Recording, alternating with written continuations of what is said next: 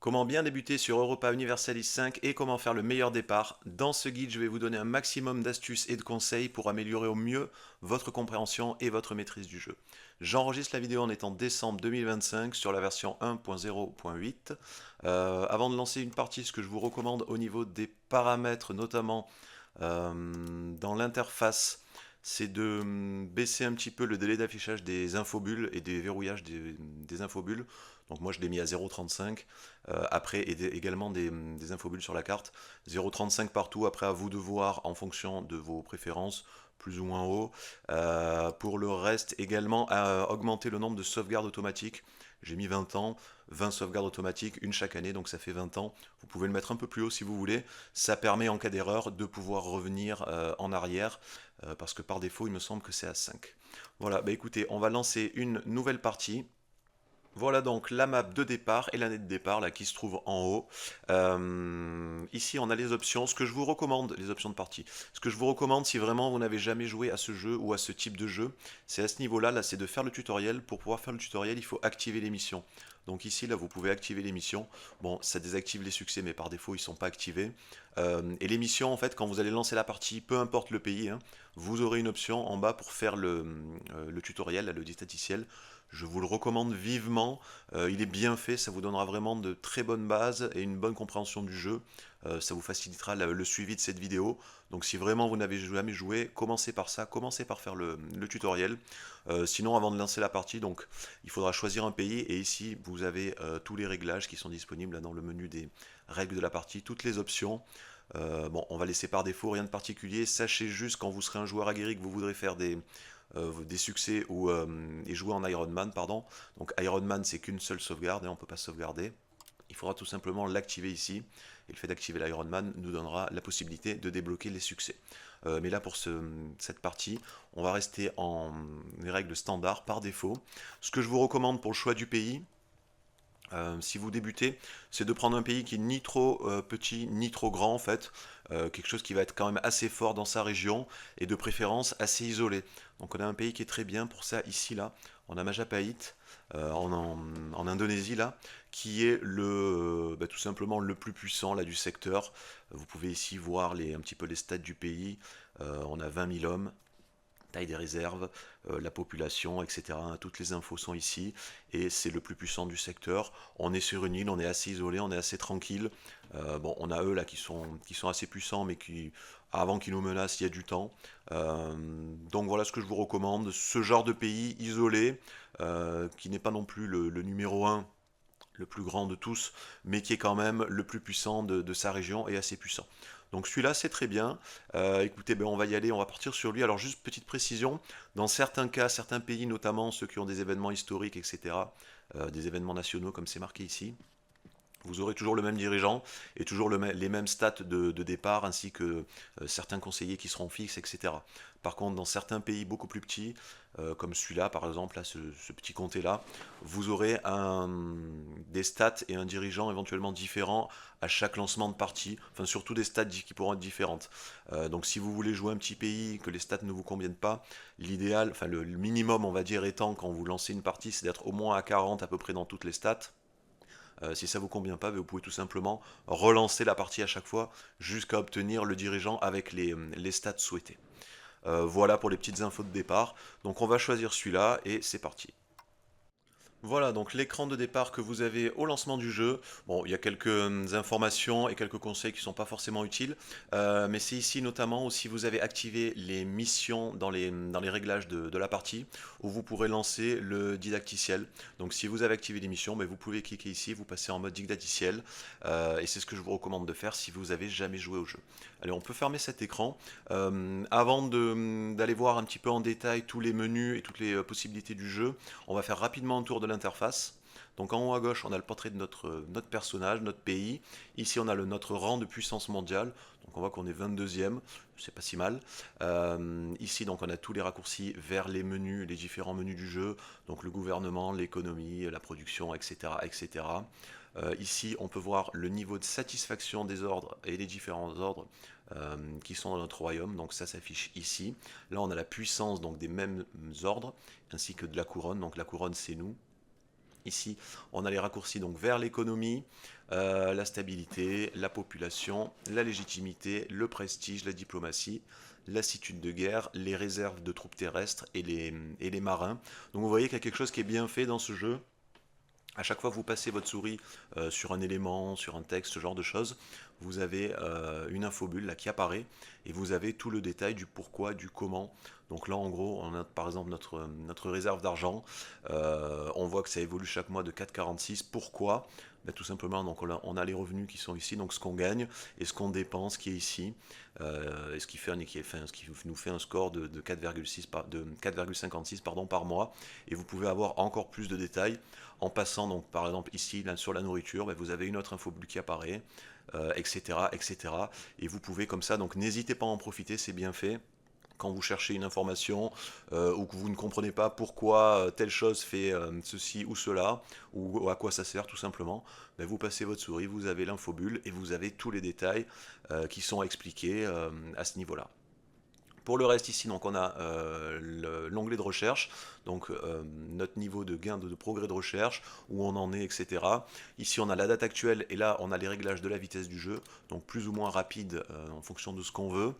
Là rassurez-vous, le jeu est en pause, donc ça n'avance pas, il ne se passe rien. Ici on a les aires, donc en fonction des aires où vous êtes, vous pourrez débloquer différentes technologies, différents bonus, on verra ça plus tard.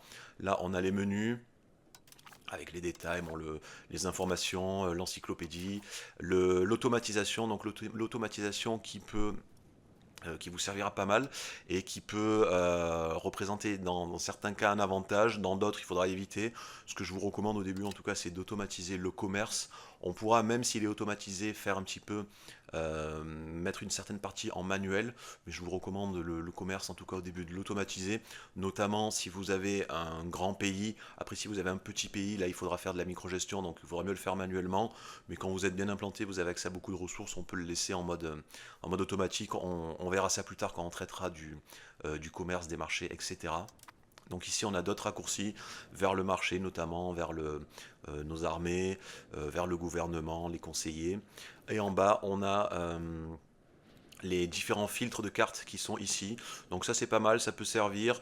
Par défaut, moi en principe je joue en mode politique, ça permet de voir les pays, mais vous pouvez, donc vous avez différents filtres sur la proximité, le contrôle, les accès au marché, etc. Et vous pouvez en rajouter s'il en manque ici, en cochant tout simplement là la flèche. Vous voyez qu'il y a un filtre supplémentaire qui se rajoute et que vous pouvez activer. Ou vous pouvez en enlever si vous voulez en décochant la petite étoile. C'est ici que ça se passe. Voilà pour le petit tour de l'interface. Maintenant, on va aller voir tous les petits menus là. Donc, on va commencer par une dernière chose avant d'aller dans le gouvernement, etc. Vous avez également les étiquettes qui sont en haut ici, qui vous diront s'il y a certaines actions qui vous indiqueront pardon s'il y a certaines actions qui peuvent être réalisées tout de suite ou non. Généralement c'est ce qui est en vert, ce qui peut être réalisé tout de suite. Certaines alertes aussi qui peuvent être en jaune, voire en rouge quand c'est plus grave, comme notamment ici les besoins de la population en biens, les vassaux qui sont déloyaux ici, etc., etc. C'est en haut, ça se passe au niveau des étiquettes. En cliquant gauche, vous faites apparaître, donc ça vous mène directement au menu correspondant. En faisant un clic droit, vous la faites disparaître. Voilà pour l'interface. Donc on va aller voir les menus. On va commencer par le premier, on va commencer par le gouvernement. Donc dans le menu gouvernement, on a différentes catégories, pays et valeurs qui peuvent comporter éventuellement différents onglets. On va faire dans l'ordre tout simplement. Donc ici on peut déplacer sa capitale. Vous pouvez déplacer votre capitale. À l'heure actuelle la capitale est représentée là par cette étoile jaune, pardon, c'est la capitale du pays, et quand vous avez une étoile qui est comme ça grise, c'est la capitale de la province. On verra plus tard pour les lieux, les provinces, etc. Donc on peut la déplacer moyennant finance évidemment. Vous voyez ici le coût de déplacement c'est 251 et 20 en stabilité. Et il faut savoir que plus on va devenir puissant, plus on va avoir de revenus, etc., plus le coût en fait de déplacement de la capitale va grossir, en fait, va évoluer. Donc si jamais vous voulez changer de capitale pour différentes raisons, notamment parce que l'endroit où vous êtes n'est pas terrible, ou vous n'avez pas le marché sur la capitale, ce genre de choses, pensez à essayer de le faire en tout cas le plus tôt possible, comme ça vous coûtera le moins cher possible. Ici on peut former un nouveau pays. Alors former un nouveau nouveau pays, en fait, c'est faire évoluer notre pays actuel. Donc on part de comté, pardon, et on peut évoluer vers duché, royaume ou empire. Nous, à l'heure actuelle, on est un royaume. En passant votre souris, vous avez tous les bonus qu'apporte telle ou telle catégorie de pays. Euh, et on peut encore évoluer vers l'empire qui est là. Et pour devenir un empire, ben, il faut remplir ces conditions, être une grande puissance, avoir plus de population, etc. Tout est écrit dans les infobules. Il y a également un coût, vous voyez que c'est assez cher. On peut également changer de type de gouvernement. Donc à l'heure actuelle, on est une monarchie. On peut devenir une république ou une théocratie. Pareil, il faudra remplir les conditions et payer le prix en bas pour modifier ça. Et on peut également avoir différents paliers de rang de pays. Donc là, à l'heure actuelle, on est palier 2, on pourrait passer éventuellement palier 3, ce qui apporte quand même pas mal de puissance, hein. Vous avez les bonus et les malus qui sont affichés là euh, quand vous regardez l'infobule. Donc comment on fait pour passer rang 3, palier 3 sur notre pays? Ben, tout simplement, il faut remplir toutes les conditions. Donc, posséder cette ville, pardon, posséder cette ville. Cette ville-là, si vous voulez savoir où elle est, comme ça, quand vous êtes sur un lieu, vous pouvez faire clic droit, pardon, sur le lieu qui est ici. Et alors là, c'est directement la ville, mais voilà, elle est à la capitale. Donc, ça nous mène ici. Il faudrait par exemple posséder cette ville-là. Et si on y retourne, il faut également voilà, posséder 287 lieux, pardon. On en a actuellement 32 sur les 287. Donc si on dézoome, en gros, voilà, il faut posséder tout ça, tout ce qui s'éclaire, là, toute la région de l'Indonésie en vérité. Donc de là jusqu'à là et jusqu'à là. Donc une fois qu'on contrôlera toutes ces terres, alors il faut les contrôler de nous-mêmes, hein, il ne faut pas que ce soit des vassaux qui soient dessus. Une fois qu'on possédera tous ces lieux, on pourra faire évoluer notre pays au palier 3 et après éventuellement au palier 4 si on remplit les conditions qui seront nécessaires pour arriver jusque-là. Et évidemment, ça sera l'objectif à rechercher dans un premier temps, enfin peu importe, hein, soit faire évoluer le palier, soit aller vers l'Empire, mais évidemment toujours aller vers le plus haut, le plus gros possible pour avoir le maximum de bonus, de stats, etc. en plus. Donc ça c'était pour l'onglet former un nouveau pays. Ici on a notre dirigeant, alors là vous avez les modificateurs nationaux. Donc ça, ce sont des bonus ou des malus qui affectent tout votre pays, qui sont là. Donc là, on peut voir qu'on a chef du conseil de la noblesse. Donc en gros, le chef de notre conseil, on verra ça plus tard, le conseil, et de la noblesse. Donc qu'est-ce que ça fait quand on fait ça? On a de l'équilibre de la satisfaction de la noblesse qui augmente de 5%, et par contre la puissance des nobles augmente de 25%, et ça dure jusqu'à la fin du jeu, donc tant qu'on aura un chef du conseil pardon, de la noblesse. On verra exactement après ce que c'est le chef du conseil et le conseil, et comment on peut tirer ça à notre avantage. Ici, on a la famille, donc là c'est le mari, là c'est l'enfant. En cliquant dessus, on peut accéder aux fiches des personnages directement. Donc ici, c'est notre héritier. Voilà, on peut voir le détail donc, de toutes ses stats et des actions qu'on peut faire avec lui.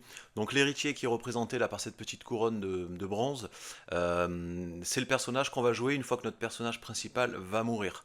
Donc une fois que lui meurt, c'est lui qui prend la suite, etc., etc. Ici, on a son âge, son sexe. Ici, on a ses aptitudes à l'instant T, à l'heure actuelle, qui vont évoluer donc au fur et à mesure qu'il va grandir tout au long de son éducation, et qui vont évoluer notamment en fonction des traits qu'il aura.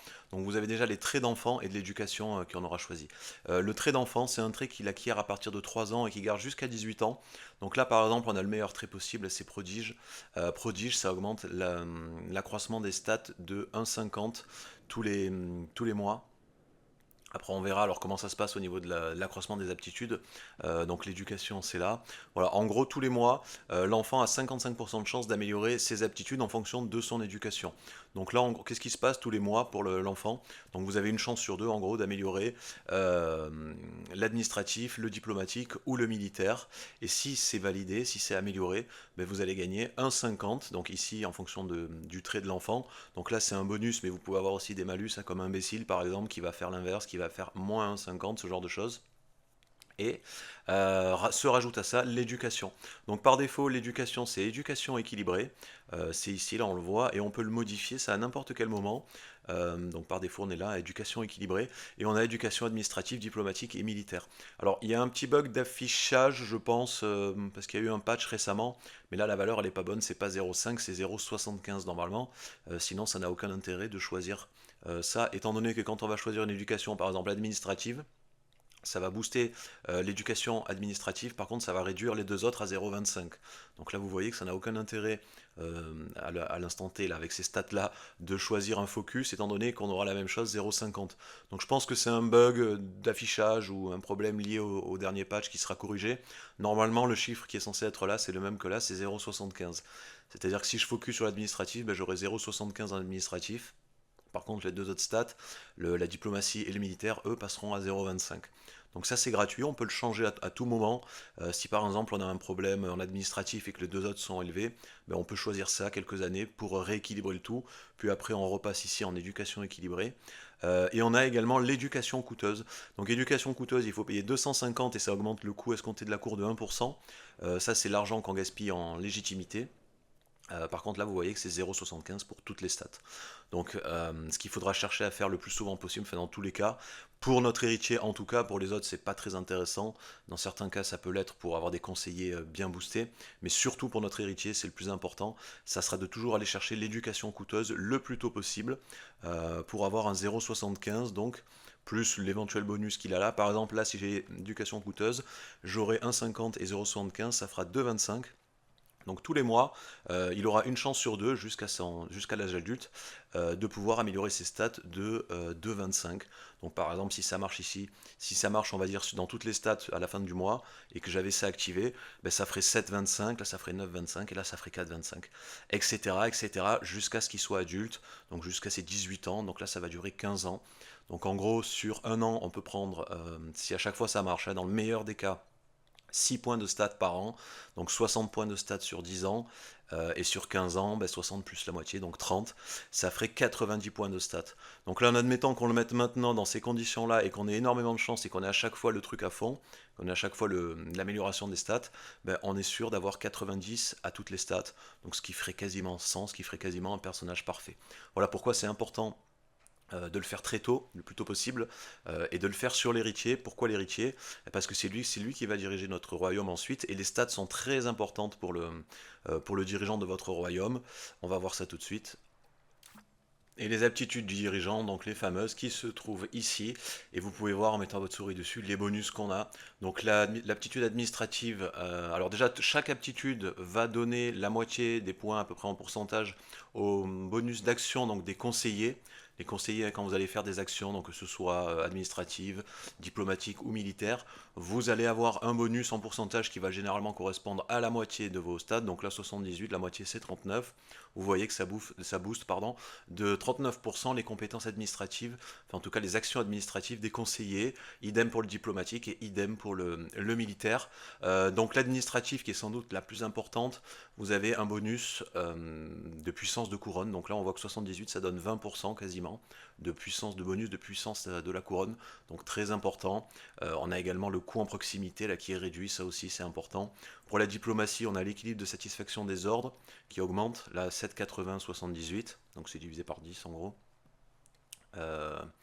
Et on a la loyauté des vassaux également qui va servir, qui est importante, surtout si on joue avec les vassaux. Le militaire est un petit peu moins important, ça va être surtout des boosts au niveau de l'armée. Voilà donc pour les stats. On a également sur tous les dirigeants d'ailleurs, hein, pas que le nôtre, on a des traits de dirigeants. Donc les traits de dirigeants s'acquièrent au fur et à mesure qu'on est en place en tant que dirigeant. Alors je sais plus exactement les dates, je crois que c'est le premier, vous l'avez au bout d'un an, le deuxième, je crois que c'est 5 ans ou 10 ans, je sais plus, et le troisième c'est au bout de 25 ans. Donc après, par exemple, 25 ans de règne, on aura débloqué les 3 traits de dirigeant, et à chaque fois, donc ça peut être un bonus ou un malus. Là par exemple, on voit que j'ai débloqué le premier trait qui est dynamique et qui donne 2,50 en efficacité commerciale. Le prochain arrivera dans 21 mois.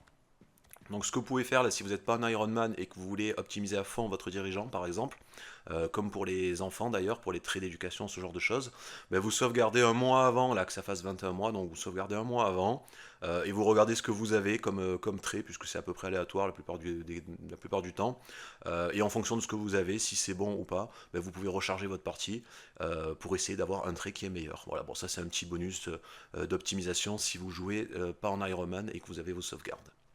Donc ça, c'était pour la partie haute. Maintenant, les ordres. Donc les ordres, il faut savoir que la population de votre pays est divisée en différents ordres. La plupart du temps, ça sera 4. plus vous, la couronne, et éventuellement d'autres qui peuvent s'ajouter en fonction des populations que vous avez avec vous. Donc les ordres, donc la couronne c'est nous. Donc là ici on a l'ordre avec la puissance et les privilèges ou les réformes qui sont attribuées. Donc pour la couronne ce seront des réformes, pour les ordres, les autres ordres, ça sera des privilèges qu'on pourra accorder ici. Donc vous avez la couronne, c'est vous. Vous avez les nobles, pardon. Donc les nobles, c'est généralement les plus puissants juste après vous. Après vous avez le clergé, vous avez les bourgeois qui vont généralement gérer les commerces. Le clergé, ça va gérer tout ce qui est religion, église. Les paysans qui sont là. Et si vous avez d'autres catégories de population, ça apparaît également en bas. Donc là, on a quelques tribus, on en a 2000, donc on a aussi les tribus qui sont affichées là. Les noms peuvent changer en fonction d'où vous êtes. Et comme je vous l'ai dit, on peut avoir un ordre supplémentaire en bas en fonction de la population qu'on a. Là, c'est les tribus. Quand on n'aura plus personne, quand on n'aura plus de tribaux, on n'aura plus l'ordre des tribus qui sera ici. Et donc, chaque ordre a une puissance. Quand vous mettez votre souris dessus, là vous voyez, donc par exemple la couronne, il y a 23% de puissance pour nous, les nobles ont 40, le clergé 23, etc. Donc il faut savoir que la puissance, c'est 100% en tout, donc c'est la puissance qu'a un ordre dans le pays, et c'est partagé entre les différents ordres. Donc là si on fait le total, 23, 40, 23, 4, 7, ben, ça fait 100% en fait. Tout ça est partagé parmi les différents ordres. Et le but du jeu avec la puissance, mais ça va être de faire en sorte que vous, pour la couronne, vous ayez toujours au-dessus de 25%. Donc d'ailleurs, là on le voit, j'ai 23%, j'ai moins de 25%, vous voyez ici. Si la puissance de la couronne est inférieure à 25%, ben on se prend ces malus là dans la tête. Bon, il y a quelques bonus, mais la plupart du temps, ça va être des malus. Et par contre, inversement, pour les autres ordres que vous, donc pour les nobles, le clergé, etc., il faudra faire en sorte que leur puissance soit toujours inférieure à 25%. Pourquoi? Ben, vous voyez ici que quand la puissance d'un ordre est supérieure à 25%, ben, on perd au niveau des taxes, hein, on perd 7,58% de taxes. Bon, par contre, ils ont un peu plus d'efficacité de levée au combat, etc. Donc en gros, le but du jeu recherché, ça sera toujours d'avoir 25% au moins pour nous et moins de 25% pour les autres.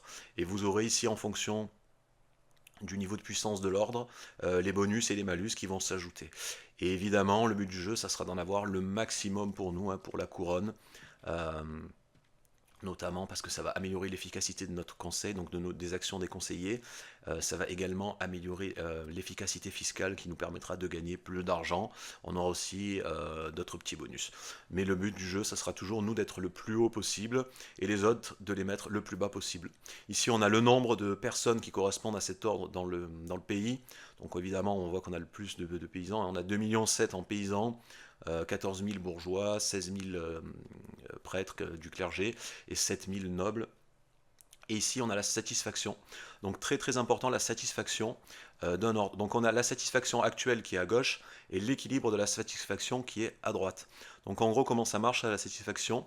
Vous avez un équilibre, c'est la somme maximale que peut avoir en satisfaction un ordre. Donc là, il est de 57,29 et la satisfaction actuelle, c'est à l'instant T en fait, quelle est leur satisfaction? Elle est de 57,23. Donc quand la satisfaction actuelle est plus basse que l'équilibre, ben, ça va monter tout doucement pour atteindre l'équilibre. Et quand c'est l'inverse, que la satisfaction est plus haute que l'équilibre, ben, ça va redescendre tout doucement pour atteindre l'équilibre.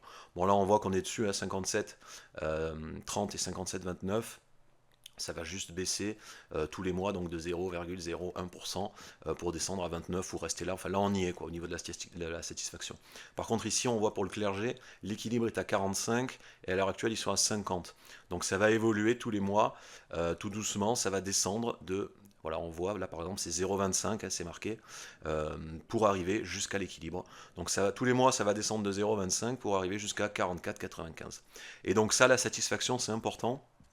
Parce que plus ils seront satisfaits, moins vous risquez d'avoir de problèmes avec eux et plus vous allez pouvoir les taxer et gagner donc de l'argent sur les ordres, hein, puisque la majeure partie en tout cas des revenus viendra d'ici des taxes en plus du commerce qui est à part, mais viendra notamment des taxes que vous pourrez récupérer sur les différents ordres. Le but du jeu, ça sera toujours d'être au minimum à 50%, parce qu'en dessous de 50%, ils vont commencer à se rebeller, et en dessous du seuil critique de 30-25%, alors ça a un petit peu changé, avant c'était 25, maintenant je crois que c'est à partir de 30%, vous risquez d'avoir des rebelles qui vont se former dans votre pays, Et une fois que les rebelles sont assez nombreux et assez puissants, donc ça évolue chaque mois, il y a un nombre qui évolue. Quand ça atteint 100%, ben, vous avez une rébellion dans votre pays de tel ou tel ordre, et vous allez devoir les combattre pour pouvoir récupérer vos terres. Ils vont immédiatement saisir vos terres, il faudra aller les combattre. Donc faites bien attention à ça, toujours être au minimum à 50%, essayez de jamais descendre en dessous. La plupart du temps, si vous descendez, de toute façon, ça remonte tout seul, mais n'allez pas trop bas. Et le but du jeu sera quand même d'aller chercher quelque chose de plus que 50%. L'idéal étant de tourner autour des 70 voire 75% d'équilibre de satisfaction. Comme ça vous êtes tranquille parce qu'il peut y avoir des événements aléatoires dans le jeu qui vous enlèvent de 5 à 20% de satisfaction en un seul coup. Donc imaginez vous avez 50, vous perdez 20, ben vous tombez à 30 et vous avez des problèmes. Alors que si vous êtes à 70%, vous perdez 20, bon ben vous tombez à 50 et il n'y a pas de souci, ça va remonter tout doucement vers les 70. Donc l'équilibre de la satisfaction, très important d'avoir le plus haut possible et d'être toujours le plus haut possible. Ça apporte également quelques autres bonus, on verra après pour ça.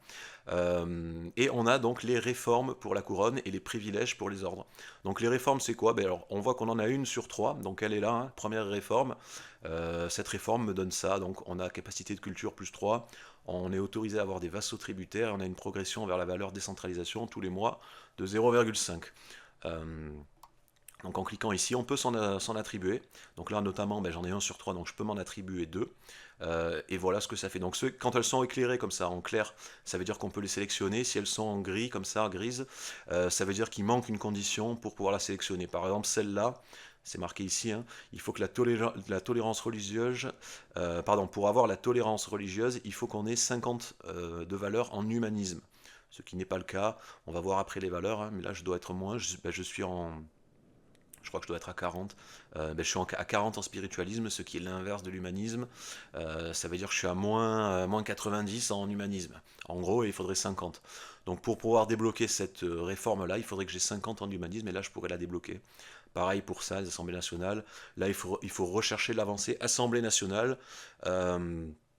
Pour pouvoir la débloquer, etc., etc. Et vous avez ici les bonus, les malus et les modificateurs en fait que vont appliquer cette réforme une fois qu'elle sera en vigueur. Donc quand on sélectionne une réforme, il faut 10 ans à peu près, je crois, pour qu'elle soit mise en place. Une fois qu'elle est mise en place, ben, on a ce bonus. Par exemple ici, si je prends celle-là, une fois qu'elle est mise en place, ben, j'aurai 20% de production de nourriture en plus et on aura une progression mensuelle de 0,10 supplémentaire vers la valeur servage. Donc ça c'est pour les réformes pour la couronne. Et pour les ordres, c'est à peu près la même chose. Sauf que pour les ordres, les privilèges vont augmenter l'équilibre de la satisfaction. Donc ici par exemple celle-là, ce privilège-là va augmenter l'équilibre de la satisfaction de la noblesse de 5%. Donc là au lieu d'avoir 57, ben, on rajoute 5, ça fera 62,29. Donc l'équilibre augmente, ça c'est très bien. Par contre l'inconvénient, hein, sinon ça serait trop beau, c'est ça va donner plus 50% de puissance à l'ordre en question. Alors c'est pas 50% de puissance sur la puissance générale ici, hein. C'est 50% de puissance en gros sur ça, pas vraiment sur les 40%, ça va pas être 20% de plus, mais sur différents facteurs, sur l'endroit où sont installés les nobles, etc. Mais en gros, donc quand on va faire ça, parce que ça va donner 50% de puissance en plus, ça fera pas 50 plus 40, ça va pas faire 90% de puissance, mais ils vont gagner un petit peu, ils vont peut-être gagner 5% de puissance, donc ils vont peut-être monter à 45%. Donc faites attention à ça, quand vous donnez des privilèges, faites attention également à ce que ça peut faire, là, hein. Vous avez les bonus et les malus que ça peut apporter. Faites gaffe, par exemple, celui-là il donne plus 100% de puissance aux nobles, et celui-là, par exemple, ne donne pas d'équilibre de la satisfaction. Donc faites bien attention à ce que vous prendrez ici, à ce que vous choisissez. N'en donnez pas trop, parce que bien évidemment, plus vous en donnez, plus ils vont avoir de puissance. Et le but du jeu, ça va être, comme je vous l'ai dit tout à l'heure, d'essayer de faire en sorte qu'ils soient toujours en dessous des 25. Donc là par exemple on voit que les nobles ils sont beaucoup trop hauts, 40. Il faudra que nous on en gagne un peu plus ou qu'on en donne un peu plus aux autres pour pouvoir réduire la puissance des nobles et la faire tomber jusqu'à 25 et éviter que les autres là ils passent au-dessus des 25 et nous aussi il faudra qu'on aille au-dessus des 25. Donc ça c'est pour les privilèges. Là on a la satisfaction aussi et l'évolution mensuelle donc pour chaque ordre et on peut les payer pour faire augmenter la satisfaction actuelle en cas de problème. On peut se servir de ça pour faire remonter d'un coup de 10% la satisfaction. Et on peut donc les révoquer, les privilèges. Par contre, vous voyez que ça coûte extrêmement cher. Donc si on se met dessus et qu'on fait clic droit, ça coûte 90 en stabilité. Ça fait très très mal. sachant que la stabilité en plus on peut descendre, on peut aller en négatif. La stabilité, c'est une valeur qui va de moins 100 à plus 100. Et vous voyez ce que ça fait. Donc là, on a 29, on est positif, c'est très bien. Ça augmente notamment l'équilibre de la satisfaction des ordres et ça accélère la vitesse de promotion des groupes, etc. Le plus important étant ça, mais ça donne aussi des points de grande puissance et ça évite à des groupes de rejoindre des rebelles. Donc là, par exemple, en enlevant ce privilège, donc déjà, ça baisserait énormément la satisfaction de l'ordre. Ça poserait des soucis, mais en plus, on passerait en négatif, là on passerait à peu près à moins 50 en stabilité, donc ça ferait vraiment de très très gros malus. Faites attention à la stabilité, toujours avoir donc de minimum 0, mais toujours avoir le chiffre le plus haut possible, hein. L'idéal étant d'avoir 100 bien évidemment. Voilà pour les ordres, on a vu tout ce qu'il y avait à voir. Maintenant on a l'onglet Parlement. Donc le Parlement, alors vous avez différents types de Parlement. Avant de voir ça, et donc il faut savoir que tous les 5 ans, vous allez avoir le Parlement, enfin la possibilité de regrouper le Parlement. Si vous le faites pas, vous allez avoir des malus. Plus ça dure longtemps, plus vous aurez de malus. Donc il faut le faire à peu près tous les 5 ans. Et vous allez avoir des demandes de différents ordres en fait. Et en fonction avec plus ou moins de soutien dans ces demandes. Et le but du jeu sera d'avoir au moins 50% de votes en faveur de la demande en fait en question pour qu'elle soit appliquée. Donc ça va vous donner différents bonus. On verra plus tard quand j'aurai lancé le jeu et que j'aurai un parlement, je vous montrerai à peu près ce qu'on peut avoir. Mais donc ça c'est important, il faudra le faire tous les 5 ans et essayer à chaque fois donc soit d'avoir le bonus en question, d'avoir le vote, d'avoir plus de 50% des votes et d'avoir un bonus, soit d'aller chercher, éventuellement en échange de 50% du vote, donc par exemple, il faudra avoir minimum 50% de vote, on pourra éventuellement demander des taxes supplémentaires, fabriquer un casus belli, demander plus de levée ou modifier une loi gratuitement, simplement en prenant 50% des votes. Bon, généralement, le vote sera perdu, on perdra un peu de stabilité, mais on aura pu appliquer l'un de ces 4 choix directement et gratuitement. Par exemple, les lois, pour les modifier, ça coûte extrêmement cher, notamment au début, en stabilité, etc., ce genre de choses. On peut utiliser le Parlement euh, pour pouvoir modifier une loi immédiatement, même si à la fin le vote est perdu, la loi aura quand même été modifiée. C'est le petit avantage de pouvoir faire ça au niveau du Parlement. On a un soutien de base ici, c'est le bonus qu'on aura pour le vote en plus de celui qui est accordé par les ordres. Donc si par exemple on a une demande, on a un parlement, on a une demande à 40%, on rajoutera notre soutien de base qui sera de 11, ça fera 51%, ça veut dire que si ça n'évolue pas, à la fin du vote du parlement, la motion sera adoptée et sera validée. Sinon on pourra se servir de ces 50% pour faire l'un de ces 4 choix-là. Et vous avez différents types de parlements, donc là on est dans un... de conseil. Là, on est dans un parlement, pardon. On peut avoir une assemblée, on peut en avoir aucun de parlement. Là, on est en conseil, donc nous, et on peut avoir le parlement des ordres. Euh, donc actuellement, alors c'est important d'en avoir un, n'allez jamais choisir aucun parlement, parce que vous voyez que si vous choisissez aucun parlement, alors déjà pour le mettre en place pardon, ça vaut 50 en légitimité. La légitimité, c'est à peu près aussi important que la stabilité. Là, par contre, ça va de 0 à 100. Vous voyez ce que ça donne? Ça donne notamment de la puissance de la couronne, hein. Donc quand on a 100, pardon, on aura 10% de puissance de la couronne. Donc voilà pourquoi c'est important. Ça servira aussi de monnaie pour certaines actions. Et on voit là que si on n'a aucun parlement, alors déjà on perd en équilibre de la satisfaction des ordres 10%, et on a ça, on ne peut pas avoir de système parlementaire. Il y en a différents. Après le mieux, je pense que c'est celui-là, Parlement des ordres, parce que celui-là, on peut rajouter la bourgeoisie. Donc la bourgeoisie, les demandes de la bourgeoisie auront un peu plus de puissance dans le Parlement. Donc l'idéal étant d'aller chercher celui-là, c'est l'équilibre entre les nobles, le clergé et la bourgeoisie. Mais après, vous pouvez faire ce que vous voulez. Mais à terme, le but, ça sera de le changer pour aller vers celui-là, le Parlement des ordres. Donc ça c'était le Parlement, on verra, je vous montrerai ce que ça fait exactement quand on en aura un dans le jeu. Donc je vous ai dit c'est tous les 5 ans, voilà le prochain est dans 2 ans parce qu'il a déjà été convoqué il y a 3 ans, vous voyez c'est marqué ici 59 mois, donc actuel 33 mois, et après c'est tous les 5 ans. Voilà pour le Parlement, on a le Conseil. Donc le conseil, c'est là où va tout simplement nos conseillers, donc nos conseillers, on a le raccourci qui est ici, hein. Nos conseillers vont pouvoir faire des actions pour nous, différentes actions, et je vais vous montrer lesquels justement. Donc on voit déjà on peut avoir différentes places un nombre différent pardon, de sièges de conseillers. Donc là j'en ai que deux. On en aura un supplémentaire par exemple quand on devient un empire. Si on retourne ici sur l'empire, on voit qu'on a plus un siège de conseiller. Voilà aussi l'avantage d'être un empire, d'aller chercher le truc le plus haut possible. Donc un empire aura un conseiller supplémentaire, et après il peut y avoir des lois, des réformes, des privilèges, enfin ce genre de choses, qui pourra vous en donner plus, on peut aller à 4, etc. Donc le but est bien évidemment étant d'en avoir un maximum, parce que vous verrez qu'il y aura pas mal de choses à faire avec les conseillers, c'est très important. Donc ils sont ici, le nombre de conseillers, ils sont là, ils sont deux.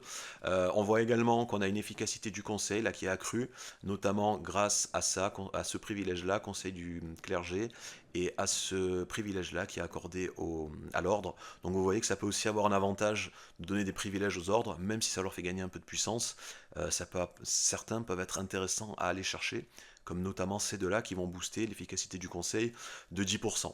Bon là, la puissance de la couronne, je suis en dessous de 25, donc c'est négatif, je perds 1,44, mais si j'avais plus de 25 en puissance de la couronne, ben, j'aurais encore plus, donc j'aurais sans doute 10%, voire plus, et le but ben, c'est d'aller chercher l'efficacité la plus haute possible.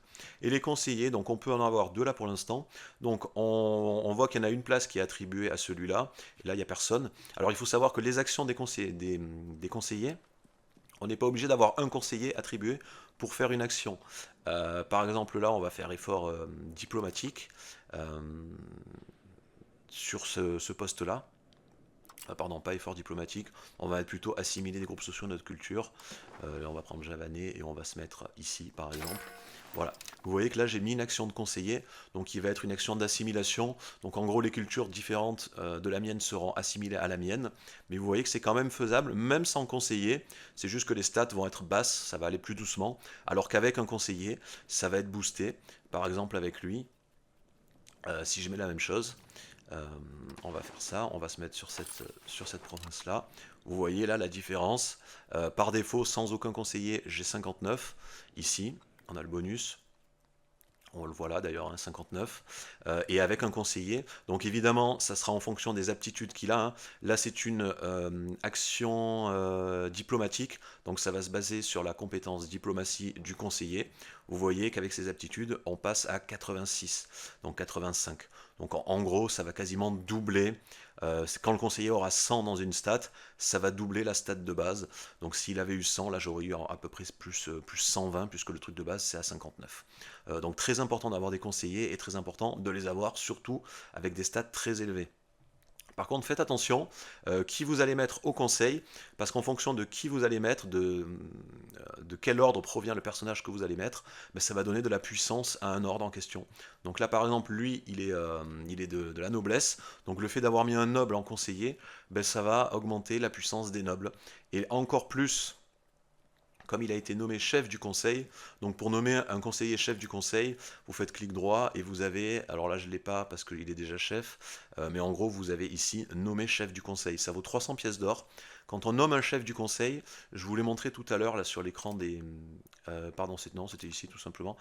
Ici vous voyez le chef du conseil, ça donne 25% de puissance au noble, donc à l'ordre en question. Donc si par exemple le conseiller avait été de la couronne ou du clergé, ben, ça aurait donné 25% de puissance à l'ordre en question, et ça augmente également la satisfaction de l'ordre quand c'est pas la couronne. Et ça booste également l'efficacité du conseil. Hein. Alors c'est pas marqué ici, mais ça doit être marqué. Alors je regarde, mais en principe, un chef du conseil. Ça doit être marqué notre chef du conseil. Voilà. C'est pas écrit dans les stats, mais c'est écrit là. Vous voyez, le chef du conseil, il fait quoi? Il donne 25% d'efficacité au conseil. Donc il va booster l'efficacité de mon conseil de 25%. Donc très important de toujours avoir un chef. Et par contre, le fait d'avoir un chef augmente également encore plus la puissance de l'ordre, de la personne pardon, qui est ici en fonction de l'ordre où il est. Donc là, déjà le fait d'avoir un conseiller de la noblesse augmente la puissance de la noblesse, mais en plus, comme il est chef du conseil, ça augmente encore plus la puissance de la noblesse. Donc là, le but du jeu, ça sera d'essayer d'avoir des conseillers qui sont toujours de la couronne. Alors au début, on n'a pas beaucoup de familles, voire pas du tout, donc on ne peut pas en mettre. Si on clique d'ailleurs ici, on va voir qui est à disposition. Donc on voit qu'on n'a pas grand chose, alors en plus ils n'ont pas des stats terribles, et vous voyez les différents ordres, ça c'est du clergé, ça c'est de la noblesse. Donc au début on n'a pas grand chose de la couronne, mais après donc le but du jeu ça sera d'agrandir au maximum notre dynastie, en tout cas la dynastie de la couronne, pour pouvoir avoir un maximum de choix possible de conseillers de notre famille, de la couronne.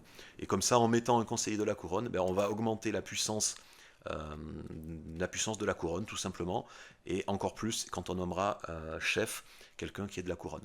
Donc les conseillers, très important d'aller chercher les meilleurs stats possibles, et si possible d'aller toujours mettre des gens qui sont de la couronne, et de nommer un chef du conseil qui est également de la couronne. Et on a les différentes actions qu'on peut faire avec les conseillers. Donc par exemple assimiler une culture à la nôtre sur une province, convertir des gens, expulser des personnes, coloniser les tribaux quand il y a des tribaux, stabiliser le pays, etc., etc. Tout est écrit ici, et ça vous marque ici ce que ça fait. On verra ça au fur et à mesure du jeu, ce qu'il faut faire, où il faut le faire et comment il faut le faire. Et on peut également y accéder directement avec les raccourcis là qui sont là à droite. Voilà pour le conseil, les conseillers et leurs aptitudes. Et il ne reste plus que l'onglet loi. Et les lois, donc c'est ici où on va pouvoir modifier les lois. Alors déjà on peut voir la langue de la cour, là qui est le javanais et qui a 2% de puissance linguistique. Il faut savoir que plus on a de puissance linguistique, plus ça vous donnera de bonus. Donc en gros ils sont affichés ici. Il faudra essayer d'avoir le maximum possible. Pour faire ça, il faudra changer, au fur et à mesure qu'on changera les cultures des royaumes conquis ou de nos vassaux, ce genre de choses. Plus il y aura de personnes qui parleront notre langue, plus ce chiffre va évoluer. Donc ça c'est la langue de la cour. Là on a l'efficacité législative. Bon, s'il y en a des bonus, elle sera affichée là. Et on a donc les lois qui sont ici. Donc différentes catégories et différentes lois. Donc on peut les modifier en cliquant dessus. On peut en choisir d'autres. Alors attention, au début surtout ça coûte très très cher. Vous voyez, c'est 100 en stabilité pour modifier une loi. D'où l'intérêt du conseil, je vous avais parlé avant. Quand on a 50% de votes positifs au conseil, on peut gaspiller les 50% pour modifier une loi gratuitement. Voilà à quoi ça sert. Quitte à perdre même le vote du conseil, on perd 7 en stabilité. Vaut mieux perdre 7 en stabilité pour changer une loi que d'en perdre 100. Ça va de soi, c'est logique. Donc les lois sont ici, et en fonction de la loi que vous avez, donc là c'est la loi actuelle, par exemple en censure, je suis en censure stricte. Donc la censure stricte, ça fait quoi? Ça donne de l'équilibre, de la satisfaction du clergé, de la puissance, et les autres stats sont affichés ici. Et en fonction des lois que vous allez choisir, vous aurez les bonus et les malus qui sont affichés dans la loi en question. Euh, et vous avez toutes les lois donc, qui sont ici, rangées par catégorie. Bon, au début, généralement, on ne peut rien faire, ça vaut beaucoup trop cher de modifier une loi, mais ça peut valoir le coup quand même de jeter un œil. Notamment pour le premier conseil, si on a une loi qui n'est pas terrible, qui nous donne des stats, des bonus ou des malus qui ne nous intéressent pas, ça peut être intéressant de la modifier tout de suite via le premier conseil. Et toutes les lois donc se trouvent ici. Voilà pour l'onglet pays, on a fait le tour, on va vite aller voir les valeurs. Donc les valeurs, vous avez vous voyez qu'il y a différentes lignes, et donc chaque ligne là, vous avez deux valeurs, généralement l'une qui est l'opposé de l'autre, hein. Et vous allez tendre petit à petit en fonction donc de plein de paramètres, notamment en fonction, ça va être la plupart du temps des lois, les privilèges ou les doctrines, enfin ce genre de choses que vous avez activées, qui vont donner des bonus, enfin qui vont ajouter pardon, des stats dans un sens ou dans l'autre. Donc par exemple sur la première ligne, on voit qu'on a les deux valeurs, donc la centralisation ou la décentralisation.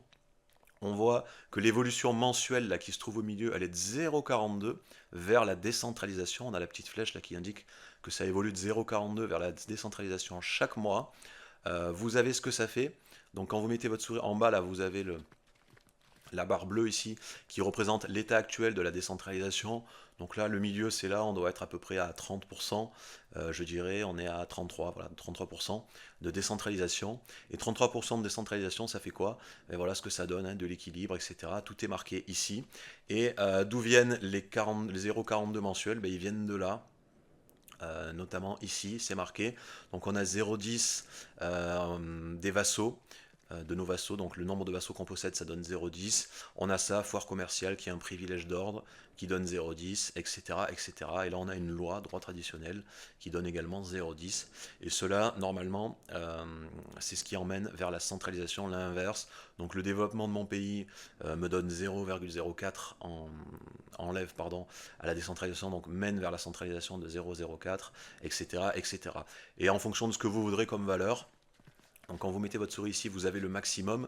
Donc par exemple, la centralisation au maximum, c'est-à-dire si on arrive à avoir 100 en centralisation, c'est marqué ici, ben on aura 50% de puissance de la couronne, énorme, coût de proximité, moins 10%, énorme également. Bon, on perd en loyauté des vassaux et on gagne un peu en contre-espionnage, mais le plus important c'est ça, les valeurs du dessus, puissance de la couronne et coût de la proximité. Et inversement, décentralisation, si elle est à fond, si elle est à 100, on a ça, on a 5% de satisfaction des ordres, etc., etc. Donc après, ça dépendra de votre style de jeu, de ce que vous voulez faire. Il faudra tendre plus ou moins vers une valeur ou une autre. Donc par exemple, ben là, là, je vois que je vais vers la décentralisation. C'est pas terrible. C'est pas terrible si on n'a pas de vassaux. Par contre, si on a des vassaux, c'est pas mal parce que ça va augmenter la loyauté de nos vassaux. Ça permettra de leur demander plus de choses, on verra plus tard. Alors ça a été patché, c'était pas comme ça avant, mais ça a été patché. Par contre, si on n'a pas de vassaux du tout, ça sera beaucoup mieux d'aller vers de la centralisation pour avoir de la puissance de la couronne. On peut également équilibrer, hein, si on veut ni l'un ni l'autre, enfin si on veut pas avoir autant de bonus dans un sens ou dans l'autre et autant de malus, ben, on va chercher à équilibrer, à essayer d'être vers le zéro pour avoir entre les deux en fait, tout simplement. Et après donc à vous de corriger le tir en fonction de ce que vous voulez.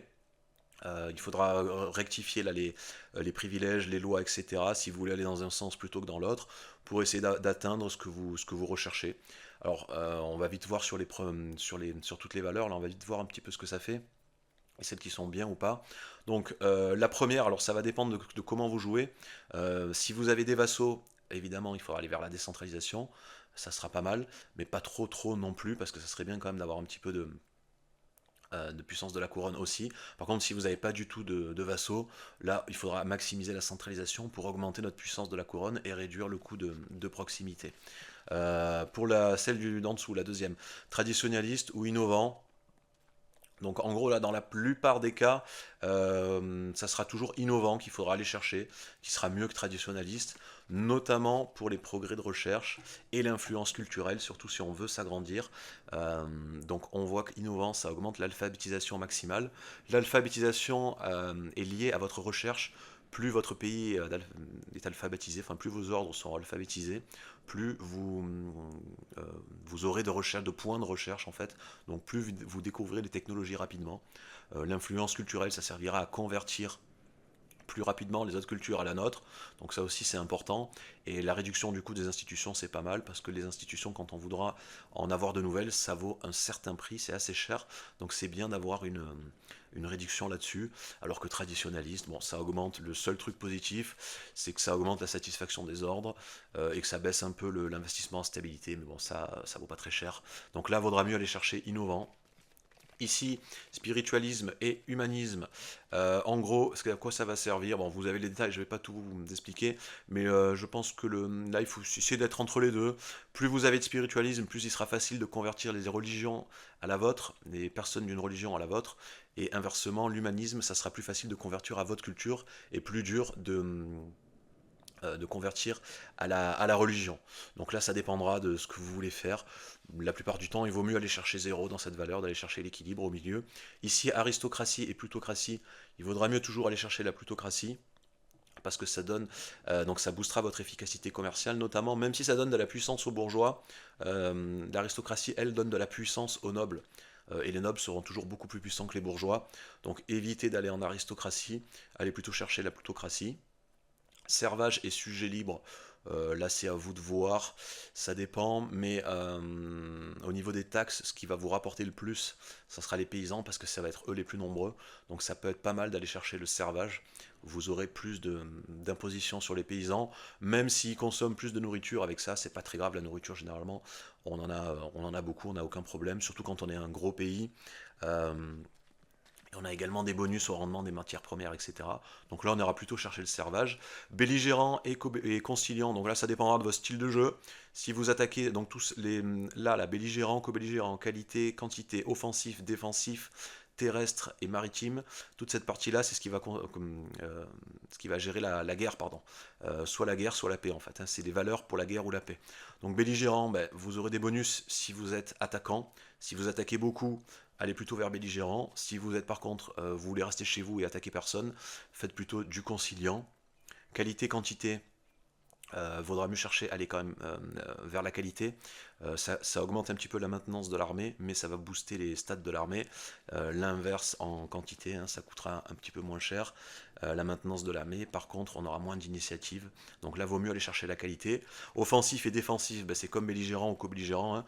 Si vous attaquez beaucoup, vaut mieux aller chercher offensif, sinon vaut mieux aller chercher défensif. Et terrestre et maritime, ça dépendra surtout de l'endroit où vous êtes, de votre terrain. Donc là en Indonésie, il n'y a que des îles, et ce sera très important. Alors c'est pas que le militaire, hein, c'est aussi, on a la portée commerciale, ça servira pour le marché, et le coût de proximité qui est réduit. Donc si vous avez des îles, si vous êtes sur une île et que vous avez beaucoup d'îles, vaudra mieux aller chercher le maritime, être à fond en maritime. Inversement, si vous êtes à un endroit où il n'y a pas de mer, vaudra mieux plutôt aller chercher le terrestre. Les économies là, traditionnelles ou de capitaux, on voit que on a quand même un boost au niveau de la croissance démographique, capacité pardon, démographique, la production de nourriture, le rendement des matières premières. Par contre, le coût des constructions est un petit peu plus élevé. C'est le seul malus, mais c'est pas très très important. Donc, il vaudra mieux pardon, aller chercher une économie traditionnelle plutôt qu'une économie de capitaux, parce que là, vous voyez qu'on perd enfin, on a des coûts de construction réduits, mais les bonus sont pas terribles et surtout on produit moins de nourriture. Donc il vaudra mieux aller chercher économie traditionnelle, surtout si on va chercher le servage, où vous voyez que là on a plus de consommation de nourriture. Donc ça par exemple, ça va bien se marier avec le servage. Si on prend servage, il vaudra mieux aller chercher économie traditionnelle. Individualisme et communautarisme, là il vaudra mieux aller chercher le communautarisme, qui va augmenter l'équilibre de la satisfaction des ordres. Notamment, c'est le plus important, on a également moins de rebelles, alors que l'individualisme, lui, bon, va réduire Pardon, je me remets ici, voilà. Alors s'il veut bien rester dessus, va réduire l'équilibre de la satisfaction des ordres. Donc ça, attention, c'est le plus grave. Même si ça booste un peu les armées, c'est pas terrible. Donc là, vaut mieux aller chercher le communautarisme. Et ça, sinisé ou non sinisé, le mieux étant sinisé. Pourquoi? Ben parce que ça vous donne des boosts énormes. Alors on perd un peu de tradition culturelle, mais c'est pas très grave, parce que ça booste notre capacité commerciale, notre progrès de recherche mensuel de 10% à la fin. Efficacité également législative. Ça, c'est un petit peu particulier, c'est quand on fait partie de l'Empire du Milieu, là, avec les Chinois. La plupart du temps, ça sera à zéro, mais quand vous avez accès là, à la Chine, vous êtes à côté, et que vous rejoignez notamment comment ça s'appelle, le tribut de l'Empire du Milieu, vous pourrez choisir entre sinisé ou non sinisé si vous les rejoignez. Donc vaudra mieux, si vous avez la possibilité, aller chercher le sinisé qui va vous donner de très très bons bonus, surtout au début, pour le progrès de la recherche et la capacité commerciale. Voilà pour les valeurs. Donc à vous de voir comment vous voulez jouer. À part certaines où je vous ai dit il faudra toujours aller les chercher. Pour le reste, à vous de vous adapter en fonction de votre style de jeu. Donc ça, c'était le premier onglet, le gouvernement. On va passer au deuxième, l'économie. Le menu économie, c'est ici donc que vous avez tout ce qui est en rapport avec l'argent, le nerf de la guerre. Donc l'onglet solde pour commencer. Ici vous avez toutes les infos des rentrées et des sorties d'argent, donc les revenus, les dépenses et les bénéfices. Alors qu'est-ce qu'on a? Donc on a l'assiette fiscale. L'assiette fiscale, c'est l'argent en fait généré tout simplement dans votre pays, par tous les lieux, les bâtiments, les productions de ressources, etc. En fonction de votre niveau de contrôle, plus vous aurez de contrôle, plus vous pourrez, l'assiette fiscale pardon, sera grosse, et cette assiette fiscale est partagée entre tous les ordres. Donc tous les ordres présents dans les lieux vont récupérer une part de l'assiette fiscale, et vous pouvez également récupérer de l'argent sur cette assiette, enfin, sur ces parts d'assiette fiscale aux différents ordres en fonction des taxes que vous leur aurez attribuées. Ensuite, en dessous, on a les emprunts et la dette. Alors, on peut faire des emprunts. Quand on en fait, ben, on aura une dette à rembourser et des intérêts chaque mois à payer. Donc, à éviter. Il faut savoir que quand on est négatif, quand on passe en dessous de zéro ou à zéro au niveau argent, et que le mois d'après, ça ne permet pas de combler ce déficit, vous ferez automatiquement un emprunt. Donc il faudra rembourser le plus rapidement possible et éviter d'en avoir. Et puis au bout d'un moment, si vous êtes trop longtemps négatif, si vous ne pouvez plus faire d'emprunt pour remonter en positif, que vous avez trop de dettes, ben, vous passez en banqueroute. Alors le jeu, vous perdez pas le jeu, hein, par contre, vous avez un énorme malus, vous perdez de tout, de toutes les stats, il me semble, de la légitimité, de la stabilité, des bâtiments sont détruits, enfin c'est vraiment la catastrophe. Donc à éviter au maximum d'être en banqueroute, de plus avoir d'argent. Ici, donc, on a les bénéfices. Les bénéfices, ben, c'est tout simplement les revenus moins les dépenses qui sont là. Et c'est ce que vous gagnez tous les mois. Donc on le voit ici, à l'heure actuelle, on a 679,21 dans la trésorerie. Et on gagne 4,56 par mois. Donc tous les revenus, vous avez ben, toutes les sources de revenus qui sont là et toutes les sources de dépenses qui sont là. Donc première chose, on a la frappe de la monnaie. Alors la frappe de la monnaie, c'est quoi? Ben, on peut tout simplement frapper de la monnaie jusqu'à un certain point. Plus on en frappe, plus on va gagner d'argent, hein, c'est marqué là. Mais par contre, quand on en frappe trop, vous voyez qu'on a ici de l'inflation. Donc on va augmenter. Si on en frappe trop, ben, ça va augmenter l'inflation en fonction du nombre qu'on frappe. Hein, donc on peut aller jusqu'à plus 0,18 par mois. Et l'inflation, c'est à éviter absolument parce que ça fait augmenter le prix d'absolument tout dans notre pays. Donc ici, la frappe de la monnaie, l'idéal, c'est toujours d'avoir juste après, avant le 0, là, le moins 0,01. Comme ça, même s'il y en a un tout petit peu, ben, ça baissera tout doucement et il faudra toujours que ça soit à 0 pour la frappe de la monnaie. Pour la frappe de la monnaie également, à savoir qu'il va vous falloir de l'or et de l'argent pour que ce soit rentable. Donc pour frapper de la monnaie, ben, il faut de l'or et de l'argent. Et pour gagner un maximum au niveau de la frappe de la monnaie, il faudra avoir ce qui est demandé là en or et en argent disponible sur votre marché. Donc là mensuellement, à ce niveau-là, il faut 0,08 or et 0,08 argent. Là d'ailleurs on voit qu'il manque de l'or et de l'argent sur mon marché et donc c'est marqué notre efficacité de frappe n'est que de 50% d'efficacité, pardon, 50% du fait du manque d'accès aux biens nécessaires, cela décroît la quantité d'argent que nous obtenons. Voilà, donc si vous voulez profiter au maximum de la frappe de la monnaie, il faudra toujours avoir ce qu'il faut en argent et en or en fait sur le marché.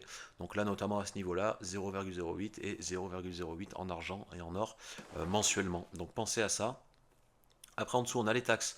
Donc les taxes sur les ordres, les différents ordres du pays, donc nobles, clergé, etc. Ici, on voit qu'on a un niveau de satisfaction. Donc évidemment, plus on va mettre de taxes sur un ordre, jusqu'à un certain maximum, hein, on voit par exemple ici que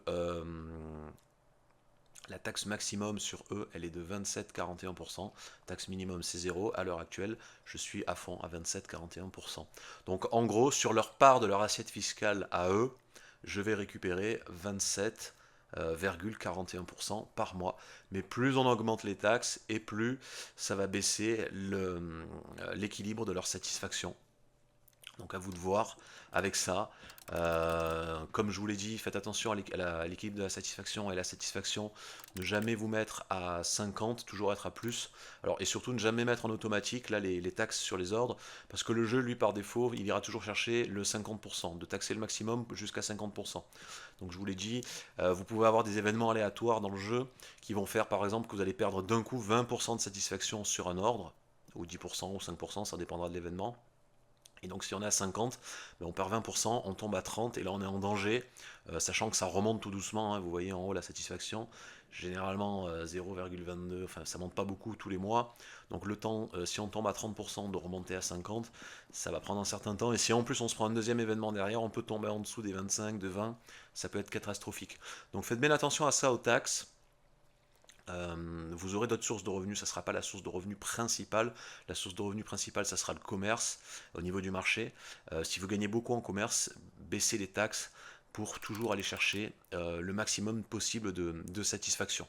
Ce qui vous permettra donc d'éviter ce genre de problème et d'avoir d'autres bonus dans certains cas, on verra plus tard, quand la satisfaction de certains ordres est élevée. Donc au début, étant donné qu'on n'a pas beaucoup d'argent, etc., on va plutôt aller tendre vers un 60%. Donc là, on voit par exemple qu'avec 19 de 41 de taxes, ben, il y aura 60% d'équilibre, c'est très bien. Et puis au fur et à mesure, plus on va gagner d'argent d'autres sources comme le commerce par exemple, ben, plus on va baisser. L'idéal étant d'aller chercher dans les 70. voire un 75 même pour cent, c'est très bien. Après, au-delà, ça sert pas à grand-chose. Vaut mieux quand même pouvoir taxer un peu et faire des sous, sauf dans certains cas, je vous montrerai. Mais faites attention à ça, aux taxes que vous mettez sur les ordres, et allez toujours chercher quelque chose autour des 70% d'équilibre de la satisfaction. Donc là, on a les différents ordres qui sont là, les tribus, jusqu'aux tribus, si on a des tribus, etc. La vente de nourriture, c'est tout simplement quand une région a rempli complètement son stock de nourriture. Par exemple, cette région-là, la DEMAC, elle produit plus de nourriture qu'elle n'en consomme mensuellement, donc elle remplit sa réserve tous les mois. Et une fois que cette réserve est pleine, ben, l'argent est revendu tout simplement au niveau du marché. Et ça nous génère un petit bénéfice passif en dur comme ça tous les mois. Donc ça peut aussi servir si vous n'avez pas de accès au commerce, par exemple au marché, vous êtes isolé, mais vous sachez que vous pouvez faire de l'argent en revendant un petit peu la nourriture comme ça sur le marché. Ça se fait tout seul, hein, c'est les surplus sont automatiquement revendus, ça vous fait un petit quelque chose. Donc là notamment on a 4,94 par mois liés au surplus de nourriture. La diplomatie, ce sont les revenus qui viennent des vassaux. Donc il faut savoir qu'on peut avoir des vassaux, on verra plus tard les différents types de vassaux, etc. Mais que chaque mois, ils vont vous donner 20% de leurs revenus. Donc là, par exemple, ce vassal-là me donne 20% de son revenu, ce qui correspond à 0,38. Alors après, il y a toujours un système de loyauté. Plus le vassal sera loyal, plus il vous donnera d'argent. Et inversement, moins il sera loyal, moins il vous versera de l'argent. Là, par exemple, je perds 10,30% des revenus. Il me donne que 69 de ce qu'il devrait me donner parce que ça manque de loyauté. Ça, ce sont les revenus liés aux vassaux. Coût de la cour. Le coût de la cour, c'est ce qui va augmenter votre légitimité mensuelle. Donc plus ça sera élevé, plus vous allez gagner ici de légitimité, qui je vous rappelle est très important notamment pour la puissance de la couronne. Donc c'est ici que ça peut se régler mensuellement. Il faudra en mettre quand même un minimum pour ne pas perdre. Après à vous de voir, on peut aller jusqu'à 1,13 par mois. Mais là par contre, vous voyez que si je mets à 1,13, je dépense 9,93 et je suis en négatif. Donc à vous d'ajuster, c'est important, il faudra toujours aller à 100, comme pour la stabilité. Autant le prestige, là c'est un peu moins important, les bonus sont moins intéressants, même si on a de l'attractivité commerciale, mais il n'y en a pas beaucoup. Euh, le plus important restera quand même la stabilité et la légitimité. Il faudra toujours aller chercher le maximum, c'est-à-dire 100, et la légitimité, éviter de passer en dessous de 50, qui est la moyenne, à partir du moment où on a des malus, et la stabilité, je vous l'avais déjà dit, c'est en dessous de 0, on a des malus. Donc c'est ici qu'on peut régler les gains mensuels, donc là 0,25 par exemple par mois, moyennant cette finance. Maintenance de l'armée et des flottes, bon mais c'est très explicite, c'est l'argent que vous allez payer mensuellement pour maintenir vos armées. Alors c'est les armées professionnelles et pas les levées paysannes. On verra ça plus tard dans l'onglet militaire.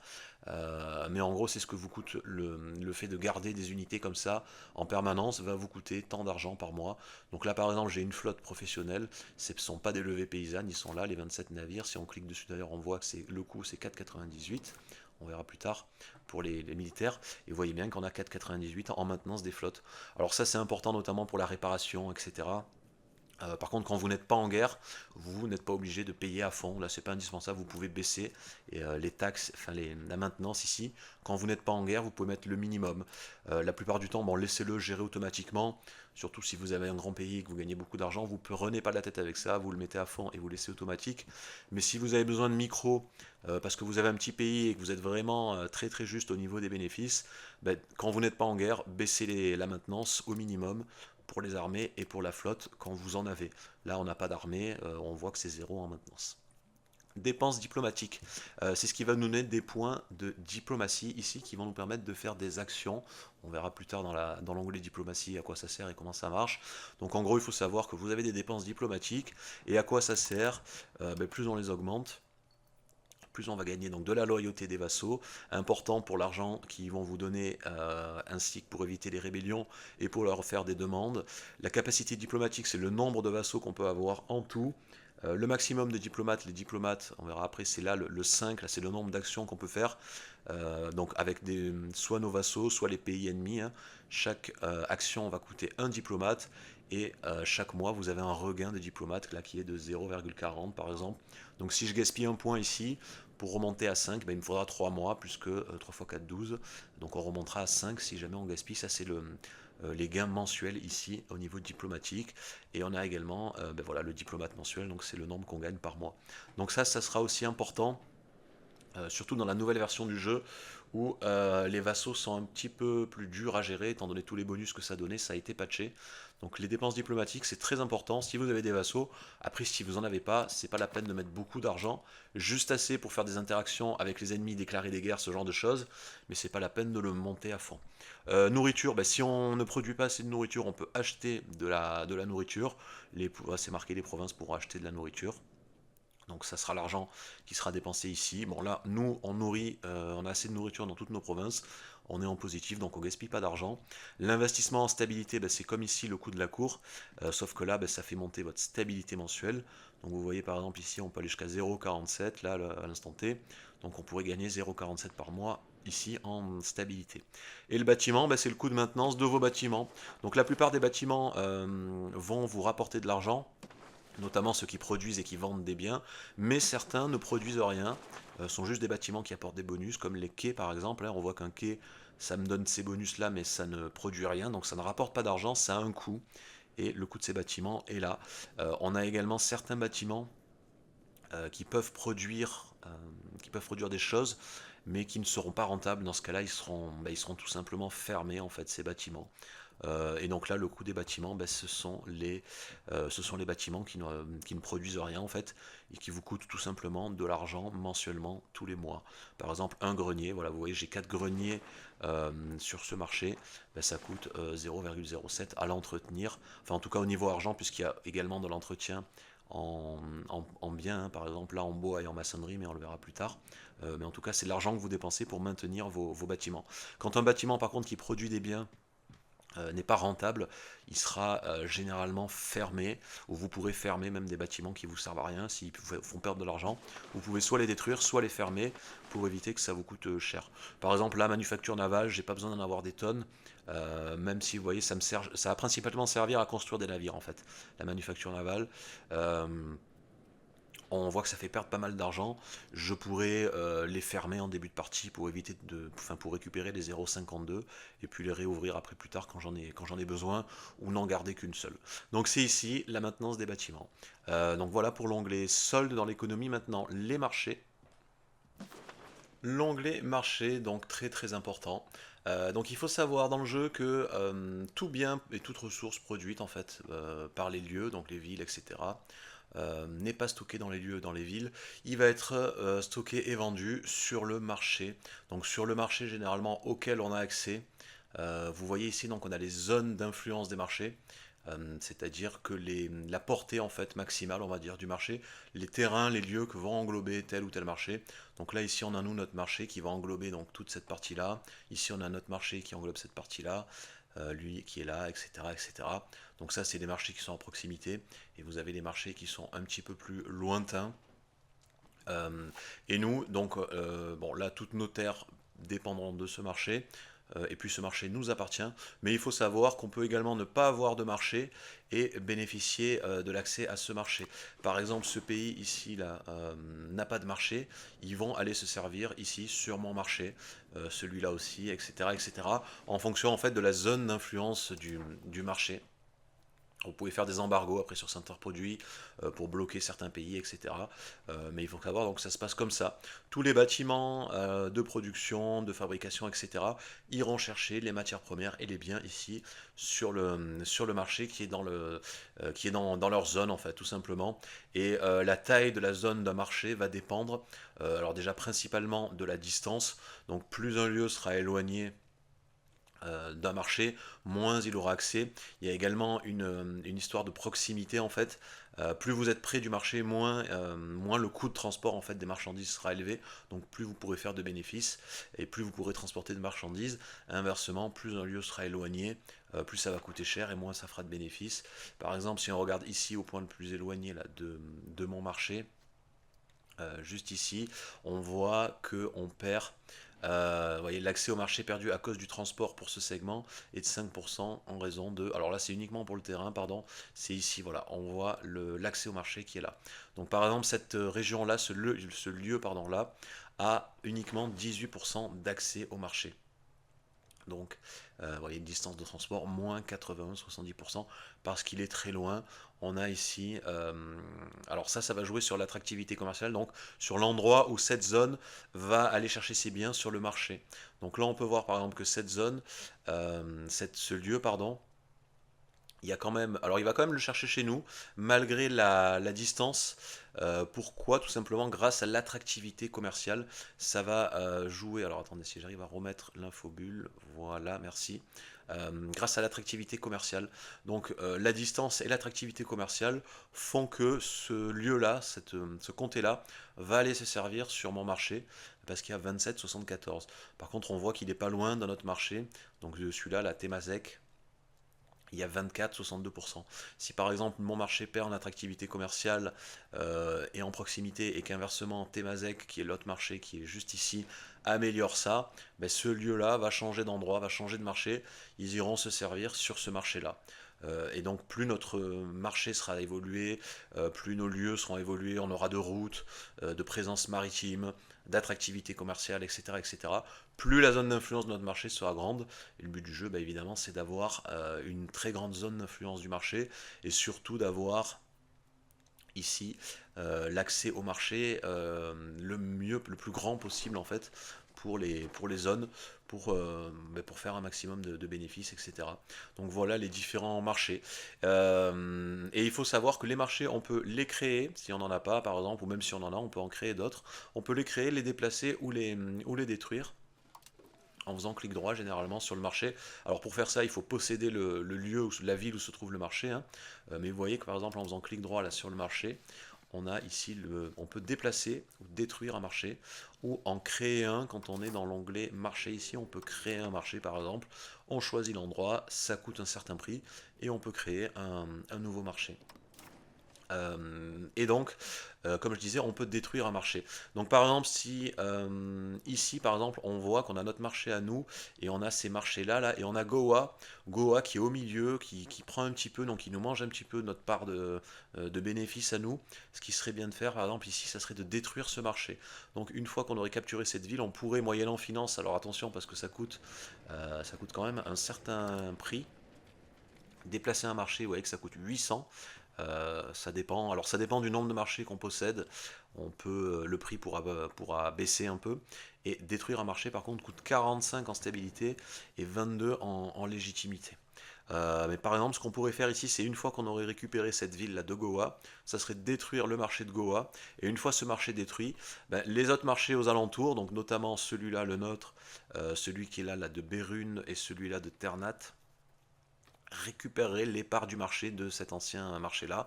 Donc récupérer, alors je pense que eux, Berune, ils vont récupérer un petit peu par là, eux, ils vont récupérer un petit peu par là, et nous, notre marché, récupérerait le reste, donc on récupérerait à peu près ça. Voilà, il faut savoir que c'est partagé en fonction de ce que je vous ai dit, notamment des distances par rapport au marché. Et là, quand on se met dessus, sur la zone du marché, on a un petit récapitulatif du marché en question. Donc la valeur marchande, c'est ce qui a été échangé ce mois-ci sur le marché, la réserve de nourriture du marché, là, les produits qu'on a le plus, les produits qu'on a le moins, qui sont prioritaires. Donc par exemple, le bois, on voit qu'on a plus 46,49 par mois. Pourquoi?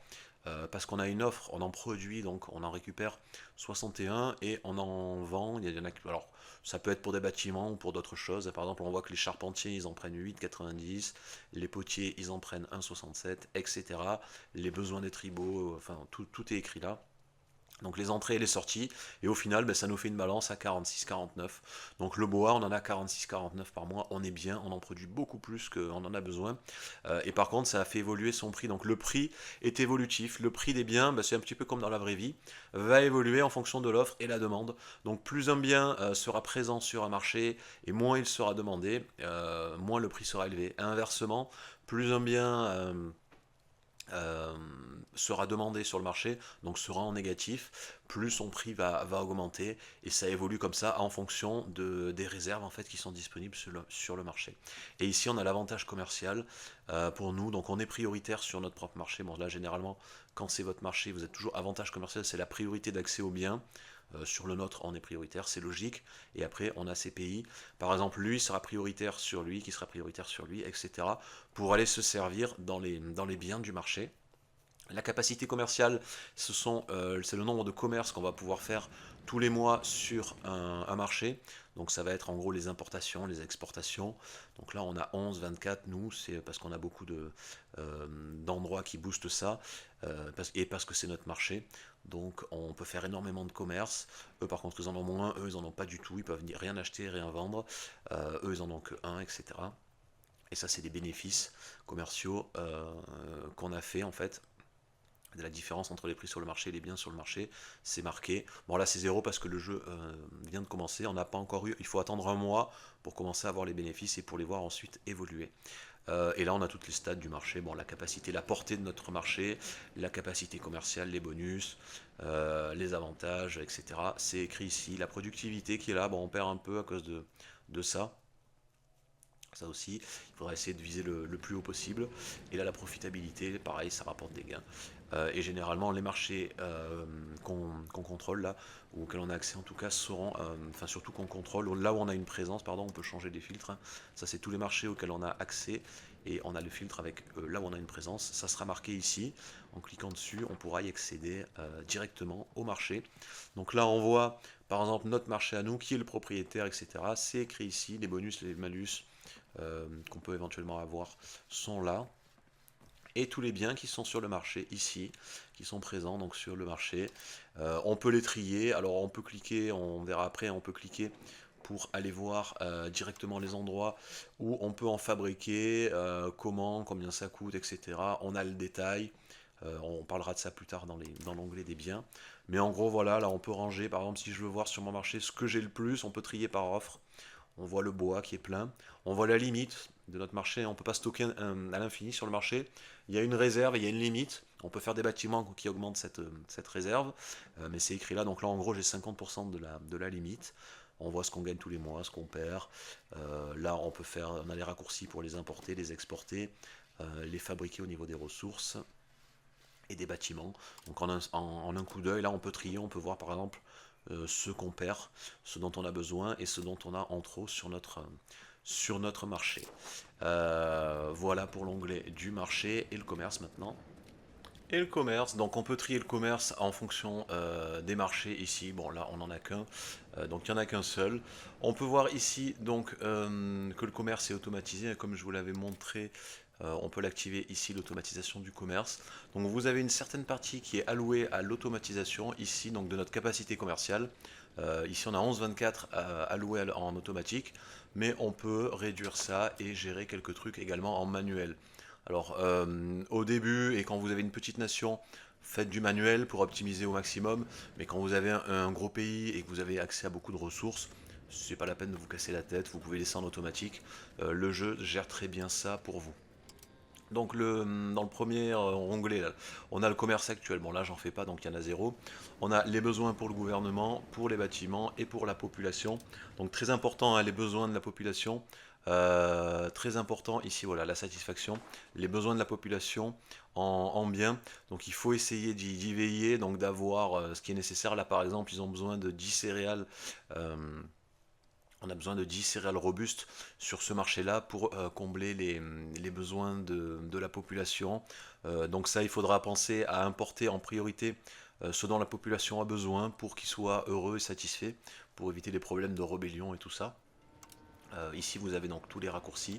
Vous avez les importations de nourriture qui sont suggérées ici, les importations standards qui sont suggérées et les exportations qui sont suggérées. Donc en gros, ben, on peut importer ou exporter sur notre marché différents biens. Donc là, par exemple, dans les importations, on voit qu'on pourrait ramener de ce marché-là, donc du marché de Surabaya, je ne sais pas comment ça se prononce, donc vers notre marché à nous, hein, Surabaya c'est chez nous, on pourrait importer depuis Pazaverkandu, ce truc-là, ce marché-là on va dire, on pourrait importer des gemmes. C'est exactement, ça s'appelle des, bon j'ai plus le nom, c'est des gemmes en gros, je sais plus, ou des pierres précieuses, je sais plus comment ça s'appelle, c'est marqué, voilà, c'est marqué là, je cherchais. Donc on pourrait importer par exemple des pierres précieuses sur notre marché.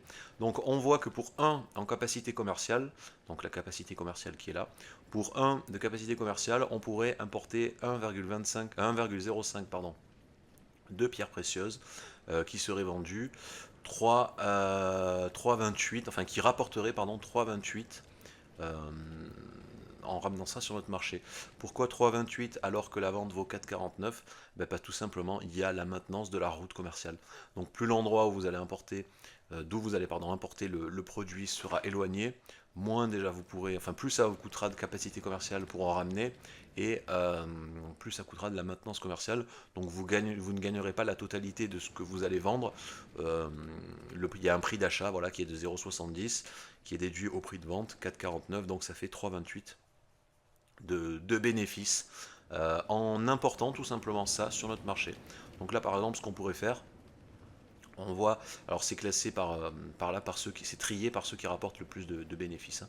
Donc par exemple on pourrait importer ça, on pourrait importer en manuel, hein, je dis bien, des pierres précieuses. Donc là je viens de cliquer dessus, on voit que ça s'est rajouté ici.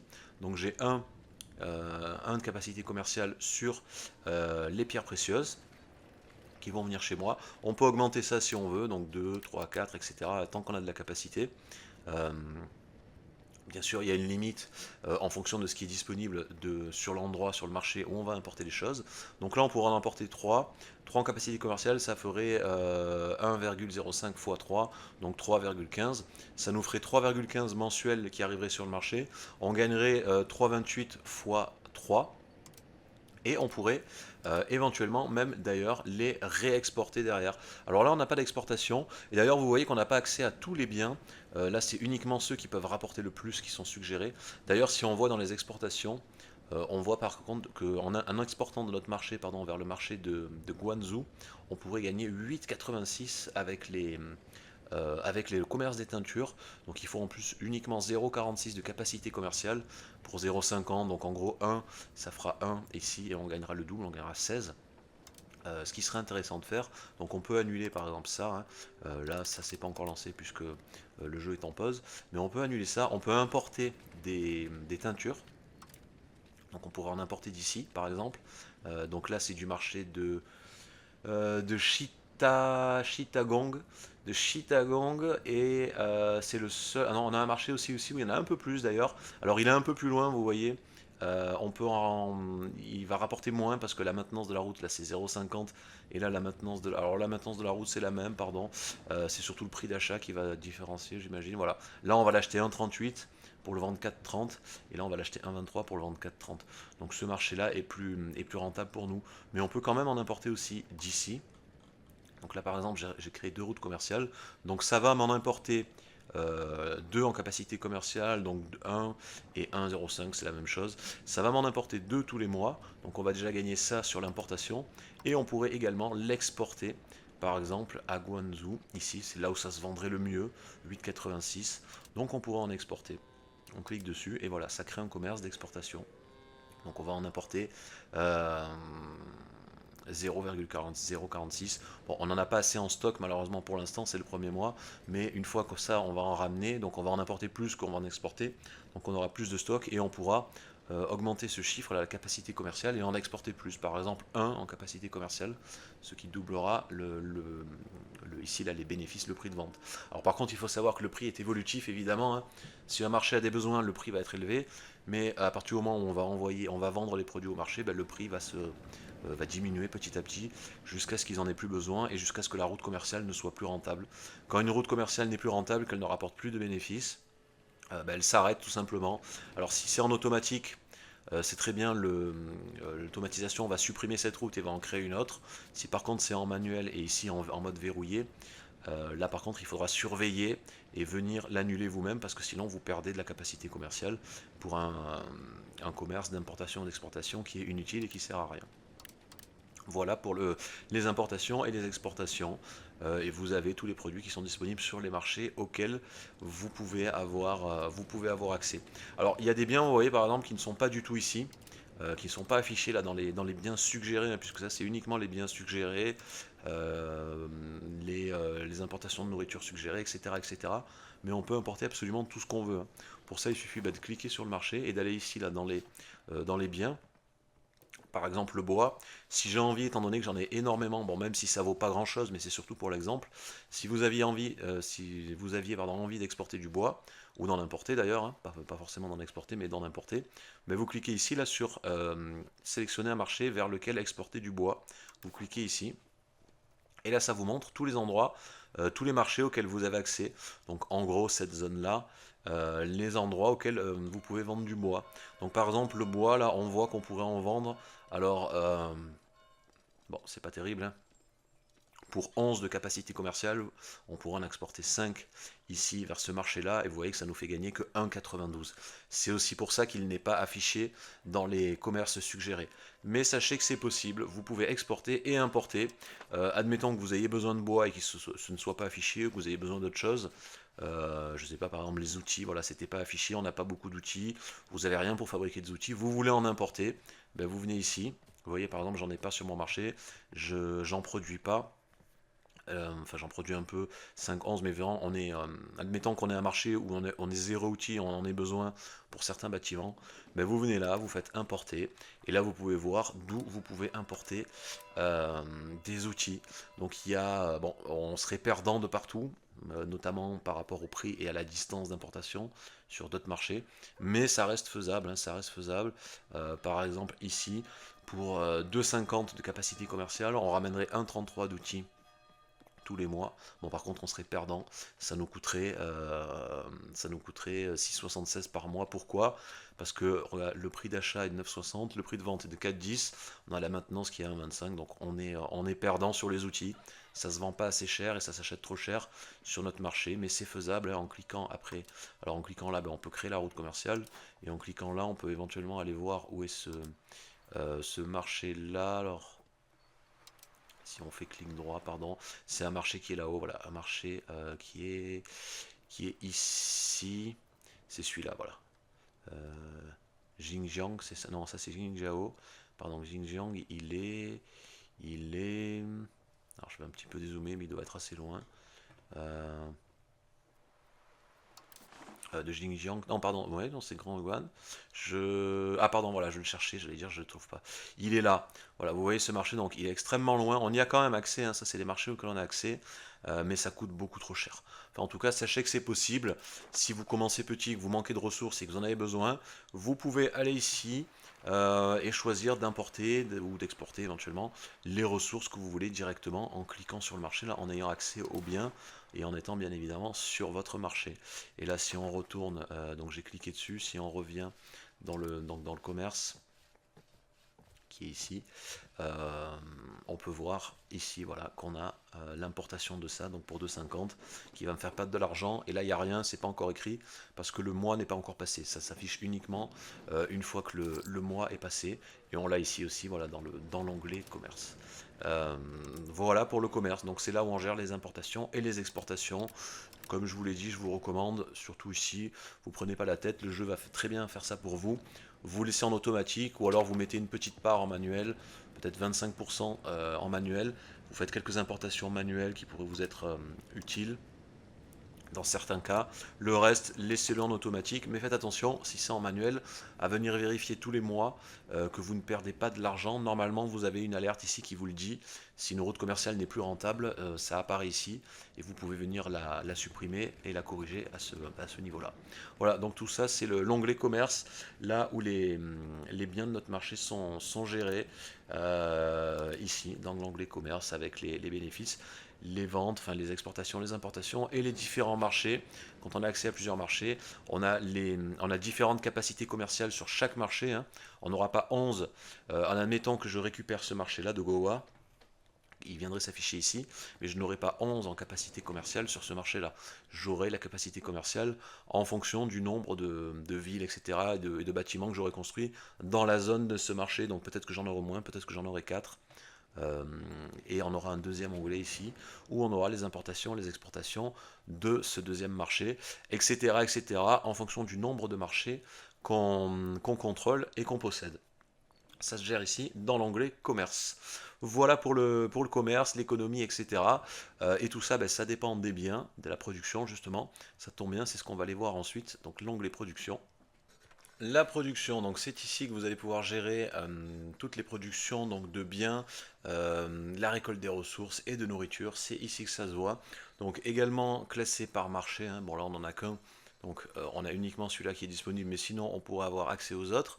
Vous avez tous les filtres qui sont là et le système de travail qui est là. Donc le système de travail, c'est comment vont être répartis en fait les travailleurs dans les bâtiments si jamais il n'y en a pas assez. Par défaut, donc on est en ça, on est en premier arrivé, premier servi. Donc les bâtiments reçoivent de la main-d'œuvre en fonction de l'ordre dans lequel ils ont été construits. C'est marqué ici. Et vous pouvez changer ce système là pour 10 en stabilité. Et vous aurez différentes progressions de valeur. Donc celui-là, celui qu'on a nous, donne 0,10 vers la valeur économie traditionnelle par mois. Mais les autres, par exemple l'égalité qui est ici, lui donnerait 0,10 en communautarisme. Donc là aussi, vous pouvez réajuster en fonction de ce que vous voulez viser comme valeur. N'hésitez pas à venir ici pour réajuster le système de travail. Et juste en dessous, donc, on a donc dans l'onglet bâtiments, tous les bâtiments qu'il est possible de construire à l'heure actuelle dans notre pays. Donc quand on en a un certain nombre de bâtiments, vous avez un chiffre ici qui l'indique, là à droite, à côté du marteau. Donc là par exemple, les maçons, on en a 12. On en a 12, si on regarde, donc on en a 3 x 4. Dans 4 villes, on a 3 niveaux de maçons. Donc les bâtiments peuvent avoir différents niveaux en fonction de l'endroit où il se trouve. On va cliquer dessus, on va voir ça directement. Donc par exemple, dans cette ville là qui est actuellement ma capitale, donc on voit qu'on a 3 niveaux de maçons, donc 3 étages ils appellent ça. 3 maçons, on peut aller jusqu'à 14. Pourquoi 14? Ben, c'est écrit en fonction du développement de la population et du type de ville, village, cité. Alors c'est soit un colonie rurale, soit une ville, soit une cité. Le plus haut niveau c'est la cité. Ça nous donnera des bonus. Donc là en gros on peut construire 14 fois, on peut faire évoluer en gros pardon notre maçon 14 fois. Et plus il est évolué là, plus il va produire de ressources, plus il va en consommer également. On a les différentes techniques de production. Donc là, on peut voir que les techniques pour fabriquer de la maçonnerie. Donc un maçon, si on se met dessus, va nous fabriquer de la maçonnerie. C'est marqué là. Donc là, on voit par exemple que la méthode de fabrication, c'est avec de l'argile. Donc pour 2,29 d'argile, ces 3 maçons-là vont produire 1,57 de maçonnerie. Par contre, on voit que le coût de fabrication, le coût d'achat donc de l'argile et le coût de vente de la maçonnerie, c'est pas rentable au final, on va perdre 0,40. Alors là, c'est le premier mois, les chiffres sont pas très révélateurs. Il faut quand même attendre 1 ou 2 mois pour que les chiffres s'ajustent et soient corrects. Mais vous pouvez ici, d'un simple coup d'œil, en fait, voir notamment quand vous rangez par bénéfice, combien ça vous rapporte, combien ça peut vous rapporter ou non, hein, même si vous n'en avez pas par niveau. Donc c'est marqué, chaque niveau de bâtiment ajoute 0,13 à l'assiette fiscale. Attention, ce n'est pas des revenus directs, c'est toujours des revenus qui sont ajoutés à l'assiette fiscale. Donc là on voit par contre, à l'instant T en tout cas, ces 3 maçons-là, cette maçonnerie niveau 3, génère un bénéfice de moins 0,13. Donc on est perdant. D'ailleurs vous voyez ce petit truc en blanc là, alors là c'est évidemment parce que c'est le premier mois, ça s'est pas encore actualisé. Mais quand un bâtiment n'est pas rentable, le jeu va automatiquement supprimer les travailleurs qui sont au niveau du bâtiment. Bon, là, ça sera ajusté au niveau du mois prochain, mais vous voyez en gros qu'il va en enlever 25%, là, ce qui est en blanc, pour arriver à quelque chose d'à peu près rentable. Jusqu'à zéro, quand il y a zéro, le bâtiment sera entre guillemets fermé, il ne tournera plus, pour éviter que vous perdiez trop d'argent. Mais on peut contrer ça.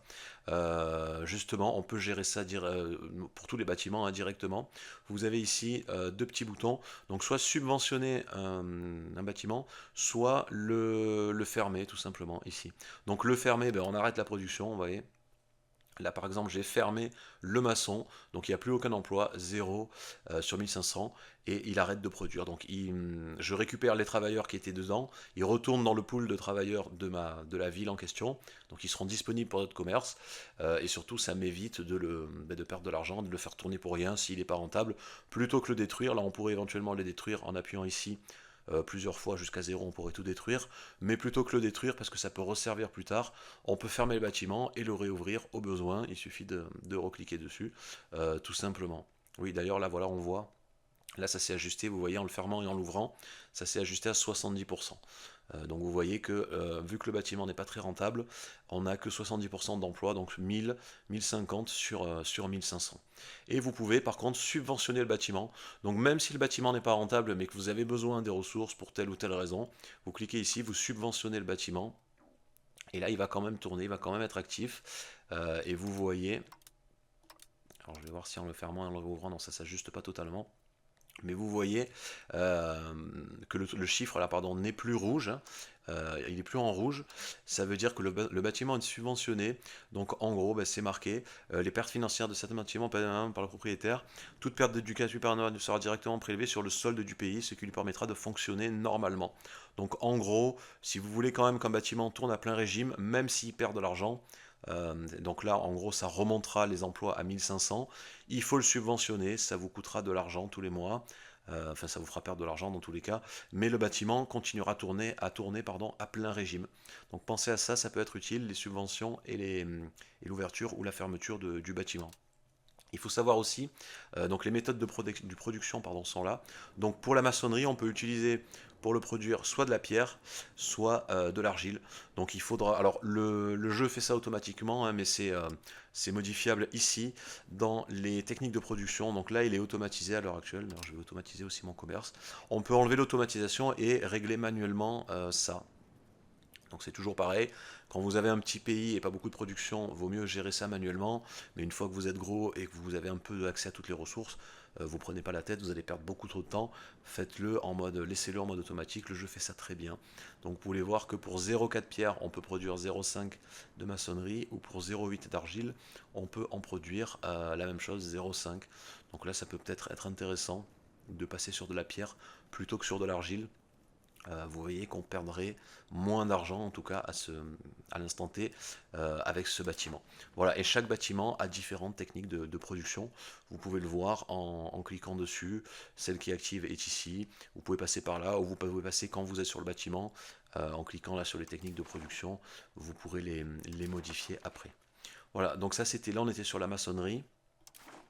Mais là, donc, on a tous nos bâtiments, enfin en tout cas tous les bâtiments constructibles, et là le nombre de bâtiments qu'on a construits, et on peut évidemment les ranger par bénéfice.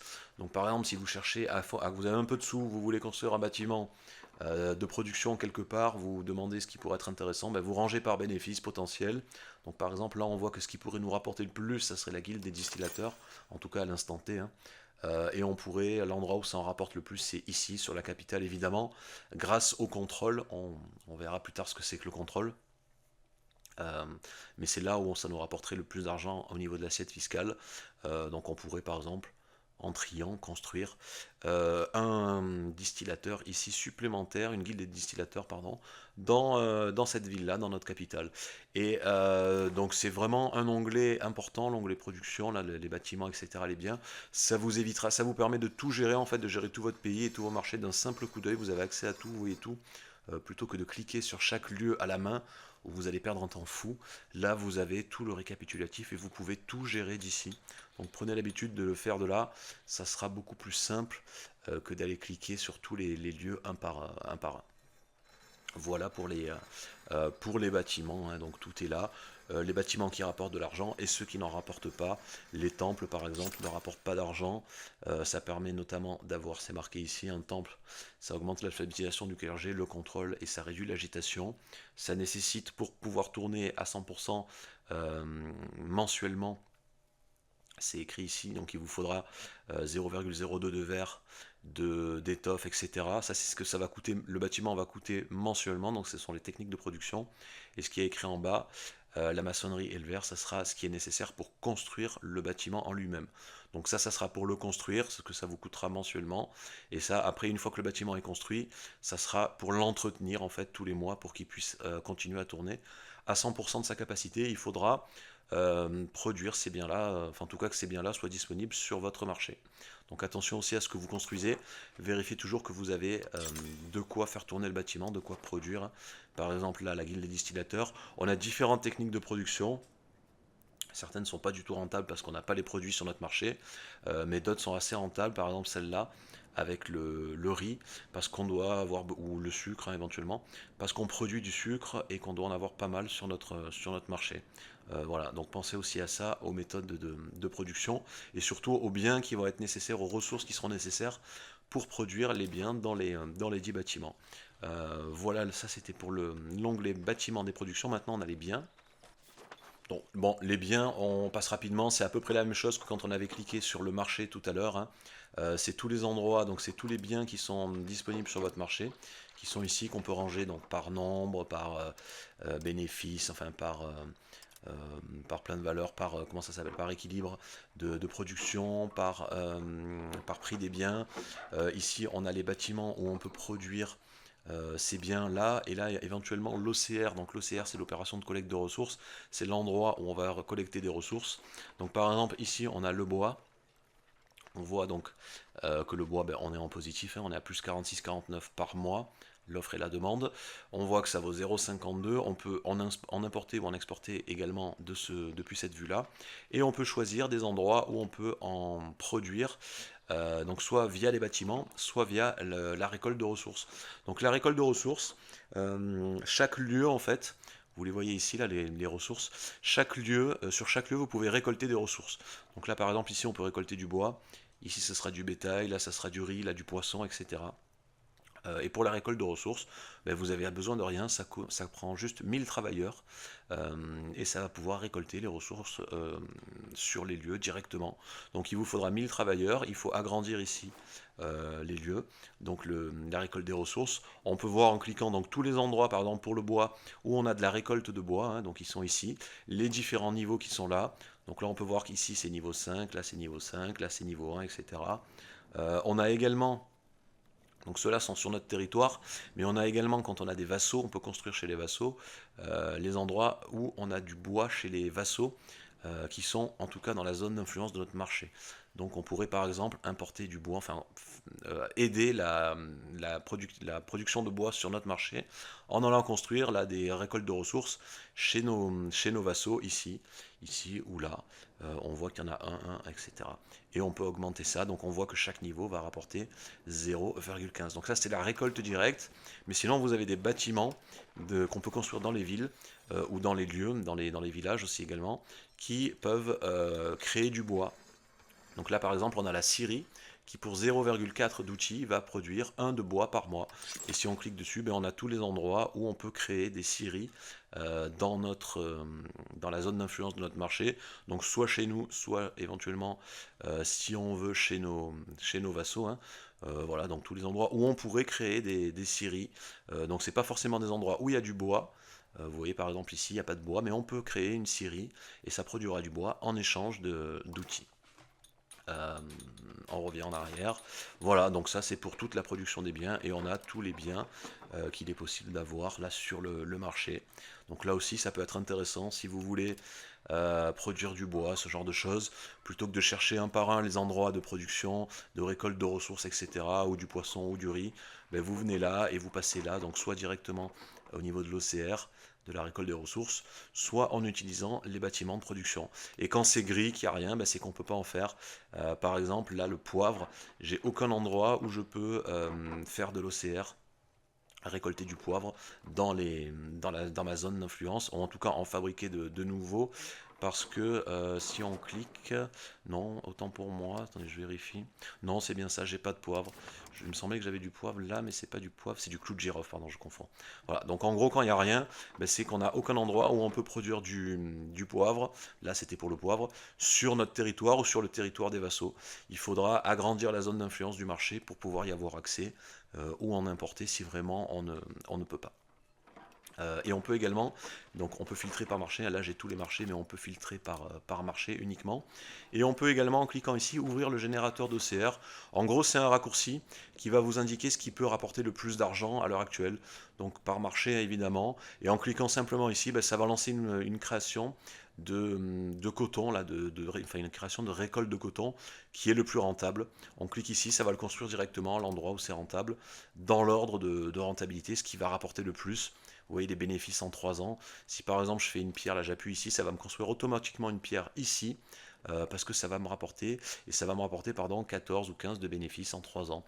Donc là aussi ça peut être intéressant. Si vous avez de l'argent à dépenser et vous ne savez pas où et comment le dépenser, ben vous venez ici, développer l'OCR en masse, et vous cliquez, ça vous construira, ça vous développera pardon, la récolte de ressources automatiquement et directement sur l'endroit où ça sera le plus rentable au fur et à mesure. Vous cliquez, vous voyez on les ajoute au fur et à mesure, c'est rangé par ordre de rentabilité, et si vous manquez, ben vous pouvez cliquer là, et ça annule les dernières constructions qu'on a faites.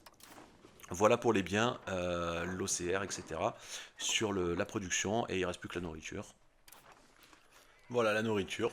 Donc évidemment, alors là c'est toujours rangé pareil, hein, par marché, on peut trier. Et là donc on a la production de nourriture locale dans les provinces et dans les villes. Donc là on peut voir qu'on est en positif de partout, hein, vous voyez. La réserve de nourriture de chaque province qui est marquée ici, elle est pleine. Et quand c'est plein, ben, vous voyez qu'on produit, donc là le truc est plein, vous voyez que je produis 278 par mois, étant donné que ma réserve est pleine, ben, je vends les 278 sur le marché. Donc ça c'était les revenus de la nourriture, et mon marché peut accueillir jusqu'à 8650 de nourriture. On voit tout ce qui rapporte de la nourriture au marché, donc même les autres, hein, les vassaux qui sont dans la zone d'influence du marché, euh, et on a ce qui est positif et ce qui est négatif. Donc ici, on peut voir par exemple par province. Donc les provinces, hein, je vous rappelle que vous avez un lieu, c'est ça, et une province, c'est plusieurs lieux. Donc par province, on peut voir ici, par exemple, alors il faut savoir que chaque ville, chaque lieu en fait va produire de la nourriture de subsistance de base par défaut. Généralement, ça va dépendre euh, du nombre de, comment on appelle ça, la nourriture locale, du nombre de personnes qui ne sont pas employées dans l'endroit en question. Donc là, par exemple, on a une production pardon, de nourriture mensuelle de 109,11 sur cette ville-là, qui est due notamment aux 91 000 groupes sociaux, donc la plupart du temps, ça sera des paysans, qui ne sont affectés à rien, en fait, qui sont là. Donc il faut savoir que ces groupes sociaux-là font de l'agriculture de subsistance, qui produit de la nourriture, donc 73,22, plus le bonus de productivité alimentaire de 49%. Donc en gros, ben, ça fait 73 plus la moitié, donc 35, 36 et quelques, ce qui nous fait 109 le total. Donc 109 de nourriture est produit dans cette ville, dans ce lieu-là. Pardon, je y retourne. De nourriture sont produits dans ce lieu-là. Et là, vous avez les fameux bonus donc de productivité alimentaire. Donc parce que le lieu est une cité, déjà on produit moins de nourriture. Il faut savoir que les lieux qui ne sont pas des cités, donc qui sont restés des colonies rurales, on verra ça après, hein, les lieux produisent moins de nourriture. Donc la cité, c'est moins 33%. Si on va dans un endroit où il y a une ville, par exemple ici, ici la ville, vous voyez que la ville c'est moins 20%. Et là c'est une colonie rurale où il n'y a rien du tout. Là vous voyez par contre qu'on n'a pas de malus, on a même un bonus. La colonie rurale va produire plus 10% de nourriture. Donc il faudra éviter, on en parlera tout à l'heure, mais éviter de faire trop de villes, parce que ça peut vous jouer des tours. Si vous avez trop de villes, ben, vous perdez de la production de nourriture notamment, mais également de la production au niveau de l'OCR, hein, on verra ça plus tard. Donc voilà pour la production de nourriture. Et si on regarde, donc on voit ici qu'on est en négatif, mais c'est bon quand même, pourquoi? Ben parce qu'en fait les villes vont se servir dans la réserve de la province. Toute la production de nourriture de chaque lieu va dans la réserve de la province, et les villes se servent dans la réserve de la province pour se nourrir. Donc vous pouvez avoir comme ça certains lieux qui sont en négatif, mais si tout le reste est en positif, et si à la fin du mois ben, la production de nourriture de la province est positive, ben c'est bon, il n'y a pas de souci. Par contre, l'idéal étant bien sûr d'aller chercher à avoir un maximum de nourriture. Pourquoi avoir un maximum de nourriture en réserve, là, en réserve de la province? Parce que il y a un bonus, un petit bonus caché, qui est très intéressant. C'est que vous avez un petit bonus sur la croissance démographique de la province, en fonction du nombre de nourriture qui sera stocké dans la province.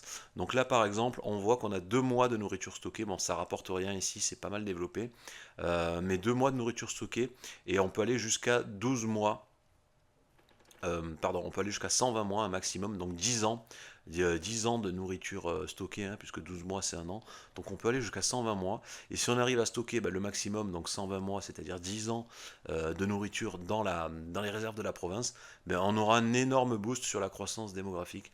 Alors là c'est pas très parlant, mais si je pouvais aller voir dans un autre, alors là j'ai que un mois, bon c'est le début, j'ai pas trop, je regarde, j'essaie de voir si j'ai pas un endroit où il y a plus d'un mois, mais malheureusement j'ai pas l'impression.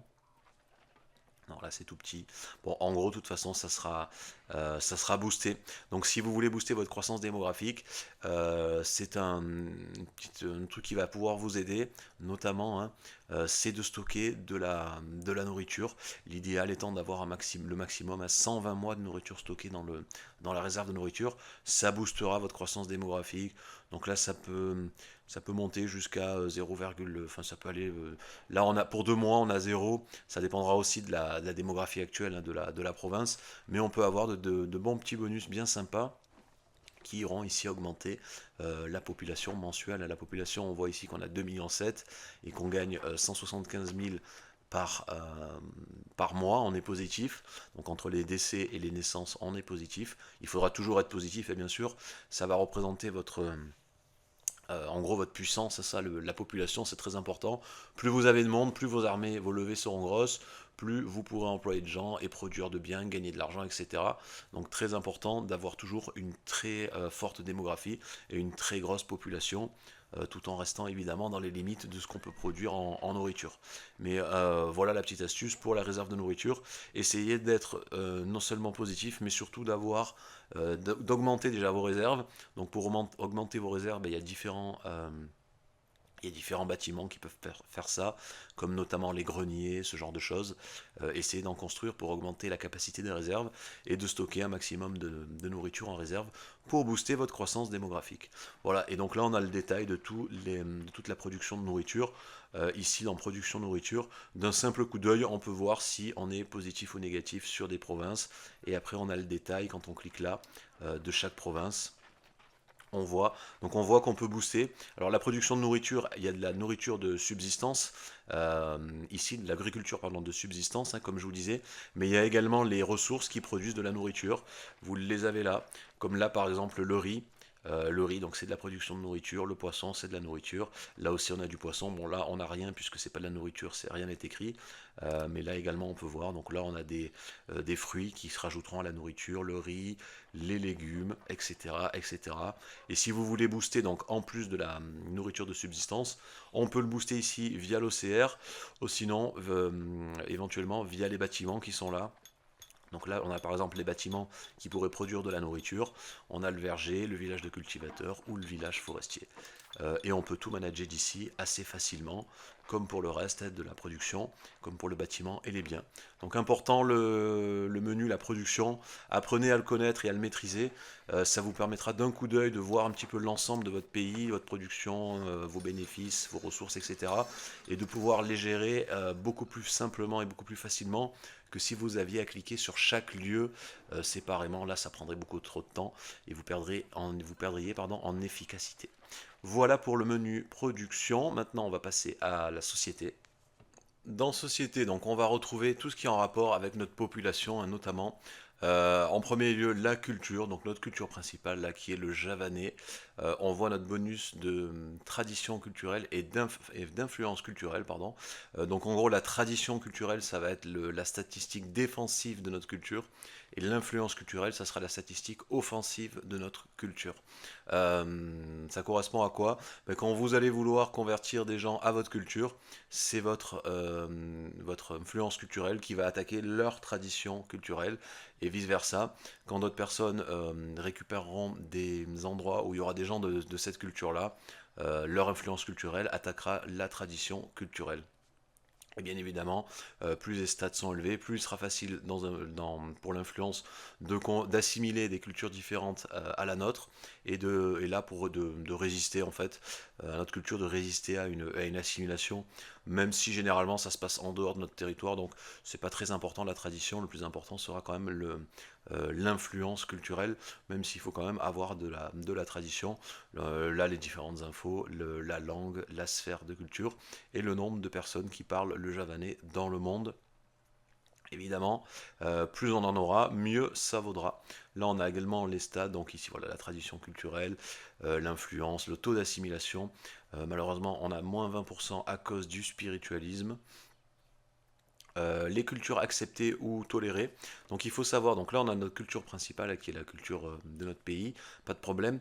On peut avoir d'autres cultures dans notre pays qui peuvent être soit tolérées, soit acceptées. Donc ça va servir à quoi? Ben, ça va augmenter le niveau de satisfaction des personnes déjà de cette autre culture, mais ça va permettre également d'avoir un meilleur contrôle sur les provinces ou sur les lieux, sachant qu'il faut dans un lieu, pour qu'il soit considéré comme légitime, donc que vous ayez des bonus dessus, euh, il faut qu'il y ait au moins 50% de la population qui soit donc soit de votre culture principale, soit d'une culture qui est tolérée ou acceptée. Donc il y a différents niveaux, là on peut cliquer en faisant un clic gauche ou un clic droit sur ici là sur les différentes cultures. D'ailleurs c'est marqué, soit on peut, alors quand elle est à fond, c'est à dire quand elle est donc là ça doit être accepté. Voilà, culture acceptée, cette culture-là. Donc c'est là où on a le plus de bonus de satisfaction. Une culture acceptée, vous voyez que ça augmente de 10% la satisfaction de la population qui a cette culture. Et par contre, si je rajoute encore un clic gauche sur cette culture-là, donc qui est acceptée, elle passe en culture principale et donc elle remplacera ma culture principale qui deviendra une culture acceptée et celle-là deviendra la principale. Et en faisant clic droit, ben, on peut rejeter des cultures. Et quand elles sont rejetées, ben, c'est comme ça. Les cultures rejetées.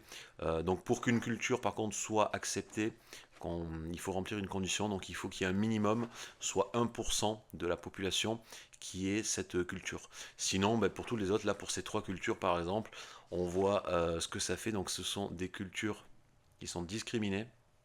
Ça n'apporte aucun bonus de satisfaction aux personnes de cette culture. Et donc généralement, ça sera les gens qui vont commencer à se rebeller et à poser problème. Donc il faudra, quand il y a 1%, les mettre en mode accepté ou toléré. Donc vous avez accepté, accepté c'est le niveau maximum avant d'être principal, mais vous avez avant toléré. Toléré c'est la même chose, sauf que au lieu d'avoir 10%, il me semble que c'est 5%. À quoi que celle-là, pardon, elle est en. Oui, voilà, elle est en accepté, c'est 10%, donc toléré, normalement, c'est 5%. Et sinon, bah, il faudra assimiler les autres personnes. Donc on voit, là, en passant notre souris, les endroits où se trouvent principalement les gens de cette culture. Donc là, on voit bah, qu'ils viennent du pays qui est juste à côté. Et on voit que ça se répand ici, là, dans cette zone, sur ces trois lieux. Donc il faudra assimiler tout ça pour augmenter la satisfaction de la population et pour éviter d'avoir des problèmes.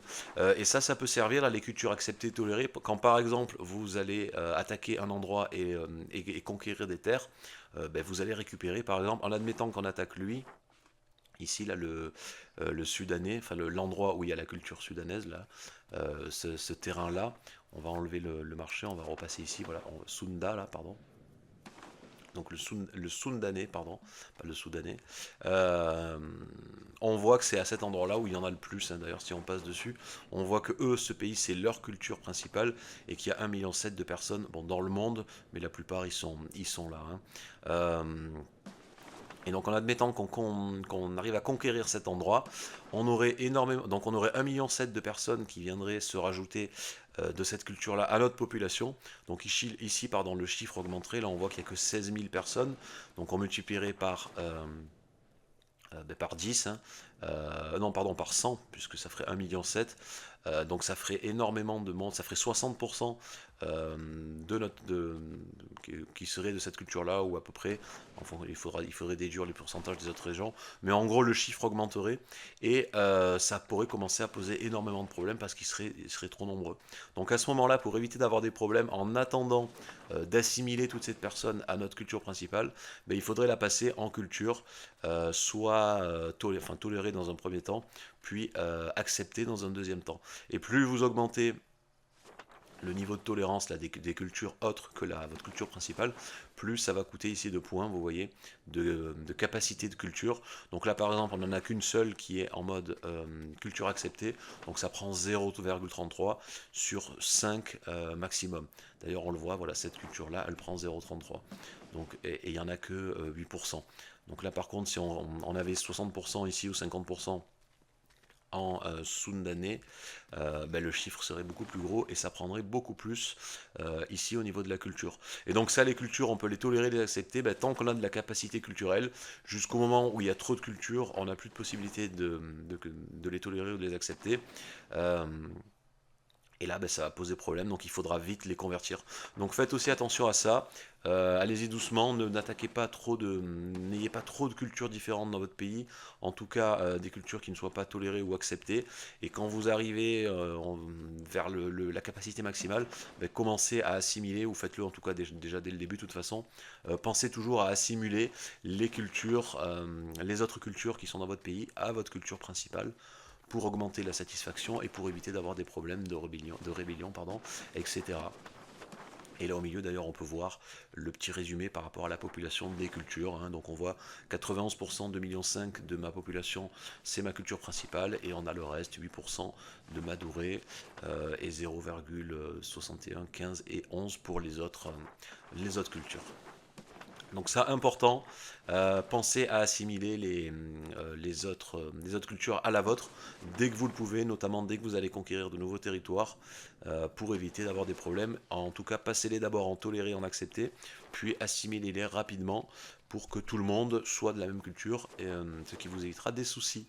On a aussi les œuvres d'art. Alors les œuvres d'art, on peut avoir des artistes qui peuvent en créer à certains moments des œuvres d'art. On peut recruter des artistes pour en faire. On peut également avoir certains événements qui vont nous en donner. Et généralement, les œuvres d'art durent jusqu'à la fin du jeu, se mettent la plupart du temps dans la capitale et vont booster tout ça, là, toute notre tradition culturelle, notre influence culturelle, etc. Ça dépendra du nombre d'œuvres d'art qu'on aura dans notre pays. Ça boostera un petit peu nos stats et nos capacités là au niveau de la culture. Donc ça, c'était la culture. Maintenant, la religion. Donc la religion, bah, c'est à peu près le même principe que la culture, hein. Vous avez une religion principale qui est là, donc nous c'est marqué, hein, religion majoritaire, l'hindouisme. Bon, après il y a selon la religion que vous avez différentes branches, différents modificateurs, bonus, malus, etc. que ça peut apporter. Généralement c'est ici en bas que ça se passe. Et là, pareil, bah, c'est le même principe que la culture. Donc, il va falloir assimiler, enfin convertir. Là, par contre, c'est pas de l'assimilation, c'est de la conversion. Convertir les gens qui ne sont pas de votre religion à votre religion. Parce que même chose,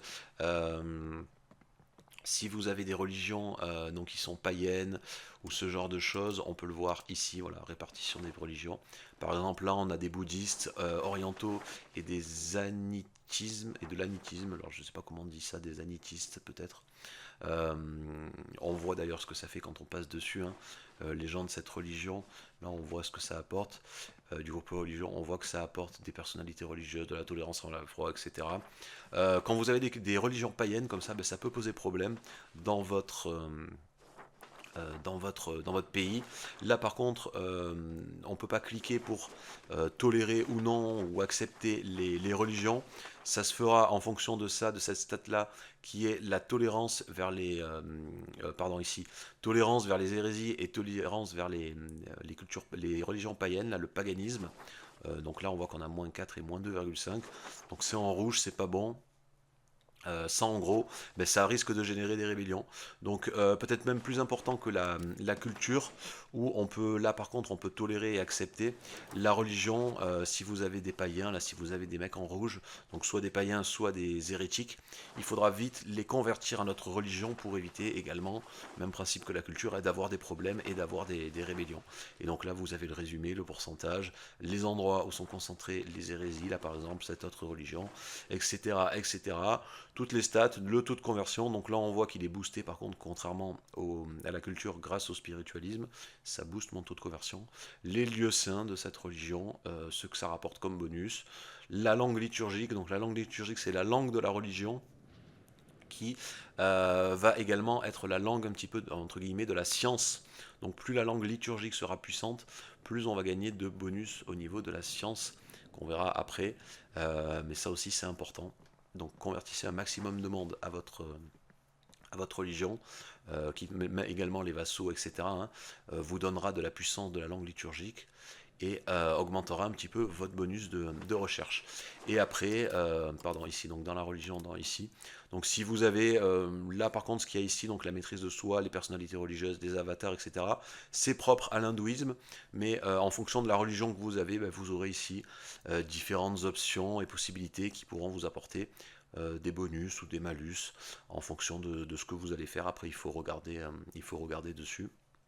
Là, par exemple, on a la maîtrise de soi dans l'hindouisme, et quand on a 0 en maîtrise de soi, donc quand on est à 0, on peut voir ici d'ailleurs si nous avons 0 ou si nous avons entre moins 10 et plus 10, ça fait quoi? Ben, ça donne 5% d'équilibre de satisfaction des ordres, 5% de recherche et 10% de prestige mensuel. Donc ça c'est très bien, il ne faudrait surtout pas le changer. Par contre, on voit si on va à 10, ben, on perd ce bonus et on gagne ce bonus là, donc on aura de la consommation de nourriture, etc. Et si on est à moins 10, ben, on aura ces bonus là. Donc là par exemple, il faudra toujours essayer d'être à 0 en maîtrise de soi pour pouvoir profiter de l'équilibre de la satisfaction, le 5%, et le 5% en progrès de recherche qui sont énormes. Et chaque religion donc a ses bonus, ses malus, ses avantages et ses inconvénients. Et là on a les lieux saints, dans l'onglet lieux saints. On peut voir chez nous qu'on a, qu'on a un lieu saint ici, un temple dans cet endroit-là qui me fournit ces bonus-là de niveau 3, le lieu saint. Voilà, on gagne ça, ça et ça. Et plus on a de lieux saints sous notre contrôle, plus on a de bonus avec cette religion. Donc ça c'était pour la religion. Et pour le peuple, ben là c'est tout simplement la population de notre pays. Donc on voit ici qu'on a notre vitesse de promotion. Donc la vitesse de promotion c'est quoi? C'est à quelle vitesse par exemple les paysans vont devenir des travailleurs quand on a besoin de travailleurs ou de militaires, de clercs, etc. Donc ça ira puiser dans le pool de paysans dans des lieux et ça les transformera en par exemple travailleurs si on a besoin de travailleurs à cette vitesse là. Donc ça c'est bien aussi que ce soit positif. Ça vous permettra quand vous construisez des bâtiments qui ont besoin de travailleurs par exemple d'avoir plus rapidement des travailleurs et donc que le bâtiment soit productif le plus rapidement possible. On verra ça après quand on verra les bâtiments. Destitution, c'est la vitesse à laquelle on va changer en fait les groupes sociaux vont être destitués. Donc là, ça sera l'inverse. C'est pas très important. Notre population générale, les personnages de notre pays, donc ça va correspondre à nous par exemple, à nos généraux, à nos conseillers, etc. Donc ce sont les personnages importants de notre pays. Le taux de séparatisme, ça généralement quand on a des gens mécontents ou qu'on vient de convertir une nouvelle province, de conquérir une nouvelle province, un nouveau pays, etc., on risque d'avoir du séparatisme, attention. Ici, on a le taux de croissance des rebelles. Ça, il faudra essayer d'avoir le minimum possible. Le taux de croissance démographique, bon là c'est les bonus qu'on a sur la croissance démographique, c'est le premier mois, pour l'instant il n'y en a pas. La migration, est-ce que les gens vont partir ou venir en fait dans votre pays, les groupes sociaux qui vont migrer d'un lieu à l'autre, s'ils le peuvent, et l'alphabétisation moyenne de toute notre population. Très important l'alphabétisation moyenne parce que vous voyez que ça correspond, ça vous donne un bonus en tout cas dans le progrès de recherche qui correspond au niveau moyen d'alphabétisation. Donc là par exemple j'ai 10,12 en alphabétisation moyenne de mon pays et on voit que j'ai un bonus de 10,12%. Ça augmente également la compétence des nouveaux artistes qui arrivent dans le pays et ça me donne des points vers la valeur innovation. Donc, et si on regarde un petit peu là, on a tout le résumé de la population, on voit que j'ai 93% de paysans, le reste c'est 5% de travailleurs, et le reste c'est du clerc, du bourgeois, du noble, du soldat, etc., etc. Tout est là, donc on voit quand même que la plupart du temps, la majorité du pays sera constituée de paysans. Les paysans qui dans la plupart des cas ne sont pas alphabétisés, il y a moyen de changer ça, hein, de promouvoir l'alphabétisation des paysans. Donc quand vous commencerez à alphabétiser les paysans, alors ils auront des besoins un peu plus poussés entre guillemets que ce qu'ils ont besoin à l'heure actuelle. Par exemple, plutôt que de vouloir des céréales, ils vont peut-être aller demander des objets laqués. Là, vous voyez par exemple la demande d'objets laqués, ça concerne que les nobles et les bourgeois parce qu'ils sont riches et parce que surtout ils sont alphabétisés. Mais si on commence à alphabétiser les paysans vont demander des objets qui normalement ne sont pas réservés à leur classe. Par exemple, des objets laqués ou des pierres précieuses. Là, on voit que les pierres précieuses, c'est réservé aux nobles. Et pareil pour les bourgeois, hein, si le taux d'alphabétisation des bourgeois augmente, ils vont avoir des demandes, des besoins, pardon, plus importants. Donc faites attention à ça, il faut quand même trouver un équilibre. N'allez pas alphabétiser toute votre population de paysans, sinon ils vont tous avoir des goûts de luxe et vous ne pourrez pas produire les objets demandés, les biens demandés, et ça va vous poser des problèmes, ça va baisser votre satisfaction. Donc attention à l'alphabétisation. Par défaut, ça sera le clergé et les nobles qui seront alphabétisés.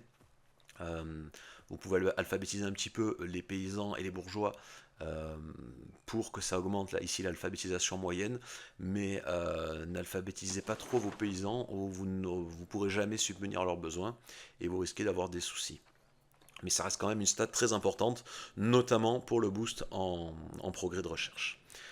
Et ici, bon, on a les groupes sociaux, voilà, les paysans, combien de paysans javanais, à quel endroit ils se trouvent, quel est leur niveau de l'alphabétisation pardon, dans ce lieu-là, euh, est-ce qu'ils ont accès aux biens ou pas, leur taux de satisfaction individuelle, tout est rangé par lieu, la religion, enfin, etc. Là, vous avez tout le détail de chaque lieu, les paysans, les travailleurs, les nobles, etc. etc. C'est marqué ici. On peut également trier en fonction des caractéristiques là. Ici on a les rebelles, donc quand il y aura des rebelles qui commenceront à apparaître, ça sera marqué ici. On a les dynasties de notre pays, donc là bon pour l'instant on n'a pas de dynastie, si ce n'est nous, et lui qui doit être le mari, il me semble, c'est un capitaine, je crois que c'est le mari de elle, je sais plus. Enfin en gros c'est les dynasties qui sont dans votre pays, donc on voit le nombre de personnes en vie pour cette dynastie ici. Donc là lui il est tout seul, il n'y en a qu'un, et nous on est 4 actuellement dans notre dynastie. Donc c'est important de faire grossir notre dynastie, mais d'avoir également d'autres dynasties pour pouvoir les marier. Hein. Ça sert à rien d'en avoir 50, peut-être 2 ou 3 dynasties, ça suffit en plus de la nôtre, mais d'avoir beaucoup de monde là pour pouvoir toujours se marier et avoir un maximum de personnes qui seront disponibles, surtout chez nous, dans notre dynastie à nous, qui seront disponibles s'ils sont de la couronne pour le conseil. Donc pensez toujours à surveiller ça et d'avoir une dynastie assez importante. Et les personnages, donc là c'est les fameux 11 personnages qui sont là, qui sont disponibles pour être recrutés en tant que conseiller ou en tant que général, amiral, etc., etc. Ils sont ici et on a leurs ordres, on a leurs stats, etc. Et on peut trier. Ce qui est bien, c'est quand on recherche par exemple qu'on a envie de marier les hommes de la couronne non mariés. Par exemple, on peut choisir les hommes non mariés et adultes. Vous pouvez filtrer comme ça, et quand vous voulez marier les hommes donc de votre dynastie qui ne sont pas mariés, qui sont adultes, vous mettez vos filtres, vous les verrez apparaître ici, et vous pouvez plus facilement les choisir, ou voir qui est marié, qui n'est pas marié, ce genre de choses. Par exemple là on était sur les hommes, on peut aller sur les femmes mariées, donc on voit qu'il y a 2 femmes mariées, il n'y a qu'une seule femme qui est non mariée, c'est elle, bon elle a 47 ans, c'est notre mère, ça n'a pas vraiment d'intérêt de la marier. Pourquoi? Parce que au-delà de 40 ans, les femmes ne font plus d'enfants. Donc là, 47, c'est pas la peine de la marier, ça sert à rien. Elle n'aura pas d'enfants.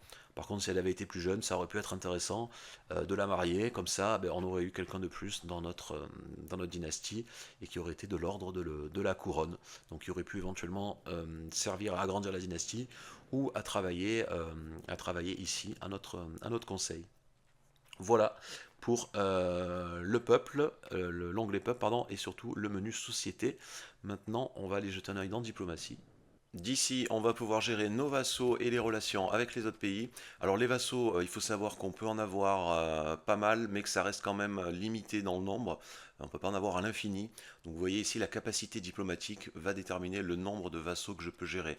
Là par exemple, j'ai en tout 5,76 et actuellement 0,94. Et 0,94 c'est quoi? Mais vous voyez que chaque vassal en fait va avoir un coût de capacité diplomatique qui va généralement dépendre de sa taille, de sa puissance, de ce genre de facteurs. Plus ils seront puissants, plus ils seront gros et plus ils coûteront cher à maintenir. Donc là, vous voyez par exemple, celui-là me coûte 0,28 par mois, enfin 0,28, pardon, celui-là me coûte 0,20, etc. Ceux-là 0,4. Alors ceux-là, ils sont 0,4. Pourquoi? Parce qu'ils sont, c'est pas le même type de vassal. Vous voyez que là, c'est un vassal et là, c'est un tributaire. Il y a différents types de vassaux, on va les voir juste après. mais certains coûtent plus cher que d'autres, parce que c'est pas tout à fait la même chose. Par exemple, un tributaire va être un petit peu plus indépendant qu'un vassal standard. Il pourra déclarer la guerre ou se faire attaquer sans qu'on puisse intervenir dans le conflit, dans l'action. Donc on verra après les différents types de vassaux. Mais voilà, sachez qu'on est limité et que ça va dépendre de notre capacité diplomatique. Donc ça sera important d'en avoir beaucoup, ça, pour pouvoir en gérer beaucoup des vassaux, parce que les vassaux vont nous servir pour nous agrandir et pour gagner plus d'argent beaucoup plus facilement, notamment en les faisant travailler pour nous. Vous verrez après, je vous expliquerai pourquoi et comment. La réputation diplomatique, bon ça va surtout gérer la confiance que les autres pays et les vassaux ont envers vous. Ici en bas, on a donc les organisations internationales. Quand on est dans une organisation, là par exemple, le shivaïsme est une branche de l'hindouisme de ma religion. Donc on a tous les pays qui ont la même branche que nous dans cette religion. Bon, on peut les voir ici, on peut en avoir d'autres. Donc là, j'ai les vassaux. Là, c'est des vassaux avec certaines propriétés, notamment l'écuage, on verra après. Et là, c'est les rivaux quand on aura des rivaux. Et d'ici, donc de ce bouton-là, on peut gérer les vassaux. Donc gérer les vassaux, là on a le détail de tous nos vassaux, combien ils nous rapportent d'argent, quel type de vassal ça correspond, les troupes, l'opinion qu'ils ont envers nous, la loyauté, l'aspiration à la liberté, etc. Et en haut, on peut choisir le comportement des vassaux qui sera géré automatiquement en fait. Donc soit, je vous conseille de laisser en mode standard, ça par défaut, soit en mode soutien, soit en mode passif, etc. etc. Donc les vassaux, là, avant de parler du détail au niveau là, des vassaux, ici dans gérer les vassaux, on peut également en créer. Donc soit on peut en créer des historiques, alors ça n'a pas grand intérêt. Vous verrez, ceux-là sont prédéterminés, on ne peut pas trop les modeler comme on veut, leur donner les terres qu'on veut, etc. Généralement, ils sont prédéterminés, c'est pas très intéressant. Vassal extraterritorial, ça généralement, ça va être les colonies assez éloignées, on verra plus tard. Ce qui va nous intéresser, nous surtout, c'est les vassaux personnalisés. Donc on peut créer un vassal en lui attribuant ce qu'on veut comme terre, en fait, donc comme province. Ça sera toujours minimum une province. On ne peut pas lui donner juste un lieu, en fait, un comté, à moins d'avoir qu'un seul comté dans une province. Mais généralement, ça va être par province minimum. Et on a trois types de vassaux différents, en tout cas avec ce royaume ici au début du jeu. Donc on a le plus bas niveau, entre guillemets, on va dire, c'est le tributaire. Donc le tributaire, c'est un vassal qui va principalement... Généralement, quand on a un tributaire, c'est qu'on n'avait pas le choix. On ne pouvait pas faire un vassal standard ou un fief. Donc on commence toujours par un tributaire. Alors, le tributaire, il va nous donner quoi? Donc déjà, tous les vassaux nous donnent 20% de leurs revenus, que ce soit un tributaire, un fief ou un vassal. Vous avez le détail là quand vous passez votre souris sur le type de vassal, ça vous dit exactement ce que ça fait. Le tributaire, généralement, va nous donner la même chose que les autres au niveau des revenus, mais en plus des troupes et des marins. Par contre, au niveau de la diffusion des institutions, on est à 10%, les autres sont plus hauts. On a également beaucoup moins de demandes au niveau de la capacité diplomatique pour maintenir les tributaires comparé aux vassaux standards. Vous voyez là par exemple un tributaire, en admettant hein, sur la région que j'avais sélectionnée là, ça coûterait 0,42 en capacité diplomatique, alors qu'un vassal, lui, coûterait 2,10. Et le fief sera exactement la même chose, ça coûterait également 2,10. Donc le tributaire coûte moins de capacité diplomatique à maintenir. Par contre, l'inconvénient, le tributaire est un petit peu libre de ses choix. Donc il peut déjà vous quitter, annuler le statut de tributaire quand il veut, sans qu'il ait besoin de quoi que ce soit. Il n'est pas obligé, pardon, même s'il n'est pas obligé du tout, tant qu'on n'a pas d'alliance avec lui, il ne participera pas à nos guerres offensives et défensives. Il peut également se faire attaquer et tout simplement se faire capturer par d'autres personnes sans qu'on puisse intervenir si on n'a pas d'alliance avec lui. Donc attention aux vassaux tributaires. Généralement, on fait ça uniquement soit quand on vraiment n'a plus de place, ou quand on n'a pas le choix. Quand on attaque un pays, on n'a pas d'autre choix pour récupérer les terres. On commence par un tributaire. après de pouvoir l'attaquer de nouveau une fois qu'il sera déloyal, pour pouvoir récupérer les terres et en faire un vassal ou les récupérer pour nous. Après au-dessus vous avez le vassal standard. Donc lui va rapporter au niveau revenu la même chose. Bon, là, par contre ne rapportera pas de troupes et de marins. Lui par contre au niveau des institutions c'est 20% qui vont se répandre. La capacité diplomatique est plus élevée. Il peut créer également ses propres vassaux, hein. Les vassaux peuvent créer eux-mêmes des vassaux qui pourront créer des vassaux, etc. etc. C'est aussi un moyen de récupérer un petit peu de capacité diplomatique. Quand on a beaucoup de vassaux et qu'on n'a plus beaucoup de capacité diplomatique, c'est de faire en sorte que nos vassaux aient des vassaux. Le problème, c'est qu'on n'aura pas un contrôle direct sur ces sous-vassaux. Donc il vaut mieux quand même les avoir en contrôle direct. Et par contre, le vassal, lui, va participer aux guerres offensives et défensives. C'est-à-dire qu'à chaque fois qu'on va attaquer quelqu'un ou qu'on va se faire attaquer, ils seront là avec nous dans la guerre.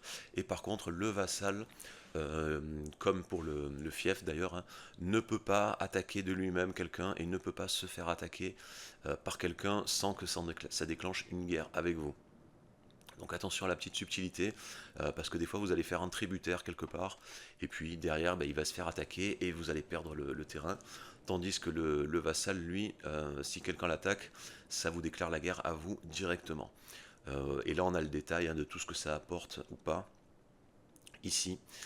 Et le fief, donc il y a à peu près la même chose que le vassal, sauf que le fief c'est dirigé, alors c'est toujours géré en automatique, mais le titre nous appartient, alors qu'un vassal il faudra placer quelqu'un à la tête du titre, mais sinon c'est quasiment la même chose, à part que les bonus au niveau du fief sont un tout petit peu plus élevés. Vous avez là notamment 50% de propagation des institutions, et on a un bonus de base aussi de loyauté qui est de plus 10 sur ce vassal-là, sur le fief. Pour le reste, ça reste à peu près la même chose, mais il faudra quand même faire attention à ce que vous faites.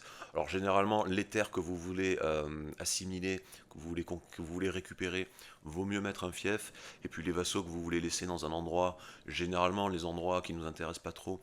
Donc là, comme par exemple, au niveau de l'Indonésie, on a dit qu'on voulait tout récupérer, donc on va essayer de mettre dans la plupart des terres conquises, quand on fera des vassaux, on mettra des fiefs, et si on commence à aller vers l'extérieur, un endroit qui ne nous intéresse pas forcément, ben là on mettra du vassal standard, et on le laissera se développer avec une dynastie. Alors après on peut placer également des gens, et c'est préférable, de notre dynastie, de notre famille en fait à la tête de ça. Ça augmentera encore les boosts euh, d'opinion, etc. du vassal. Ça sera beaucoup mieux d'avoir ça. Et les vassaux, donc pas les tributaires, les autres vassaux, peuvent être annexés. Donc au bout de 10 ans, après avoir contrôlé un vassal pendant 10 ans, et s'il a plus de 150 en opinion de vous, mais vous pouvez l'annexer. Et l'annexion c'est quoi? Tout simplement on va récupérer leurs terres. Alors ça mettra un certain temps, généralement c'est une dizaine d'années en fonction de la taille du vassal.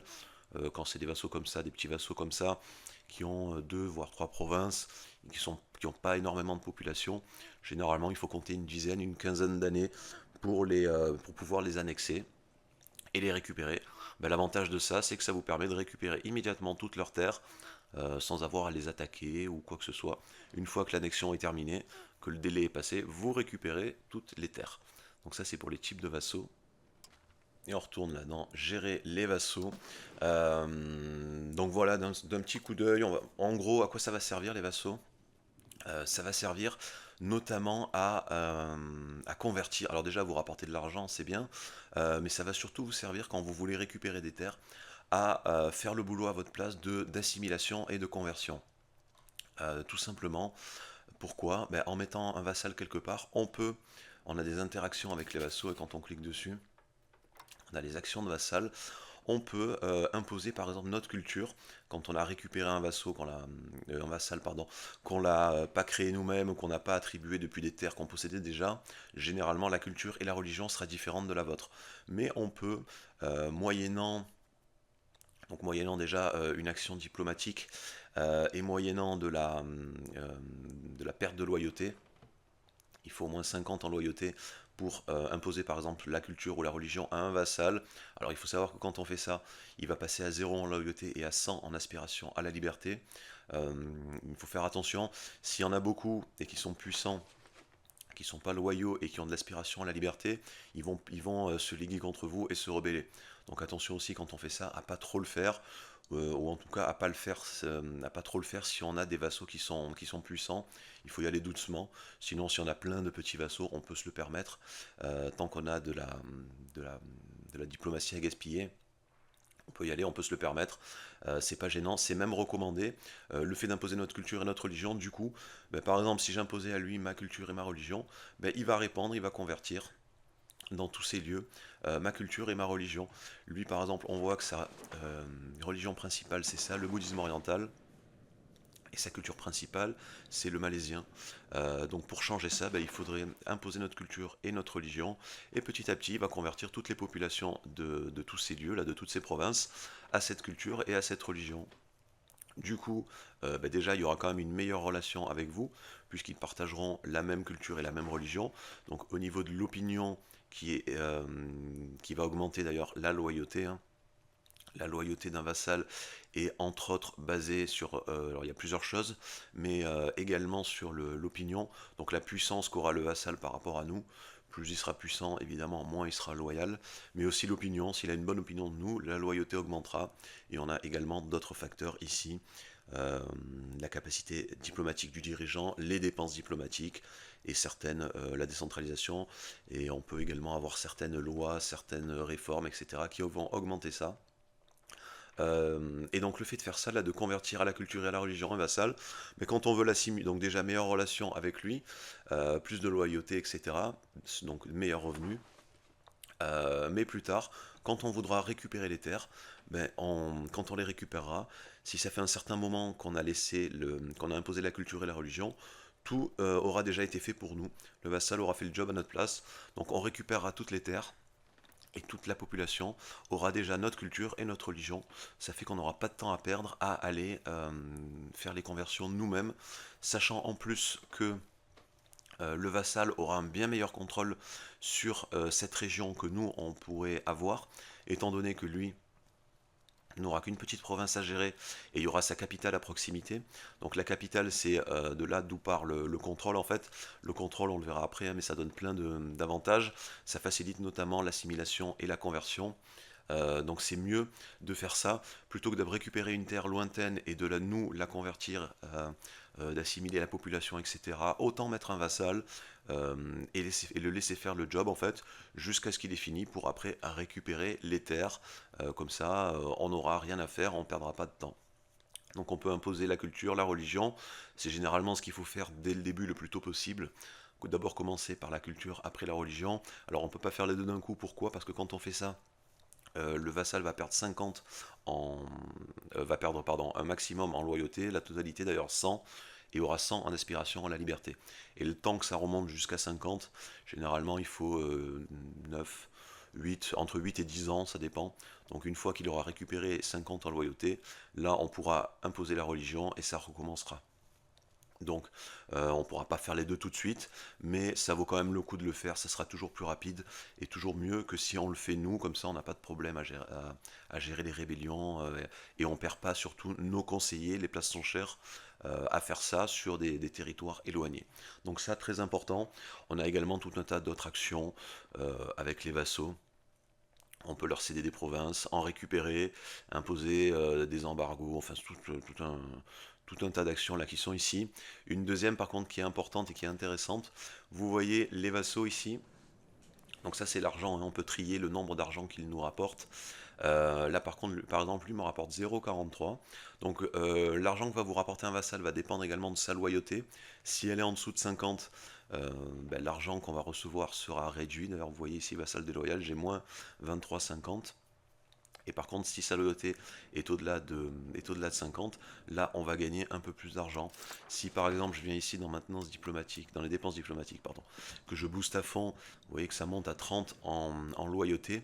Si on revient sur la diplomatie là, et les vassaux, donc ici, vous voyez que là, ils sont passés en vert au niveau de la loyauté. Et si on retourne dans gérer, ben, vous voyez, comme le vassal est à plus de 50 en loyauté, là on voit lui par exemple il est à 59, vous voyez que ça rapporte plus d'argent. Je n'ai plus le malus là des 25-23% je crois de perte. Donc là on a le coût, on a ce coup-là, pardon, le coup de base qui est là, et on a gagné plus que ce qu'on avait tout à l'heure en fait, tout simplement. Là on est à 0,53. Donc pour maximiser les gains et les profits, toujours avoir au moins 50 en loyauté avec les vassaux. Bon, sauf quand on fait quand on impose une conversion de culture ou de religion, là ça va descendre, on n'a pas le choix. Tant pis, ça les vaut de toute façon, ça vaut le coup de le laisser faire le job. Bon, par contre, ne faites pas ça si vous êtes un petit peu limite au niveau de l'argent. Si vous voyez qu'un vassal, par exemple, vous rapporte 3 et que vous êtes tout juste à 3, n'allez pas faire ça, sinon vous allez perdre de l'argent et vous serez en négatif. Faites-le commencez en tout cas avec les vassaux qui rapportent pas beaucoup d'argent, et surtout si vous pouvez vous le permettre au niveau de vos revenus. Euh, et par défaut, donc je vous disais, ce que rapporte un vassal, ça va être 20%. En gros, ça va être 20% de ses revenus. Donc lui, on voit qu'on a 0,53, mais que la base c'était à 0,43. Pardon, je suis à 25% en plus. Pourquoi j'ai 25% des revenus au lieu d'avoir les 20% standards? Parce que j'ai autorisé l'écuage. Donc ça, c'est une interaction qu'on peut avoir, une action qu'on peut faire avec les vassaux. Ça se trouve ici. Donc ça aussi, je vous recommande de le faire tout de suite le plus tôt possible avec tous vos vassaux au fur et à mesure. En tout cas, tant que vous avez comment ça s'appelle, de la diplomatie, ici des diplomates. On ne peut pas le faire tout d'un coup, il faudra attendre que ça se recharge au niveau des diplomates. Mais faites-le comme la culture et la religion. Faites l'écuage. L'écuage, ça sert à quoi? Ben, ça autorise en fait le vassal à ne pas participer à vos guerres. Et en échange, vous recevrez, au lieu d'avoir 20%, vous aurez un paiement supplémentaire, donc vous aurez 25% des revenus. Donc ça permet de gagner plus d'argent. Vous voyez que il peut éviter de participer aux guerres, mais en échange, les revenus augmentent à 25% au lieu de 20%. Donc ça c'est important, pardon. Faites-le sur tous vos vassaux au fur et à mesure. Donc vous voyez que chaque action diplomatique va me coûter ici un diplomate, dans mon pool de diplomates, et que ça va se remplir après au fur et à mesure. Là j'ai 0,50 en mensuel, donc il faudra attendre 2 mois à ce stade-là, à ce niveau-là, pour qu'ici ça se remplisse pour récupérer le diplomate que j'ai perdu, donc pour remonter à 4, puis encore 2 mois pour remonter à 5 au maximum. Donc vous ne pouvez pas faire autant d'interactions que vous voulez, vous êtes limité ici par vos diplomates. Donc attendez avant de rusher et gardez toujours au moins un diplomate au cas où vous ayez besoin de déclarer une guerre, ce genre de choses. Essayez d'avoir toujours au moins un diplomate de disponible. Et également, on peut faire qu'une seule action par mois, une seule interaction par mois. Avec soit les vassaux, soit les autres pays, parce qu'il faut à peu près un mois pour que le diplomate fasse le chemin. D'ailleurs, c'est marqué ici, vous voyez, j'ai fait l'écuage, je peux rien faire d'autre parce qu'il faut que j'attende que le diplomate revienne. Donc le 1er mai 37, on est le 1er avril, ça prend un mois. Donc on peut faire qu'une seule action par mois, et à chaque fois, ça va nous coûter un diplomate. Donc les vassaux, très important, pensez à en avoir un maximum, en tout cas tant que vous pouvez vous le permettre au niveau de votre capacité diplomatique. Ça vous rapportera gratuitement de l'argent, et surtout, comme je vous l'ai dit, ils bosseront pour vous à convertir à l'avance les territoires que vous voudrez récupérer plus tard. Et faites attention également au type de vassaux que vous avez. Si vous ne voulez pas perdre les terres, mettez plutôt des vassaux standards ou des fiefs à la place des tributaires. Bon, sauf quand on n'a pas le choix, où on est obligé de faire des tributaires. Par contre, après, on peut encore changer ça, les tributaires, on peut les faire évoluer, etc. En fonction de qui gère le comté, etc. On verra ça plus en détail quand je jouerai et quand j'aurai les interactions avec les vassaux. Donc c'est ici que ça se passe, c'est ici que ça se gère. Pour le reste, bon, là on a tous les pays qui sont apportés, qui sont connus. Là on a les différentes organisations également qui sont connues et qui sont apportées, organisations internationales. Et ici on a toutes les actions possibles, les actions donc soit avec les vassaux, soit avec les autres pays qui sont aux alentours, hein, qui sont apportés. qui sont généralement classés par catégorie et par type. Donc là par exemple je vois on a amélioré l'opinion, on a 204, c'est une action amicale, on a 204 pays à proximité, il me semble, ça doit faire 200 à peu près là, avec qui on peut améliorer nos relations. Donc ici on a tout, dans l'onglet diplomatie, ben, on a absolument tout ce qu'on peut faire. Sinon c'est à peu près la même chose quand on clique sur un pays ici, on a les différentes actions, mais là c'est uniquement sur ce pays. Alors que depuis l'onglet ici diplomatie, enfin depuis le menu diplomatie et actions, on a tout ce qui est apporté en fait, ce qui est autour de nous. Là, ça peut être intéressant, notamment pour les vassaux ici. On peut voir en un coup d'œil, par exemple, à qui on peut imposer notre culture ou notre religion ou autoriser l'écuage. Par exemple, 4, là je vois qu'il y a 4 vassaux, 4 de mes vassaux à qui je peux autoriser l'écuage. Voilà, ça le mettrait ici et j'aurais qu'à cliquer ici plutôt que d'aller les chercher ou de cliquer dans vassal un par un. Également pareil pour la culture. En cliquant ici, je vois tous mes vassaux à qui je peux imposer ma culture. Et par exemple, si on le fait sur lui, le comté, alors attendez, je vais revenir depuis gérer les vassaux, ça sera plus parlant. Pardon, ici, relation, pardon, c'était là, voilà, gérer les vassaux.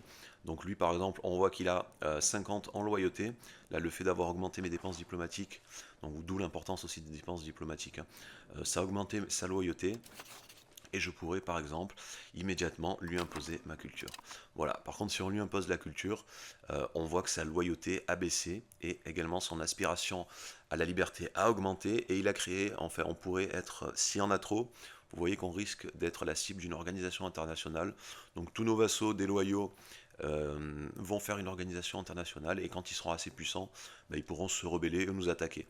Donc faites attention à ça si vous avez beaucoup de vassaux qui sont puissants. Ne le faites pas trop d'un coup, attendez, faites-le petit à petit, sinon ben, vous risquez d'avoir des problèmes. Et là vous voyez que la loyauté elle est tombée à 0%, mais qu'elle va remonter toute seule de 0,50 par mois. Enfin en tout cas ça va enlever l'aspiration à la liberté qui va remonter sa loyauté envers nous. Et donc en gros ça fera 5, 6 par an. Donc au bout de 9 ans, 8, ce que je vous disais entre 8 et 10 ans, on remontera en positif au-delà des 50 et on pourra donc on gagnera à nouveau beaucoup d'argent et on pourra à nouveau imposer la religion ou en tout cas on sera bien avec le vassal, on recommencera à avoir des revenus intéressants avec lui, etc. etc. Donc c'est ici que tout ça se gère. Et je vais vous expliquer plus en détail plus tard, notamment les vassaux là pour la conversion, pour le contrôle des provinces, etc. etc. On verra ça plus tard. Mais sachez que c'est l'idéal, c'est quand même d'avoir un vassal qui est assez petit, soit de la taille de une ou deux provinces, et de bien positionner sa capitale, notamment avec les vassaux personnalisés, car le contrôle partira de la capitale de tout le monde, en fait, hein, pour tous les pays. Le contrôle part de la capitale et se répand. Plus on a de contrôle, plus il est facile de convertir et d'assimiler les populations. Donc on verra après comment, quand on créera des vassaux, quand je lancerai la partie, comment les faire, où les faire, etc. etc. Voilà pour la diplomatie, on a le militaire maintenant ici. D'ici, on peut gérer nos troupes, notre armée. Donc il y a deux catégories, hein. On a les troupes terrestres, l'armée, et on a les troupes navales, la flotte. Ici, on a les différentes caractéristiques et stats. Donc là, la tradition militaire et l'expérience militaire vont descendre au fur et à mesure. On en gagnera à chaque fois qu'on gagnera des batailles. Par contre, pour l'expérience, il faudra que les unités restent en place pour garder leur expérience. Par exemple ici j'ai une flotte professionnelle que j'ai créée, que j'ai achetée, et non des levées. Donc eux vont garder leur expérience, même si ça va descendre petit à petit, ils vont en garder. Par contre, en armée de terre, en troupes terrestres, je n'ai pas d'unité, donc même si j'enlève et que je gagne un peu d'expérience, quand je vais les démanteler, en fait, je perdrai toute l'expérience. Donc pour et ça nous apporte des bonus. Après, ça va notamment augmenter notre tradition terrestre, nos dégâts, etc., l'expérience de l'armée. On pourra plus tard entraîner des armées pour leur faire gagner de l'expérience, etc., quand on en aura des réguliers. Donc les stats sont là. L'expérience, la tradition, pardon, le moral très important. Quand une armée n'a plus de morale, ben, elle se retire et elle perd la bataille, même si vous aviez encore plus de troupes, etc. Donc faites attention au moral, c'est important. N'attaquez jamais avec une unité qui a le moral vide. Le moral, ça va être cette barre verte là, au niveau d'une unité là qui est en bas, juste en dessous, là vous avez une barre verte, c'est la barre de morale. Donc n'attaquez pas, attendez, ça remonte tout seul en principe. Le moral descend par exemple quand on va déplacer des troupes sur un terrain.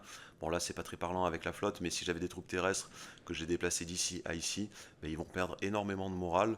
Donc avant d'attaquer directement là-bas, il faudra que j'attende un petit peu ici, peut-être un mois, pour qu'ils récupèrent le moral, et ensuite on attaquera.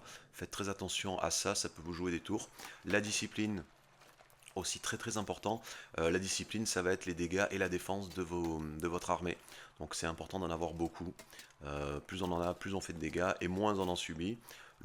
Ça, la Levy Combat Efficiency, c'est la puissance que vont avoir nos levées standards comparé à du régulier. Donc c'est bien d'avoir quelque chose d'élevé. Parce que les levées standards vont constituer le plus gros de nos troupes. Et tactique militaire, ça sera surtout de la défense en fait, les capacités défensives de nos armées. Et les trois types d'unités qu'on peut avoir. Donc les levées, hein, les levées standards. Bon là je suis pas en guerre. Alors les levées, on peut les lever uniquement quand quand on est en guerre. Généralement ben, c'est les paysans en fait, c'est votre population de base qui prend les armes. Donc c'est vraiment les unités standards. On voit à peu près là donc on voit que je peux en avoir 21 000 et on voit ce que va me fournir chaque province en fait. Donc celle-là 6500 hommes, celle-là 5400, etc., etc. Donc c'est vraiment le gros de votre armée, ça sera ça, les levées. Et au début aussi, en tout cas, c'est ce que vous utiliserez le plus, les levées qui dépendront notamment de votre population. C'est pour ça que c'est important également d'avoir une très très grosse population. Plus on a de monde, plus on a de levées, étant donné que là, les levées c'est un pourcentage du nombre généralement ce sont les paysans, du nombre de population qu'on aura. On a les réguliers. Les réguliers, ben, c'est comme cette flotte-là, donc ça c'est l'armée professionnelle. C'est ceux qui vont vous coûter des soldats. Les soldats qui sont ici, donc là vous voyez que pour l'instant on a 0 et on en produit 0, donc on ne peut pas en faire. Mais qu'après on en aura avec certains bâtiments. Et plus on va évoluer dans le jeu, plus on aura de réserves de soldats et on pourra faire des armées professionnelles qui sont bien meilleures que les levées. Par contre là ben, il y a une maintenance, il y a un coût déjà de fabrication, vous voyez qui est ici là par exemple pour les fantassins, pour 100 fantassins ça va me coûter 38,56 et 100 soldats. Et puis après tous les mois ben, il y aura une maintenance, il faudra payer un nombre de soldats euh, et un revenu en fait. Et quand les troupes vont mourir, quand on va en perdre, ben, ça ira puiser dans notre pool de soldats pour les remplir, pour les renforcer. Donc là ce sont les unités professionnelles, là ce sont celles de base du début, on en aura d'autres après et on pourra les améliorer au fur et à mesure qu'on découvrira de nouvelles technologies. Et on a les mercenaires, éventuellement on peut recruter des mercenaires moyennant finance. Là c'est un groupe en fait directement de soldats avec un général à leur tête. Vous voyez là, par exemple lui il a 30 infanteries, des auxiliaires et des cavaliers. Ça généralement c'est quand on a un problème, qu'on est en guerre,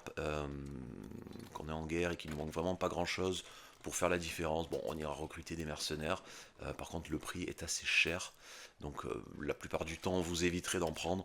Ce que vous ferez surtout, ça sera les levées et les réguliers. Et pareil pour la flotte, hein. Donc on a à peu près les mêmes stats avec le moral, etc. Les dégâts, la portée navale. La portée navale, ça va surtout être jusqu'où peut aller votre flotte avant de subir des dégâts. Donc attention à ça, à pas sortir trop longtemps de votre portée navale. Ici on voit qu'on a la première flotte là qui s'affiche, elle est là, hein. Elle est composée de 9 alors attendez, on va voir dessus, c'est des troupes de transport, ça on voit. Voilà, 9 navires de transport, j'ai 9 galères, ce qui est le navire de combat, on va dire moyen. On a des vaisseaux légers, c'est le navire de combat petit. Et là, il y a les vaisseaux lourds, ce sont les gros navires avec beaucoup de canons, etc., qui feront le plus de dégâts, qu'on pourra débloquer plus tard. Et là sur la flotte on a une capacité de transport. Par exemple quand on veut transporter des troupes d'une île vers une autre, ben, on est limité par la capacité de transport. Donc on pourra soit construire plus de navires de transport, soit utiliser nos levées. Là nos levées sont ici, on en a 51. Alors c'est le même principe que pour les levées terrestres, hein.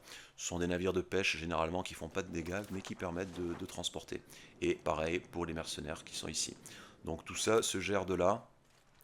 Enfin, en tout cas, on peut voir, ici on a les résumés. On peut également recruter un général, ici en former un, pardon, ou un amiral, ici, moyennant finance. ça coûte très cher. Vaut mieux mettre des gens, des personnages qu'on a plutôt dans notre pays, comme eux par exemple, qui ont de bonnes stats. On peut les mettre en amiral ou en général. Ça sera toujours moins cher que d'en former un depuis ici. Et il faut savoir également le personnage que vous allez mettre ici, donc soit en amiral, soit en général d'une armée, va rapporter de la puissance à l'ordre auquel il appartient en fait. Donc au début, bon, on n'aura pas trop le choix, on mettra un petit peu ce qu'on a, mais plus tard, il vaudra mieux mettre des gens de la couronne, histoire que ça augmente encore un petit peu la puissance de la couronne. Donc pensez-y, ça aussi ça joue, comme les places des conseillers, pardon. Les généraux, les amiraux que vous allez mettre en place, il faudra que ce soit de votre couronne pour gagner un petit peu plus de puissance. Voilà, là pour l'instant rien de particulier au niveau de l'armée. On verra après, on a des avantages de combat en fonction du terrain, ou on attaque ou on défend, notamment quand on est en défense, le type de terrain va beaucoup jouer. Par exemple, là on voit qu'il y a une rivière, là on a une petite, ça doit être, on verra après la topographie, hein, mais là alors c'est de la jungle et c'est du plat, mais toute la topographie en fait des terrains va jouer sur les capacités défensives d'une armée. Par exemple, vous allez avoir un malus quand vous allez débarquer d'un navire.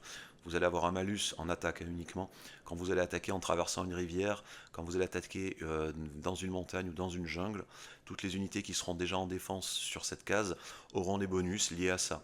Donc faites attention, ça aussi, ça peut jouer énormément lors d'une attaque. Surtout si vous n'avez pas beaucoup de morale, euh, vous pouvez perdre des batailles à 10 contre 1. Par exemple, vous attaquez avec 100 000 hommes contre 10 000 hommes. Si vous prenez tous les malus dans la tête, traversée de rivière, les autres qui te défendent sur une montagne, dans une jungle, vous n'avez pas beaucoup de morale, etc. Vous pouvez perdre à 10 contre 1 ou ce genre de choses, même si vous avez un énorme avantage. Donc faites attention à ça, au terrain, au bonus et au malus qu'on peut avoir en fonction du type de terrain. On verra ça un petit peu plus en détail quand je jouerai, quand je ferai des guerres, ce genre de choses. On verra un petit peu les bonus, les malus, etc. Mais sachez que généralement, ça sera surtout en fonction du terrain et que le défenseur a toujours les bonus comparé à l'attaquant. Donc attention à qui on attaque, où on l'attaque et comment on l'attaque, notamment en terrestre. Pour la flotte, il n'y a pas ce facteur-là, étant donné que c'est de la mer, hein, c'est toujours pareil. Mais pour le terrestre, par contre, ça a énormément d'importance.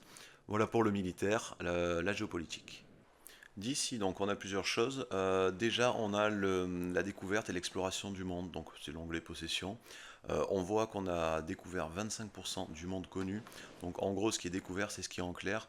Ce qui n'a pas encore été découvert, c'est ça, là, ce sont ces zones qui sont grisées. Donc, ça, pour pouvoir y aller, il va falloir dans un premier temps les découvrir, les explorer. Explorer d'abord les mers et puis ensuite les terres. Donc c'est là que ça se passe, c'est d'ici qu'on peut envoyer, alors soit d'ici, soit en faisant un clic droit hein, sur la zone en question, mais là en un coup d'œil on peut voir tout ce qu'on peut découvrir. Donc par exemple quand on voudra aller ici coloniser l'Australie, ben, il faudra dans un premier temps découvrir toutes les mers qui sont ici. Alors déjà, par exemple ici, découvrir la mer, et puis après, une fois qu'on a découvert la zone maritime, ben, on peut aller découvrir la terre.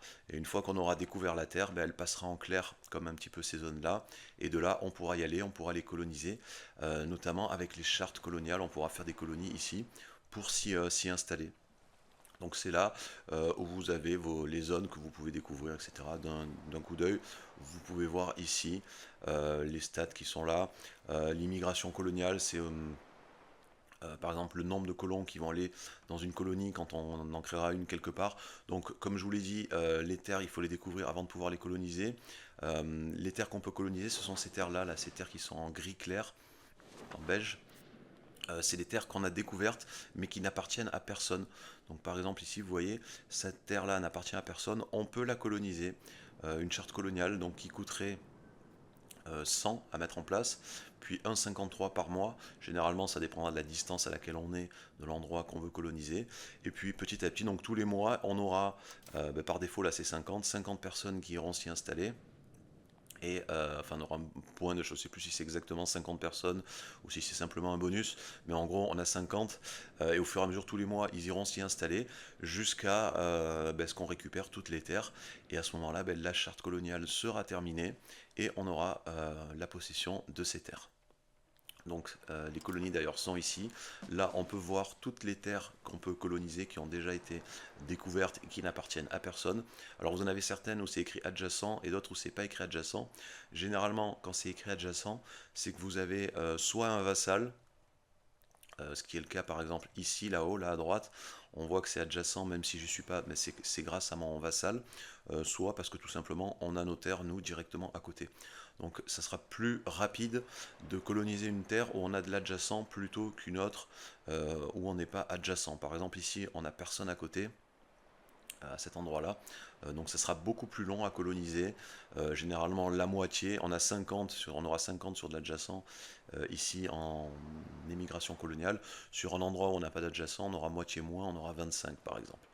Euh, donc à voir, quand vous voulez coloniser des terres, ça peut être intéressant. Par exemple, s'il y a un vassal, ou quelqu'un qui est juste à côté, d'abord d'aller le récupérer, d'en faire votre vassal, et puis après de coloniser pour que ça aille un petit peu plus vite, ou de récupérer d'abord son territoire pour pouvoir faire ça plus rapidement. Donc les colonies sont là, là on peut voir en un coup d'œil tous les endroits qu'on peut coloniser. Et ici on a un petit récapitulatif de toutes nos provinces avec le détail, etc. Ça on l'a déjà vu, c'est ici qu'on peut le trouver. Voilà pour la partie la exploration, possession. Ça, au début, généralement, vous y touchez pas. On commencera d'abord par les colonies.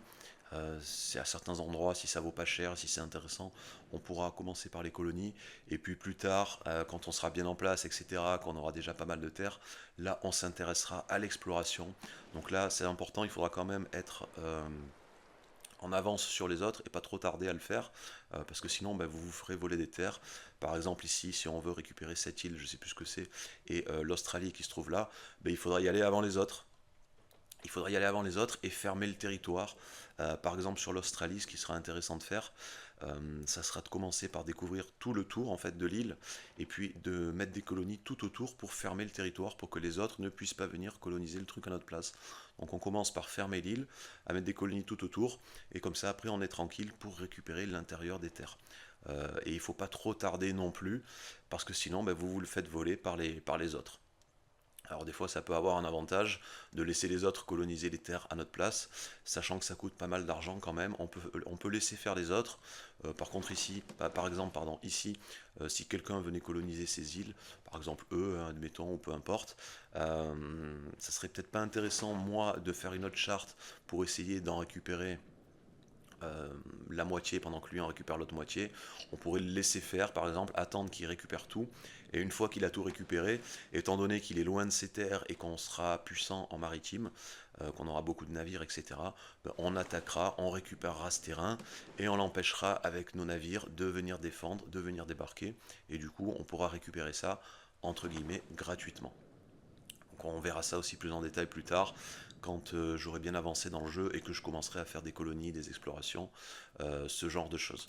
Donc c'est ici qu'on voit ça, dans les possessions. Dans le maritime bon, c'est tout simplement un petit résumé là, de notre présence maritime sur nos côtes. Donc comme vous pouvez le voir, la présence maritime va améliorer notre avantage commercial, mais aussi le niveau de contrôle qu'on aura sur les villes qui sont côtières. Et vous voyez que c'est en négatif de partout. Pourquoi? Parce que généralement on n'a rien dans les endroits en question. Qu'est-ce qui peut augmenter ça? Il y a des bâtiments déjà dans certaines villes, donc on voit qu'ici, là, dans cet endroit-là, on est positif. Si on clique dessus, on voit la présence maritime, elle augmente tous les mois, alors que dans les autres endroits, elle va diminuer tous les mois. Et pourquoi ça augmente? Notamment parce que j'ai des bâtiments, en fait, et de la présence portuaire qui permettent d'augmenter ça. Donc par exemple, ici, à cet endroit-là, je crois que j'ai les quais. Voilà, les quais augmentent notre capacité portuaire. La capacité portuaire, c'est ça, on verra plus tard. Bon, ici, elle est super élevée, je vous expliquerai pourquoi, parce qu'il y a un port naturel. Mais donc, le fait d'augmenter notre capacité portuaire sur les villes ou sur les lieux là qui sont en tout cas dans la zone maritime. Donc, par exemple, cette zone maritime là, Madourastre, elle inclut ce lieu-là, ce lieu-là, celui-là, celui-là, celui-là et celui-là. Tous ceux qui sont limitrophes en fait au truc. Et tout ça, c'est calculé, c'est marqué ici, on a cela. vont pouvoir, s'il y a des bâtiments, rajouter de la présence maritime et augmenter donc notre avantage commercial et notre contrôle sur les provinces. Ça c'est très important, surtout quand on joue comme ça une nation maritime, d'en avoir beaucoup et d'être si possible en positif de partout. Donc au début, bon, on ne peut pas construire tous les bâtiments, on est assez limité, donc ça sera souvent négatif. Mais dès que possible, il faudra mettre au moins une ville sur chaque région là, limitrophe à une zone maritime pour essayer d'augmenter passivement ce chiffre. On peut également l'augmenter en mettant des navires dans un endroit. Par exemple ici, si j'envoie ma flotte à cet endroit-là, voilà, on voit que c'est passé à 0,57. Vous voyez à quel point ça a augmenté. Parce qu'on a la flotte ici qui augmente ma présence maritime euh, de 0,46 supplémentaires. Donc vous voyez que ça fait plus que toutes les villes réunies, tous les lieux réunis à cet endroit. Donc ça va énormément augmenter le fait de laisser une flotte comme ça sur une zone, votre présence maritime. Par contre, attention, quand vous l'enlevez, après ça va s'enlever et ça va redescendre. Donc ça, généralement, on va s'en servir à l'endroit où on a notre marché. Donc par exemple ici, on laissera toujours une flotte pour que ça augmente au maximum. Où on s'en servira dans des endroits où on a perdu, où on est négatif pour essayer de remonter rapidement. On pourra mettre une flotte et on peut en mettre plusieurs comme ça en fonction de notre argent, hein, tout simplement du nombre de flottes qu'on peut avoir. On peut faire des petits packs de flottes qu'on peut mettre, une dizaine, une vingtaine, à droite, à gauche, sur les zones maritimes, pour augmenter notre présence maritime. Et ça sera important, donc vous voyez l'avantage commercial. Avantage commercial qui est d'ailleurs également boosté par la satisfaction des bourgeois, hein. Comme la satisfaction du clergé augmente votre recherche, la satisfaction des bourgeois, elle, va augmenter votre avantage commercial. Donc c'est intéressant aussi de baisser les taxes sur la bourgeoisie. On l'avait déjà vu tout à l'heure, j'en avais déjà parlé. Pour augmenter, vous voyez que même en baissant les taxes sur les bourgeois, on va perdre un peu d'argent sur les taxes, mais on aura un meilleur avantage commercial. Donc indirectement, on récupérera l'argent perdu des taxes sur le commerce. Et là, on a l'accès au marché de cette zone maritime en fonction notamment de la distance et surtout de notre présence maritime. Donc très important la présence maritime, surtout si vous jouez une nation comme ça, une nation côtière, sur des îles, sur des archipels, ce genre de choses. Ça serait très important d'essayer de l'avoir au maximum de partout pour augmenter votre contrôle et vos bénéfices et votre présence commerciale. Euh, on revient ici, donc les côtes. Voilà, en un coup d'œil, on voit toutes nos côtes, hein, tous les endroits où on a une présence côtière. Elles sont écrites ici. Donc là, on est passé. D'ailleurs, on voit que ça a été augmenté. Pourquoi? Parce qu'on a le navire qui est juste à côté. Ça augmente également. On n'est pas forcément obligé de l'avoir sur une seule zone, hein, mais on voit que ça affecte quand même les zones qui sont aux alentours, la présence maritime. Ici, par exemple, on voit qu'on a quand même le petit bonus lié à la flotte. Donc, regardez bien où vous placez vos flottes pour essayer d'optimiser au maximum. Vous n'êtes pas obligé d'en mettre de partout dessus. En mettant une là, par exemple, ça va affecter également les zones maritimes, en tout cas celle-là, celle-là et celle-là, qui sont limitrophes à l'endroit où vous avez mis votre flotte. Et donc ici, on a un coup d'œil sur toutes nos zones côtières. Ici, on a les corsaires. Alors les corsaires, c'est les pirates qu'on peut recruter. Les pirates, ça fait quoi? Les pirates, ça va affecter tout simplement la présence maritime. Au début, il n'y en a pas, mais plus tard, il y en aura. Et quand on a des pirates sur une zone, en fait, ça va tout simplement baisser notre présence maritime. Donc, alors il y a des pirates par défaut, mais nous et les autres pays, on peut également recruter des corsaires qu'on envoie sur certaines zones. Donc là, alors je peux pas pour l'instant parce qu'il faut avoir actif le truc qui permet de recruter des corsaires là. Il faut avoir voilà, le modificateur peut recruter des corsaires, mais on peut mettre des corsaires sur certaines zones. Là par exemple sur cette zone là, on peut mettre des corsaires, ce qui va baisser la présence maritime des autres pays et augmenter notre présence maritime à nous. Donc ça nous donnera un avantage. Et inversement, quand il y aura des corsaires ennemis ou des pirates, ça va faire baisser par contre notre présence maritime. Donc ça aussi à surveiller, au début c'est tranquille, mais après il commence à y avoir de la piraterie, et vous verrez que le chiffre de la présence, enfin, il y aura un niveau de déclin au niveau de la présence maritime qui sera plus élevé, notamment à cause des pirates. Donc c'est là aussi où il faudra commencer à construire des bâtiments qui augmentent la capacité portuaire et à placer quelques flottes, histoire de pas être en négatif et de pas trop redescendre, pour pas perdre nos avantages commerciaux et la proximité liée à la portée maritime. C'est là qu'on gère ça. Bon, les corsaires, généralement, on les utilise pas trop, enfin en tout cas au début. Après, et quand on possède toute une zone, qu'on est seul, c'est pas très intéressant. Ça peut être intéressant quand il y a plusieurs pays dans une zone. On verra ça beaucoup plus tard dans le jeu. Là, on a également un petit résumé de nos stats, etc. Et les maladies. Donc il faut savoir qu'il y a des maladies qui vont se répandre dans le jeu, des épidémies. Ici, on a une vue d'ensemble de toutes les maladies, le nombre de morts qu'on a eu par rapport aux maladies, notre taux de résistance aux maladies. Donc on pourra construire des bâtiments comme les hôpitaux, activer quelques lois, découvrir des nouvelles technologies, etc., qui vous donneront des résistances aux maladies. Ce sera quand même important parce qu'il y a certaines maladies qui peuvent faire énormément de dégâts, comme la variole, le typhus, ce genre de choses, voire même carrément après les grandes épidémies comme la peste. Il faudra faire attention à ça, il faudra veiller quand même à avoir sur nos grosses villes, notre capitale, etc., des hôpitaux pour avoir de la résistance aux maladies. Là, vous voyez qu'on a le taux de résistance aux différentes maladies. Euh, Résistance à la maladie dans un lieu. Voilà, bon, pour l'instant, grandes épidémies, il y a marqué 100% parce qu'elle n'a pas encore eu, mais ça sera beaucoup plus bas. Et le but, ben, ça sera d'augmenter cette résistance au maximum, surtout dans les endroits où on a beaucoup de population, parce qu'on peut avoir quand même des carnages et perdre la moitié, voire plus de notre population en fonction de l'épidémie qui aura lieu dans le pays. Euh, et donc ben, on perdra énormément de puissance. Donc attention à ça, aux maladies, aux épidémies. On verra quand je jouerai, quand elles se déclenchent. Il faudra faire attention, il faudra toujours veiller à avoir quand même des hôpitaux, au moins un déjà même sûr dans votre capitale et dans vos villes les plus grandes. Le minimum, ça sera d'avoir ça. Il faudra également avoir des médicaments, ce genre de choses. On verra après pour tout ça. Et le dernier truc, c'est la recherche. Et ici, donc, on va pouvoir découvrir des nouvelles technologies dans l'onglet recherche. Donc, vous avez, alors, il faut savoir qu'il y a différentes aires dans le jeu. Donc, voilà les aires. Hein. Vous avez l'ère des traditions. Vous commencez, bon, elle dure pas très longtemps. Elle se termine en 42, donc dans 5 ans, en fait, tout simplement. Et les autres, généralement, durent 100 ans. Vous voyez qu'elle commence, elle se termine, pardon, donc, quand elle va commencer, pardon, quand elle va se terminer. Donc, et elle dure jusqu'en 37, donc une centaine d'années à peu près. Celle-là, elle dure jusqu'à 1537, 1637, etc., etc. Donc chaque ère, en fait, il y en a 6 en tout, à part la première, donc on va dire qu'il y en a 5 réellement, vont durer une centaine d'années.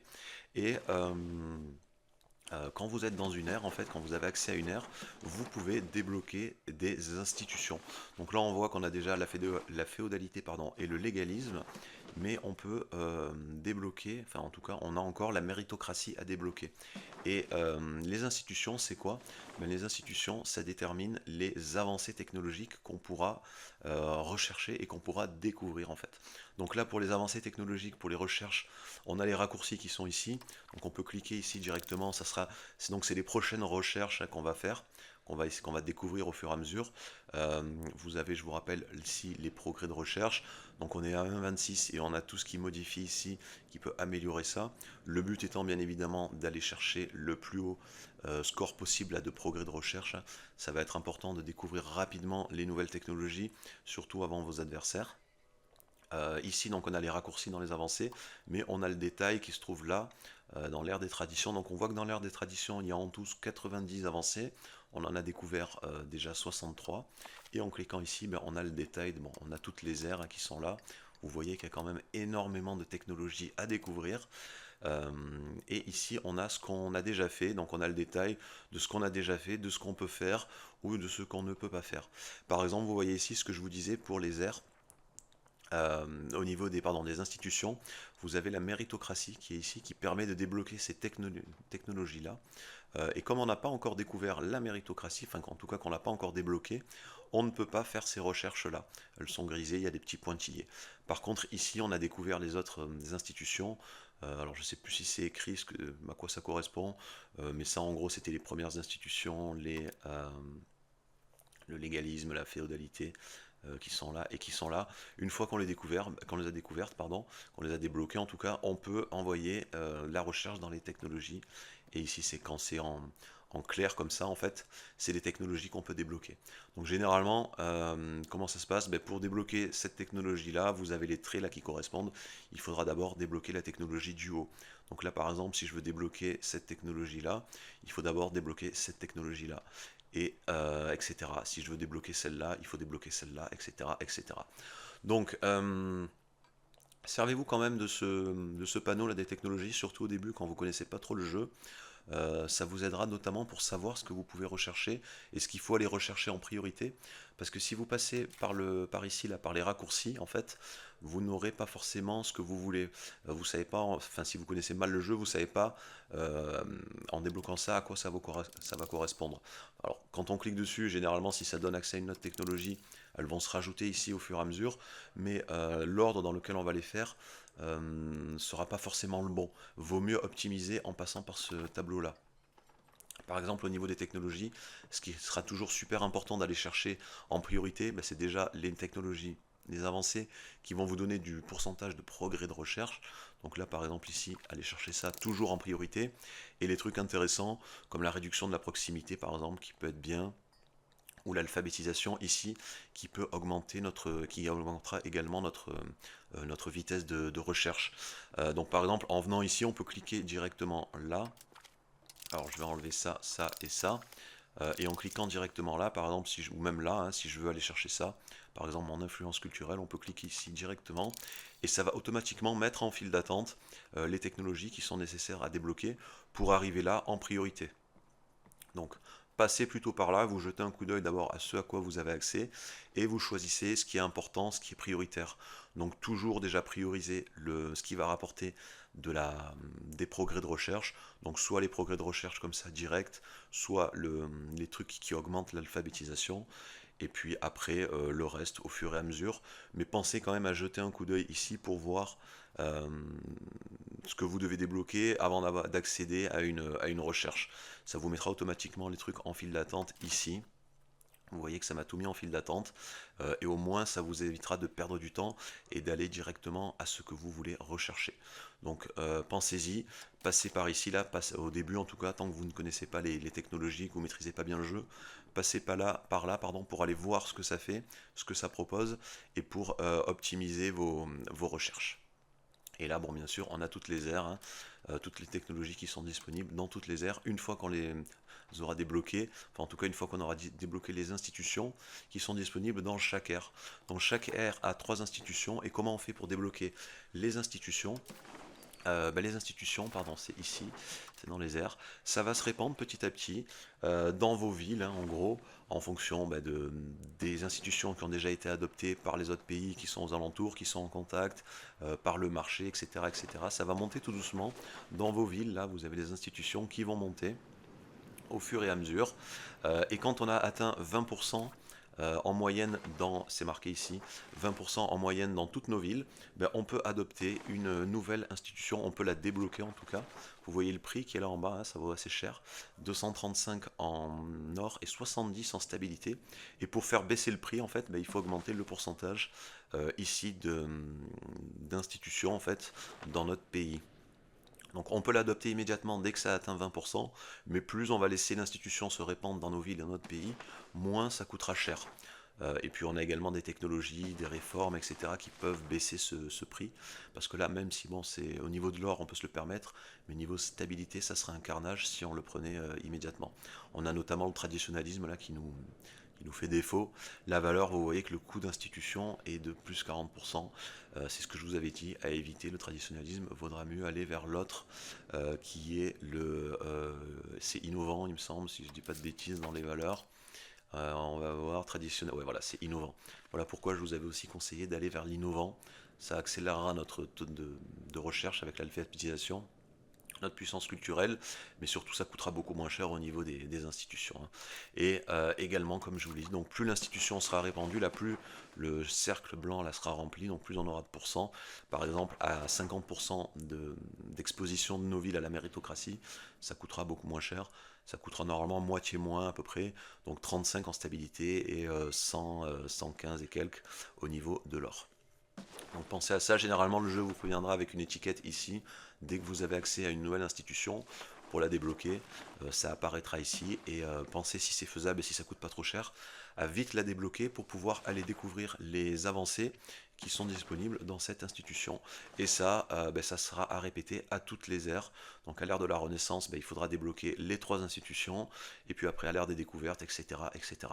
Alors même si vous avez passé une ère et que vous n'avez pas encore découvert l'institution, vous pouvez encore la découvrir et elle continue de progresser au fur et à mesure, hein. Surtout quand vous passez une ère, généralement ça progresse plus vite et ça coûte moins cher à débloquer. Donc c'est pas parce que vous êtes à l'ère de la Renaissance que vous ne pourrez pas débloquer la méritocratie. Et idem ici, c'est pas parce que vous êtes à l'ère des découvertes que vous ne pourrez pas débloquer l'institution de la Renaissance. Et ça, donc, c'est super important. C'est ce qui nous permettra de prendre l'avantage technologique sur nos adversaires. Et le progrès de recherche qui est là, donc c'est la vitesse à laquelle on va découvrir les recherches, qui est également ici. On voit tout ce qui permet de l'augmenter. Plus également la satisfaction du clergé, comme je vous l'avais dit, qui est très importante. D'ailleurs, ici, on n'a pas de bonus. Pourquoi? Parce que voilà, parce que le clergé, la satisfaction est négative, hein. Mais si on augmente, pardon, si on réduit les taxes et qu'on passe à 76% la satisfaction au niveau du clergé, je vous l'avais déjà dit, en principe, ça va augmenter. Alors là, on ne le voit pas, pourquoi? Parce qu'on n'a pas encore passé un mois, que le jeu est en pause.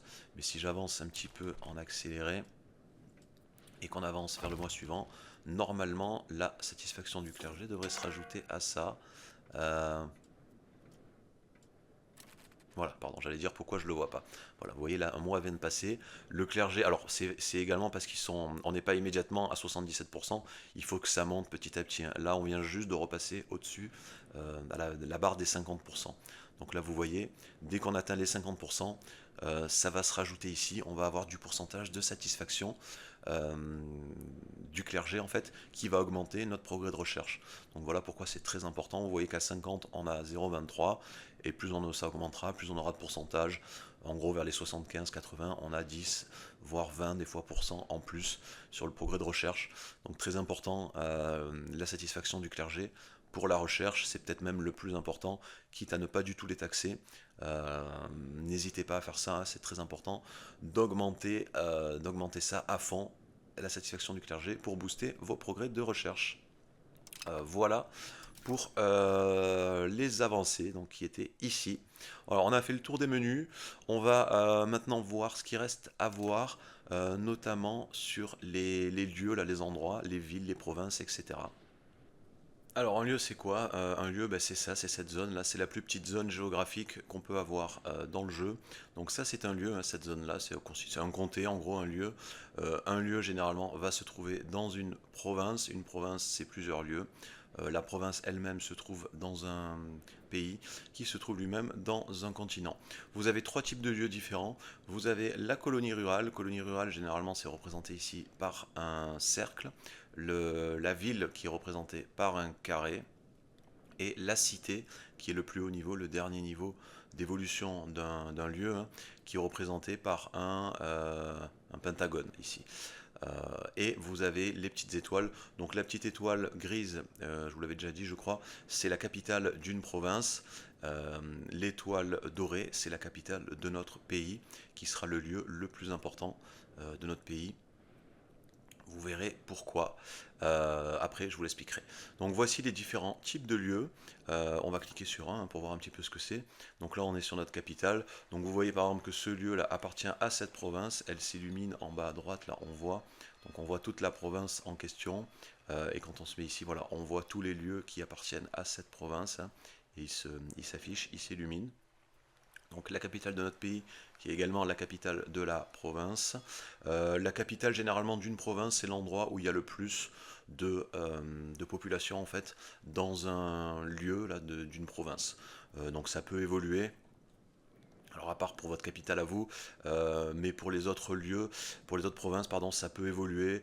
Ici par exemple, on voit que la capitale là, de Pajang, c'est Daha, parce que c'est l'endroit où on a le plus, on a 131 000 en population, là on a 130, là on a 100, là on a 78, etc.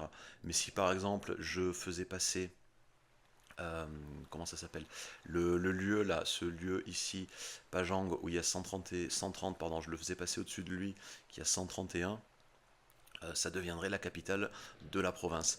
Et la capitale d'une province, c'est important parce que quand vous attaquez un lieu, un endroit, enfin une zone, et que vous récupérez la capitale de la province, s'il n'y a pas de château ou de défense ou de troupes pour défendre les autres lieux, etc., ben vous, vous occupez toute la province en fait, hein. Donc en récupérant la capitale, le mois d'après, s'il n'y a aucune défense sur les autres lieux, vous allez les occuper automatiquement et immédiatement. Donc c'est bon à savoir ça, quand vous allez attaquer un ennemi, ciblez toujours les capitales des provinces pour déjà avoir accès également à un ravitaillement.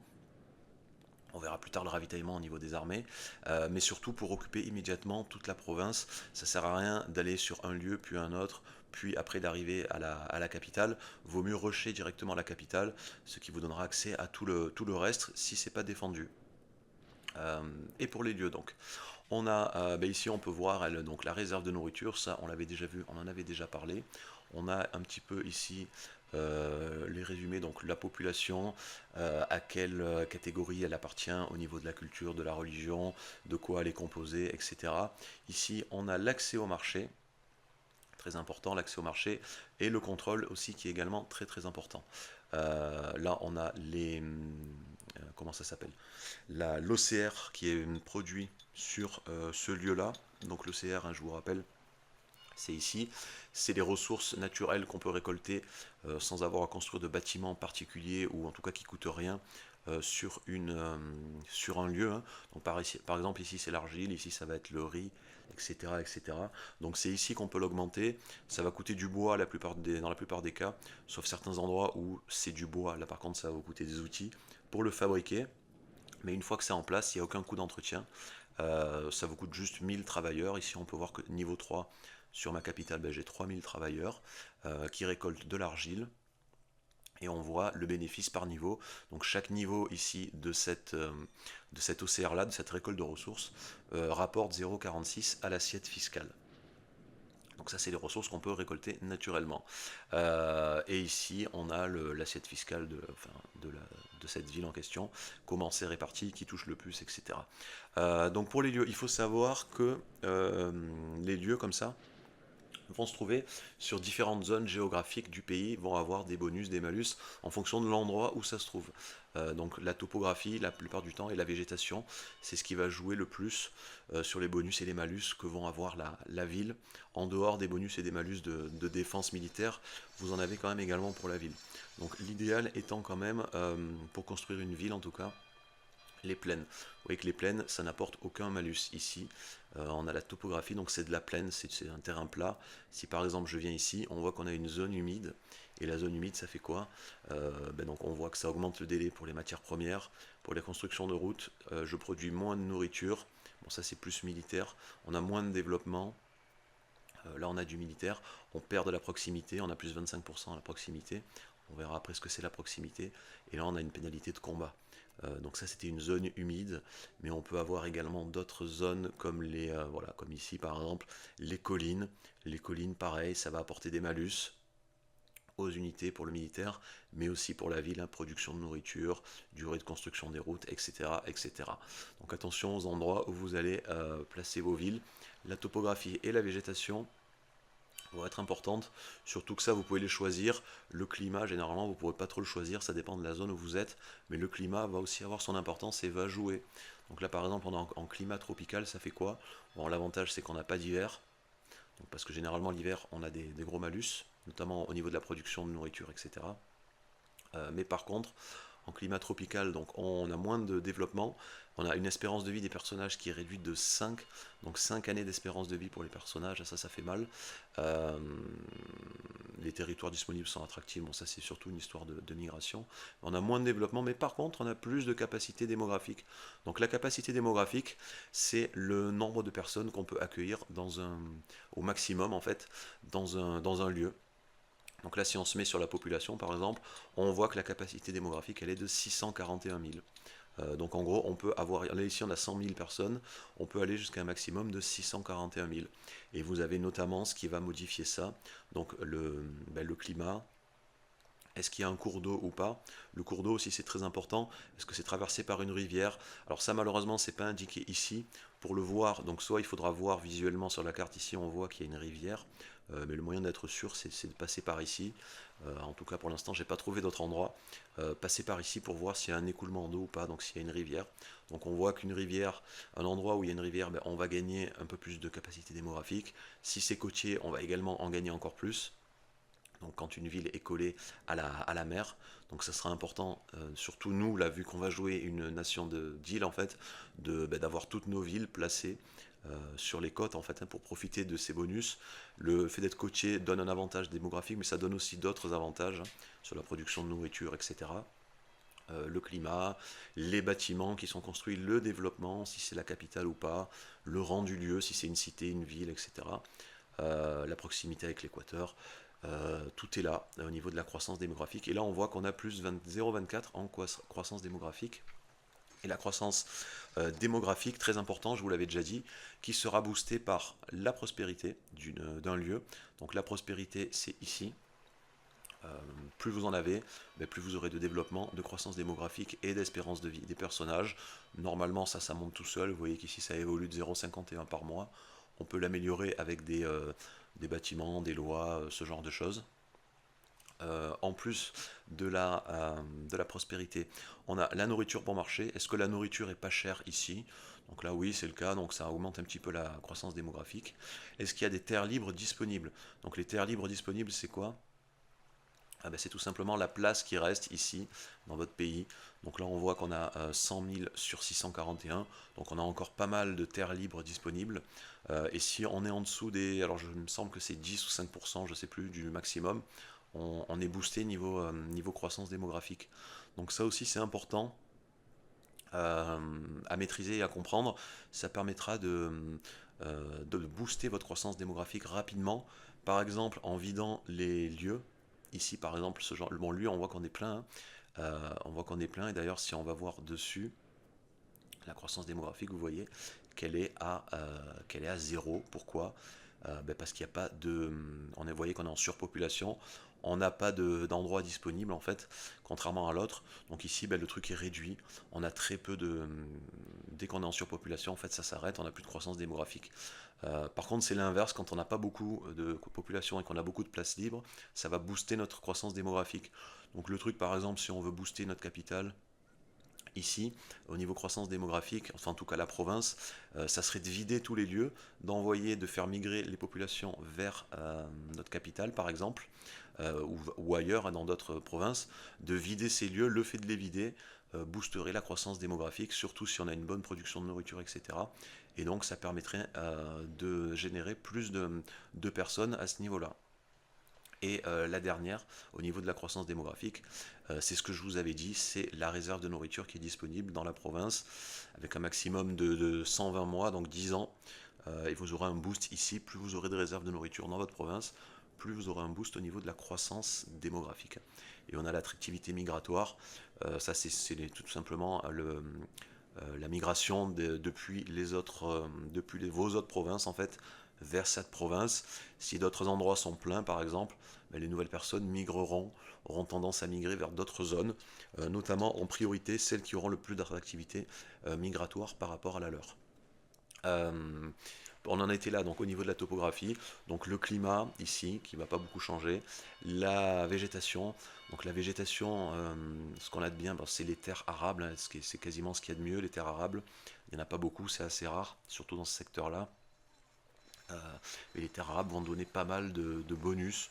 On voit qu'on a croissance 10%, capacité de production de nourriture, ça augmente énormément la capacité démographique, etc., etc. Ça augmente la taille maximale de l'OCR, donc de ça, là, du nombre de ressources qu'on pourra récolter.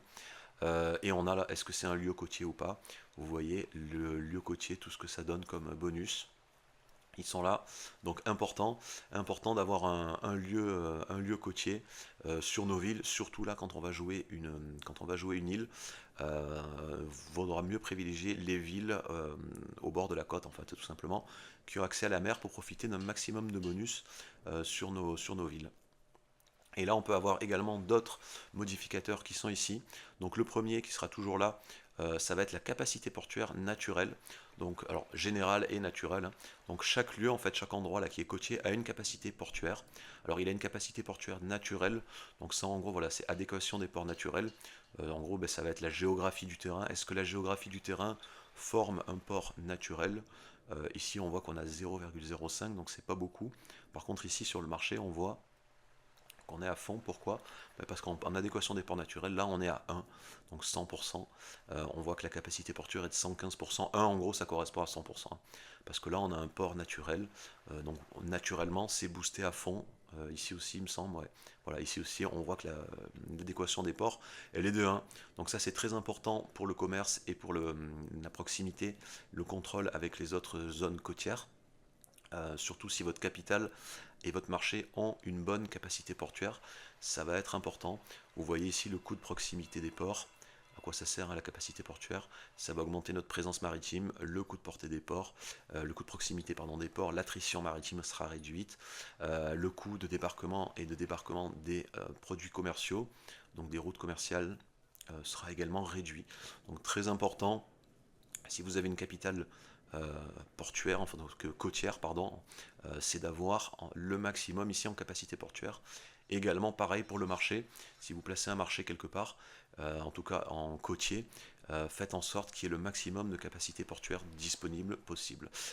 Ça c'est au tout début. Après évidemment on a des bâtiments, comme par exemple les quais et la manufacture navale, mais il y en a d'autres qu'on peut faire plus tard, qu'on pourra découvrir avec différentes technologies qui augmenteront la capacité portuaire. Et là, on a les zones à risque, les zones malus qu'on peut éventuellement avoir sur cette zone. Ici, bon, on voit que c'est une zone sismique, donc il risque d'avoir de temps en temps des catastrophes, des tremblements de terre, hein, c'est marqué. On a dit la plupart du temps, bon, la zone sismique, c'est par région, donc généralement là, tous nos lieux ont une zone, sont en mode zone sismique. Par contre, on peut avoir autre chose, comme ici par exemple le volcan présent. Donc autant les tremblements de terre, c'est assez rare, mais les volcans, ça arrivera, pas souvent, mais c'est quasi sûr que ça arrivera au moins une fois, voire même plusieurs fois dans le jeu par lieu, vous aurez une éruption de volcan qui fera énormément de dégâts, qui détruira pas mal de bâtiments, qui baissera la prospérité de la ville, etc., etc. Bon, même si derrière on a un petit bonus de production de nourriture une fois que le volcan est passé, faites attention quand même, évitez de construire vos villes, surtout votre capitale et les villes importantes, aux endroits où il y a des volcans. Par exemple, ici, cette ville, elle apparaît sur un endroit où il y a un volcan. C'est pas très intéressant. En plus, c'est pas une côte. Donc je sais déjà que cette ville, plus tard, je la détruirai et je la déplacerai. Ici, par exemple, qui est un endroit où on a accès à la mer et où il n'y a pas de volcan. Donc faites attention à ça, hein, au volcan. Faites attention à l'endroit où vous construisez des villes. Bien évidemment, vous allez choisir en fonction de la topographie, du lieu, est-ce qu'il y a des bonus ou pas? Est-ce que c'est un bon endroit pour construire?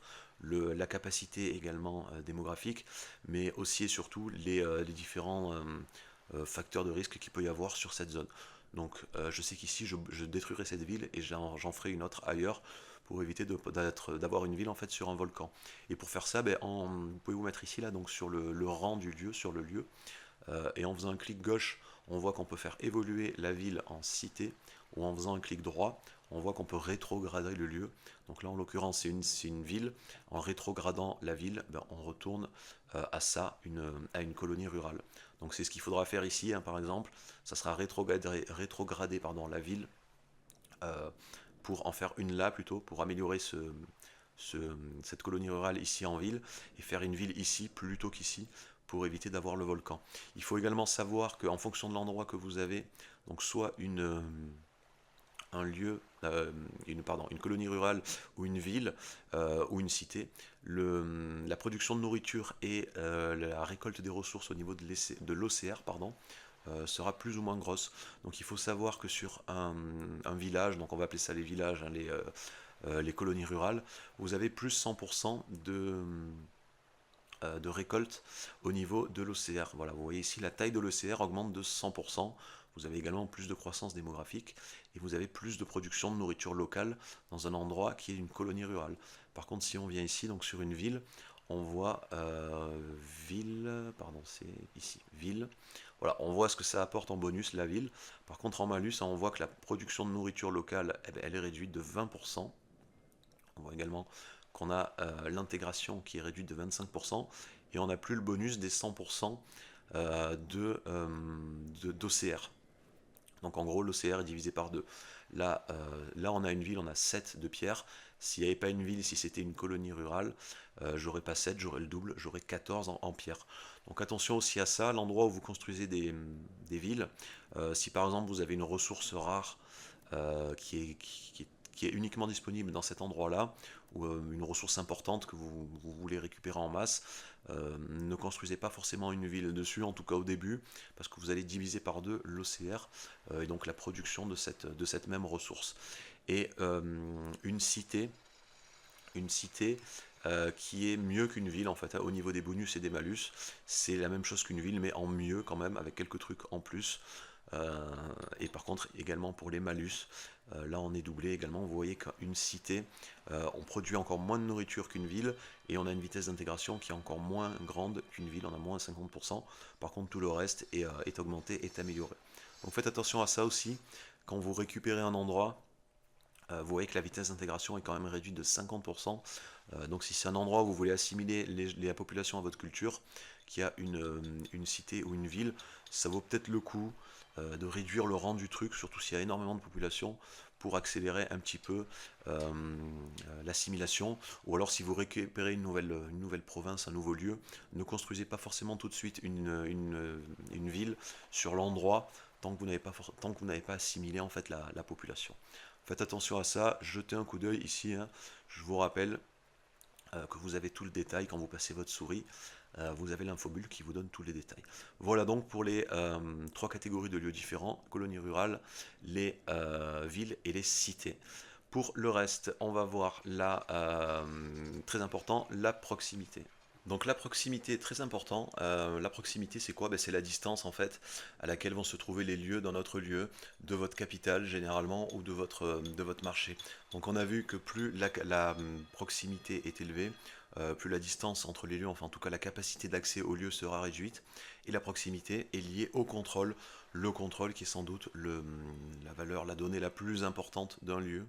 Donc sur notre capitale, on a toujours 100% de proximité et 100% de contrôle.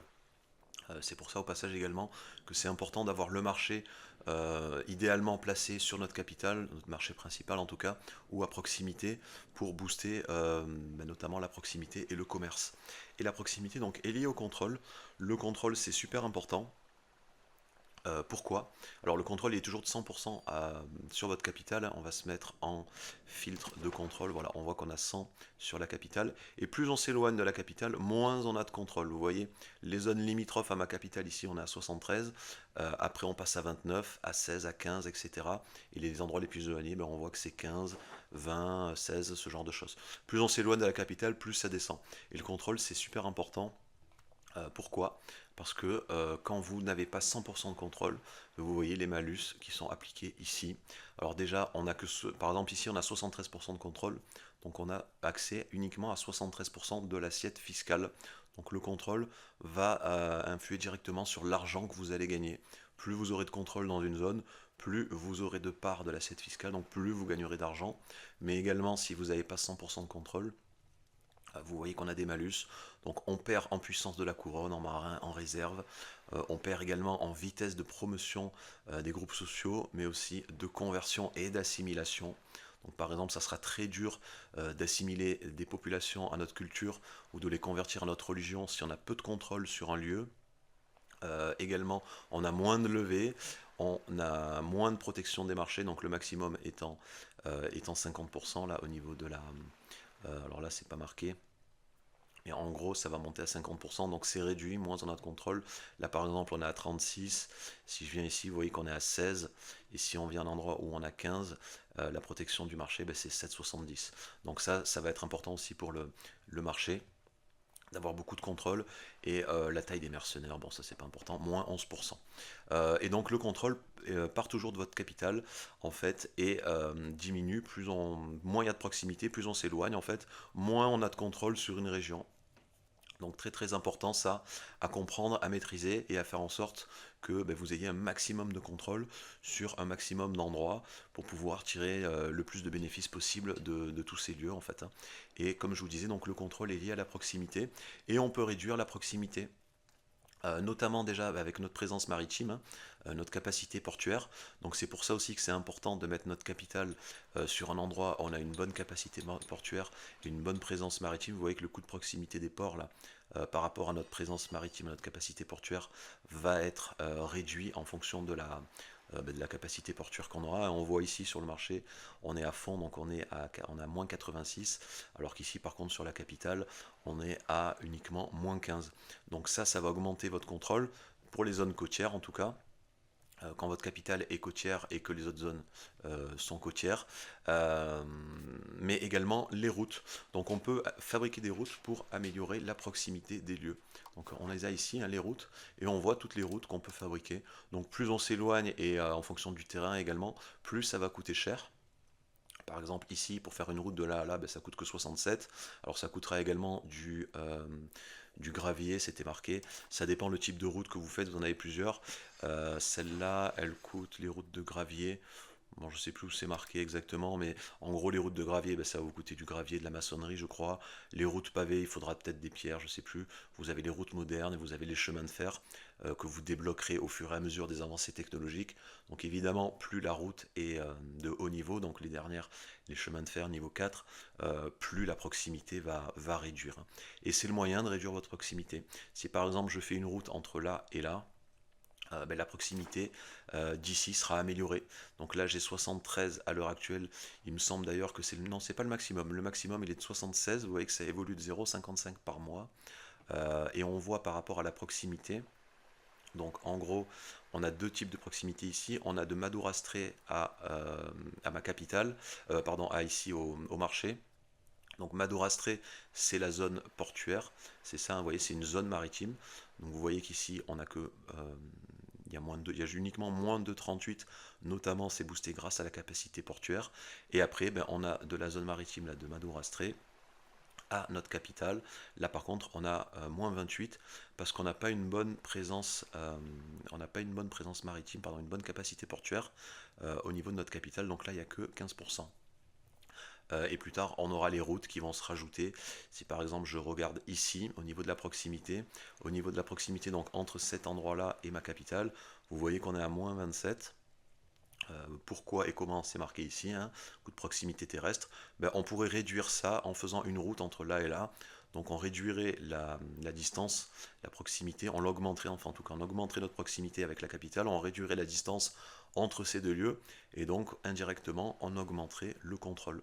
Donc très important le contrôle pour l'argent, pour le commerce, mais pas que, également pour la conversion, l'assimilation, la puissance de la couronne, etc. Tout est là. Donc faites attention à ça. Ça sera important. Au début, vous n'aurez pas beaucoup de possibilités pour améliorer ça, si ce n'est en faisant des routes. Mais les routes, ça vaut quand même assez cher, hein, notamment quand on s'éloigne. Vous voyez que les premières, c'est pas très cher. Mais si je veux faire par exemple une route jusqu'à ici, par exemple, ça va coûter 667. Hein, parce qu'il faudra qu'ils construisent une route là, une route là, une route là, une route là, etc. jusqu'au bout. Mais ça, c'est important. Hein, pensez à faire un maximum de routes dès que vous le pouvez, pour améliorer la proximité et le contrôle de tous vos lieux. Et je vous rappelle que ça part toujours de la capitale et que la capitale est toujours au maximum. C'est pour ça aussi que c'est intéressant d'avoir la capitale sur son marché, en tout cas notre premier marché, notre marché principal, pour pouvoir améliorer ça, la proximité et le contrôle sur le marché, donc faire de meilleurs bénéfices. Donc là ici par exemple c'est pas terrible, le marché il est juste à côté. L'idéal étant de déplacer soit le marché sur la capitale, soit de déplacer la capitale sur le marché. Même si la topographie du lieu là, où est le marché est moins bonne que celle de la capitale. Ici par exemple on peut avoir jusqu'à 141 000 en population, là on peut avoir que 213 000, c'est pas très grave, ça peut s'améliorer, ça peut se booster. Le plus important étant quand même la proximité, d'avoir les deux au même endroit pour avoir la proximité à fond et pour profiter des bonus au maximum là, du marché. Donc ça c'est la proximité vraiment, et le contrôle, pardon, essayer d'avoir ça toujours le plus élevé possible. En tout cas quand vous le pouvez, essayez d'améliorer ça le plus rapidement possible pour pouvoir le booster. Et plus tard dans le jeu, on aura des endroits, on pourra construire des bâtiments, etc., qui pourront améliorer un petit peu ça, qui généreront du contrôle en dehors de la capitale. Mais au début, en tout cas pendant un bon moment, on est limité à ça, on est limité à la capitale. Et c'est là où entrent en jeu en fait les vassaux. Pourquoi les vassaux? Ben, par exemple, comme je vous l'ai dit, plutôt que de capturer une terre, plutôt que de capturer une terre et d'essayer de convertir les populations, par exemple, si j'attaquais ici, alors on va dire ici plutôt, j'aurais vraiment 0% de contrôle, déjà parce que c'est pas côtier, et parce que c'est assez éloigné de ma capitale, donc on aura zéro en assiette fiscale, on ne prendra pas d'argent, et on aura énormément de mal à convertir les populations à notre religion et à les assimiler à notre culture. Et c'est là justement où rentrent en jeu les vassaux. Pourquoi? Ben parce qu'un vassal, lui, va avoir le même fonctionnement que vous. Donc c'est-à-dire qu'il a sa capitale, qui aura 100% de contrôle. Vous le voyez d'ailleurs ici, son contrôle. Et qui va fonctionner de la même manière que nous. Donc lui, par contre, il a 100% de contrôle sur sa capitale. Et il a 76% de contrôle, vous voyez, sur les zones qui sont limitrophes à sa capitale. Et donc, ben, il va gagner énormément d'argent. Et il aura plus de facilité à convertir les populations à notre culture et les assimiler à notre religion. C'est pour ça que c'est intéressant d'avoir des vassaux plutôt que d'avoir, au début en tout cas, hein, ou quand la zone est assez éloignée, la zone à nous directement, on met un vassal. Donc comme ça déjà, ben, on gagne beaucoup plus d'argent que si on avait la zone à nous directement.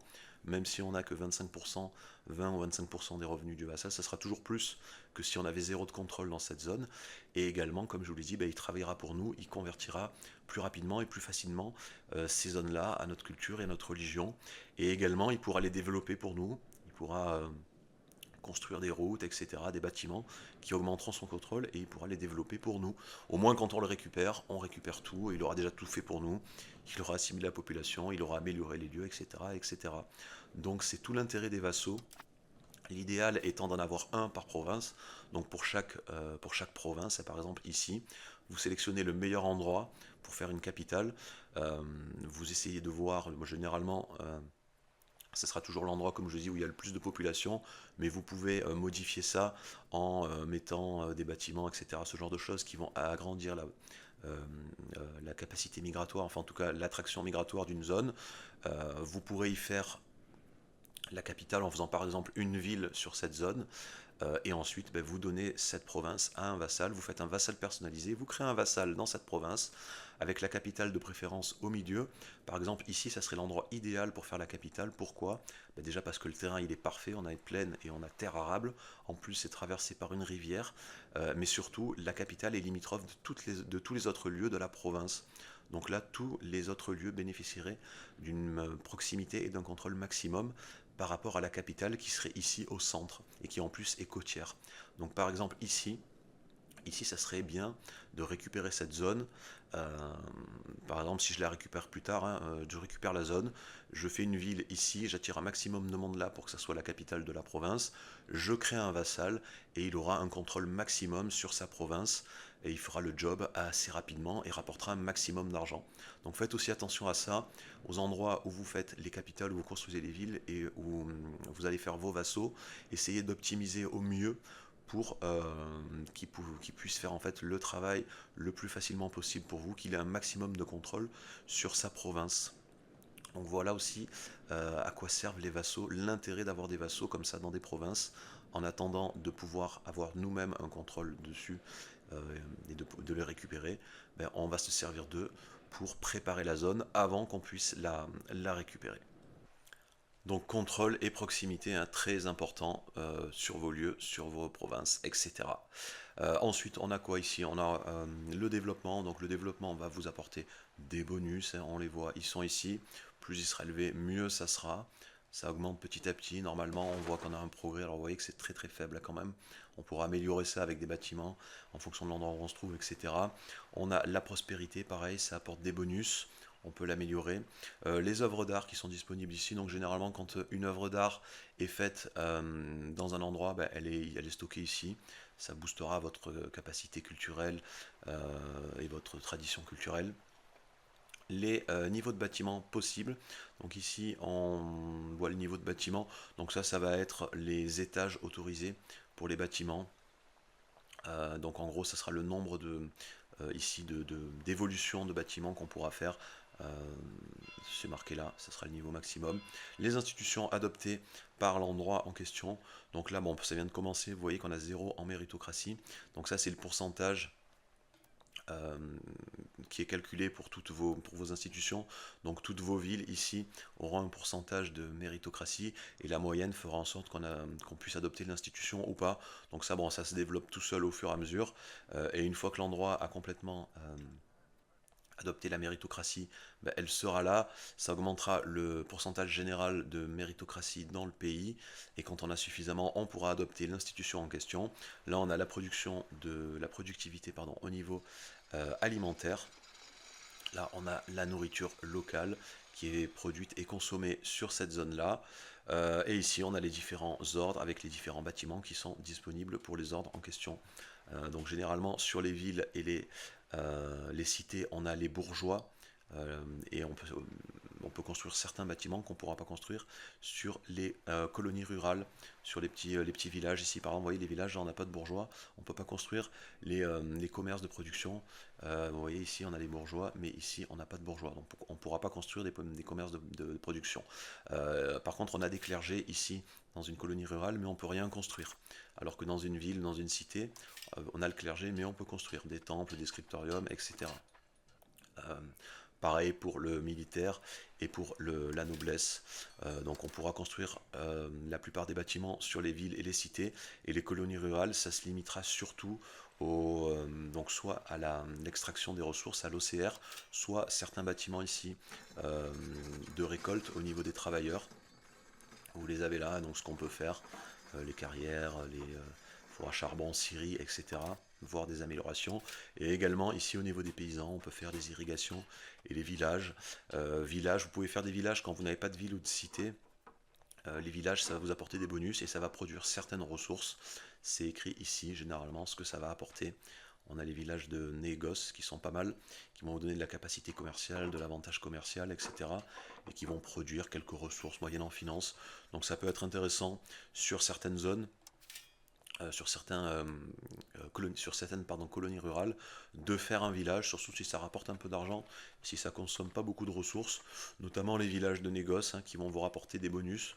Il y aura plus de travailleurs, il y aura plus d'avantages commerciaux, de capacités commerciales, etc. Donc vous voyez que c'est 0,10. Donc si on arrive à en faire 10 par exemple de villages de négoce, ben, on aura un bonus de 1 en capacité commerciale. C'est pas négligeable si vous voulez laisser l'endroit en colonie rurale. Pensez aussi à faire des villages si vous voulez, là si ça peut vous rapporter des choses intéressantes. Et surtout si vous avez les ressources de production pour pouvoir les entretenir. Donc là par exemple, il faudra avoir soit des pierres, soit du sable, soit du bois, etc. À vous de choisir ce que vous voulez faire en fonction de ce que vous voulez produire. Les productions sont assez limitées, mais on se sert surtout de ces lieux là, des villages, pour les bonus qu'ils peuvent apporter. Voilà pour les lieux, les bâtiments, etc. Donc ici c'est pour gérer à l'unité manuellement sur chaque lieu, mais rappelez-vous, je vous avais déjà montré que dans la production on a une vue d'ensemble et c'est beaucoup plus facile de voir et de gérer tous nos bâtiments, toutes les structures qu'on peut construire, etc., etc. Mais ici on a le détail et on a également en bas le marché auquel sont reliés les lieux en fait. Ici, mon marché à moi, le marché de Surabaya. Voilà pour les lieux. Bah écoutez, on a fait le tour d'à peu près tout, on a tout vu. Enfin, en tout cas, on a survolé, hein, il y a encore pas mal de choses à voir, et de détails, de conseils, etc., de choses à apprendre. On va voir ça tout simplement dans la partie, hein, parce que je ne peux pas tout vous donner non plus ici. Il faut s'y mettre en pratique, et en fonction de ce qui se passe, que je vous montre et que je vous explique quoi faire, comment le faire, etc. Donc c'est ce qu'on va faire maintenant qu'on a fait le tour. Je vais lancer une partie. On va lancer une partie ici et on va voir ce que je peux faire, comment ça évolue et j'essaierai de continuer à vous donner un maximum de conseils et d'informations. Donc, alors avant de lancer une partie, comme je vous l'ai dit, il y a certains trucs qui sont aléatoires. Je vais regarder là au niveau de mes conseillers. Bon, ils sont pas terribles, ils n'ont pas des stats terribles.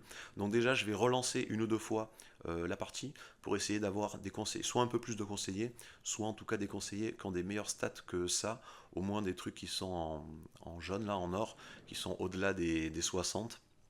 Donc déjà, on va relancer un petit peu la partie, et une fois que c'est bon, que je suis prêt, que j'ai ce que je voulais, on pourra commencer à jouer.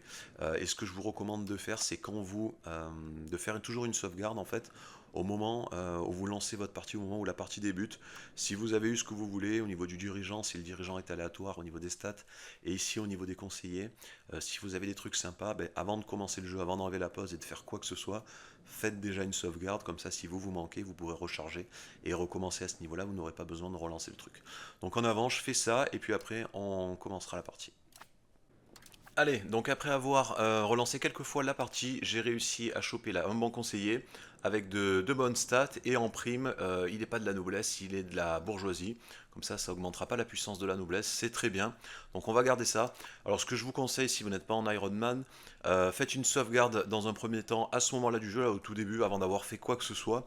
Puis vous en faites une autre une fois que vous avez tout attribué, tout paramétré, avant de lancer la partie. Comme ça, si jamais vous vous manquez ou quoi que ce soit, ou vous voulez tester un autre départ, il suffira simplement de recharger la sauvegarde, vous n'aurez pas tout à refaire. Donc, on va déjà mettre ce conseiller là, on verra après ce qu'on lui attribue. On va commencer par la science. Donc la science, bon là au début, on a que ça qui est disponible. Après, on va aller chercher ça pour avoir progrès mensuel vers la recherche. Toujours aller chercher ça le plus important. Alphabétisation du clergé pour augmenter encore les points de recherche. Pour le reste, on va regarder alors les premières technologies, il n'y a rien de très compliqué et de particulier à prendre, surtout à ce niveau-là. Ça aurait été autrement si on n'avait pas eu tout débloqué au niveau de la féodalité et du légalisme, mais là, il n'y a qu'un seul arbre, enfin il n'y a qu'un seul côté, il n'y a pas grand-chose à débloquer. On va prioriser comme d'habitude les plus intéressants, donc ceux qui donnent de la recherche. Là, on va réduire le coût de proximité, et après, il me semble qu'il n'y a rien de plus. Donc on ira chercher ça pour augmenter la taille de l'OCR et éventuellement la vitesse de construction. Pour le reste, on va tout mettre à la suite. Euh, on va se mettre à capacité diplomatique, peut-être. Étant donné que je vais avoir des vassaux, bon, j'ai de la marge, j'aurais peut-être pu le même mettre avant construction, mais j'ai de... Pardon, c'est ici. J'ai de la marge, on est à 1 sur 6. Bon, ok.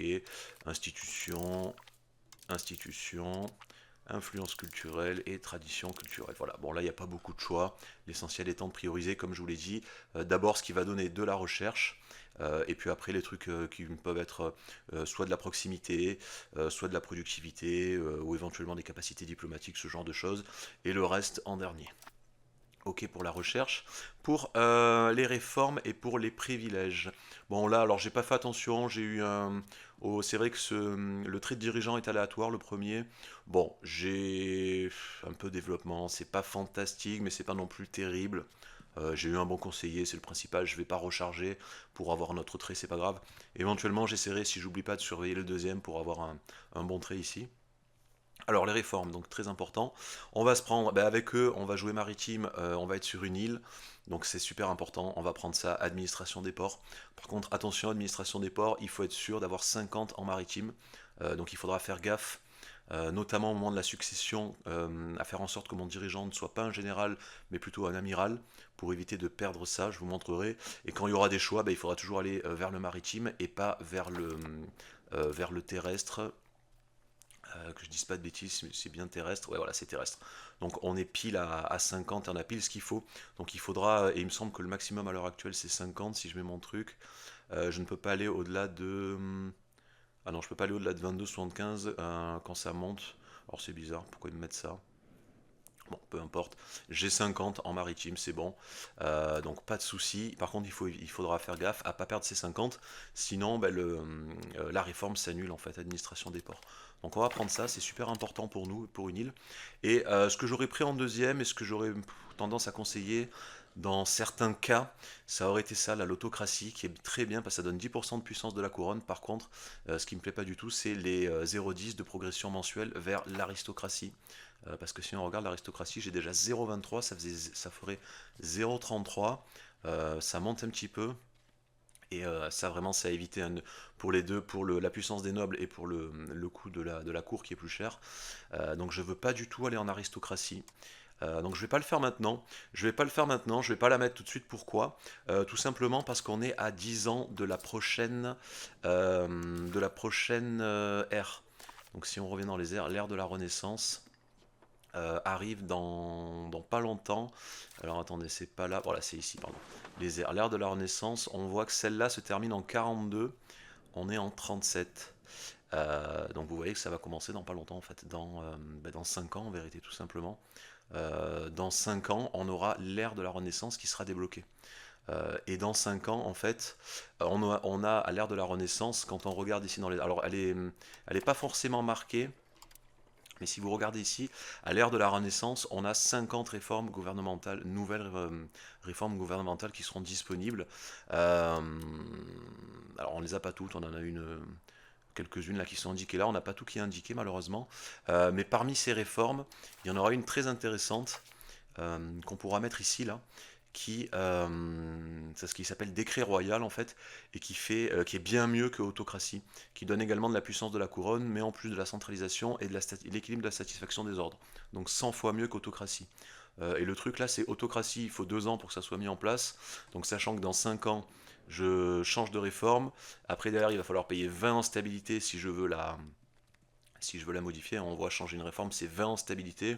Donc simplement pour en profiter 3 ans et pour ensuite perdre 20 en stabilité, sachant que la stabilité c'est assez compliqué à monter, il va falloir de nombreuses années avant de récupérer les 20 que j'ai perdus, ça vaut pas le coup. Ça vaut pas le coup de prendre ça maintenant, ça serait une perte de temps et de points de stabilité, etc. Donc tant pis, pour l'instant, on va laisser comme ça, je ne mets pas la troisième réforme, j'attends la Renaissance, là dans 5 ans, en 42 notamment, et je prendrai à ce moment-là décret royal qui sera bien meilleur que ça et qui boostera la puissance de la couronne. Donc c'est pas très grave, on aura un léger malus au début, mais au moins ça va pas faire progresser l'autocratie, enfin en tout cas pas plus parce qu'il y a déjà 0,20, l'aristocratie pardon, parce qu'il y a déjà 0,23, donc ça le fera pas passer à 0,33 et ça continuera pas à monter. Donc au moins déjà on réduit là, parce que je vous rappelle que le but c'était quand même d'aller vers plutocratie, on réduit ça et on évite de perdre de la stabilité, etc. Donc on va laisser tel quel, on va laisser à 2 sur 3 et on mettra ça dès qu'il y a la Renaissance, on ira chercher la réforme que je veux. Pour les privilèges, donc on va pas en rajouter aux nobles pour leur donner de la puissance, on va attendre, il n'y a rien de plus intéressant pour l'instant, ils ont quasiment tout ce qu'il faut là de base, donc on va pas en mettre à eux, surtout qu'ils ont trop de puissance.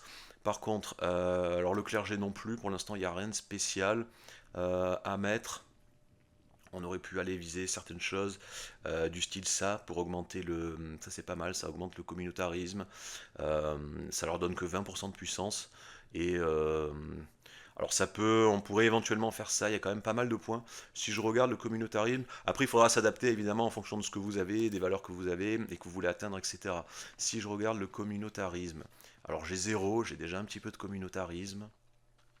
Euh, Ça peut, ça peut être intéressant. Le problème, c'est qu'ils ont quand même pas mal de puissance. Ils ont 23, le clergé en puissance. Si je fais descendre la noblesse, etc., ils risquent d'augmenter. Je vais peut-être attendre un peu. Je pourrais la prendre plus tard, celle-là, éventuellement, surtout pour avoir les points là, vers le communautarisme, hein. Mais je vais pas la mettre tout de suite parce que là, ils sont à 23. Ils pourraient gagner en puissance. Je vais attendre un peu. Par contre, ce qu'on va les donner déjà, c'est aux bourgeois. Aux bourgeois, on peut leur donner un truc. S'ils l'ont pas, notamment, on peut aller leur donner le truc des routes, voilà, qui est là, droit de construction des routes. Déjà, ça va donner des points vers la centralisation, même si pour l'instant, j'ai pas forcément envie de la maxer, étant donné que je vais avoir pas mal de vassaux et que quand on a pas mal de vassaux, vaut mieux avoir de la décentralisation, mais c'est pas grave. Ce qui m'intéresse surtout, c'est les bourgeois sont autorisés à construire des routes. Comme ça, s'ils ont envie, ils construiront des routes et ce sera toujours ça d'économiser pour moi. Surtout que ça leur donne pas beaucoup de puissance, ça leur donne que 33% de puissance en plus. Donc on va donner ça aux bourgeois. Et très important par contre, ça c'est un must-have. Aux paysans, il faut absolument toujours leur donner ça, milice du peuple, même si ça donne 50% de puissance. et 5% de cet équilibre de satisfaction, on voit que l'envergure des levées paysannes augmente de 20%, l'efficacité au combat augmente de 25%. Bon, et armes autorisées aux paysans, ça ils seront plus dangereux en cas de révolte, c'est pas grave, mais là ça va augmenter pas mal nos forces en fait militaires, nos troupes, nos levées. Donc ça c'est quasiment indispensable, surtout au début, il n'y a vraiment pas le choix. S'il n'est pas déjà actif celui-là, si ils n'ont pas ce privilège, il faut leur donner. Voilà, donc on leur a donné ça. Les tribus, on s'en fout, il n'y a que 2000 personnes et bientôt il n'y en aura plus. Pour le reste, on verra après le clergé si je leur rajoute un truc. Et la noblesse, pour l'instant, on leur donne rien de plus. J'ai pas envie, ils sont trop puissants, j'ai pas envie qu'ils augmentent encore en puissance. On verra plus tard. Donc pour le début, on va donner ça, c'est très bien. Donc la science, machin, tout ça, c'est fait. Les réformes, on est bon. Ce que je vais faire, alors là c'est un cas particulier, c'est vraiment dans ce cas-là, étant donné que le marché n'est pas sur ma capitale, mais surtout là que l'endroit où il y a le marché, on a une capacité portuaire, notamment naturelle, grâce à l'adéquation des ports naturels qui est énorme, hein, qui est à 120%. Euh, j'ai envie de profiter de ça pour ma capitale et j'ai envie que mon marché soit au même endroit que ma capitale. Et donc ce que je vais faire, ben, je vais tout simplement déplacer ma capitale tout de suite pour éviter que ça me coûte trop cher à le faire après. Donc je vais être un petit peu plus faible au début, enfin disons que ça va me faire perdre un peu d'argent, mais c'est un investissement à long terme, ça rapportera plus tard, ça sera comblé et ça sera largement compensé dans quelques années. Donc là on voit que ça va me coûter 180 et 20 en stabilité, ça prendra 180 jours. Tant pis, je préfère que ma capitale soit là pour pouvoir profiter de l'adéquation des ports, la capacité naturelle et la capacité portuaire et l'adéquation des ports naturels pour augmenter la proximité sur les zones environnantes, en tout cas toutes les zones côtières, et également pour booster un petit peu le contrôle et la proximité sur la ville du Haut, là, étant donné que là, ma capitale est là, donc je booste, j'ai ça et ça qui a une bonne proximité, mais celle-là, on a un peu moins. Au moins ici, on aura toutes les zones, où il y a des villes, c'est-à-dire celle-là, celle-là et celle-là qui seront collées à moi, limitrophes. Et donc on aura une meilleure proximité et un meilleur contrôle. Donc je le fais. On avait l'argent, hein, on avait 600. Tant pis, on va perdre un petit peu, mais on c'est à faire. En tout cas, moi j'aime bien faire ça ici, surtout comme je vous l'ai dit, comme on va jouer maritime, surtout pour profiter de ça, pour profiter des bonus du coût de proximité des ports réduits, grâce à ça, à la présence maritime, etc., etc. Donc je fais ça tout de suite, on déplace tout de suite la capitale pour éviter que ça coûte plus cher. Et deuxième chose à faire, on a encore pas mal de sous, ça c'est ultra important. Surtout avec eux, avec ce pays-là. Pourquoi? Parce qu'il y a des événements, donc les fameux événements historiques là, qui sont liés à certains pays. Ben, il y en a un notamment avec celui-là qui fait en sorte qu'une fois que l'héritier atteint ses 18 ans, on a la possibilité de capituler entre guillemets avec la reine là, avec la mère, pour passer immédiatement le pouvoir au fils. On n'est pas obligé d'attendre qu'elle meure. Et ça c'est super bien parce que ça va nous permettre de jouer le personnage en fait le plus tôt possible et d'avoir le règne le plus long possible. Donc ce que je vais faire, ben, je vais booster immédiatement lui. Je vais le booster immédiatement en lui mettant éducation coûteuse. Tant pis, j'ai encore perdu 250. Mais l'investissement en vaut le coup. C'est pareil, c'est un investissement à long terme. Normalement, il devrait avoir quasiment 100 à toutes les stats. En tout cas, c'est quasi sûr qu'il aura 90 à toutes les stats en faisant ça dès le début, 3 ans. Donc, étant donné l'impact des stats après sur tout votre pays, votre économie, etc., croyez-moi, ça sera rentable. On gagnera même beaucoup plus que ce que les 250 qu'on a investi. Ça vaut largement le coup. Donc pareil, ça aussi c'est un choix, hein, déplacer la capitale et balancer directement le truc là. Je perds environ 400-450 d'argent que j'aurais pu éventuellement investir dans des bâtiments, mais croyez-moi, ça va rapporter beaucoup plus de mettre la capitale ici et de booster l'éducation de notre héritier. Donc ça c'est fait, il me reste 220. Alors ce que je vous recommande également, surtout quand vous ne connaissez pas le pays, c'est d'analyser un petit peu, de prendre le temps au début avant de faire des choses, notamment d'analyser les ressources qui sont à votre disposition, ce que vous avez, les bâtiments qui ont été construits, les villes, etc. Bon, là je les connais un petit peu. Ce qu'on va faire, tout simplement, avec l'argent qui me reste, ce que je vous recommande aussi quand vous avez euh, un bon marché, là, etc., pour profiter des avantages commerciaux et des revenus commerciaux, c'est qu'on va immédiatement booster là, la place du marché. On va booster la place du marché. Chaque niveau, on gagne 1 en Capacité commerciale, on booste la capacité commerciale de la bourgeoisie, avantage commercial et on a plus de vitesse d'assimilation des groupes sociaux, même si ça donne un peu de puissance aux bourgeois, c'est pas très grave, les bourgeois seront jamais très puissants, surtout au début. Donc pour faire du fric, ben, on va faire ça, on va tout simplement partir déjà sur les places de marché. On va booster toutes les places de marché, donc on a 4 villes, on booste les 4. Il reste encore un petit peu d'argent. Ce qu'on va faire, on va pas gaspiller tout, je vais en garder un petit peu, mais on regarde un petit peu les besoins pour la satisfaction là, de la population. On voit qu'il y a du besoin en fruits, en céréales, etc.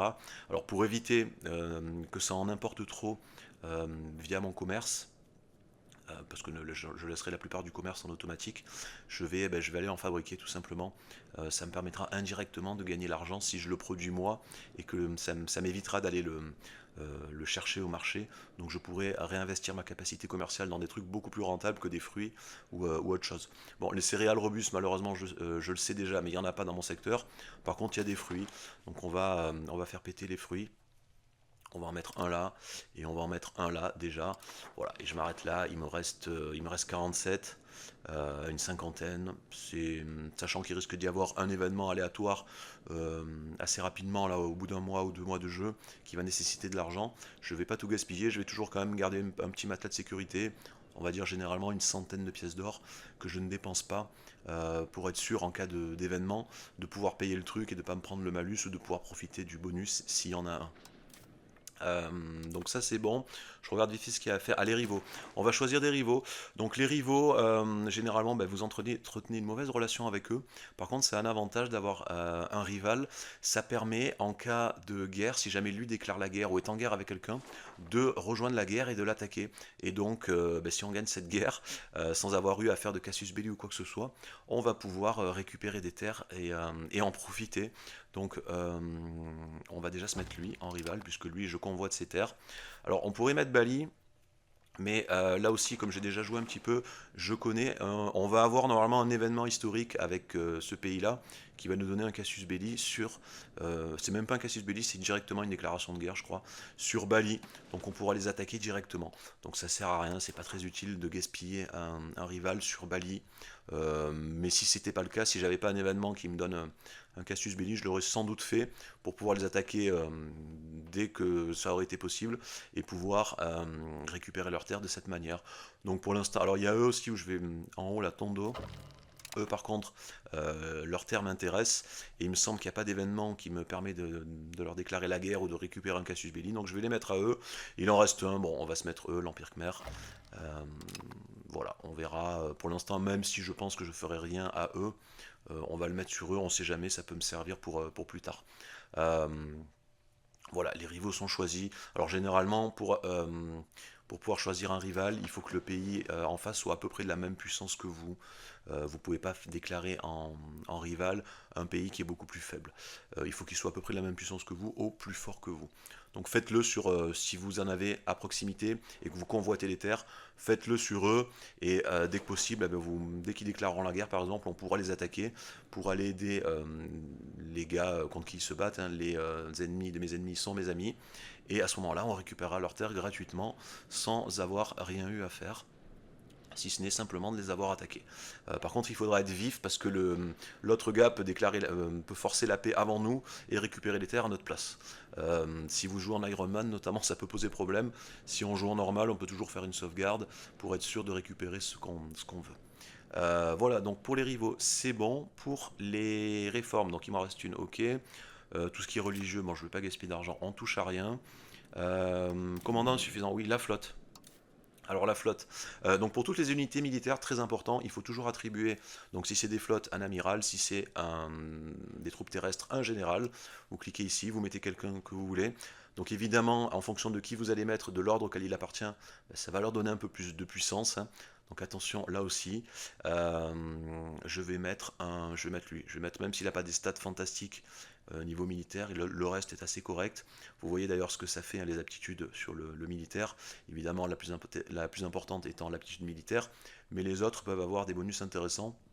Par exemple là, vous voyez que ça, la diplomatie va booster ma présence maritime, donc ça peut être intéressant, ça peut servir si vous mettez des bateaux qui sont juste là pour booster votre présence maritime. Vous n'êtes pas obligé d'avoir un amiral qui a beaucoup de militaires. Donc on va mettre lui là le bourgeois pour éviter de donner de la puissance aux nobles, et on va mettre notre flotte ici pour booster ma présence maritime ici et aux alentours. Et par contre, précision sur le militaire, donc que ce soit la flotte ou les armées terrestres, vous avez toujours trois fronts pardon, lors d'une bataille. Le front de gauche, le front du milieu et le front de droite. Et derrière, vous avez les unités de réserve. Très important, appuyez toujours sur ce bouton tout le temps, quand vous levez une unité ou juste après une bataille pour réorganiser les fronts. Bon là le truc est bien organisé, mais par exemple on aurait pu avoir 10 ici, 0 là et 6 là. Le problème quand on fait ça, c'est qu'on a un énorme malus lors d'une bataille en fait, puisque une fois qu'un front a été vaincu lors d'une bataille, qu'est-ce qui se passe? Les attaquants vont contourner le front, enfin vont passer par le front en question pour aller contourner les autres fronts. Par exemple, si vous perdez le front de droite, ce qu'ils vont faire, c'est qu'ils vont attaquer au milieu par derrière. En gros, ça va être ça. Donc le front du milieu va devoir gérer le front qui est en face de lui, le front également du milieu, mais également ceux qui arriveront par derrière. Donc attention à ça, ça peut vous faire perdre des batailles même si vous êtes en surnombre. Si vos fronts sont mal organisés, sont mal gérés, vous avez un gros malus. Donc toujours, veillez à ce que là, ce soit bien aligné. Vous avez juste à cliquer ici. Ça redistribue les régiments sur les positions, les 4 positions, c'est marqué, centre, gauche, droite et les renforts. Donc pensez à ça, que ce soit sur de la flotte ou sur du terrestre. Pour le reste, rien de plus à noter ici. On va les laisser là, on va les laisser au milieu.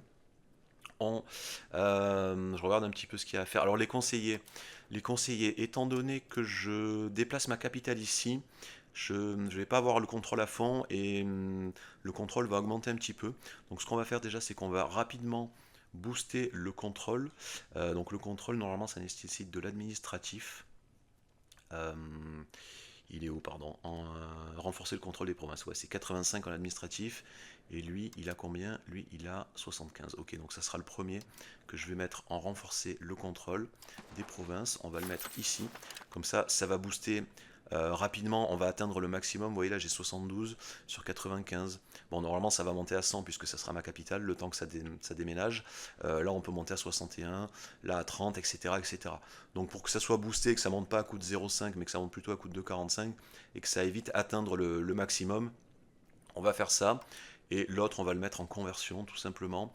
Alors je vais déjà commencer, puisqu'il y a quelques tribaux, il y en a 2000 je crois. Ils sont là, ouais, voilà, il y en a 2000. Ça va aller assez vite.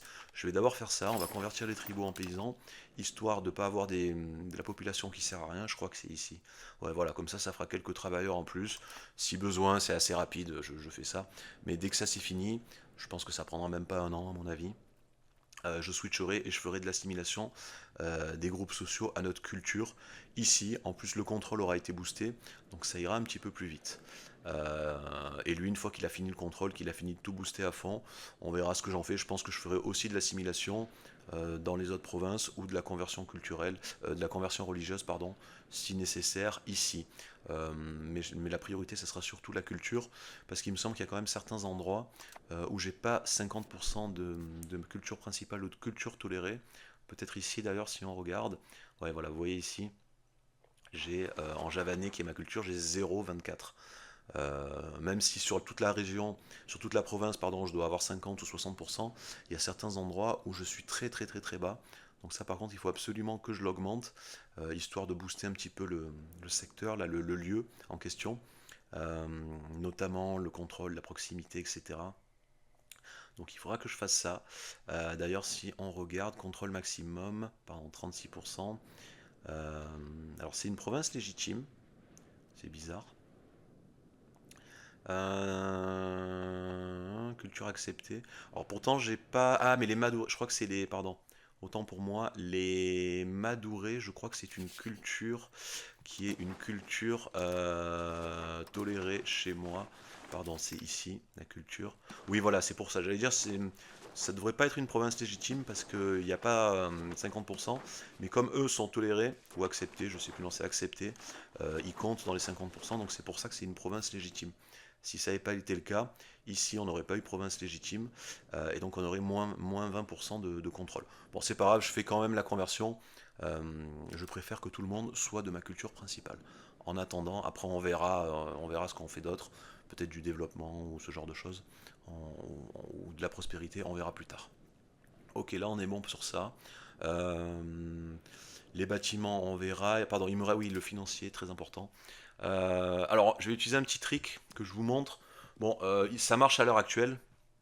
Ça marchera peut-être pas quand vous regarderez la vidéo si ça a été patché. Mais on va profiter du fait là que simplement en boostant les dépenses diplomatiques, ben, ça booste directement la loyauté des vassaux. Et donc on peut aller directement. Vous voyez que la loyauté a été boostée alors que j'ai pas lâché plus d'argent et que le jeu est toujours en pause. On peut aller directement imposer notre culture chez certains vassaux. Sachant que je suis passé juste à 50 sur eux et eux, ben on va commencer sur eux. J'aime bien faire ça dès le début. On a 5 en capacité, enfin en diplomate, donc on peut se le permettre. On a de la marge. On va mettre lui, on va imposer la culture chez lui. On va imposer directement la culture chez lui. Comme ça, ils vont commencer à travailler pour moi. Plus on le fait tôt, hein, mieux c'est. On va le faire également sur lui. On va perdre un peu d'argent. Euh, L'argent des vassaux, là, malheureusement, on en perd un petit peu. Mais bon, c'est pas très grave. Et on va le faire également sur lui. On va le faire également sur lui. On va se garder quand même un point pour pouvoir créer un Cassius Belli et attaquer. Mais on va le faire également sur lui. Tant pis, je vais perdre un peu d'argent. Je vais passer en négatif. En tout cas à l'instant T. Même si je vais redescendre les dépenses diplomatiques. Voilà, donc le fait d'avoir fait ça, ben, ça m'a permis de monter la loyauté et d'envoyer directement imposer ma culture ou ma religion en fonction de l'endroit où vous êtes. Si vous pouvez, s'ils ont déjà votre culture mais pas votre religion, ben, imposer la religion. Et du coup, ben, on va redescendre les dépenses diplomatiques. Voilà, et là, leur loyauté redescend. Alors que si je n'avais pas fait ça, ben, j'aurais pas pu faire directement imposer ma culture parce que j'aurais pas eu les 50 en loyauté. Donc pensez à faire ça. Pour l'instant, ça marche, ça n'a pas été patché. Je pense que ça sera patché à un moment donné, que les modifications ne se feront que le mois d'après ou progressivement. Mais là, en tout cas, ça marche. Donc si ça marche encore au moment où vous regardez la vidéo, ben, n'hésitez pas à le faire. Et puis on va redescendre un peu. On va redescendre. Alors on va pas descendre trop bas non plus. On va essayer de descendre à un truc où ça me donne à peu près 20 de loyauté. Et 0,26 là en progression. 0,36 donc en tout. Ça m'a l'air correct. Pour l'instant, bon, on va rester dans ce secteur-là. On verra, je réajusterai après. Frappe de la monnaie, on va aller au plus haut possible, évidemment. La satisfaction, tout ça, on verra après. On va d'abord aller dans le commerce. Le commerce, on va déjà récupérer un petit peu d'or et d'argent pour que ma frappe de la monnaie soit rentable. Bon là au début c'est pas très révélateur étant donné qu'on n'a pas encore laissé passer un mois. Mais on va prendre peut-être ça aussi, ça rapporte un peu d'argent en importation. Niveau exportation, alors il y a les teintures qui s'exportent et qui rapportent énormément d'argent. Est-ce que ça vaudrait pas le coup? Ah, là on a un endroit. Ça vaudrait peut-être le coup d'en prendre un peu là et un peu là. Voilà, pour le reste, on va le laisser gérer automatiquement. On verra ce que ça donne après le premier mois, là, une fois que ça sera un petit peu recalculé, réorganisé. On va déjà balancer ça. Pour le commerce, le reste, je le laisse en automatique. On verra après. Et je vais finir par dans la solde. Du coup, on va baisser, ben, tant pis, on va baisser les taxes. Alors, notamment là sur le clergé, on va mettre à peu près. On va commencer avec un 60 en satisfaction pour tout le monde. On verra après pour réajuster, histoire que je perde pas trop. On va descendre sur les tribus, ça sert à rien. Et on est à combien là? Alors, je suis à 4. Je suis à 4. On va monter la stabilité. On va monter un petit peu la stabilité. On va se mettre 15 pour commencer. Je suis encore à 3. On va monter un tout petit peu ça. On va le faire passer à 20. Il reste 3,24. Bon, ça a l'air... Allez, on va mettre 20 on va mettre 20 en stabilité aussi. On va mettre juste au-dessus de 20. On est toujours positif. On est bon. Frappe de la monnaie. Donc là, on met tout le monde. Après, je réajusterai là au fur et à mesure. Je baisserai encore un peu une fois que je commencerai à gagner un peu de sous du commerce. Histoire de les faire monter donc à 65 voire 70. Même plus peut-être pour certains, notamment le clergé. On est bon à ce niveau-là, on est bon au niveau du commerce, j'ai fait les premiers trucs. Qu'est-ce qui me reste? Ah, très important, il me faut du monde à marier. Il va falloir du monde à marier pour mon fils. Après, il va falloir, ou enfin, en tout cas, déjà, il faudrait agrandir un petit peu la famille. Alors, malheureusement, là, en tant que dirigeant femme, on peut pas épouser plusieurs hommes. Par contre, on peut donner quelques femmes à mon époux. Alors, ça fera des frères et sœurs pour lui. Ça pourra toujours servir de vassaux plus tard. Donc, bon, on va perdre un peu de. Ah, je peux épouser un noble. Ah non, il y a qu'une. Elle a 62 ans. Ok, j'allais dire si j'avais eu des nobles. Tant pis, on va perdre un peu de comment ça s'appelle, de légitimité. On va lui donner à lui une roturière. On va également donner au mec du conseil, pareil, une roturière. Ça fait 55. Alors je vais peut-être lui en donner deux à lui. Comme ça, lui, ça sera pas les frères et sœurs. Ça fera des nobles à marier pour mon héritier et pour ma future famille. Donc il faut prévoir dès maintenant. On va lui donner encore une. Voilà, pour l'instant ça ira. On va pas trop descendre non plus au niveau de la légitimité. Le prestige, c'est pas grave, on s'en fout. C'est pas très important au début. Ça remonte de toute façon simplement, ça y a aucun problème. Avec les guerres, on en gagnera un peu, donc il n'y a aucun souci à ce niveau-là. Par contre, la légitimité, on va pas descendre en dessous de 50. Voilà, comme ça, on a marié lui, on lui a donné deux femmes. Lui, on lui a donné une femme en plus. Ça fera un peu de famille pour lui. Et lui me fera des nobles à marier plus tard pour mon héritier et les gens de ma famille. Et ça, je l'augmente, enfin, je le referai plus tard quand j'aurai plus de légitimité, etc. Faudra penser à marier un petit peu les nobles qu'il y a dans mes personnages, pardon, pour avoir un pool là, de personnages intéressants à marier et pour agrandir tout simplement ma dynastie là et la couronne, les personnages notamment de la couronne. On va commencer simplement comme ça. Je crois qu'on est quasiment bon, j'ai tout fait normalement. Je regarde, je réfléchis, je vérifie qu'il manque rien. Ah pardon, oui, très important. Très important, on va s'attaquer au deuxième gars le plus puissant du secteur, qui est lui. Et en plus ça tombe bien, il est sur mon île, comme ça j'aurai pas besoin de prendre les bateaux. Et je récupérerai ça. Alors on va en faire un vassal. Donc, pour attaquer quelqu'un, alors on pourrait l'attaquer immédiatement, hein, déclarer la guerre. Le problème c'est que comme on n'a pas de casus belli, on va prendre un énorme malus de stabilité, d'antagonisme et de je sais plus quoi. Donc il faut qu'on crée un casus belli, mais vous voyez qu'il faut 20 de capacité d'espionnage pour ça. Donc première chose à faire, on va constituer un réseau d'espionnage sur lui. Voilà, ça coûte moins 0,10 en, en diplomatie mensuelle, donc j'aurai pas 0,36, ça va sans doute baisser à 0,26, à moins qu'il y avait... Non, c'est ça, ça va baisser. Et là, ça va monter tout doucement. Donc là, j'ai 0 et ça va monter tout doucement jusqu'à 20. Et quand j'aurai 20, je pourrai faire un casus belli. Et à ce moment-là, je pourrai lui déclarer la guerre sans avoir une perte, sans prendre un malus, niveau stabilité, etc. etc. Donc c'est ce qu'il faut faire quand vous voulez attaquer quelqu'un. D'abord un réseau d'espionnage, on monte le réseau d'espionnage. Alors le réseau d'espionnage ne sert pas qu'à ça, hein. Vous avez plein d'actions clandestines là par exemple. En tout cas, au début, vous en avez quelques-unes. Vous en avez de plus en plus avec les nouvelles découvertes. Mais vous pouvez faire pas mal d'actions grâce au réseau d'espionnage. Mais nous, là, pour l'instant, on va uniquement s'en servir pour les casus belli. Donc, on va le laisser travailler. Quand il aura 20, on créera le casus belli. Et après, on déclarera la guerre. On l'attaquera. Et on s'attaque à lui parce que c'est le plus puissant du secteur. Comme ça évite qu'il grossisse trop, on le mate et on profitera des... Alors lui, je vais pas le laisser en vassal étant donné qu'il est sur mon île. Je vais, tant pis, même si le contrôle sera pas terrible sur ces provinces et s'il va falloir convertir et intégrer tout ça, tant pis, lui, étant donné qu'il est sur mon île, là, mon île principale, je vais le récupérer les terres pour moi. Par contre, tous les autres, après, j'en ferai des vassaux.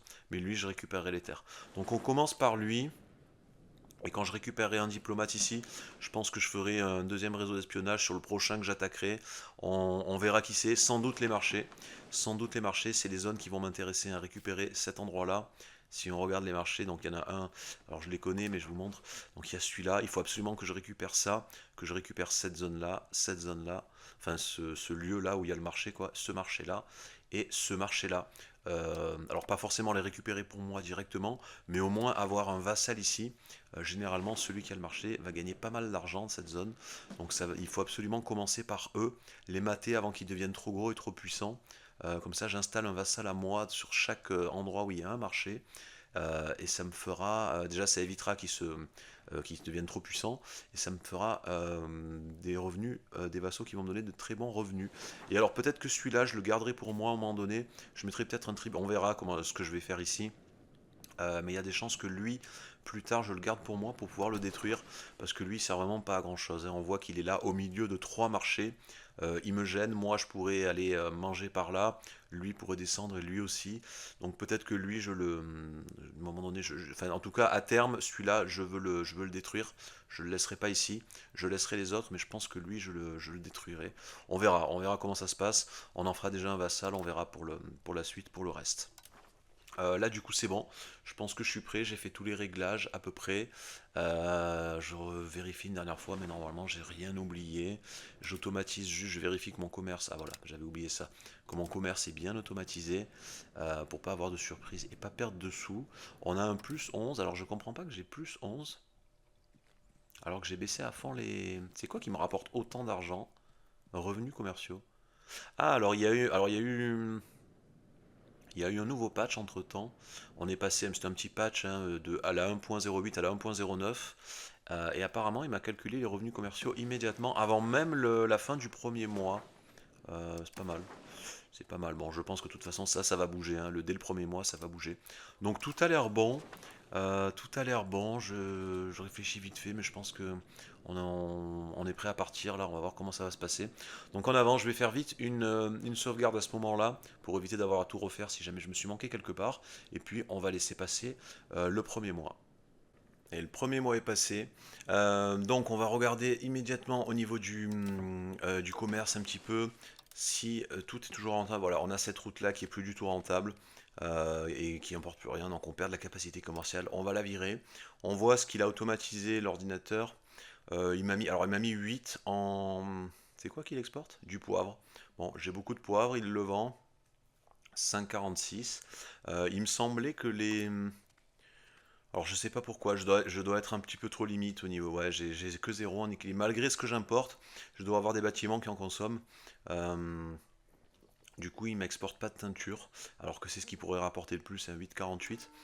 Ça vaudrait peut-être le coup d'en faire d'ailleurs des bâtiments de fabrication de teinture, mais pas tout de suite, hein. Je vais économiser, comme je vous l'ai dit, je vais pas gaspiller mes sous. Il y a sans doute un truc, un événement qui va demander de l'argent dans pas longtemps, donc on va garder un peu de sous. Je resterai toujours en dessous de 100.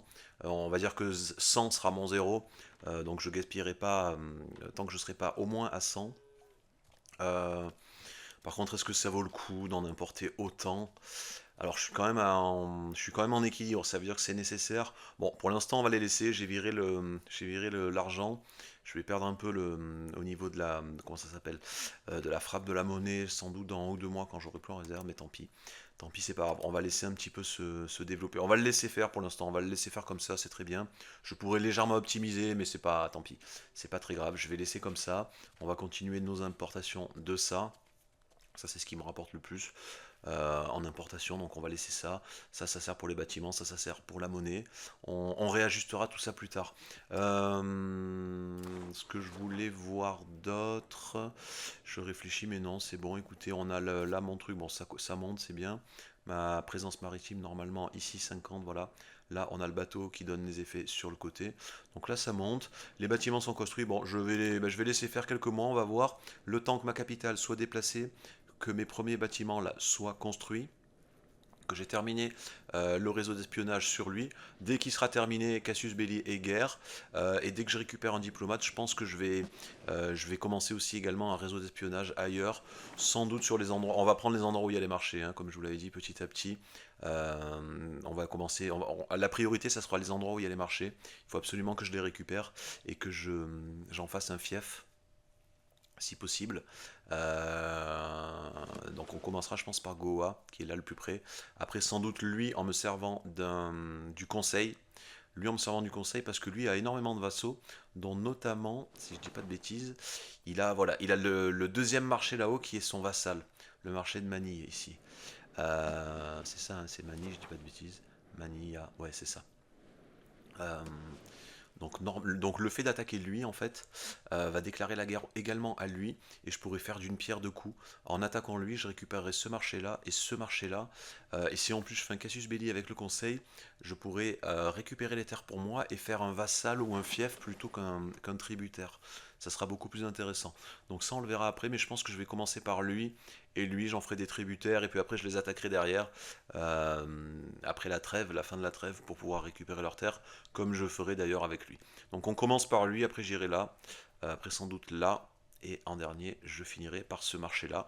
Et puis après, j'attaquerai au fur et à mesure tout le monde, tous les autres, à l'exception de mes vassaux, hein, bien sûr, pour récupérer toutes ces terres disponibles. Je pense que j'irai peut-être même également attaquer par ici, pour éviter que le Khmer, là, qui est le puissant là, du secteur, ne s'étende trop par là et ne vienne me récupérer les terres et me gêner à ce niveau-là. Ça, on verra après.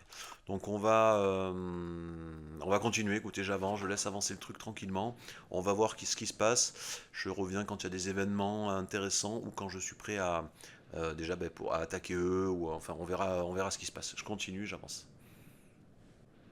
1er novembre, premier événement historique intéressant. Donc vous les voyez là, les événements historiques qui sont là, généralement c'est indiqué par ça. Donc avec lui on a ça, on récupère, c'est gratuit, hein. On a un bonus jusqu'à la fin du jeu, morale de l'armée, capacité de siège, pardon, et discipline. Donc on va le récupérer. J'ai également ma capitale donc qui vient de se déplacer. Je continue de renforcer le contrôle parce que je suis pas encore au maximum là, vous voyez. Et lui aura bientôt fini bientôt fini, de coloniser les tribaux quasiment. Après je ferai de l'assimilation. Niveau du commerce, donc je suis monté au niveau des sous 138. Là ça y est, ça commence à exporter comme vous le voyez les teintures, hein, et à importer d'autres trucs d'ailleurs. Ça rapporte toujours. Alors est-ce que j'ai encore besoin de faire lui? Si on regarde un petit peu, ouais, je perds quand même, hein, malheureusement. C'est notamment 0,39 dû à parce qu'il en envoie deux. Ouais, bon, je continue, je vais continuer. Je vais laisser comme ça pour l'instant. Alors l'or, par contre, je suis un petit peu limite, mais ça suffit. Lui, enfin, en tout cas, lui, on n'a pas beaucoup. Lui, on n'a pas beaucoup. J'imagine que... Ah, on a lui qui a peut-être 2,98. Alors que lui, c'est 1,56. Là, par contre, on va changer sur l'or. On va aller là, c'est plus rentable, c'est plus près. Ils en ont plus, donc ça sera mieux, ça sera plus rentable, ça rapportera un peu plus d'argent. Et on a 3,17, là, ça bouge pas. Donc on va juste changer ça au niveau de l'or. Au niveau de l'argent, malheureusement, il n'y en a toujours pas pour l'instant de disponible, en tout cas ici, pour faire des bénéfices. Donc on va attendre que ça arrive. Voilà, on peut voir que la loyauté des vassaux, normalement, ça doit remonter tout doucement. Si je regarde lui, par exemple, c'était descendu. Alors, ça n'a pas encore remonté. Je comprends pas pourquoi. Ah oui, pardon, voilà. C'est toujours, j'allais dire, ouais, bon, 0,50 par mois. Ça remonte tout doucement. Le réseau d'espionnage grandit. Du coup, là, j'ai 1,84. J'ai 1,84. Alors, je suis bien positif. Franchement, je suis bien positif. Ce que je vais faire, je vais continuer avec les autres vassaux. On va faire pareil. Notamment... Ah, alors lui, le problème, c'est qu'il est descendu. Je vais juste augmenter un tout petit peu mes dépenses diplomatiques pour refaire passer l'autre en loyal. Voilà. Et ce qu'on va faire, ben, on va faire pareil. On va le faire tout de suite. On va commencer par lui. On va imposer la culture, puisque ça monte là assez bien. On va attendre un peu, je ferai pareil avec l'autre après, avec celui-là. Bon, tant pis, lui il me donnait pas mal de sous, hein, mais au moins c'est fait tout de suite. Là il donne 0,80, c'est fait tout de suite, c'est pas grave. C'est un investissement à long terme, hein. On le fera dès que possible, on le fera, mais je penserai quand même à garder au moins un pour être sûr de pouvoir attaquer lui quand le réseau d'espionnage sera arrivé à 20. Pour les constructions, alors j'ai 138, je ne vais pas encore envoyer de construction, on ne sait jamais, je vais attendre au moins d'être à 150, et je pense que je verrai en fonction de ce dont j'ai besoin, sans doute déjà des teintures, puisque j'ai vu que ça s'exportait et ça rapportait pas mal d'argent. Il me semble qu'on a un OCR ici, là, voilà, l'A1 là, qui permet de fabriquer justement des teintures, donc on se servira de ça, je ferai sans doute un bâtiment là. Ah d'ailleurs, ce que j'ai pas regardé, j'avais complètement zappé. Ça aussi c'est important. Je dois sans doute avoir des bâtiments qui ne rapportent rien et qui sont déficitaires. Pourquoi je ne les vois pas parmi mes bâtiments? Là j'ai de la tannerie, ouais voilà, j'ai 6 tanneries. J'ai 6 tanneries, je perds des sous, il y en a beaucoup trop, ça sert à rien. Ça sert à rien, on va les fermer. On va fermer tout ça, je vais juste laisser celle de la... Pardon, c'est celle-là. On va juste laisser celle de la capitale. Là ça sert à rien, j'avais oublié de gérer ça, mais j'aurais peut-être dû le faire dès le deuxième mois d'ailleurs. J'avais pas pensé à ça, pensez à le faire, hein, dès le deuxième mois. Et on voit également ça, là, que les fabriques navales, comment ça s'appelle déjà? Guilde de fourniture navale. Alors elles sont pas rentables parce que j'ai pas de goudron. Donc je pense que je vais peut-être faire ça en premier. Surtout que j'ai beaucoup de bois sur mon marché après analyse. J'ai énormément de bois. Je pense que je vais peut-être même en faire une tout de suite. Ça vaut pas très cher. Je gagnais pas mal de sous, je gagne 15 là pour l'instant. On va s'en faire une tout de suite. Alors je crois que je peux pas le faire sur la capitale. Le truc du goudron, pardon, c'est ici normalement. Ah si, je peux. Voilà, vous voyez l'argent que ça va rapporter, hein, le four à goudron, notamment parce que j'en ai besoin pour les manufactures navales. Par contre, les autres, à mon avis, vont servir à rien. Une seule, ça suffit, ça généralement. Je pense que je vais fermer les deux autres, les deux ou trois autres, je sais plus combien il y en avait. Elles sont où? Elles sont là, les fournitures navales. On va simplement laisser ouverte celle de la capitale. On va fermer elle pour l'instant et on va fermer elle. Euh, et pour l'instant, ça suffit largement, hein. Là, j'ai pas besoin d'en avoir plus. On verra après pour éventuellement les ouvrir à nouveau quand j'en aurai besoin. Pour l'instant, je les laisse fermer. On réajustera ça plus tard. Et je pense qu'il n'y a aucun autre bâtiment qui me fait perdre des sous. Parmi les bâtiments que je possède en tout cas. Bon, on a le maçon qui en gagne pas beaucoup, mais pour l'instant, c'est pas gênant. Tant que je perds pas d'argent, c'est l'essentiel. Voilà, j'ai géré ça. On a fermé les trucs là qui n'étaient pas rentables, enfin qui me faisaient perdre des sous. Et c'est bon, on continue d'avancer. Allez, tout de suite après, ben voilà, vous voyez en décembre, le mois d'après, j'ai justement ben, un événement. Encore, vous voyez, 116 d'or pour avoir une œuvre de grande popularité régionale qui sera créée sur ma capitale. Donc voilà pourquoi j'avais gardé un peu de sous, parce qu'on peut toujours avoir ce genre d'événement. Ça m'évite de passer en négatif, de contracter une dette, etc., un emprunt et d'avoir de la dette. Donc comme ça, je peux me permettre de le payer tout de suite. Et ça me fait une œuvre d'art, ici, on peut la voir, hein, qui me booste d'ailleurs. Vous voyez, si on regarde un petit peu le bonus, c'est pas mal, hein, vitesse de promotion locale, vitesse de conversion locale, d'assimilation, etc. etc. Donc c'est un pourcent, c'est pas mal, c'est un bon investissement. Voilà pourquoi j'avais gardé les sous. Très bien. Et du coup, ben, on va. Voilà, maintenant je pense que je peux. Alors je vais laisser remonter tranquillement l'argent ici, histoire de remplir un peu les caisses. Et voilà pourquoi je vous avais dit justement de garder toujours un petit peu quand même d'argent sur vous, enfin dans votre réserve, de ne pas gaspiller à construire des bâtiments, parce qu'il peut y avoir ce genre de petits événements, alors soit prédéfinis, soit aléatoires, intéressants, et ça serait dommage de le rater ou de perdre des sous en faisant un emprunt, etc., pour pouvoir faire ce genre de choses. Donc là j'ai eu ça, c'est bien, rien de plus, je continue d'avancer, le réseau d'espionnage avance. Ah ben d'ailleurs voilà, j'y suis à 1,40. Je suis à 1,40. On va pouvoir, le dernier vassal, imposer ma culture. Voilà, là c'est bon, comme ça tous mes vassaux, bon, ils sont tous des loyaux, mais j'ai imposé ma culture partout, c'est fait, normalement dans une dizaine d'années à peu près, ils seront de nouveau loyaux, et j'aurai un bonus d'opinion sur eux, puisqu'ils auront la même culture que moi, et surtout, très important, ils auront commencé à convertir un petit peu leur population. Si on regarde lui par exemple, on va voir un petit peu les bénéfices de ça. Bon, pour l'instant c'est assez récent, donc il n'y a pas grand chose, mais déjà vous voyez qu'à 16%, alors normalement il y a eu 10 ou 15% je crois quand j'ai imposé la culture, mais vous voyez que ça avance, il est passé à 16,46 et tout doucement bah, il va faire le job pour moi, il va convertir les trucs à ma place et puis après quand il sera de nouveau loyal, bah, je ferai la même chose pour la religion, comme ça il convertira les trucs, sa population pardon, à ma religion tranquillement. Allez, on continue. Ça y est, le réseau d'espionnage est prêt. Alors même, je suis allé un peu au-dessus, j'ai pas fait attention. Mais bon, c'est bon, j'ai les 20 points, j'ai les diplomates. Donc allons-y, créer un casus belli. Alors malheureusement, on n'a pas le choix là, on a uniquement celui-là, rendre tributaire. C'est le moins intéressant. J'aurais préféré autre chose, mais on n'a pas le choix, hein. On va commencer quand on a que ça, bah, au début notamment, pour récupérer les terres. Donc je vais d'abord devoir le rendre tributaire, l'attaquer, donc en faire un vassal, attendre 7 ans que la trêve avec lui soit terminée. Puis j'en ferai un vassal déloyal, je vous montrerai, c'est pas compliqué à faire, il suffit de l'énerver tout simplement, pour pouvoir à nouveau avoir un casus belli sur lui, de vassal déloyal, et là par contre, en l'attaquant, je pourrai m'approprier ses terres et tout lui prendre. Tandis que là, quand on attaque comme ça sur un rendre tributaire, la seule chose qu'on peut faire malheureusement, c'est simplement en faire un vassal, on ne peut pas récupérer directement les terres. Bon là j'ai pas le choix, hein. Je suis obligé d'en passer par là pour pouvoir récupérer ces trucs. Du coup, le réseau d'espionnage ne sert plus à rien, étant donné que maintenant j'ai eu mes 20 points et je suis en train de faire de créer le casus belli. Donc je peux l'annuler, comme ça je récupère les points ici, et ça continue de monter. Donc là on a lui qui est en train de se constituer, c'est très bien. Le prochain, Le prochain, ça sera sans... Alors lui, je pense que je l'attaquerai comme je lui ai dit avec le conseil. Je me servirai du conseil. Comme ça, je récupère directement les terres et j'ai pas besoin d'en faire un vassal, etc. Sachant qu'en plus, lui, c'est le suzerain de lui. Donc au moins, je récupérerai les deux marchés d'un coup. Donc la prochaine cible après lui, ben, ça sera sans doute celui-là.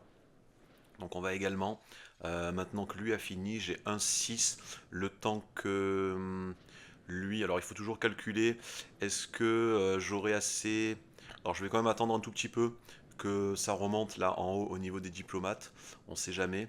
Je vais attendre encore un petit peu, on va dire un 50 à peu près, et je pense que je ferai le prochain réseau d'espionnage sera sur ce marché-là.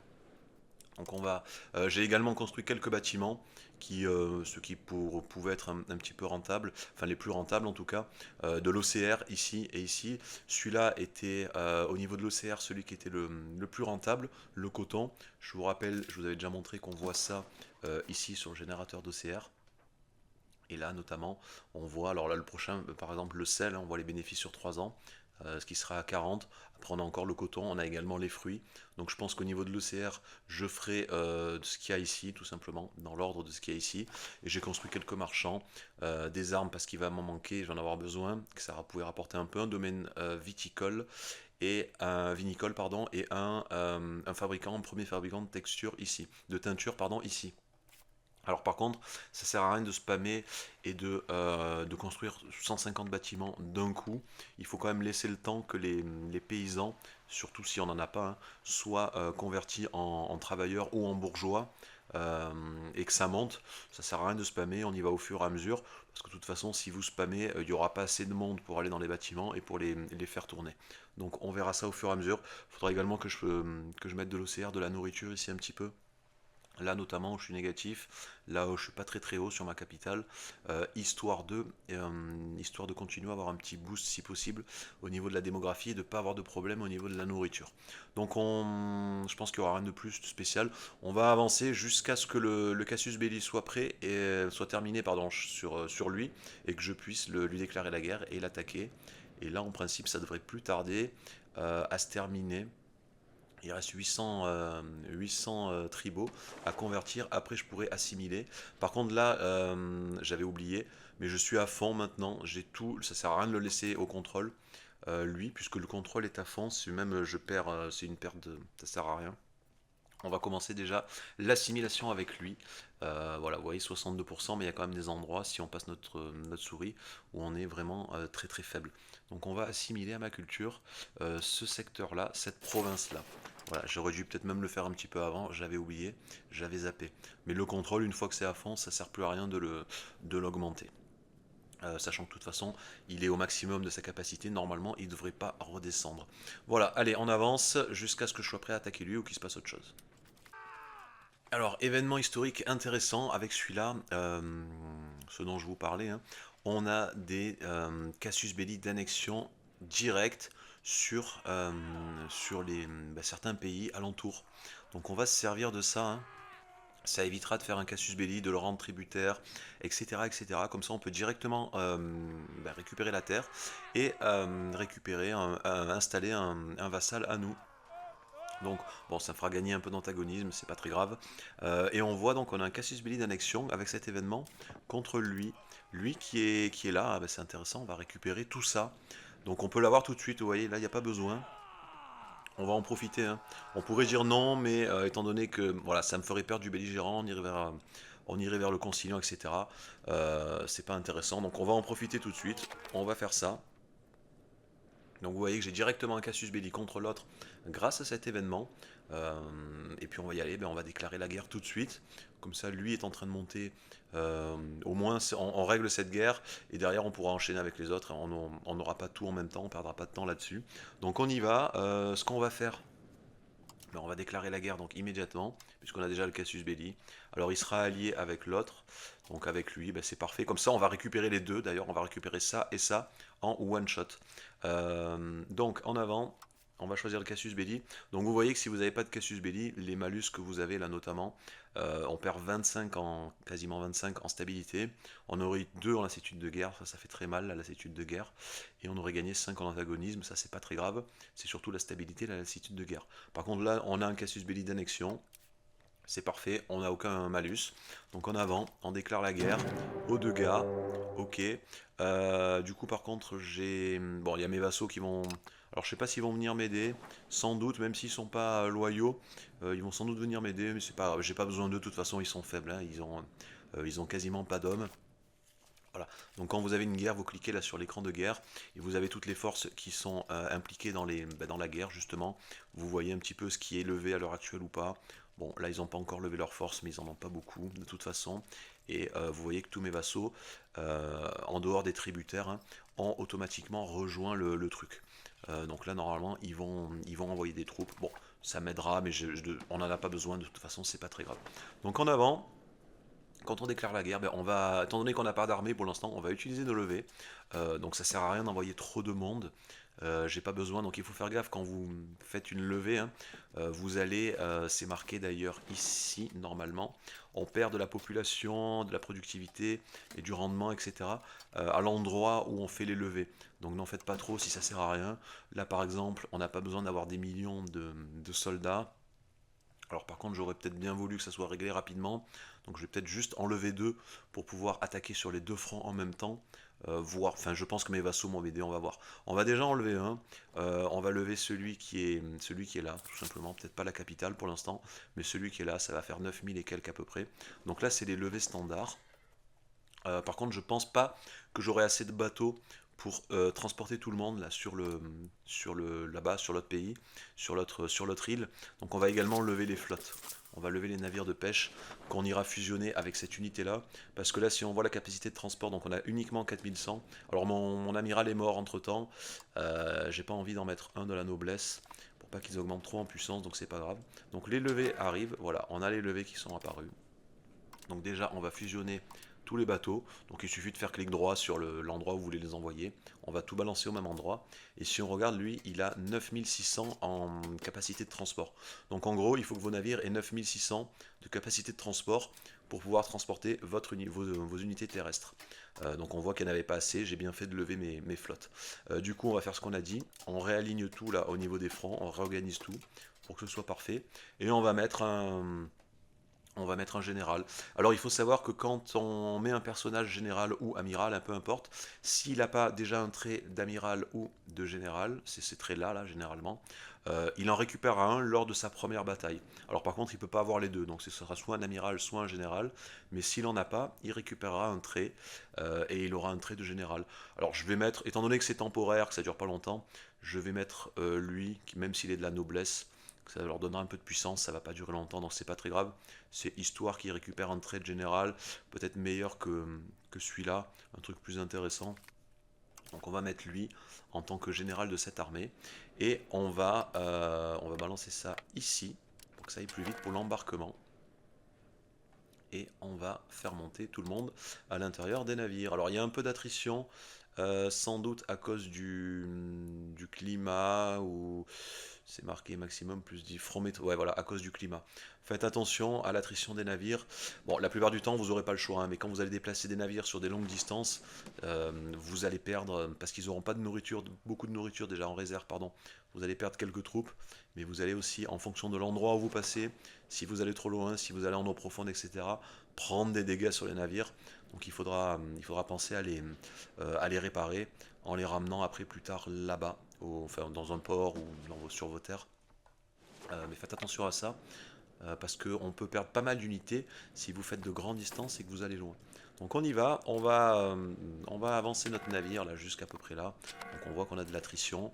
Vous voyez déjà que j'ai perdu pas mal, j'ai perdu quand même 1000 unités, j'avais 9000, je suis descendu à 8000. Donc vous voyez quand même c'est pas très loin. En plus on a longé les côtes, mais j'ai quand même pris beaucoup de dégâts, hein. Donc faites attention à ça. On arrive ici dans la zone, est-ce qu'il est arrivé? Pas encore. Voilà, il arrive, je me remets en pause, si possible, merci, je me remets en pause. On sélectionne notre armée, et on fait débarquer ici directement. Donc on attaque directement leur capitale. Vous allez voir, là mes unités, mon armée est en attrition parce qu'il n'y a pas de, parce qu'ils n'ont pas beaucoup de nourriture, ils sont en train de perdre de la nourriture. Bon là c'est notamment parce qu'ils étaient sur la mer, mais quand ils vont arriver sur terre, ils vont utiliser leur réserve de nourriture en fait. Là on regarde ce que c'est que ça. Il y a un événement, autonomie locale de la noblesse, surtout pas, même s'ils vont gagner de la satisfaction de l'ordre. Bon voilà, ça c'est le genre d'événement aléatoire qu'on peut choisir.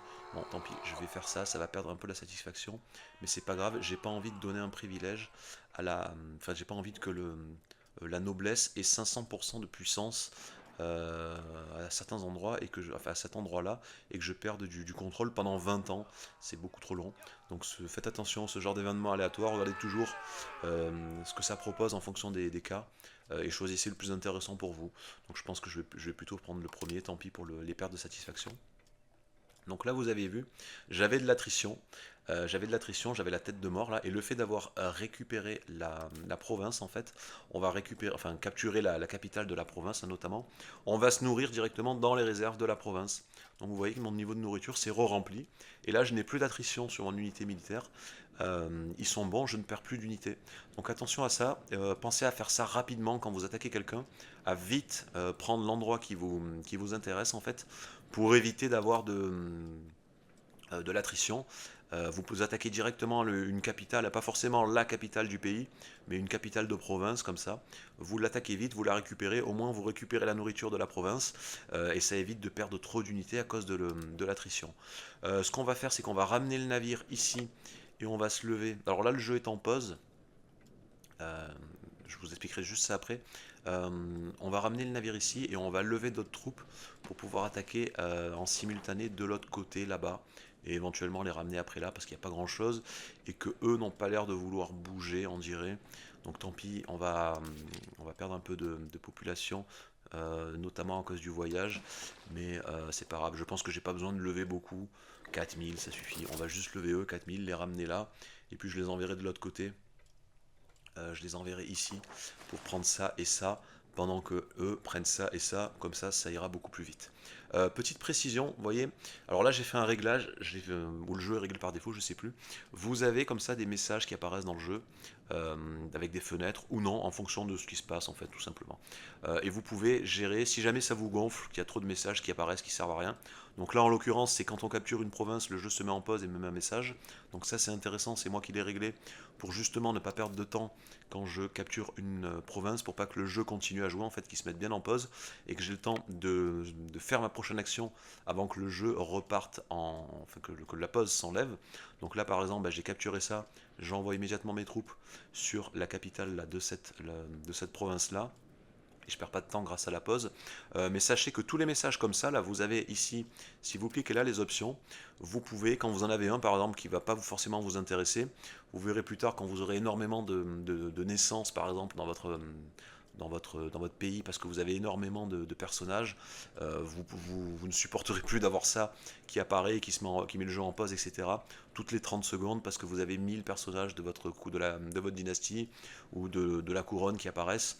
Donc vous pourrez éventuellement désactiver la pause. Voilà, il suffit de cliquer là, tout simplement, pause à l'affichage de la fenêtre. Ça ne mettra pas le jeu en pause, ça n'affichera pas la fenêtre flottante. Vous pouvez le laisser afficher dans le journal ou afficher sur la carte, mais le fait d'enlever ça, la fenêtre flottante, donc la fenêtre flottante c'est ça, et vous pouvez également choisir de régler la pause. Donc ça vous pouvez le faire quand un message apparaît, vous pouvez le régler directement ici. Sinon vous l'avez en faisant échappe. En faisant échappe dans les paramètres des messages ici, vous avez absolument toutes les catégories qui sont là, et vous pouvez régler.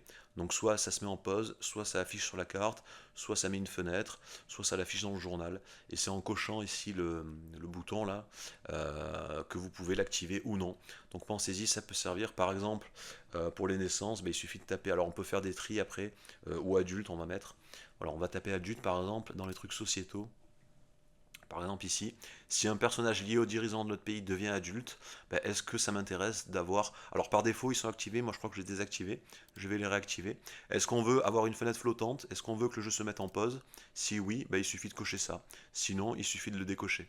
Donc là je vais le laisser cocher au début. Notamment pour les mariages, etc., pour être sûr de rien rater. Mais après, quand j'aurai trop de monde et qu'il y aura trop de fenêtres qui vont apparaître, que ça sera injouable, insupportable, je l'enlèverai. J'enlèverai la pause et j'enlèverai la fenêtre, et je jetterai tout simplement un coup d'œil tous les 5 ans à peu près dans mes personnages pour voir qui est disponible, qui est devenu adulte et qui je peux marier ou non. Donc pensez-y, hein, ça va bien vous servir, parce qu'à un moment donné, vous aurez plein de messages, vous en aurez marre, vous les supporterez plus. Donc soit vous cliquez directement sur le petit endroit du message, là, sur la fenêtre, soit vous faites échappe, vous allez dans les paramètres des messages, et là vous pouvez absolument tout régler dans toutes les catégories, etc. Et ce qu'il y a de bien, c'est que vous avez un truc de recherche ici, et vous pouvez, par exemple, si vous tapez le mot guerre, vous aurez tous les endroits où il y a un truc, où il y a le mot guerre.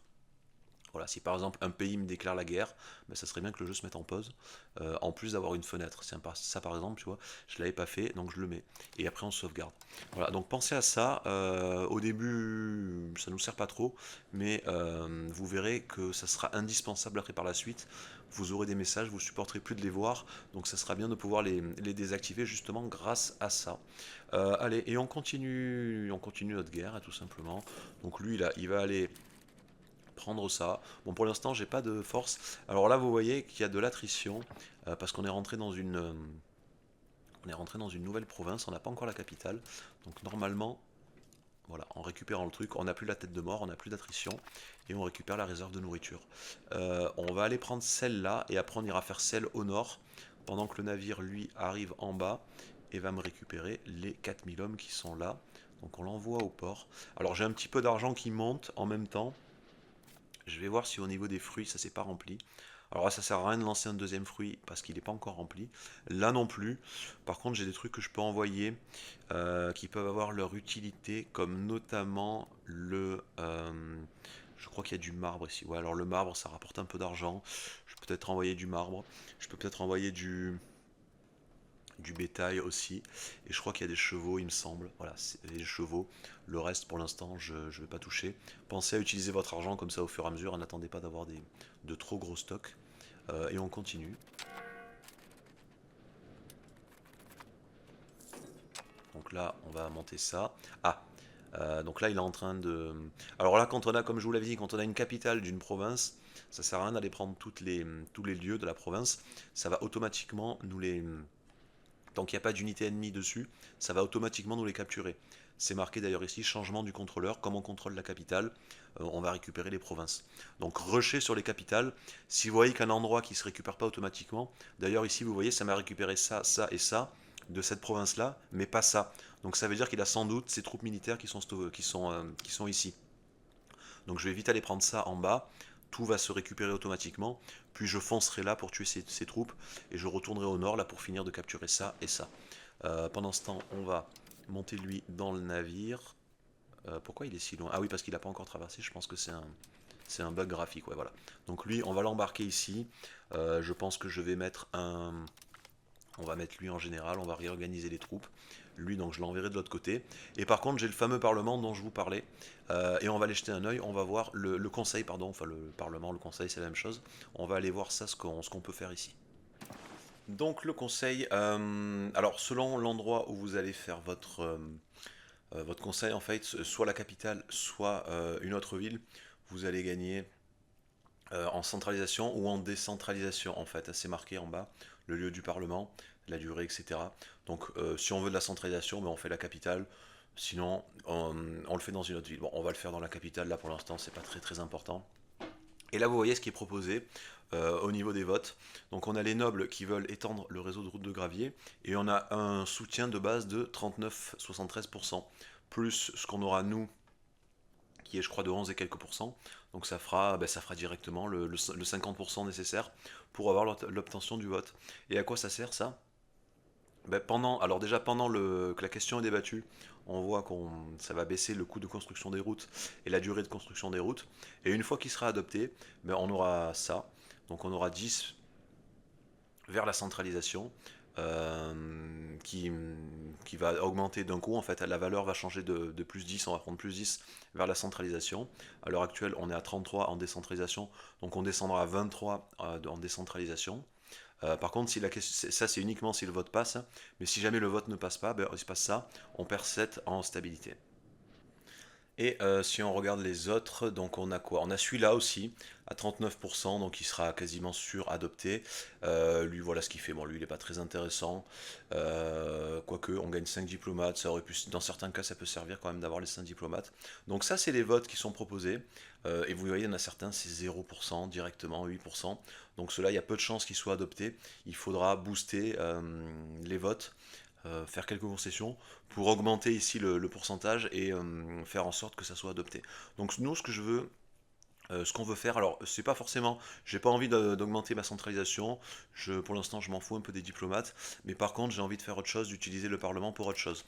Donc on va se mettre sur celui-là, comme ça on a, voilà vous voyez d'entrée on est à 51%, hein, c'est marqué, donc on a les 39% plus le truc de base qui est de, alors je sais plus où c'est marqué, je crois que c'est dans ordre, soutien parlementaire, je sais plus où c'est, il me semblait que c'était dans le gouvernement, mais je crois qu'on peut pas le voir, parce que bon, c'est pas grave. Dans tous les cas, il y a eu mon soutien de base plus les 39, bon, ça fait 51%. Donc là, s'il n'y a pas d'événements négatifs, tout au long du Parlement, il y a quelques événements, deux ou trois, positifs ou négatifs, qui peuvent survenir, où vous allez soit prendre plus de soutien, soit en perdre. Donc pensez toujours, si vous n'êtes pas en Ironman, à sauvegarder au début d'un parlement comme ça, pour être sûr que le vote passe. Tiens, d'ailleurs j'ai oublié de vérifier ça, bon tant pis, j'ai eu impénétrable, bon c'est pas, j'aurais préféré avoir autre chose de mieux qui me rapporte des sous ou quoi, mais tant pis c'est pas grave, on va le laisser, on va faire avec. Et là, vous voyez que le prochain trait arrive dans 24 ans. Bon.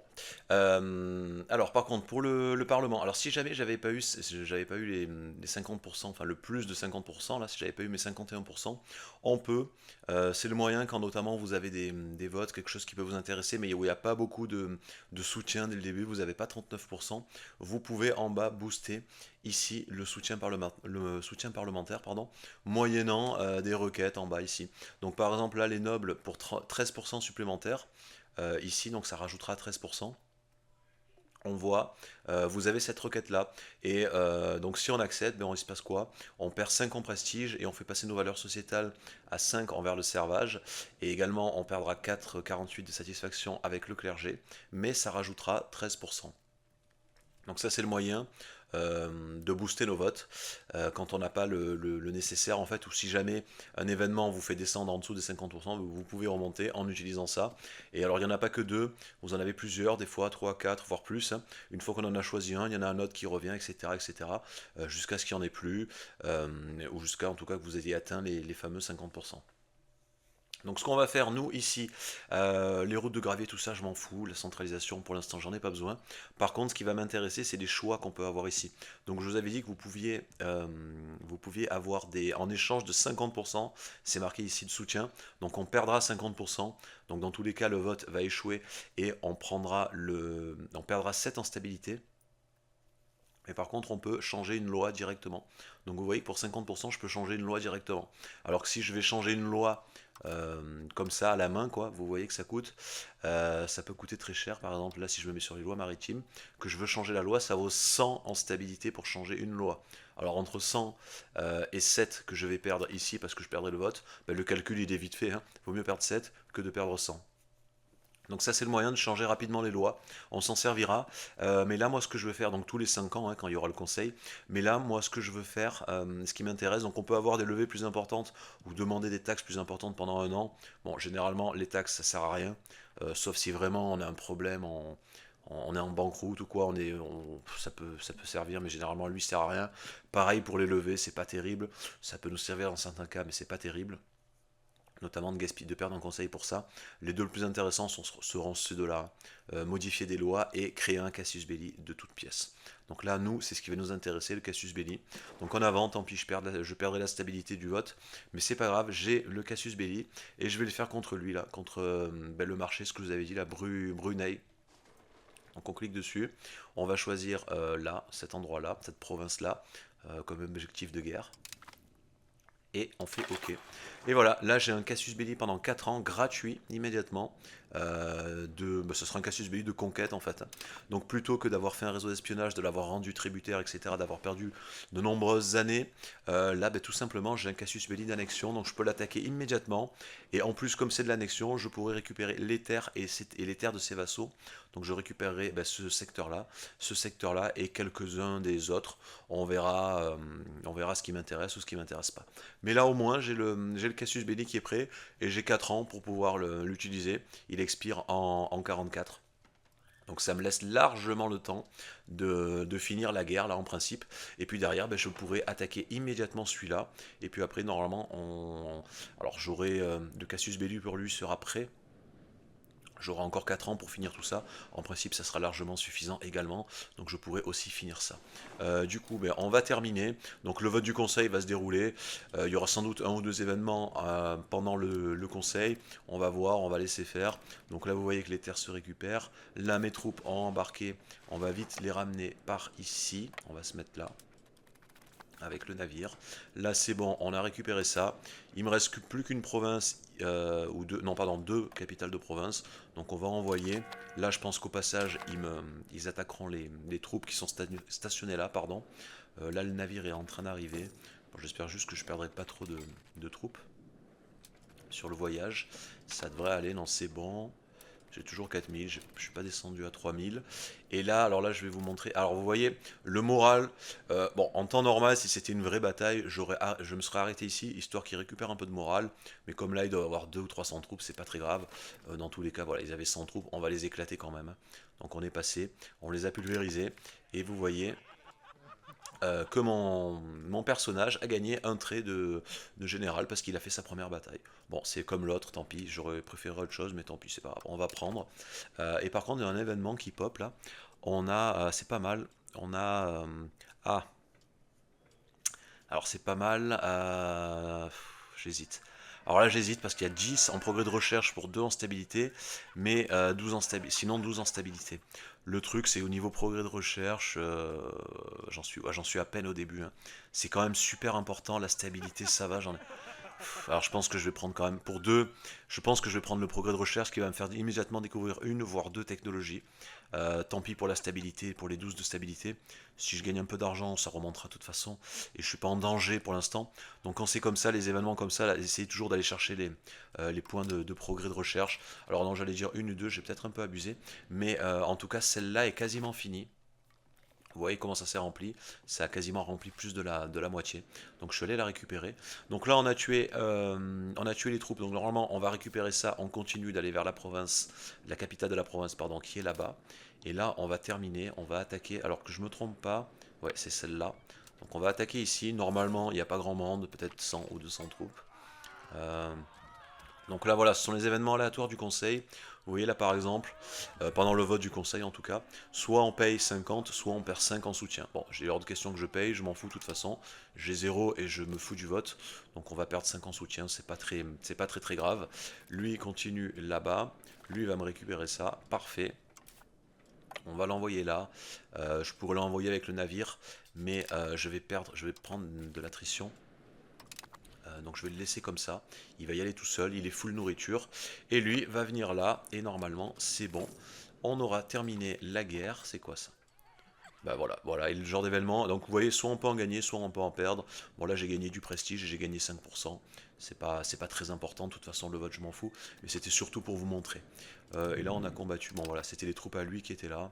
On va se récupérer ça, et on va se récupérer ça bien gentiment, et normalement la guerre est finie. Alors je vais ramener les navires ici. Je vais ramener les navires ici directement, puisque alors on peut démanteler les unités militaires et les navires qu'on aura levés en fait, mais par contre il faut faire gaffe à pas détruire notre flotte, la flotte professionnelle qu'on avait, hein, la flotte des 27 navires qu'on avait ici, parce que si on les détruit, enfin si on jamais on les détruit en même temps que les levés, il faudra tout refaire en fait, il faudra tout reconstruire. Donc faites attention à ça.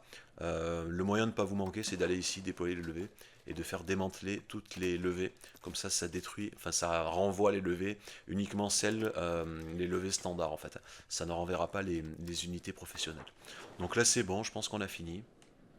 Ouais, bah écoutez, voilà, on a 100% de score de guerre, on a gagné, on peut exiger le maximum de leur part, donc c'est ce qu'on va faire hein, avant de renvoyer mes troupes, c'est ce qu'on va faire.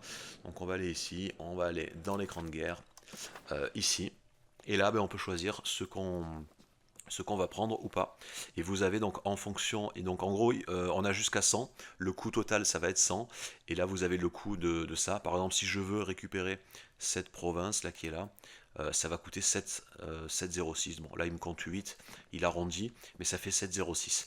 Et donc tant qu'on on n'a pas dépassé 100, parce que là notamment j'ai 100 en score de guerre, ben, on peut y aller, on peut récupérer tout ce qu'on veut. Donc là ben, en l'occurrence je peux absolument tout récupérer pour moi. Et d'ailleurs, il y a même de la marge, il reste encore 54. Donc quand c'est comme ça, ce qu'on peut faire aussi, pensez à faire ça, humilier l'ennemi, humilier l'adversaire, avant de récupérer, avant de cocher là toutes les cases de toutes les provinces, parce que si jamais vous cochez toutes les cases de toutes les provinces, ben, vous ne pouvez pas humilier en fait le gars. Alors je vais vous montrer, je vais l'enlever par exemple ici. Voilà, vous voyez là je peux pas le récupérer si je coche toutes les provinces du gars en question avant. Donc avant de faire ça, s'il y a de la marge, venez d'abord là, vous faites humilier, ça fait toujours 5 de prestige en plus. Le reste, j'en ai pas besoin, puisque de toute façon, je vais récupérer toutes ces terres. Et également, donc on va tout prendre, hein, on va faire des vassaux, après on prend tout. Et également, profitez-en, il y a encore de la marge, ben, vous prenez de l'or. Donc là, bon, il a que 10 pièces d'or. Tant pis, c'est pas grave, c'est toujours ça de prix. Et on voit que ça monte jusqu'à 89. Donc 89 sur les 100, on est bon, c'est accepté, il n'y a aucun problème. Donc on récupère toutes ces terres, on a récupéré un peu de prestige en l'humiliant. Il y a éventuellement d'autres traités après, si jamais vous récupérez pas les terres, mais quand vous récupérez les terres, il n'y a rien de plus à faire que humilier le gars et prendre son or. Et voilà, on a pris tout son or, 10 pièces d'or. On est en dessous des 100, c'est accepté, il n'y a aucun problème. On clique ici, et voilà. La guerre est terminée, c'est bon, on a récupéré les terres, vous voyez maintenant, les terres sont à moi. On a récupéré tout ça et tout ça, tout ce qu'on avait sélectionné. Et la guerre est terminée. Donc là, la guerre est terminée, on peut renvoyer nos troupes. Donc on peut les démanteler, là elles sont directement sur les terres à moi, je suis plus en guerre. Je ne vais pas avoir de malus ou quoi que ce soit. Donc on peut les renvoyer tout de suite. Donc on revient là, on fait démanteler les unités. Elles vont retourner dans leur village. Pareil pour les flottes, on démantèle les bateaux qu'on avait levés, les bateaux de pêche. Et vous voyez par contre en faisant ça, ça n'a pas détruit ma flotte professionnelle. Flotte professionnelle que je ramène ici. Et là, donc, ce qu'on va faire, ben, on va faire un vassal, enfin des vassaux, pardon, personnalisés. Et on va leur attribuer les provinces. Donc il y a plusieurs provinces, 1, 2, 3. On va faire 3 vassaux ici. 4, 5, on va faire 5 vassaux. Normalement j'ai de la marge, j'ai 6,39, j'ai 1 de capacité diplomatique sur 6,39, donc j'ai de la marge, ça va me coûter 0,20 à peu près pour faire les vassaux. Et il restera une terre là, on verra ce qu'on en fait. Soit je la garde pour l'instant, soit je mets un vassal en attendant, on verra. On va voir. Voilà, en attendant pardon, ça c'est fait. On a une loi en plus parce qu'il y a des esclaves. Pour l'instant, je ne vais pas la faire parce que ça coûte des sous. Je pense que je vais construire un ou deux bâtiments, enfin un bâtiment avec les 50 là que j'ai en rab. On va voir ce que je vais construire. Par contre, je vais m'organiser au niveau des vassaux. Je vais redistribuer toutes les terres. Donc, je vais faire un vassal par province. Ce qu'on fait tout simplement, c'est qu'on va ici dans la diplomatie. On fait créer des vassaux, vassaux personnalisés. Et là, on choisit la province qu'on veut donner. Donc, je vais juste donner une seule province pour qu'il ait le contrôle maximum sur le truc et qu'il puisse me convertir la population après au fur et à mesure à ma culture et à ma religion, qu'il ne soit pas trop puissant également. Tant qu'on a de la marge ici en capacité diplomatique, on peut se le permettre. Donc on va commencer par ça. Je vais distribuer les terres là, à des vassaux. Je pense que je vais en faire des fiefs et pas des vassaux. Et une fois que c'est fait, j'attaquerai l'autre là, sur qui j'ai un Cassius Belli, ici, Brunei, avant d'attaquer lui. Et d'ailleurs, on peut même faire un Cassius Belli avec lui. Puisqu'on a 20 en espionnage, je vais le faire tout de suite. On va faire Cassius Belli rendre au tributaire, comme ça j'annule le réseau d'espionnage et je récupère les points en diplomatie.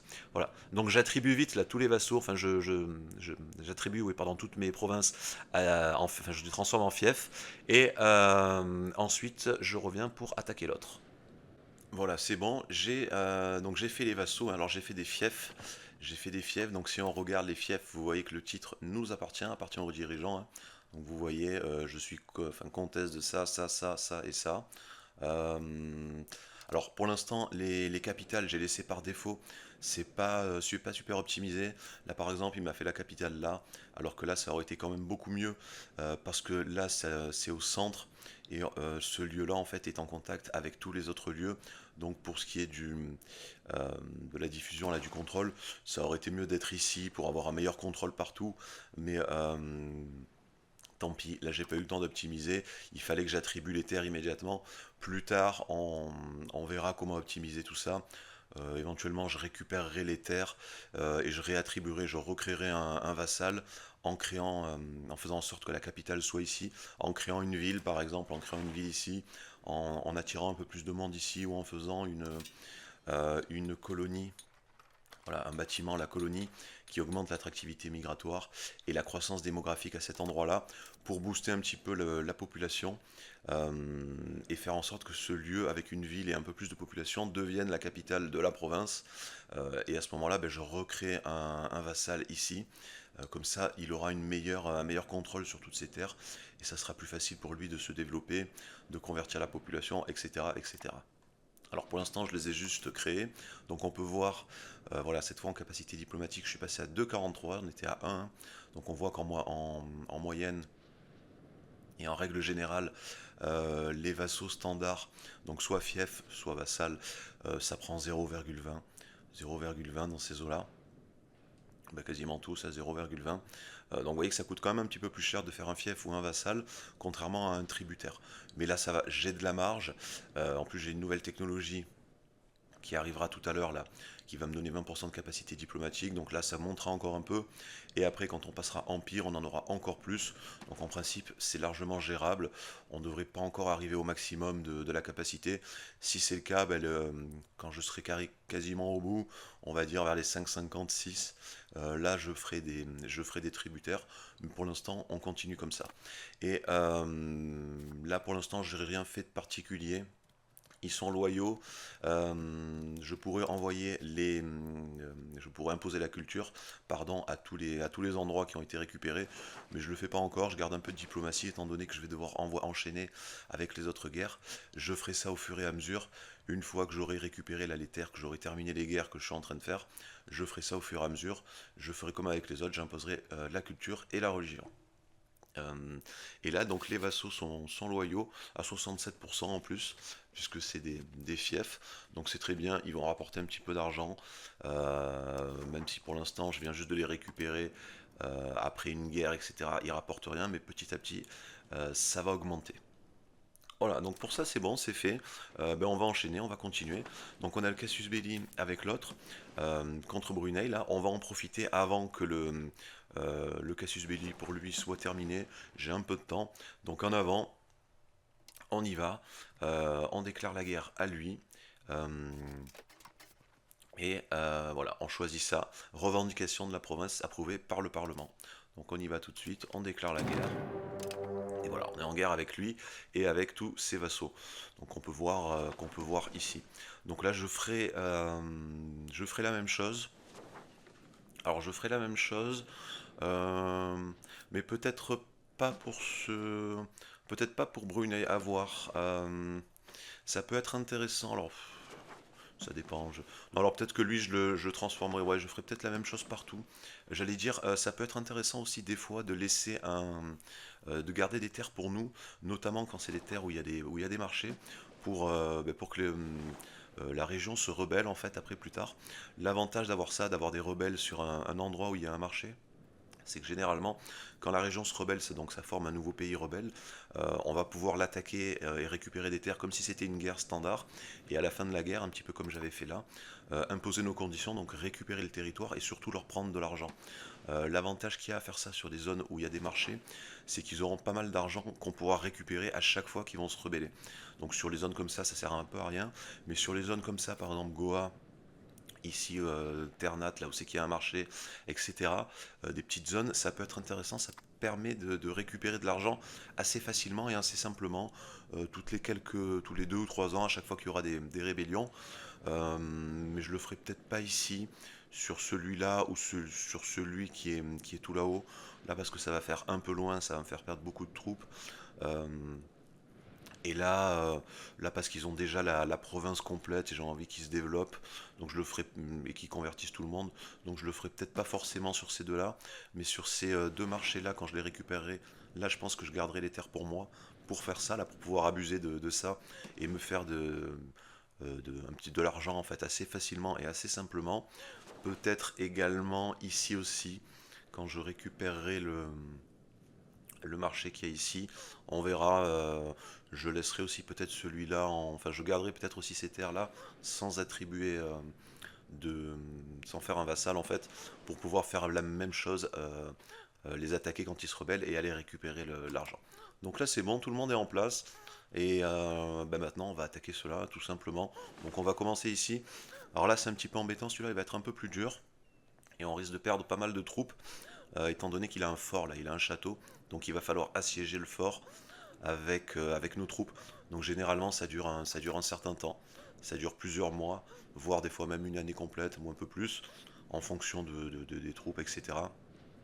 Donc là par contre on va prendre beaucoup d'attrition et on va perdre du monde. On va y aller vite fait. Alors je vais lever un petit peu plus de monde cette fois.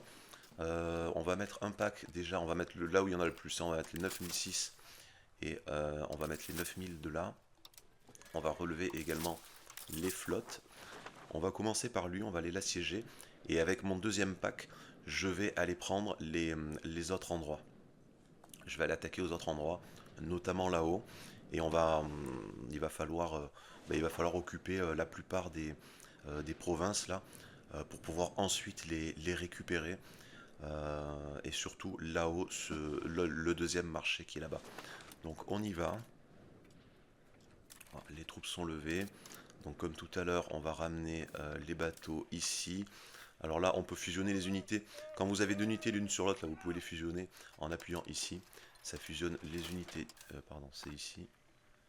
Voilà, ça fusionne normalement les unités directement. Voilà, j'allais dire pourquoi ça se fusionne pas. Ok, donc on a fusionné les unités. On a tout qui est là. Donc on y va. On va commencer par lui. On va aller là. Alors je pense que le premier truc que je vais prendre ici, avant d'attaquer directement la capitale, là, c'est que je vais aller ici prendre ça d'abord. Et ensuite j'attaquerai la capitale pour avoir notamment un apport en nourriture. Quand je ferai le siège de ça, en principe en récupérant cette province, j'aurai un petit apport en nourriture juste à côté. Voilà, bon. Là, le Parlement a échoué pour l'adoption. J'ai perdu les 7 de stabilité. Mais tant pis, c'est pas grave, c'était voulu. Donc en avant, là ça remonte. Lui, je vais le mettre en position à ce niveau-là pour pouvoir après ramener les bateaux et repartir sur un autre endroit. Euh, alors ça aurait été bien de garder les bateaux ici pour pouvoir assiéger, faire un blocus sur la ville pendant qu'on l'assiège. Ça fait toujours un petit bonus, ça accélère le processus. Mais tant pis, c'est pas très grave. Ok, donc là le mec de mon conseil a fini de coloniser les tribaux. Donc cette fois, on va pouvoir le mettre en mode assimilation. Alors il a des meilleurs stats que lui. Il a des meilleurs stats que lui. Donc je pense que je vais privilégier lui. Lui, on va le mettre en convertir la province. Même s'il il y a quand même une majorité. Bon, pour l'instant, je vais le mettre là. Comme ça, je change. On verra après pour optimiser et assimiler. Donc on va le mettre à ce niveau-là. Voilà, là c'est bon. On va les laisser faire. On va les laisser bosser. Et ici, donc en avant, on va aller directement ici. Donc on va passer par là et on va attaquer ça. Je pourrais même attaquer directement là. Alors je vais réorganiser les troupes, mettre un général, on va mettre celui-là. Je vais d'abord passer par là, puis j'irai là. Parce qu'il y a sans doute ces troupes qui attendent ici. Comme ça je les tue. Voilà, les troupes ont été nettoyées. Et on va aller ici directement. Voilà, vous voyez qu'on ne pouvait pas prendre le truc, je vais vous montrer. Donc on va prendre ça déjà. Ah, on a encore un événement. Alors il me demande de déclarer la guerre directe. Enfin il m'offre directement une déclaration de guerre contre Bali. Ou un casus belli d'annexion. On va plutôt faire le casus belli parce que je suis déjà en guerre. Je suis déjà en guerre contre les autres, je vais pas la lancer tout de suite, j'attendrai que celle-ci soit finie, comme ça je pourrai réattaquer là directement. Alors il y a beaucoup de trucs qui se font en même temps, mais bon, on profite des événements, hein, je vais pas les laisser passer, tant pis, on va essayer de faire au mieux. Donc là on va récupérer cette province, voilà, la province a été récupérée, et maintenant on va revenir ici pour faire le siège, voilà. Donc là, normalement, si on regarde, voilà. Vous voyez cette petite flèche verte là, en fait, c'est le ravitaillement. Donc le fait d'avoir attaqué ici en premier, va faire que j'aurai du ravitaillement pour mes troupes là pendant le siège. Si ça n'avait pas été le cas, si j'avais pas fait ça, j'aurais eu de l'attrition et le temps du siège en fait j'aurais perdu énormément d'unités, peut-être la moitié voire plus là, de mes troupes. Là par contre le fait d'avoir fait ça, ben, je vais profiter, alors ils ont peut-être pas beaucoup de nourriture, mais je vais profiter un petit peu du ravitaillement d'ici, donc je perdrai moins de troupes. Pensez toujours à faire ça quand vous attaquez une zone comme ça, où il y a un château, où il y a un fort, où le siège va durer un moment, s'il y a une province qui est limitrophe, qui est juste à côté, où il n'y a aucune défense, ben prenez-la d'abord, comme ça vous bénéficiez du ravitaillement en nourriture de la province qui a été annexée, enfin qui a été conquise, entre guillemets, temporairement, mais qui a été récupérée pendant que vous faites votre siège. Et donc là, le siège, ben, comment ça se passe quand il y a un fort? Ben, généralement, ça dure longtemps. Vous allez avoir à chaque mois là, un tour complet de cadran ici, euh, et ça va avancer de tout doucement en fonction de ce que vous avez ou non. Donc là, bon, par exemple, j'ai les navires. En principe, il y aurait moins un ici au niveau du blocus, mais comme j'ai mes navires qui sont placés ici sur la zone maritime qui font blocus, on enlève le moins un, on est à zéro, donc on prend pas le malus à ce niveau-là. Ça accélère un tout petit peu les choses. Mais dans tous les cas, ça va être quand même assez lent. Voilà. Et à chaque tour de cadran, ben, on a une chance que ça descende tout doucement, enfin, ou que ça remonte tout doucement, puisqu'on est en négatif. Donc moins 42, moins 35, moins 28, etc. etc. jusqu'à revenir en positif, 12, 20, 28, 30, etc. Et jusqu'à arriver à peu près à 40-50%. Là, après, on a quasiment une chance sur deux de récupérer le mois d'après la province euh, jusqu'à la récupérer directement, enfin jusqu'à pouvoir la capturer, et à ce moment-là c'est bon, c'est fini. Mais on est obligé de rester là et on est obligé d'attendre parce qu'ils ont un fort. Donc on va les laisser faire. J'ai tué leurs troupes, j'ai récupéré le truc d'à côté, on a un ravitaillement en nourriture, c'est parfait, on va les laisser faire. Pendant ce temps, ben, je vais ramener mon navire ici. Tant pis si je perds le buff du blocus, je sais pas si je le perds tout de suite ou une fois, non, seulement une fois que le bateau se déplace. On va voir, voilà, vous voyez, si le bateau se déplace, on n'a plus le blocus et on a moins un pour le jet d'attaque. Bon, tant pis, c'est pas très grave. Ça devrait quand même. Vous voyez que je suis repassé à moins 42 alors que j'avais moins 30, moins 38, je crois, ou moins 28, je sais plus. Mais voilà, vous voyez quand même qu'il faut laisser toujours un navire comme ça quand on attaque une ville avec un fort qui est sur la côte. Si on a la possibilité de le faire, en tout cas, vaut mieux laisser un navire, ça accélère un petit peu les choses. Là, tant pis, il faut que j'aille en même temps attaquer les autres. C'est les vassaux, là, les autres vassaux avec qui je suis en guerre. Euh, Parce que il faut pas que je perde de temps, parce que juste après il faut que j'attaque lui et il faut que j'attaque lui, donc il faut que je fasse ça le plus vite possible. Donc on va récupérer d'autres troupes et après je remonte, je vais me les faire tous un par un. Donc là bon, ils sont vraiment faibles, ils doivent avoir 100 ou 200 unités à chaque fois, ça va être vite réglé, il suffit d'arriver, de prendre la capitale, de tuer leurs troupes et ça va récupérer les terres toutes seules automatiquement après tout ce qu'il y a autour en tout cas. Donc en avant, je continue. Je vous passe ça. Je continue, je reviens une fois que c'est terminé pour vous montrer les autres vite fait. Il n'y aura rien de spécial. Bali, je vais l'attaquer, ils ont que ça, donc là ça va être vite vu. On attaque ici directement. Et après, une fois que j'ai pris ça, que j'ai terminé ça, je reviendrai, je pense, pour l'attaque de lui. Enfin, on verra comment ça se passe. Et là, j'attribuerai les terres, donc j'essaierai de prendre un maximum de terres à la fin de la guerre, à lui et à ses vassaux, ce qui m'intéresse en tout cas. Et on réattribuera les terres après, on verra. Allez, en avant. Ça y est, c'est bon, c'est plié, j'ai 100%, donc j'ai récupéré, enfin j'ai attaqué tous les endroits, et j'ai occupé tous les endroits. Et là je me sers, donc à la fin, ben, je prends quoi? Alors je prends ce qui m'intéresse, c'est les zones où il y a les marchés, donc ici, cette province-là, cette province-là.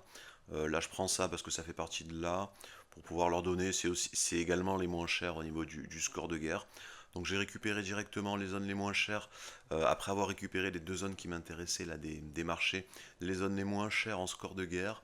Et il reste un petit peu de points, j'ai récupéré lui en tant que fief directement, en tant que vassal. Et je devrais récupérer, je pense, lui aussi en tant que vassal sans rien faire, puisque c'était le vassal de lui que j'ai conquis. Euh, voilà, et je tombe pile, je tombe à 100 en score de guerre. Je peux pas aller plus haut, sinon après c'est mort. Donc on va faire la paix. Voilà tout ce que je récupère. Et sans doute si on regarde, lui normalement ça a dû devenir Mon vassal, ouais voilà, lui je l'ai récupéré en tant que vassal. Bon, c'est pas l'idéal, mais tant pis, c'est pas très grave. Là, je pense pas l'avoir récupéré normalement. Ah oui, lui aussi. Lui aussi, parfait. J'ai récupéré également lui. Alors je crois que c'est lui que j'ai pas dû récupérer. Ouais, voilà, lui je l'ai pas récupéré, tant pis. On l'attaquera plus tard. Par contre, j'ai pris cette zone qui est là. Et eux non. Eux, il faudra qu'on s'agrandisse en les attaquant plus tard. Voilà, et j'ai récupéré également celui-là en tant que fief. Euh, donc voilà, d'ailleurs j'ai un peu trop de diplomatie, je vais envoyer un petit peu là, notamment sur mes fiefs, imposer la culture, j'avais pas vu. Voilà, donc ça c'est fait, c'est plié. On va installer les terres, sur les terres conquises, là, on va installer les vassaux, on va installer les fiefs. On a encore de la marge. Alors j'arrive, je commence à dépasser, là j'arrive à la moitié, mais ça va, j'ai encore de la marge. Juste ici, je vais enlever le château par contre. On ne sait jamais, en cas de rébellion plus tard ou quoi, je préfère qu'il n'y ait pas de château, ça sera plus simple.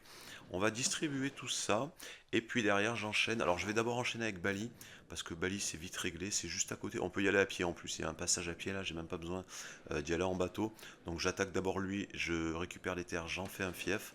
Quand c'est fait, ensuite j'attaquerai lui. Et puis derrière, je continue avec lui, la Goa. Là, je suis en train de faire le réseau d'espionnage pour lui, là pour Ternat. Après, ça sera ce marché qui est là. Et après, on verra, on continue ce qu'on fait, qui on attaque, etc. À moins que les gens qui sont parmi mes rivaux, c'est-à-dire lui ou lui, se déclarent une guerre à quelqu'un là, j'interviendrai pour pouvoir récupérer leurs terres. Sinon, on va continuer comme prévu. Voilà, donc je distribue tout ça, je récupère ce que je vous ai dit, j'avance un peu, je reviens peut-être au moment où j'attaque lui, même si c'est le plus gros, dans tous les cas vous verrez que ça va assez vite. En prenant les capitales, là ça va aller assez vite. Donc je continue, j'avance, je reviens, je pense au moment où j'attaquerai lui. Ça y est, je viens de récupérer Bali là en tant que fief après les avoir attaqués et j'ai distribué donc les terres, là j'ai créé les vassaux hein, comme d'habitude.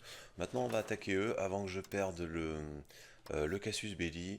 Donc bon, ils ont 12 000 hommes, ils ont la moitié à peu près de moi, ça devrait pas être gênant. Alors par contre voilà, rente tributaire, le problème c'est que je perds 9 en stabilité, pourquoi? Sans doute parce qu'ils ont une bonne opinion de moi, j'imagine. Ils ont 51. Alors voilà, il faut faire gaffe quand le gars que vous l'attaquez a plus de 50 en opinion avec vous, si vous l'attaquez, ben, vous risquez de prendre un malus de stabilité.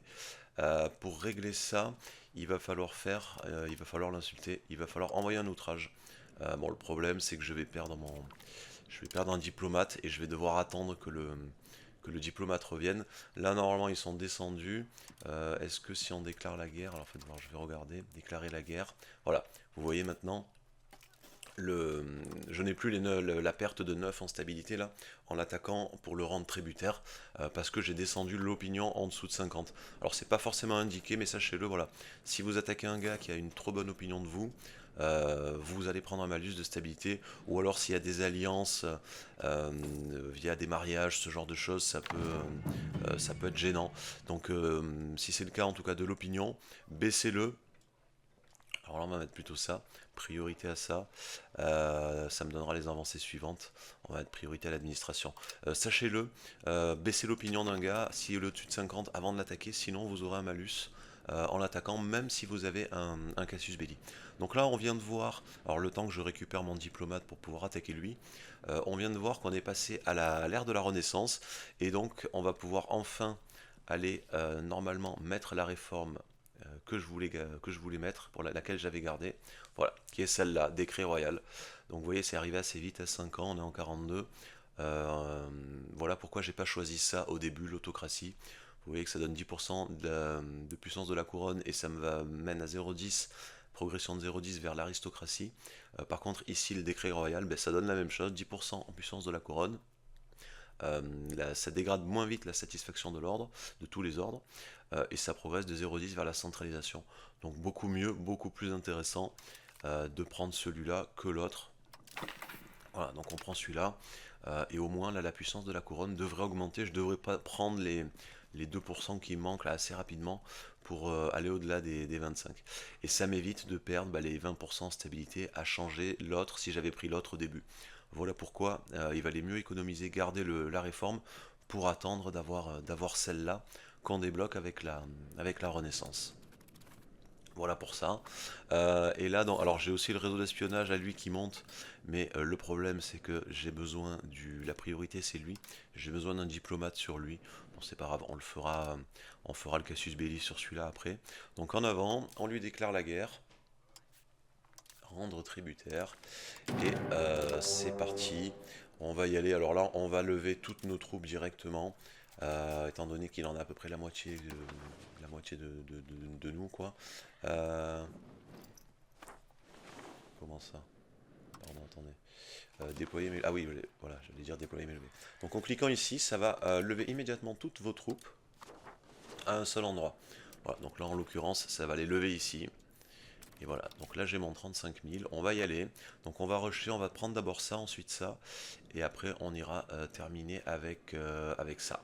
Avec ça qui sera la dernière province. Donc on va se mettre un gars... vitesse de renforcement... tradition... Je vais mettre lui. Je vais mettre lui, c'est celui qui a le plus en militaire. Allez, on va mettre lui. Donc vous voyez que quand on se déplace aussi également, le moral descend assez vite, hein, des troupes.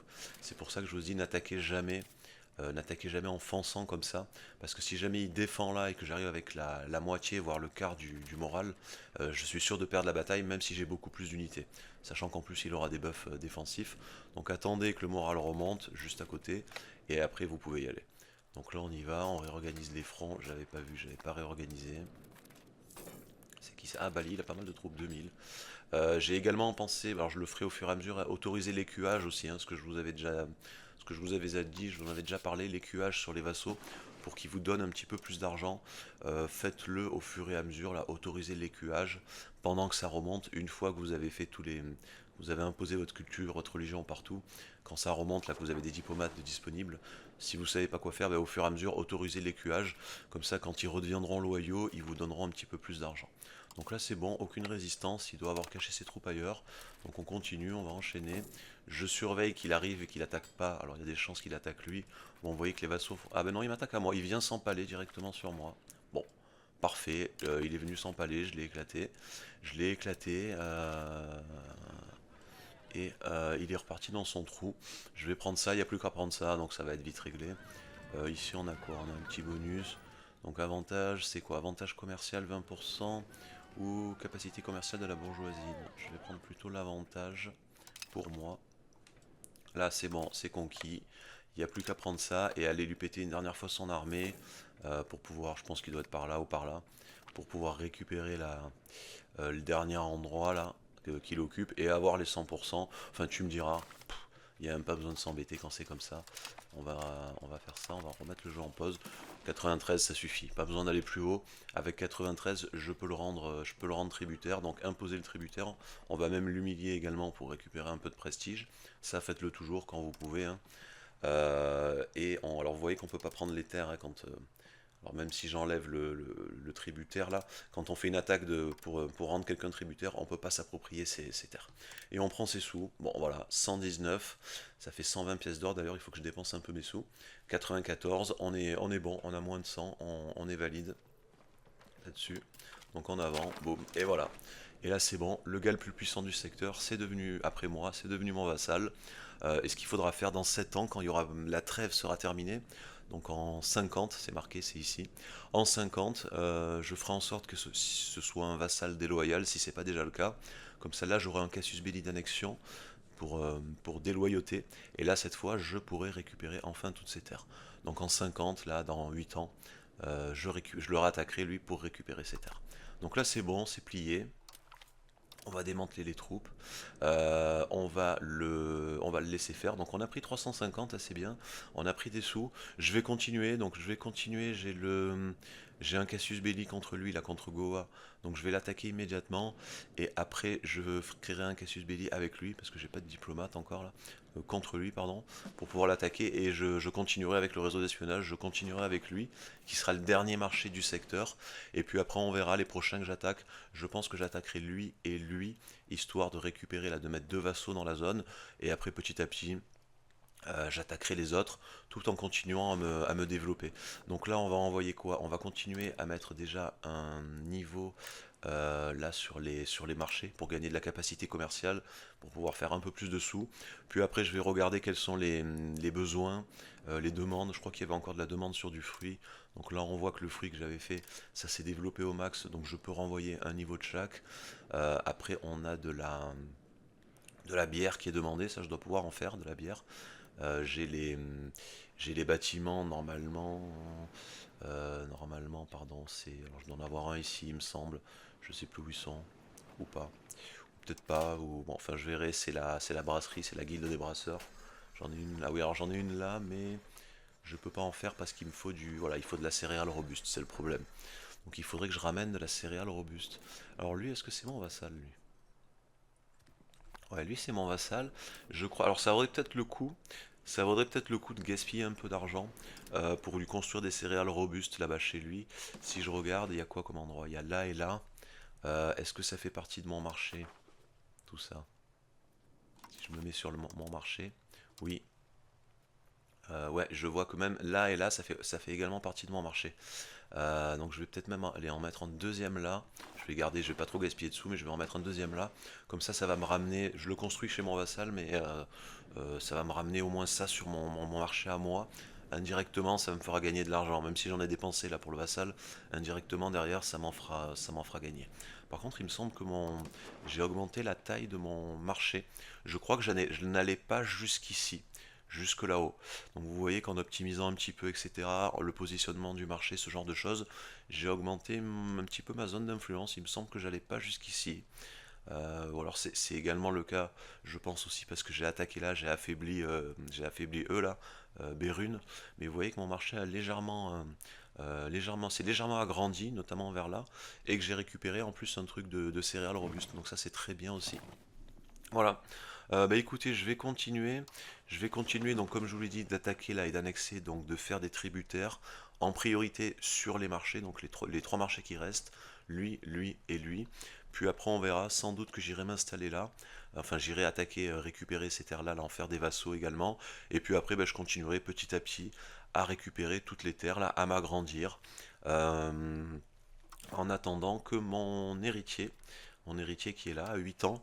Donc il a 8 ans, il monte, hein, vous voyez les stats, elles sont bien montées, là 35, 58, 35. Bon, il y a là où ça a pris énormément, là pas terrible, j'espère que ça va monter encore un peu, d'avoir au moins 80 dans toutes les stats quand il sera adulte, surtout qu'on a payé pour ça. Donc on va voir. Bah écoutez, je vais continuer donc tranquillement à me développer, à attaquer tout le monde. Dès que j'ai des événements là pour des annexions, je continue. Et alors je pense que je reviendrai, il n'y a rien, ça va être la même chose, là je vais attaquer tout le monde, je vais me développer également, etc. Peut-être commencer à faire des routes si j'ai un peu d'argent aussi. Les routes juste ici là pour augmenter le contrôle. Des bâtiments aussi qu'il va falloir faire, c'est les temples. Ça permet d'augmenter le contrôle, d'avoir un peu plus également d'alphabétisation pour les recherches. Les bibliothèques aussi, il faudra les faire assez rapidement.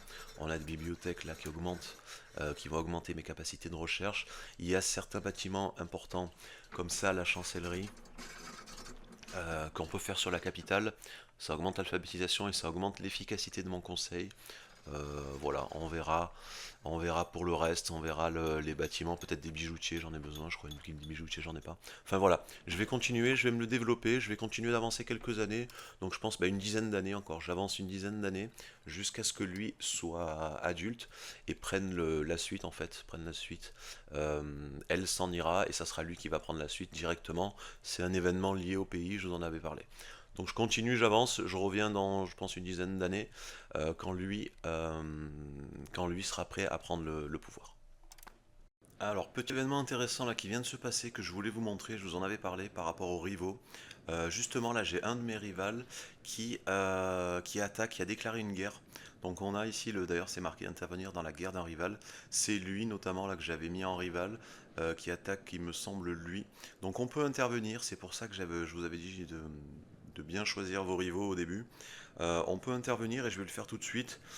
Tant pis, même si j'ai plus beaucoup de diplomates, que je voulais attaquer lui, tant pis, au pire, même si je perds le Cassius Belli, j'en recréerai un.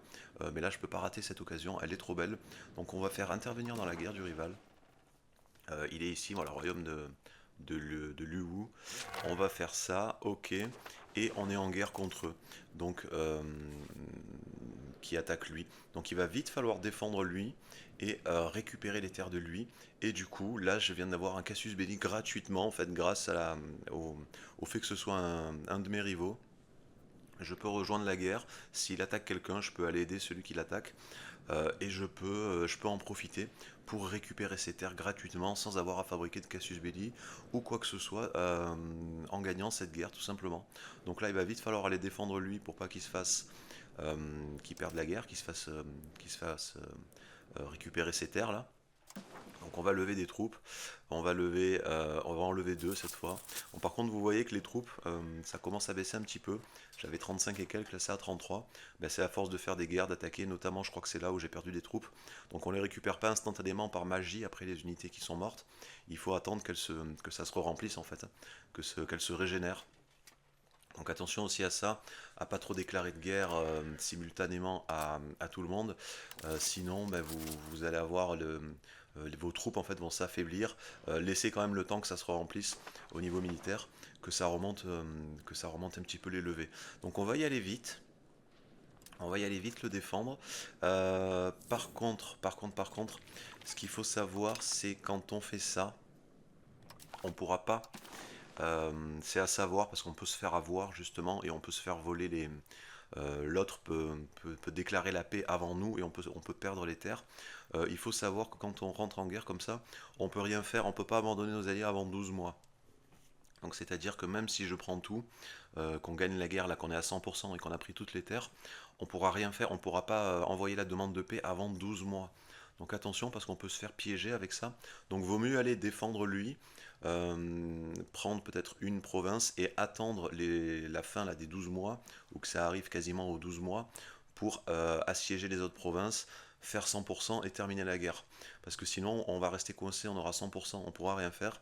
Et l'autre gars qui est avec nous va déclarer va faire une demande de paix, et c'est lui qui choisira l'attribution des terres. Donc dans la plupart des cas il va les récupérer pour lui, il va pas nous en donner, ou peut-être juste une, celle qu'on veut pas, et on aura fait tout ça pour rien.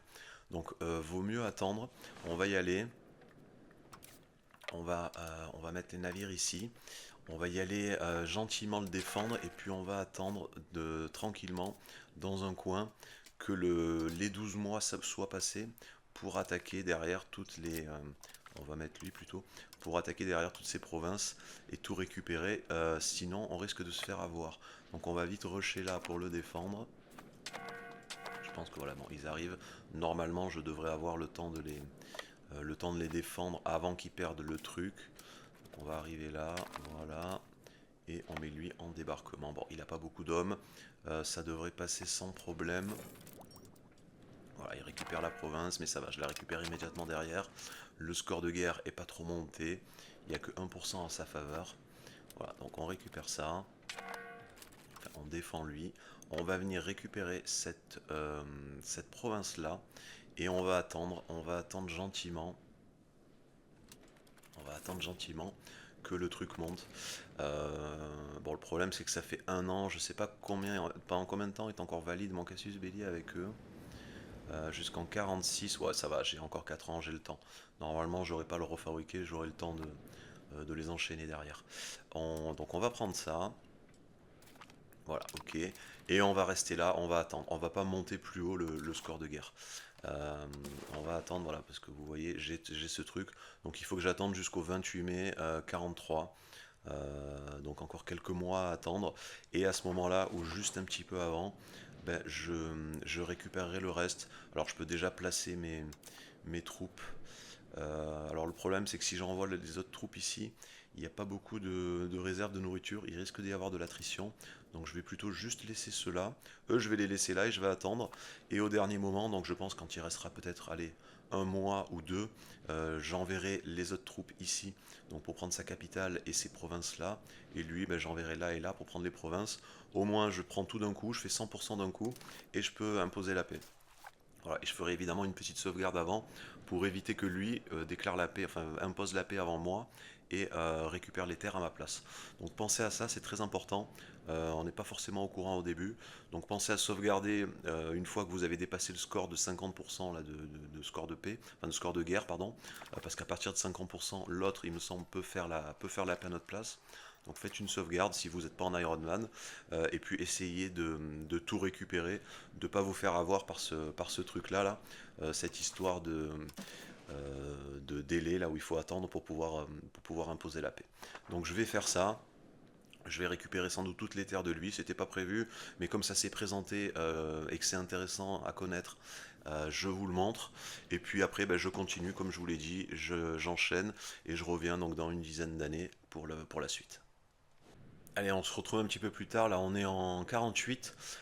Donc, je continue de me développer. Là, j'ai commencé à faire des routes ici, à côté de ma capitale. Vous voyez, d'ailleurs, j'ai 100 de contrôle juste à côté. C'est pas ma capitale, mais j'ai quand même 100 de contrôle, ben, grâce au port notamment et grâce à la route. Et le reste, ben, ça commence à monter, commence à devenir sympa. On va améliorer ça après en continuant de construire des routes dans ce secteur. J'ai récupéré donc pas mal de j'ai récupéré les marchés, j'ai continué à m'agrandir, à faire des vassaux.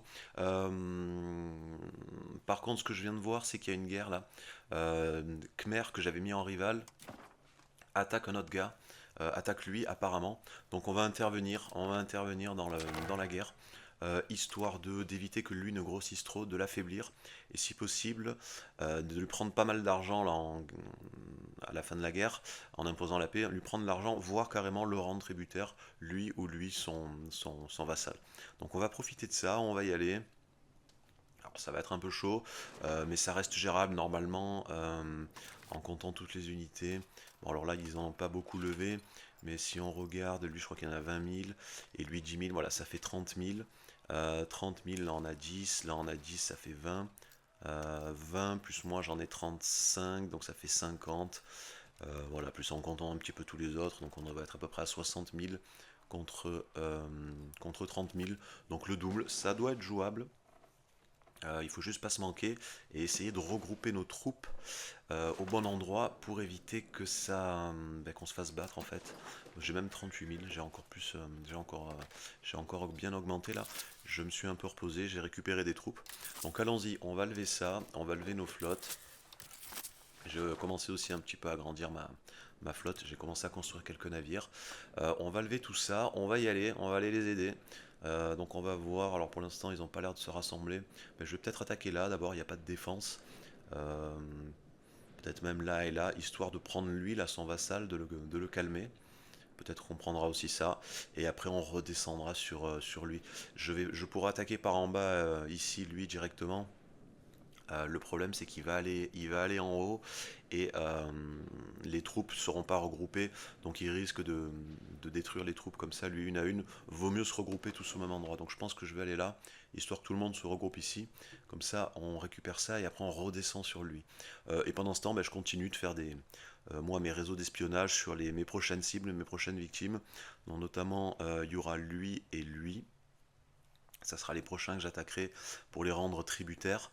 Et par contre, je surveille, voilà, j'en profite, je vais faire la guerre parce qu'il reste 2 ans, 2 ans avant que la trêve avec lui, la Sunda, ne se termine et que je puisse le réattaquer. Donc normalement, cette guerre-là devrait être finie dans 2 ans. Comme ça, quand c'est terminé, ben, je peux attaquer lui et après j'enchaîne avec les autres. Voilà, j'ai commencé également à construire un petit peu les bâtiments. Qui vont apporter de la technologie.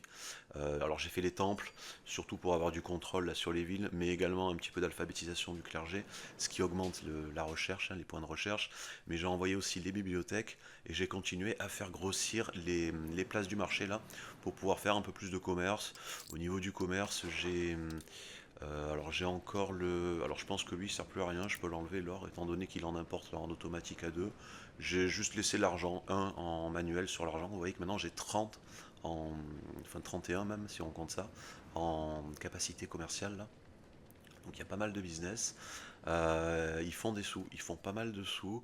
Si on regarde un petit peu les revenus commerciaux, voilà, on est à 12, hein, on gagne 12 en revenus commerciaux. Moi j'ai 14 en diplomatie grâce à tous mes vassaux. Euh, On a Ternat qui rapporte énormément, je l'ai mis en tributaire, c'est le marché de là-haut.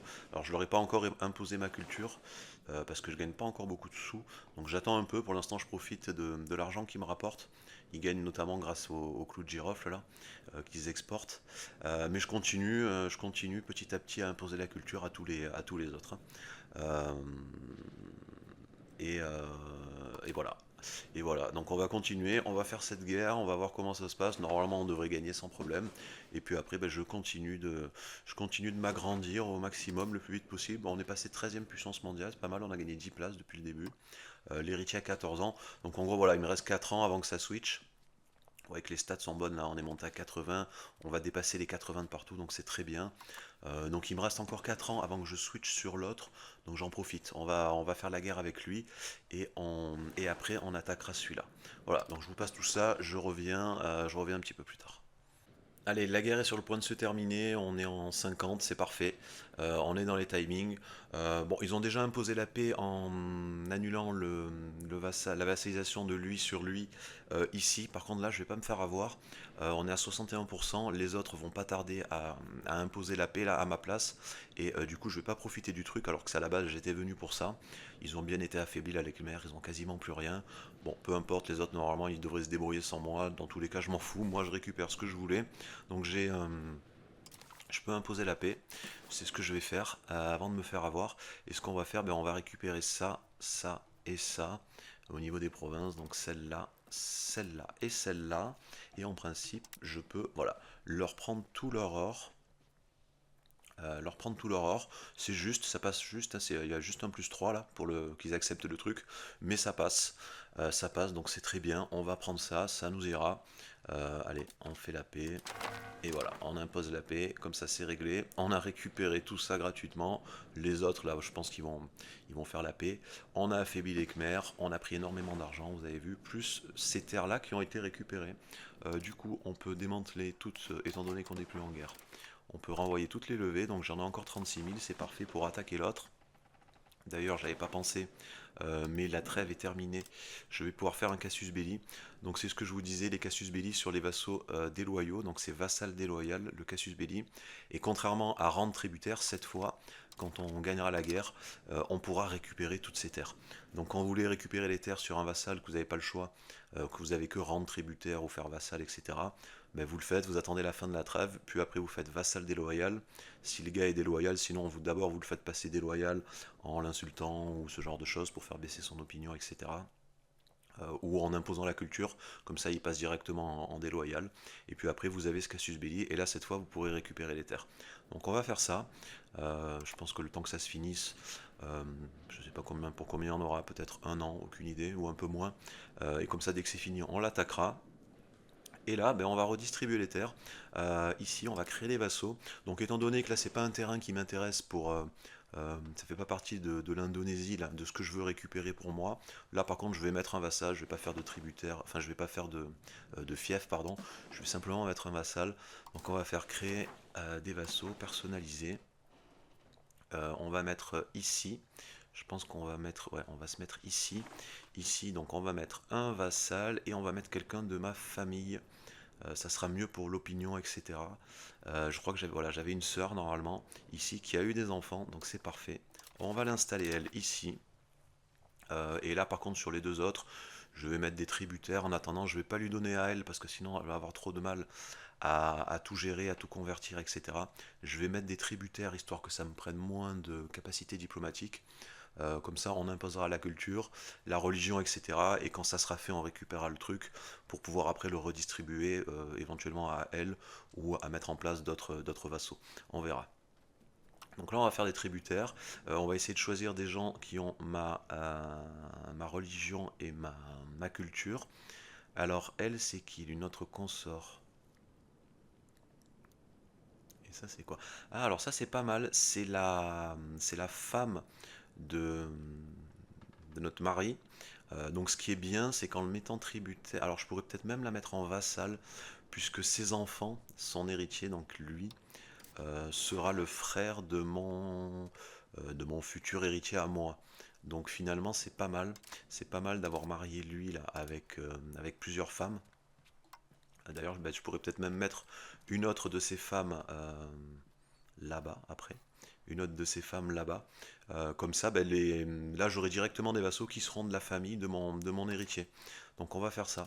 On va se mettre, donc on va retourner ici, on va faire créer vassaux, on va le mettre, alors finalement je vais peut-être le mettre, vu que c'est ça, on va le mettre en vassal directement. On va, histoire d'en faire quelques-uns puissants, de ne pas en avoir un trop gros, mais d'en avoir quand même ils seront pas mal ici. On verra après pour la distribution des terres. Donc on va faire vassal, on va mettre elle déjà, donc elle qui est mariée avec lui. Très bien, notre consort. Donc elle, voilà, elle part là-bas. C'est très bien. Et là, le deuxième, on va refaire un autre vassal. Bon, normalement, j'aurai suffisamment de capacité diplomatique, hein. Et je pense que je devrais pas tarder à passer empire. Donc, on va récupérer encore plus. Et là, on va essayer de se trouver une autre femme. Elle est qui? Elle est avec qui? Elle, c'est la femme de. Ah non, elle, c'est la femme du mec de mon conseil. Il faut surtout pas le virer. Sinon, je perds le gars. Il n'y a pas une autre femme qui traîne ici? Pas elle. Elle, c'est la femme de qui? Non. C'est bizarre. Et elle? C'est la femme de lui. Alors pourquoi j'ai pas les autres femmes? Est-ce qu'elles seraient parties avec le... Ah, je crois qu'elles sont parties malheureusement. Elles ont dû partir avec le mec. Elles sont parties, je pense, avec lui. Ouais, malheureusement, elles sont parties avec lui. Elles sont parties avec lui et je peux pas leur donner de... Bon, tant pis. Elles sont parties avec lui. Bon, c'est pas très grave. On va mettre quelqu'un d'autre. On va se mettre un... Du coup, là, tant pis, je vais faire un tributaire. Alors, on va pas faire un vassal, on va faire un tributaire. Donc, on va plutôt, on va faire ça, vassal personnalisé, ici. Là, on va faire un tributaire et on va mettre simplement un gars qui est de ma culture et de ma religion. Donc, elle, c'est la femme de lui. Il faut surtout pas l'envoyer. On a dit. Là, on a quoi? Alors, est-ce que j'en ai au moins? Il faudrait que j'arrive à trouver un gars qui soit de ma religion. Bon, après, je peux faire une recherche, ça ira peut-être plus vite. Est-ce que je peux faire une recherche par religion, tout ça? Non, bon, malheureusement, ok, bon, c'est pas grave. Là, j'ai lui. Bon, après, c'est pas dramatique si j'arrive pas à en trouver un qui a ma religion et ma culture. Ça aurait été mieux. Non, non plus. Non plus. Alors, ce qu'on peut faire plutôt quand c'est comme ça, éventuellement, bah, c'est prendre par exemple lui, 38 ans. On va lui donner une femme. On va faire épouser un roturier. Je perds un peu en légitimité, mais c'est pas très grave. Épouser un roturier, voilà. Comme ça, elle arrive dans mon truc. Et normalement, ah, alors elle est javanaise, mais elle a pas ma. Et pourtant, lui, il est pas. Bon, c'est bizarre. Elle est javanaise, mais elle a pas la bonne religion. Bon, c'est pas très. Tant pis, c'est pas très grave. Du coup, là, en principe, si je reviens, alors on va le refaire. On va faire créer un vassal, on va cliquer ici, tributaire, et là normalement la femme que j'ai recrutée a dû apparaître. Alors c'est pas elle, elle avait 17 ans, on va ranger par femme, elle avait 17 ans, voilà, elle est là. Bon, elle a pas la bonne religion, mais c'est pas très grave, elle a la bonne culture, c'est déjà ça. Ça c'était la femme de qui? Non, ça c'est la femme du chef, ça c'est la femme d'un mec de mon conseil, ok. Bon, ben voilà, ben du coup on met elle aura déjà la bonne... Elle aura déjà la bonne culture, ça fera un petit bonus d'opinion, on n'aura plus qu'à lui imposer la religion un petit peu plus tard. D'ailleurs, je pourrais peut-être même lui mettre tout de suite, mais j'ai pas assez de diplomates, donc on attendra. Voilà, donc lui c'est bon, le Khmer, là, il a été maté, il a plus de sous, il a plus de troupes, il a perdu pas mal de terres, là il va encore perdre la guerre et se faire humilier par l'autre. Non, pas longtemps. Donc lui c'est bon, son compte est bon, c'est réglé. Et moi j'ai récupéré ça. J'ai un petit pied à terre ici. C'est pas mal, c'est parfait même. D'ailleurs j'ai même pas regardé. Est-ce qu'il n'y avait pas un marché à voler, pas loin? Ah, le marché est là. Bon, tant pis. Le marché était là, le marché était là. D'ailleurs lui sert pas à grand chose avec lui qui est juste à côté. Bon, c'est pas grave, c'est pas gênant. On est installé ici maintenant, c'est parfait. On gérera ça plus tard. Du coup, lui, je suis en train de faire le Cassius Belli pour pouvoir l'attaquer. Et là, par contre, donc vous avez vu, genre, je sais pas si vous l'avez vu, si je l'avais montré, mais mon héritier a eu 16 ans, donc il sera bientôt adulte. Bon, au niveau des stats, on est parfait. Je pense qu'il aura, bon, il a déjà 100 ici, mais il aura plus de 90 dans les deux autres, donc c'est vraiment parfait. Et normalement, une fois qu'il aura 18 ans, ben, ça va switcher. J'ai déjà pris les devants avec le trait d'amiral. Grâce à ça, on gardera le truc maritime et et là comment ça s'appelle, et la réforme maritime, là, l'administration des ports, donc c'est très bien. Pour le reste, ah oui, alors par contre, il y a eu une maladie, là, la peste noire. Donc la peste noire, alors ça arrive à une certaine date. Malheureusement, je crois que j'ai été contaminé chez moi à un moment donné. Ouais, voilà. Alors c'est pas la peste noire, enfin, c'est la peste bucolique, mais c'est pareil. Il y a eu il y a la peste qui s'est répandue sur mes terres. Alors j'avais un hôpital ici, ça m'aide un petit peu, mais je risque quand même de prendre pas mal de dégâts. Là, j'ai déjà perdu 500 personnes. C'est pas grand chose, mais ça risque de monter. Ça risque de monter. Bon, là, malheureusement, il n'y a pas grand chose à faire. Si ce n'est quand on a des catastrophes comme ça, il y a un truc très bien, notamment quand il y a ça, là, la peste noire. Alors, je pourrais isoler le pays, le marché, etc., mais je vais perdre trop. Tant pis. Tant pis. Il y a déjà un lieu ah ben voilà, ben c'est le même en fait. Peste bucolique, peste noire, c'est la même chose. J'ai déjà un de mes lieux qui est affecté. Bon, tant pis. Ce que j'ai fait par contre, c'est ça, se procurer des remèdes, c'est pas mal. Pour 4 par mois, on a des bonus. Je vais vous les montrer. Ils sont normalement ici dans gouvernement. Voilà, acquérir des remèdes. Donc j'ai ça là jusqu'à la fin du jeu. Quand on a la peste, on a cette option qui est disponible. Donc n'hésitez pas à le faire si vous avez pas mal d'argent. Ça coûte 4 or, je crois 4 et quelques or en maintenance mensuelle. Mais ça donne de l'équilibre de la satisfaction de la bourgeoisie, de la paysannerie. Bon, il y a une augmentation vers le traditionnalisme. Et surtout, ça me... Alors là, c'est 7 quand même, 7,61 or mensuel, ça fait beaucoup. Et surtout, ça ramène quelques ressources. Alors on va voir, bon là ça coûte quand même, c'est assez cher, hein, quand même 7,61, même si je gagne 28. On va voir. Pour l'instant, je le fais quand il y a la maladie, en tout cas faites-le. Si vous voulez, après vous pouvez le laisser. Sinon, quand le truc est fini, ben, vous pouvez l'abroger. Alors vous voyez que ça coûte quand même 20 en stabilité, ça coûte cher. Donc on verra. Si tant que ça dépasse pas les 7, ça va. Si ça commence à coûter trop cher et que ça sert plus à rien, après je pourrais l'abroger. Je pourrais l'abroger. Alors, paye pour obtenir des remèdes. Alors là, ce que je comprends pas, c'est que c'est marqué 1. Alors, nous perdons un mensuel. Nous perdons l'effet de paie pour les remèdes. Un mensuel. Alors là, c'est marqué que ça coûte 1. Mais là, c'est marqué que ça coûte 7. Là, je comprends pas pourquoi. Est-ce que c'est un bug? C'était où déjà? C'est où que je l'ai vu? Voilà, paie pour les remèdes. Là, c'est marqué 7. Et là-bas, c'était marqué 1. Je comprends pas pourquoi. C'est aussi haut et de l'autre côté. Alors je sais pas si c'est un bug ou si ça se recalcule, bon on verra. En tout cas si ça monte trop haut, à un moment donné je l'abrogerai. Mais pensez à faire ça quand vous l'avez là, histoire d'avoir un petit peu plus de résistance à la peste, se procurer des remèdes. Bon, et en espérant que ça fasse pas trop de dégâts. Alors c'est à attaquer ici sur la capitale parce que c'est là où il y a le marché. Mais j'ai un hôpital, on verra si ça augmente un petit peu la résistance. Et j'ai continué évidemment à me développer au niveau des bâtiments, etc. Je fais de l'OCR, j'augmente un petit peu partout. Je continue, et là je vais d'ailleurs envoyer encore quelques trucs, étant donné que j'ai récupéré pas mal d'or. Avant de déclarer la guerre à lui, je vais envoyer encore des petites constructions. Et comme vous pouvez le voir, on commence à être bien, on commence à avoir pas mal au niveau des vassaux, hein. J'en ai quand même 37 déjà, donc c'est pas mal. Voilà, ah par contre lui là je vois Goa est en train de se... Voilà le problème des vassaux tributaires. Il est en train de se faire attaquer. Alors en plus il a construit un fort. Ça m'embête. Ça m'embête. Je pense que je peux même pas l'aider en plus. Je pense que je peux même pas l'aider. Non voilà. Comme j'ai pas d'alliance avec lui, je ne pourrais pas l'aider. Bon. Il se bat contre qui? Il se bat contre lui qui est à côté. Ah alors il y a lui qui... C'est qui lui? Alors finalement c'est à peu près match nul. Alors avec un peu de chance il va pas perdre la guerre et il va y récupérer ça. J'ai pas vu ce que c'était comme guerre, c'est peut-être lui qui est l'attaquant. Ah non, alors lui c'est le suzerain de lui. Donc lui a déjà soumis lui. C'est peut-être une rébellion ou quelque chose comme ça, je sais pas. Bon bref, tant pis. Dans tous les cas, lui dès que c'est possible, je ferai la même chose que pour lui là. Cassius Belli, vassal des Loyal. À mon avis ça va pas tarder d'ailleurs. Ouais, en 51. Donc l'année prochaine, je pourrais faire la même chose à lui, attaquer lui, récupérer la terre là, en faire un fief, et puis comme ça, ben, j'ai le truc qui est à moi, et ça sera plus un tributaire. Après, il faudra que je fasse la même chose avec lui, et éventuellement avec lui, et comme ça, je contrôlerai tous les marchés en direct, pas en tributaire. Quoique lui est déjà tributaire, il me semble. Et déjà, pardon, pas un tributaire mais un fief. Ah non, non, non, c'est un tributaire lui. Bon, enfin, je ferai la même chose avec les deux autres marchés. Et le reste, on verra plus tard.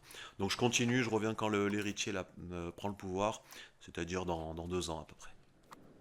Bon, bah, finalement, ça aura pas pris longtemps, même pas attendu ses 18 ans.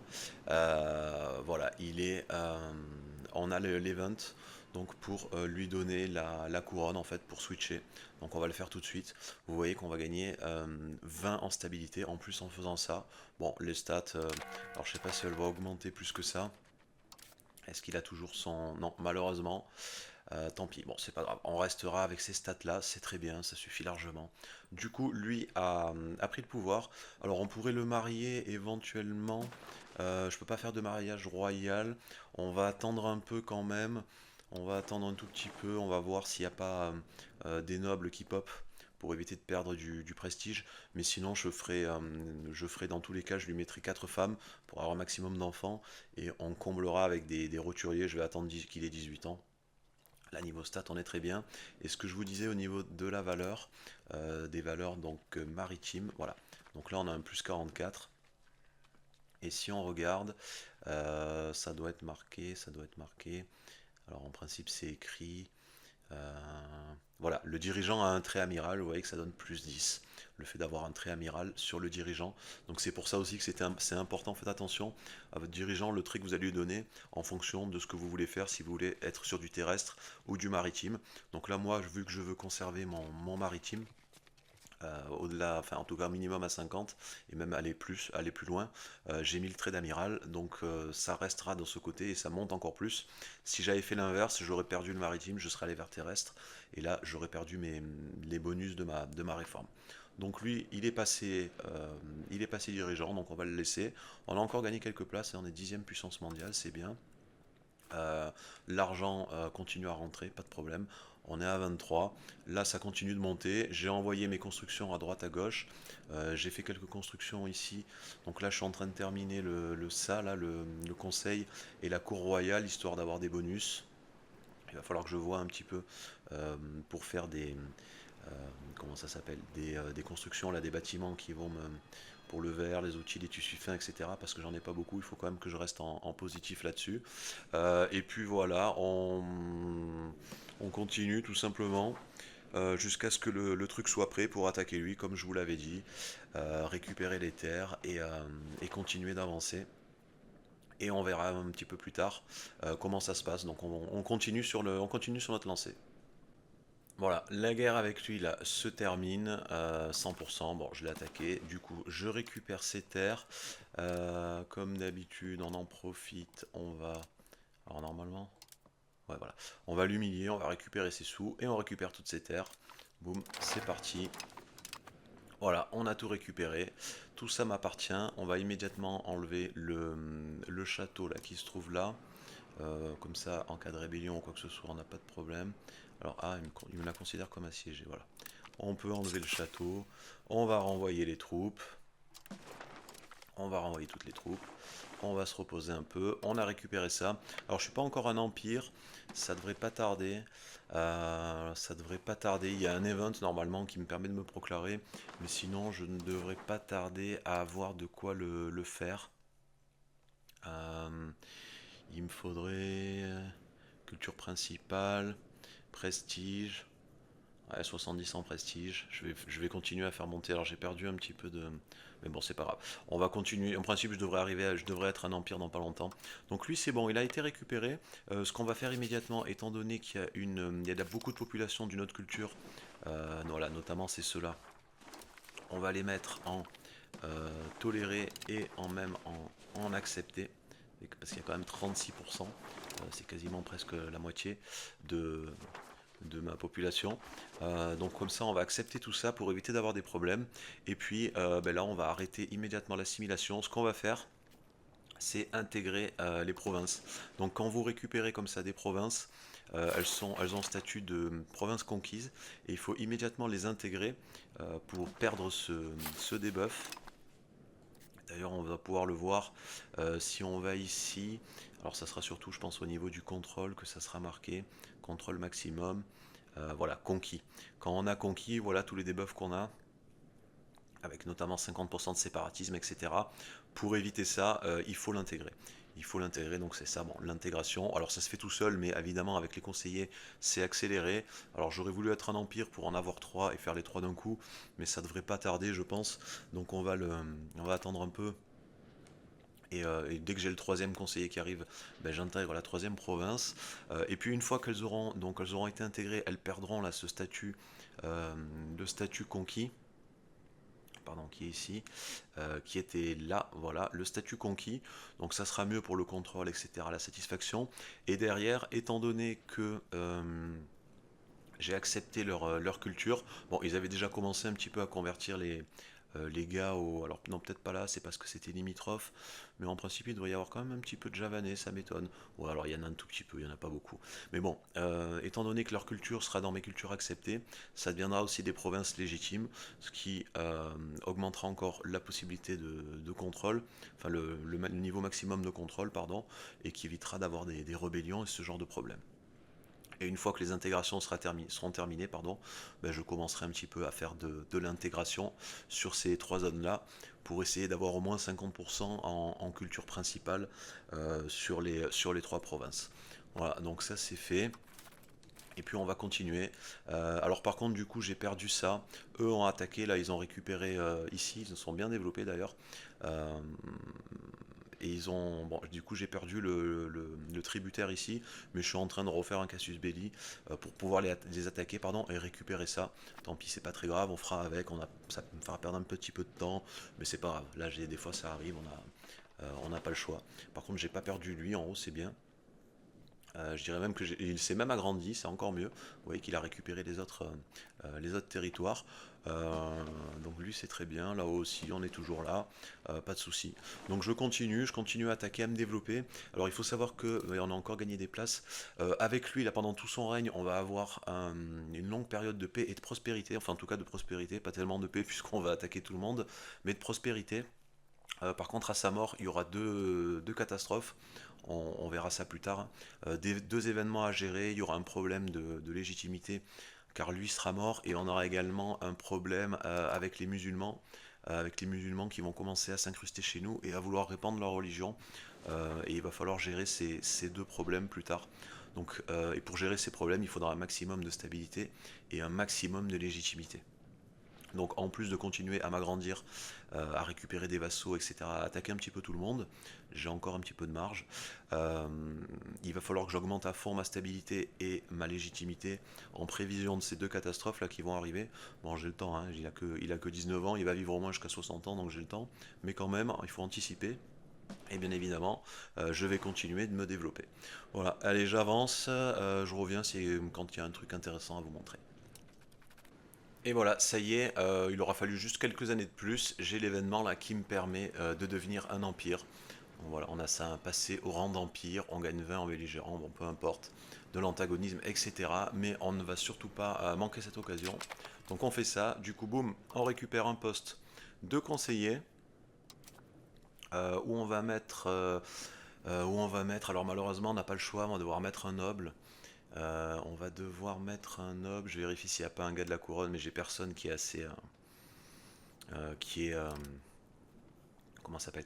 Qui est assez vieux en fait de ma famille pour pouvoir le mettre là. Donc on va essayer de mettre un gars.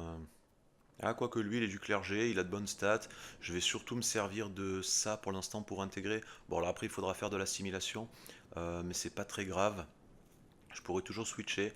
Euh, Quoique lui, il n'y a pas de si mauvaise stats que ça non plus, hein. C'est pas si mal, je pourrais m'en servir après.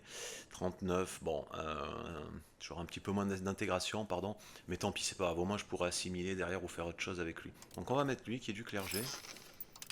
Du coup, niveau puissance, ben, on voit qu'on est bien. Bon, couronne, je suis à 25, je suis allé au-dessus des 25, c'est très bien. J'ai fait descendre un peu la noblesse. Le clergé n'est pas monté au-dessus des 25. Donc ça, c'est parfait. Là, le nouveau gars, on va mettre intégrer une province, on va mettre ça, même s'il va aller un peu moins vite que les autres, voilà, 1,76 comparé à 1,90, c'est pas très grave, il va faire le job. Il faudrait qu'il se dépêche aussi un petit peu, sachant qu'il y a des rebelles, là, des insurgés qui commencent à se lever, notamment parce que les provinces sont pas encore intégrées. Bon, c'est pas très grave, même s'ils se rebellent, je pourrais les attaquer, euh, contre-attaquer, pardon, et récupérer les terres assez rapidement. Ils n'auront pas beaucoup d'hommes, c'est pas gênant, je vais pas enlever un gars de là pour le mettre ici pour réprimer les rebelles. Ça va me faire perdre de la vitesse d'intégration. Ou on verra. Ou alors éventuellement au dernier moment, avant qu'il se rebelle, pour pas que ça annule tout, je prendrai peut-être celui qui est le plus avancé pour le mettre en mode répression des rebelles, là, en mode voilà réprimer les rebelles, pour éviter qu'il y ait une guerre avec eux. Et comme ça, quand un des deuxièmes aura terminé, ben, je le repasserai sur là où j'ai changé, sur la province où j'ai changé.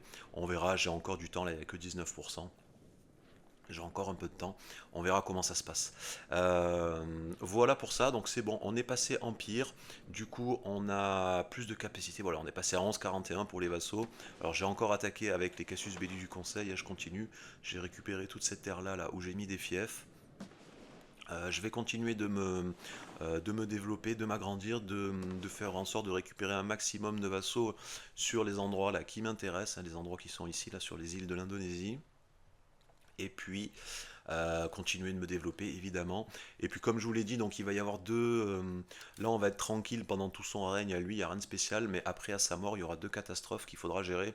Donc quand il aura 50 ans, comme je vous l'ai dit, j'essaierai de faire en sorte de monter la loyauté des vassaux à fond, de monter également ma stabilité et mon prestige à fond avant qu'il meure, pour qu'au moment où il meurt, j'ai un maximum de points en fait dans tout ce qui est nécessaire, donc stabilité, légitimité et la loyauté des vassaux, pour que les catastrophes derrière, je puisse les gérer beaucoup plus facilement. Voilà, donc là bon, il n'y a rien de plus, il n'y a rien de particulier maintenant, je vais attaquer, je vais me développer, je vais continuer à faire de l'intégration et de la conversion, et puis je reviens je pense vers la fin de son règne à lui, quand, ben, quand il va pas tarder à mourir en fait, pour vous montrer notamment les catastrophes qui vont arriver avec lui et comment on peut gérer les catastrophes quand elles arrivent. Voilà, allez, je continue, je reviens plus tard. Ah, alors, bon, bah, apparemment il y a eu un bug. Voilà la première catastrophe dont je vous avais parlé, là, la mort de l'empereur. C'est du grand n'importe quoi. Comme vous voyez, bon, la catastrophe en question, elle est affichée ici, hein. C'est mort de mon empereur, mort de lui, quoi, qui n'est pas mort en fait. Donc je pense que c'est un bug. Je pense que c'est un bug. J'espère que ça sera patché et j'espère surtout que ça va pas me le faire une deuxième fois quand lui va mourir. Normalement non. Une fois que j'aurai réglé la catastrophe, euh, ça devrait passer. Bon, c'est vraiment embêtant. C'est embêtant parce que ça va me faire perdre de la loyauté chez tout le monde en fait. Tant pis. Alors juste avant, je vais quand même peut-être... on va venir ici. On va imposer ma culture sur lui avant qu'on perde trop en... Ah, c'est trop tard. Je crois que j'ai déjà perdu la... Ouais, j'ai déjà perdu la loyauté. Bon, bon. L'inconvénient, alors là, c'est que je vais perdre beaucoup d'argent et j'ai perdu la loyauté, voilà, de tout le monde, hein. Tous mes vassaux sont devenus déloyaux. C'est pour ça que je vous avais dit qu'il fallait un maximum de loyauté avec les vassaux. Bon, tant pis, on va faire avec. On va faire avec cette catastrophe. Bon, du coup, bah, la catastrophe, vous l'avez quand elle s'affiche, c'est marqué là. En plus, je me suis fait massacrer au niveau légitimité et stabilité. Et au niveau argent, c'est dommage que ce bug arrive là, mais bon, tant pis, c'est pas grave, on va faire avec. Donc en gros, la catastrophe, elle s'affiche là et vous avez les conditions de fin de catastrophe.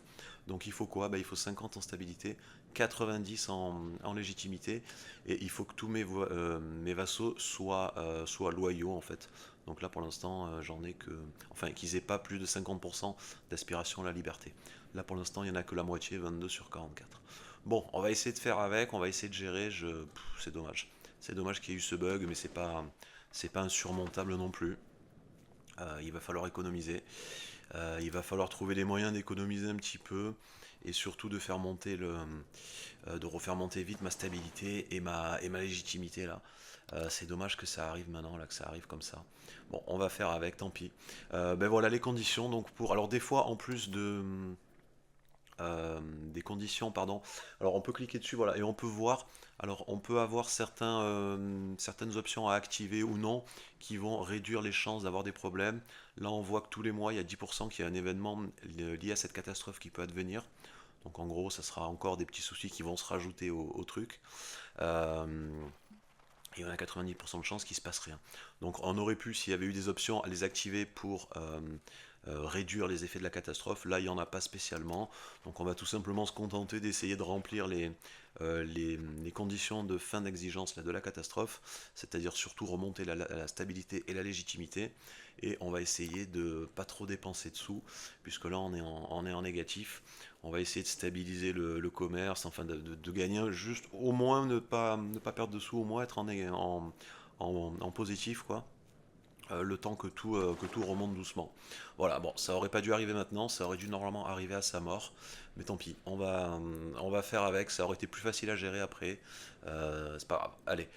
Donc bah écoutez, je vais gérer ça, donc je vais me calmer, je vais pas trop, je vais continuer d'attaquer tout doucement, mais je vais, malheureusement, là je peux plus imposer ma culture, tout ça, donc je vais essayer de me développer tranquillement, d'intégrer eux, de faire de l'assimilation, etc.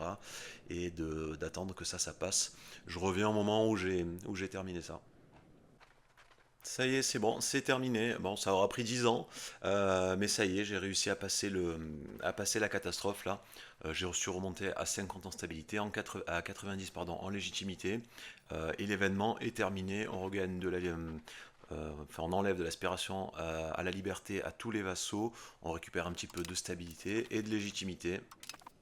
Voilà, les mouvements rebelles sont dissous, etc. Voilà, alors normalement ça aurait pas dû... J'aimerais bien mettre le jeu en pause, voilà, merci. Ça aurait pas dû arriver tout de suite. Ça aurait pas dû arriver tout de suite, je sais pas pourquoi. Bon, c'est sans doute un bug. J'ai un autre bug aussi, je me suis rendu compte. J'ai toujours la peste qui est active. La peste. Alors, l'icône qui me dit. Ah non, ça y est, il est parti. Ouais, non, voilà, c'est marqué. Ces maladies frappent votre pays. La peste bucolique, sauf qu'il n'y a pas de peste bucolique dans mon pays, nulle part d'ailleurs. Donc je sais pas pourquoi, aucune idée. Mais je pense que le fait d'avoir eu un patch d'une sauvegarde à l'autre, ça m'a fait un petit peu bugger le jeu, notamment à cause de ça. Bon, c'est pas très grave. Dans tous les cas, la première catastrophe est passée. Bon, après la première, arrive la deuxième. Bon, finalement, c'est pas plus mal que ça arrive avec lui. Comme ça arrive plus tôt dans le truc. Étant donné que lui, bon, il est à fond, il a 100, 100, 100. Alors, les stats, j'avais oublié, ça augmente avec l'âge. Ça augmente un petit peu avec l'âge. Donc, vu que j'étais quasiment à 100 partout, ben là, cette fois, je suis vraiment à 100 partout. Donc, je profite à fond des bonus. Il a que 32 ans. La première crise est passée, la première catastrophe est passée. On a immédiatement la deuxième qui arrive derrière, malheureusement. Donc voilà ce que ça va faire mal. Et surtout celle-là, elle dure 30 ans, celle-là à peu près, il me semble. Elle dure 30 ans, pendant 30 ans on peut rien faire. En gros, on peut appeler ça le... Donc on va avoir les musulmans là qui vont venir dans notre pays pour essayer de convertir à notre religion. Ça va impacter à fond la stabilité et la légitimité. On a des moyens de résister à ça. Elle n'est pas encore activée la catastrophe, mais elle arrive. Il y a 5% de chances qu'elle apparaisse chaque mois. Elle va arriver dans pas longtemps, je pense. On peut appeler ça le grand passage, appelez ça comme vous voulez. Mais en gros, il va falloir résister à ça.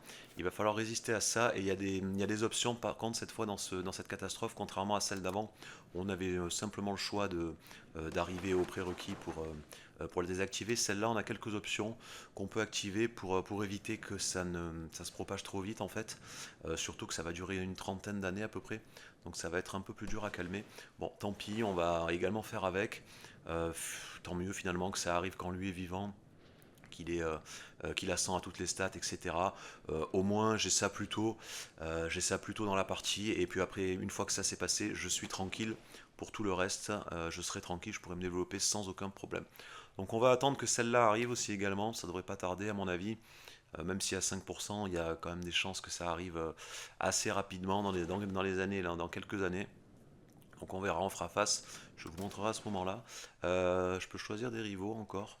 On va choisir... alors je sais même plus qui choisir là. Allez, on va mettre lui juste pour pas avoir le debuff. Et du coup, moi je continue un petit peu à me développer. Alors j'ai quasiment terminé l'intégration là des provinces que j'avais capturées. J'en ai eu une, bah, la deuxième 100%, donc c'est bon. Et la troisième devrait pas tarder. Et j'ai commencé un petit peu l'assimilation par là. Pour le reste, je me suis servi, pardon, j'ai utilisé l'événement d'avant là, euh, la catastrophe pardon d'avant. Il y avait quelques événements où les vassaux se rebellaient, donc j'en ai profité. Lui s'est rebellé, je l'ai attaqué. J'en ai profité pour récupérer les terres et dispatcher en plusieurs petits vassaux là, en fief notamment. Je crois que c'est tout. Il y en a peut-être un autre aussi qui s'était rebellé, lui, je crois, ou je sais plus. Du coup, pareil, là, j'ai récupéré, j'ai divisé en 2 fiefs. Et puis, je vais continuer. Alors, j'ai bientôt la technologie qui va me permettre de faire les guerres de religion, les casus belli. Alors, c'est un peu loin encore. Mais ça devrait pas trop non plus tarder. C'est en 4e position, voilà, qui va me permettre d'avoir les guerres de religion. Donc avec ça, ça sera beaucoup plus rapide pour récupérer les autres territoires. Surtout que la plupart de ceux qui avaient ma religion, là, même la quasi-totalité, sont déjà mes vassaux. Donc ceux qui restent en fait sont d'autres religions. Ben là, il n'y aura pas besoin de les attaquer, de faire des tributaires, d'attendre 7 ans, etc. Là, on pourra directement les attaquer, prendre toutes leurs terres et créer un nouveau vassal. Donc dès que ça va arriver là dans quelques années, j'en profiterai et j'enchaînerai, je ferai ça en boucle jusqu'à tout récupérer. Voilà, après il faudra finir de récupérer les terres là qui sont pas occupées. Euh, il faudra voir si. Alors pour l'instant, il n'y a pas l'air d'avoir du monde qui essaie de les récupérer. On verra si j'ai suffisamment d'argent, etc., que ça se passe bien. Je lancerai peut-être les colonisations, là, les chartes coloniales. Sinon, on verra. Alors ici, je comprends pas pourquoi je peux pas faire de charte coloniale. C'est bizarre, pourtant je suis juste à côté. Ah oui, voilà, je peux la faire ici, mais je peux pas la faire plus haut. Je sais pas pourquoi. Peut-être qu'il faut d'abord que je fasse ça ou que je récupère lui. Bon, enfin, peu importe. On verra, on essaiera de les prendre avant les autres, ou au pire, tant pis si les autres viennent, on se battra avec eux. Mais là, la révolte là, chez les Chinois là, se passe plutôt bien. Il y a tout qui est en train d'exploser, donc ils sont en train de s'affaiblir. On est quand même deuxième puissance mondiale, hein, malgré la catastrophe qu'il vient d'avoir. Donc on est plutôt bien dans la partie. Pas de problème. Donc on va continuer comme ça. Je vais continuer comme ça. Je vais attendre là tranquillement. Je vais préparer la deuxième catastrophe. Là aussi, il va me falloir beaucoup de stabilité et beaucoup de légitimité. Donc bon, la légitimité c'est bon, je suis à fond. La stabilité, j'ai mis un maximum d'argent dessus. Mais je vais continuer à la faire monter. On va essayer d'aller le plus haut possible. Comme ça évitera d'avoir des problèmes avec la prochaine catastrophe. Voilà, donc je continue sur ma lancée. Je reviens un moment de ça pour vous montrer ce que c'est. Et voilà, une dizaine d'années plus tard, à peu près, ce qui devait arriver arriva. La suite donc de l'événement, là, des catastrophes, le déclin de Majapahit. Voilà. Donc le grand remplaçage, en gros, bah, donc on va perdre 20 de prestige, 20 de légitimité, et il faut contenir la propagation des musulmans dans notre pays, sous peine de gros problèmes en fait. Donc on va voir ça immédiatement. Quelles sont les conditions? Bon, déjà, je suis dans les meilleures dispositions puisqu'il n'y a pas de domination sunnite, il n'y a pas de propagation. Ça, il faut absolument éviter que ça monte. Alors, je pense que c'est le premier mois, hein, mais normalement, je suis en vert là. Et ce qu'il va falloir faire, ben, alors ça vaut de la stabilité, mais tant pis. Il va falloir faire ça pour contenir l'événement en fait. On a ces options ici.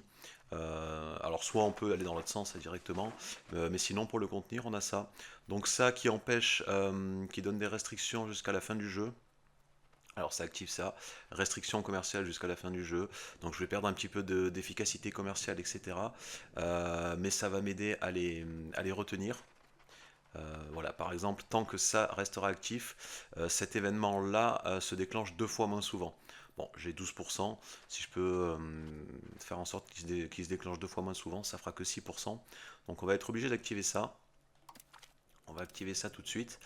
Et après, il y a celui-là, pareil, interdiction de la conversion des adipathies. En gros, ça évite que mes nobles se convertissent à la religion sunnite. Euh, donc il faut. Alors on peut l'activer pareil, bon je vais encore perdre 10, je vais peut-être attendre un petit peu, je vais pas l'activer tout de suite, je vais peut-être attendre un petit peu de remonter au moins à 70 là, ça devrait aller assez vite. Et après j'activerai ça en deuxième, ça devrait me permettre normalement de tenir. Alors le problème après c'est une fois de temps en temps on va avoir un événement, un mauvais événement lié à la catastrophe qui va faire perdre de la stabilité, qui va convertir immédiatement plusieurs de ma population à la religion musulmane, etc. Donc on va essayer quand même de faire en sorte que les mauvais événements arrivent le moins souvent possible. N'hésitez pas, si vous n'êtes pas un Iron Man, à sauvegarder assez souvent, au cas où, pour pouvoir recharger en cas de problème. Et là, il faut surtout pas accepter ça, même s'il y a beaucoup d'argent, etc. Parce que sinon, on va avoir, voilà, se déclenchera 3 fois plus souvent. Les événements néfastes se déclencheront 3 fois plus souvent. Donc là, il faut faire ça. Le deuxième choix, et puis là, voilà, il faut attendre. Donc là, vous voyez, j'ai laissé passer un mois. Il y a moins 0,33 en propagation, là, en domination sunnite, parce que notamment grâce à ma stabilité. Le plus important, c'est la stabilité euh, et la légitimité. Alors la légitimité, il faut vraiment avoir 100 pour être à zéro, mais tant qu'on est au-dessus des, on va dire, des 50 en stabilité, normalement, il n'y a pas de problème. Là, on reste en vert et donc le truc va pas monter. Et les pourcentages d'événements néfastes là ne vont pas monter également. Parce que là, plus la barre monte, plus là ça s'inverse et plus vous avez de pourcentage de chances qu'un mauvais événement arrive tous les mois. Et le pire de ça, ben voilà, c'est ça, c'est que ça dure. La condition en fait, alors la première condition, c'est que la domination sunnite ne dépasse pas les 0,5. Ça va, c'est pas compliqué, ça va rester en bas normalement. Mais le deuxième, le problème, c'est ça, ça va durer 10 900 jours. Donc ça fait à peu près, ça doit faire 30 ans, à peu près, quelque chose comme ça. Et pendant ce temps-là, je prends ces deux malus. Également, démonstration de force, moins 15. C'est dommage.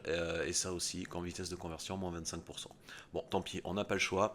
Ça va durer à peu près une trentaine d'années. Donc lui, il a 40 ans. Ben, normalement, quand lui va mourir et quand l'héritier va prendre la succession, ça devrait être terminé.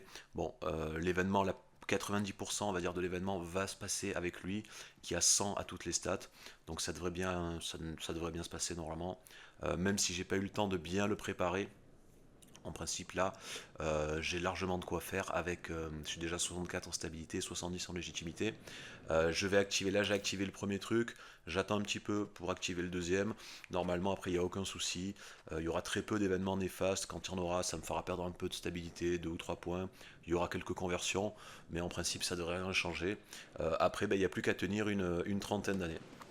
Voilà, donc il n'y a plus qu'à tenir une trentaine d'années, c'est le dernier gros événement qui nous pose problème. Et après ça, ben, on sera tranquille. On aura une sorte de bonus pendant encore pendant pas mal d'années, je crois 20 ou 30 ans, je sais plus. On aura un bon boost et après on sera tranquille pour faire ce qu'on veut, pour continuer jusqu'à ben, à s'agrandir et à récupérer toute cette zone. Donc pendant ce temps-là, pendant que ça se termine, enfin se fait cet événement, alors j'ai commencé un petit peu à construire d'autres villes là sur les autres provinces que j'avais ici. Là, j'ai terminé l'intégration, je fais un petit peu d'assimilation, etc. J'ai commencé aussi à agrandir mes réseaux de routes. Je vais développer, donc je vais faire une ville là dans chaque province. Après, une fois que j'amènerai des routes par ici, je ferai également une ville là dans chaque province. Et je vais continuer à récupérer tous les territoires là et tous les vassaux. Il m'en reste quelques-uns ici, quelques-uns par ici et quelques-uns par là aussi à récupérer. Maintenant j'ai les guerres de religion, donc ça devrait aller beaucoup plus vite.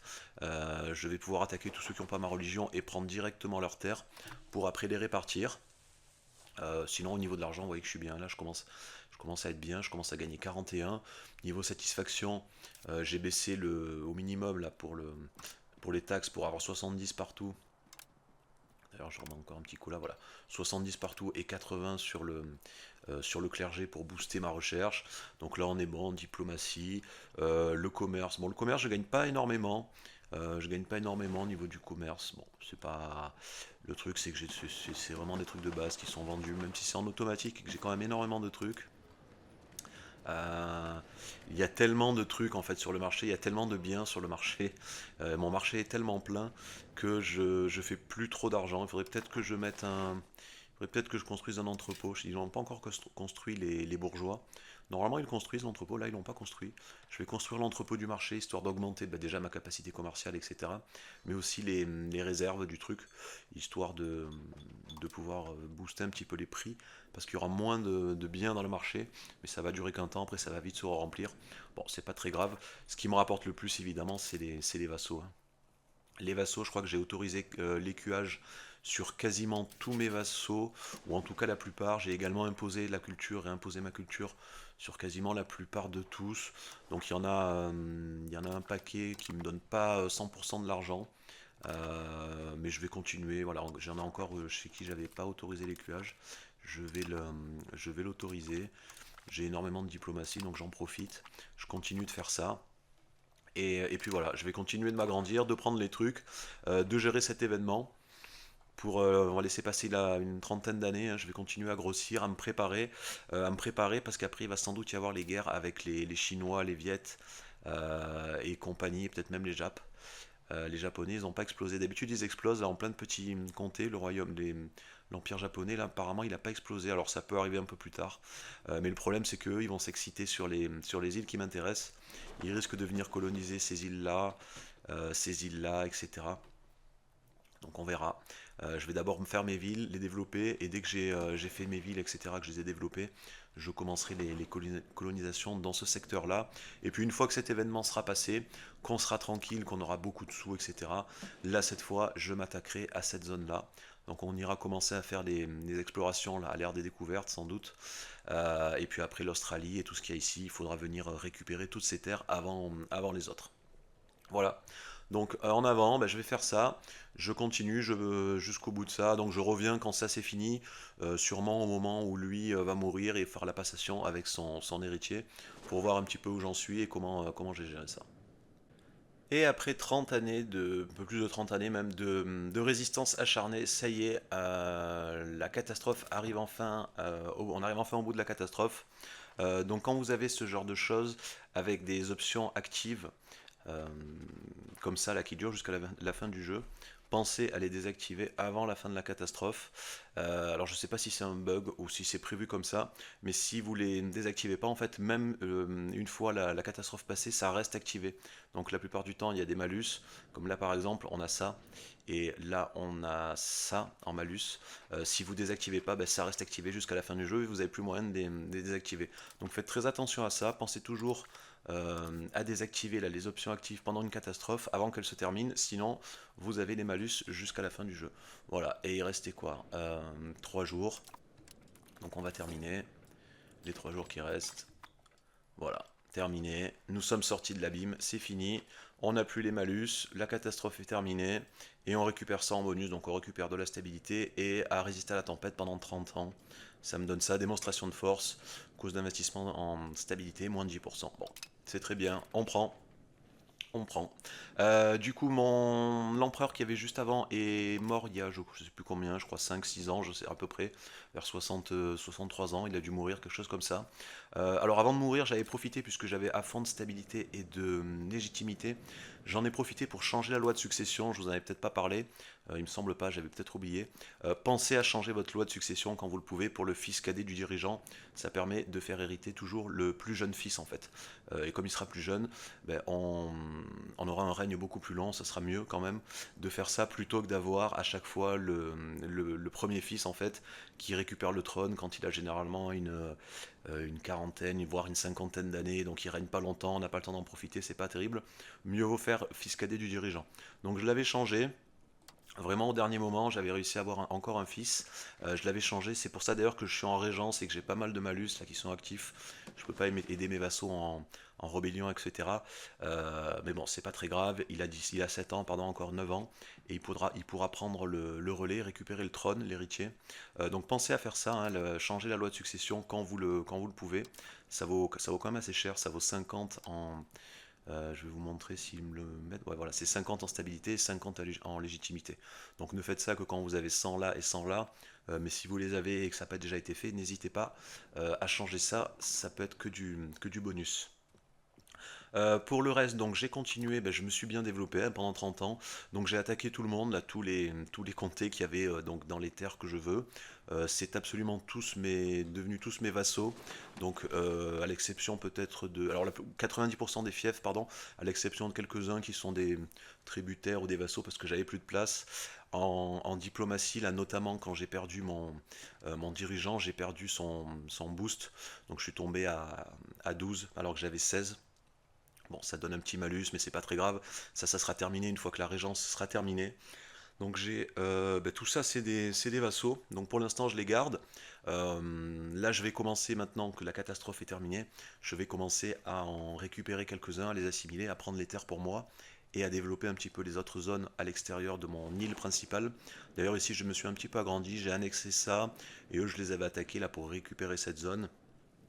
Pour faire à peu près donc toute cette zone dans un premier temps.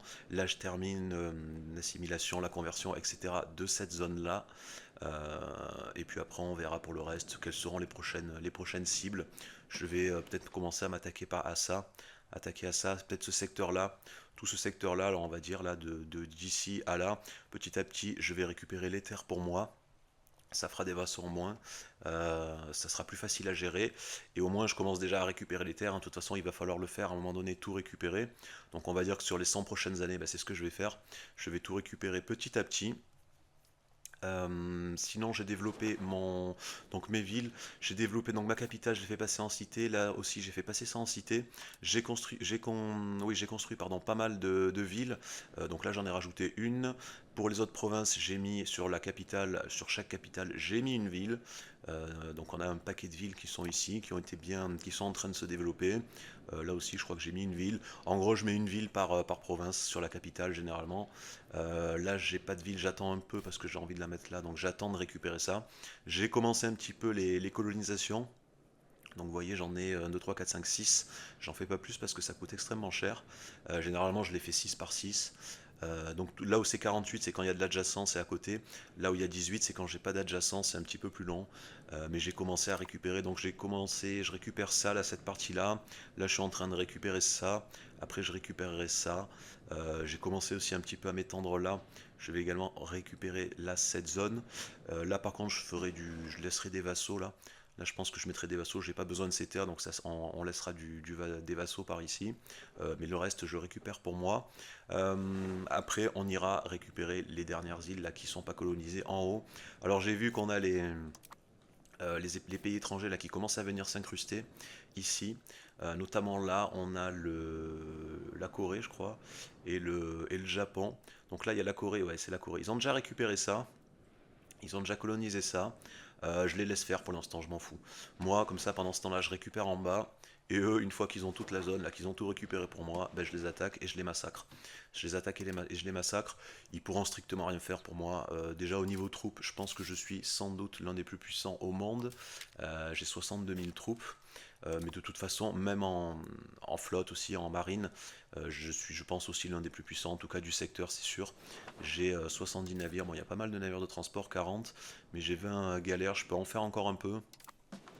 Je vais faire des galères améliorées, la galère méditerranéenne. J'ai pu faire l'upgrade grâce à la recherche. Donc rien qu'avec ça, normalement, je suis déjà le plus puissant de la zone. Je vais encore en rajouter un peu là dès que je gagne un peu plus de sous. Et je serai totalement invincible.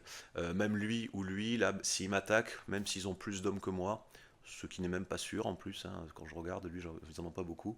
Dans tous les cas, je pourrais intercepter les navires qui viennent débarquer avec mes flottes et je pourrais les massacrer. Donc aucun problème. J'irai peut-être récupérer ça aussi à un moment où ça. Il va falloir que j'attaque un petit peu pour les affaiblir et surtout pour leur ponctionner un maximum d'argent parce que eux ils ont énormément d'argent. Donc il se peut que j'attaque aussi également peut-être cette île, que je tente une colonisation ici et ici quand ils auront récupéré des trucs.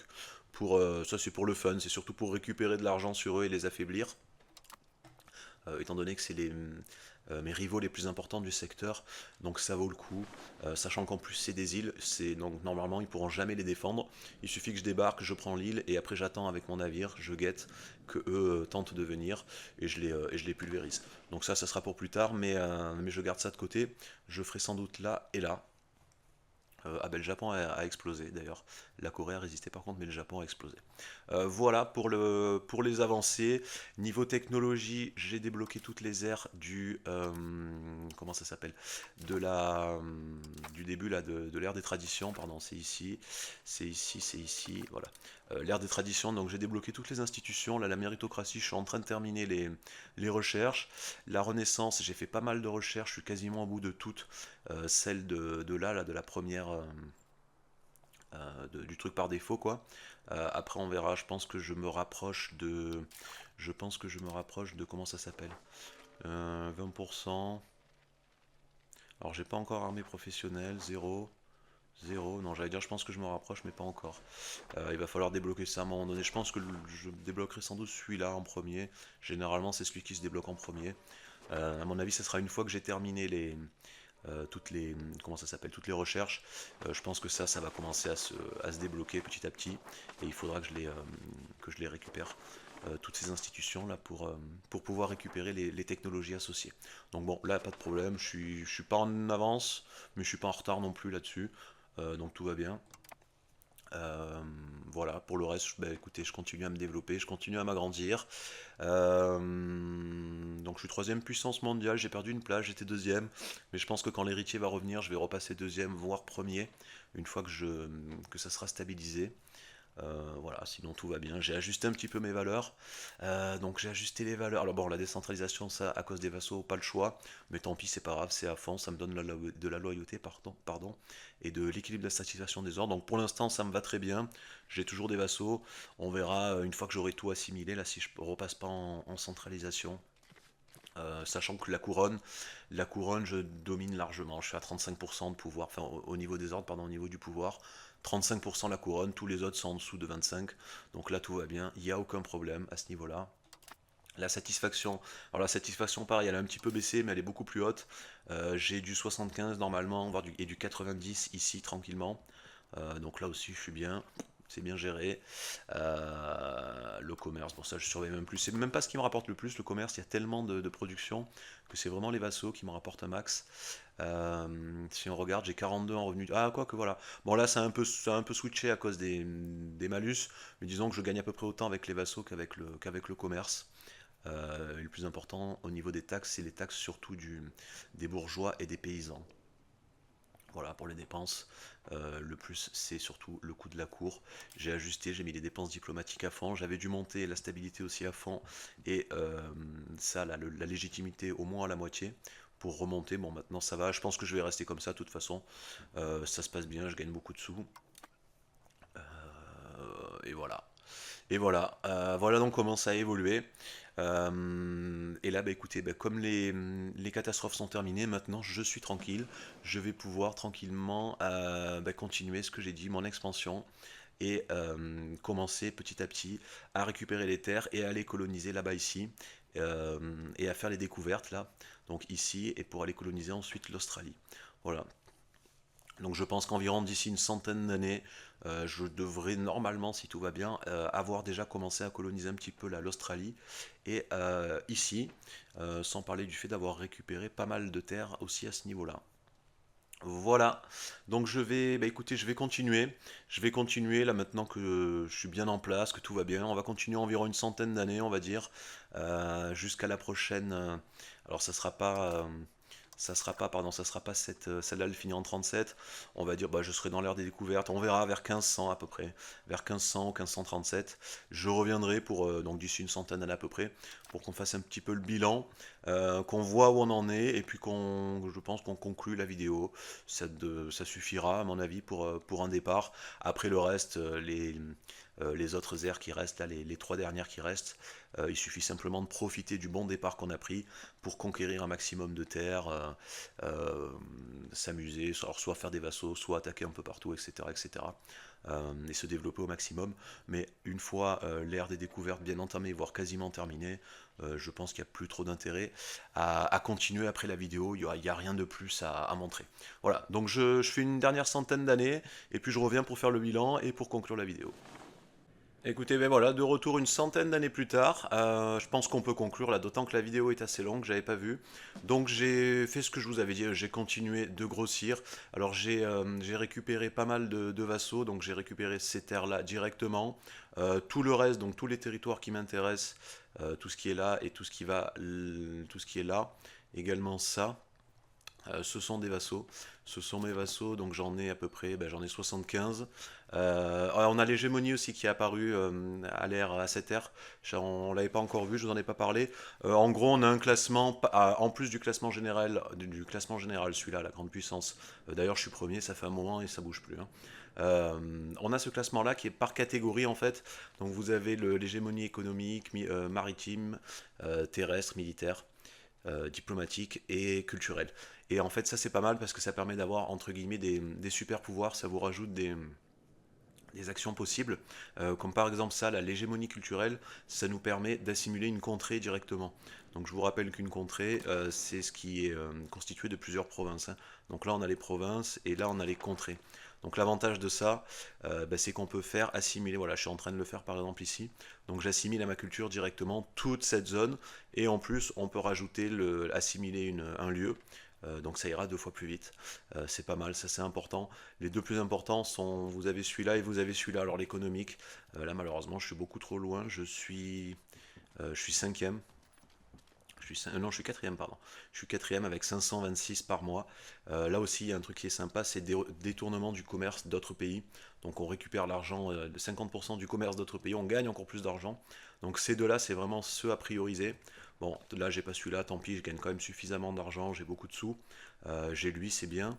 On verra plus tard pour lui, une fois que j'aurai continué à m'agrandir. Pour le pays, donc vous voyez qu'il m'en manque. J'ai réussi à récupérer les terres, enfin la ville là qu'il me fallait, et il m'en manque encore 49 pour pouvoir faire ça. Encore 49, donc bon, je pense que peut-être que j'irai récupérer ce qu'il y a au milieu, enfin on verra. Il faudra que je les récupère au fur et à mesure. Pour ce qui est de l'expansion, vous voyez que j'ai bien entamé là l'Australie, en tout cas toute la partie nord. Je suis en train de terminer là, je continue petit à petit, je ferme. Ici aussi, là j'ai quasiment terminé, tout est fermé, là je me suis fait des vassaux. Ici, je suis en train de finir, donc je vais terminer ça. Il restera encore quelques îles à prendre après. Là-bas, pour l'instant, on est tranquille, il n'y a pas grand monde. Mais je continue à y aller petit à petit. J'assimile à ma culture, etc. Je me suis bien développé au niveau de mon île principale, là, donc j'ai des cités partout, quasiment partout. J'ai fait 2 villes enfin 2 cités par province. Et je les ai upgradées quasiment toutes au niveau de cité. Tous les autres endroits, pour l'instant, j'ai des villes au niveau des capitales. Et petit à petit, je grossis parce que j'ai pas encore tout le contrôle qu'il me faudrait, même si j'ai débloqué pas mal de trucs avec les nouvelles technologies, les bâtiments. Donc vous voyez, c'est correct, on va dire, à ce niveau-là, mais il y a certains endroits, surtout là, les endroits éloignés où il n'y a pas accès à la mer, où c'est encore un petit peu bas, donc il va falloir que je travaille ça, que je continue grâce aux technologies à les améliorer au fur et à mesure. Les technologies, là, on est un petit peu en arrêt puisque j'ai découvert tout ce qu'il y avait à la Renaissance, mais on n'a pas encore, j'ai pas encore débloqué le reste. Ah, il faudrait que je débloque. Alors peut-être ça. Non, là j'ai 4%. Bon, ça avance doucement. Là, comment ça s'appelle? Les institutions. Et là, on a un peu plus de la moitié. Donc ça va. Pour l'instant, c'est un petit peu en pause, mais ça va continuer après. Je rattraperai assez rapidement mon retard. Voilà. Écoutez, pour le reste de la satisfaction, vous voyez que je suis quasiment à fond partout. Je gagne pas mal d'argent. Là d'ailleurs je pourrais augmenter un peu, là je suis à plus de 75, c'est bon, là aussi, le clergé à fond. Au niveau des revenus, je crois que ce qui me rapporte le plus évidemment c'est les revenus diplomatiques des vassaux. Juste derrière on a les taxes et les revenus commerciaux. J'ai récupéré quelques marchés, j'en ai construit quelques-uns supplémentaires, notamment là-bas, là où ça commençait à être un petit peu éloigné. Enfin, j'en ai mis un là, je pense que je vais devoir en mettre encore quelques-uns ici, là pour l'Australie. Après, il va falloir que je récupère ceux-là et que je les réorganise, parce que mon marché est grand, mais il y a certains endroits où j'ai pas encore l'accès. Enfin, l'accès est vraiment très très très limite. Si on regarde ici par exemple, non, plutôt ici, ouais, j'ai du 0%. Donc il va falloir que je réorganise, que je pense sans doute ouvrir un marché par là pour être apporté, etc. Bon, après ça, c'est de l'optimisation, c'est de l'amélioration au fur et à mesure, hein. Et pour les vassaux, alors et pour les terres, pardon, il me restera que lui qui est tributaire. Lui, la guerre a été dure, mais j'ai réussi à le rendre tributaire. Celui-là, là-bas, c'est surtout pour récupérer les îles là, qui me manqueront. Donc déjà, il est tributaire. Il a été affaibli, il faudra que je le réattaque pour récupérer les îles en mode vassal déloyal dès que je pourrai, dès que je me sentirai prêt. Comme ça, je récupérerai ça, mais ça m'empêche pas dans tous les cas de faire étant donné qu'il m'en manque que une cinquantaine là, ça m'empêche pas d'abord de récupérer les 50 qui me manquent, donc par là. Et puis une fois que c'est bon, après je pourrai attaquer lui et récupérer là les dernières petites îles qui me manquent. Voilà, et puis continuer donc à se développer, à grossir, et puis après à récupérer des vassaux intéressants, peut-être par ici ou de les attaquer et de répartir les terres, un petit peu comme j'avais fait là avec les 4 vassaux, en attendant qu'ils convertissent tout à ma culture et à ma religion. Après, on peut les regrouper, les fusionner, ce genre de choses. Enfin, ça, je verrai. Mais voilà, je pense que vous en avez assez vu pour en tout cas bien débuter et bien vous lancer dans la partie. Donc là, vu au niveau où on en est à peu près à la moitié. Voilà, à la moitié des aires, hein. Donc il reste un peu plus de la moitié du jeu, il y a largement de quoi faire, tout ce qu'on veut, c'est-à-dire récupérer tous ces territoires-là, récupérer tous ces territoires-là, et puis continuer un petit peu à s'amuser de ce côté-là, là, avec des vassaux, des conquêtes, ce genre de choses. Voilà, bah écoutez, j'espère que la vidéo vous aura plu, merci beaucoup à ceux qui l'ont regardé jusqu'au bout, comme d'habitude n'hésitez pas à liker, à commenter et à vous abonner, et je vous dis à bientôt pour d'autres guides. Salut!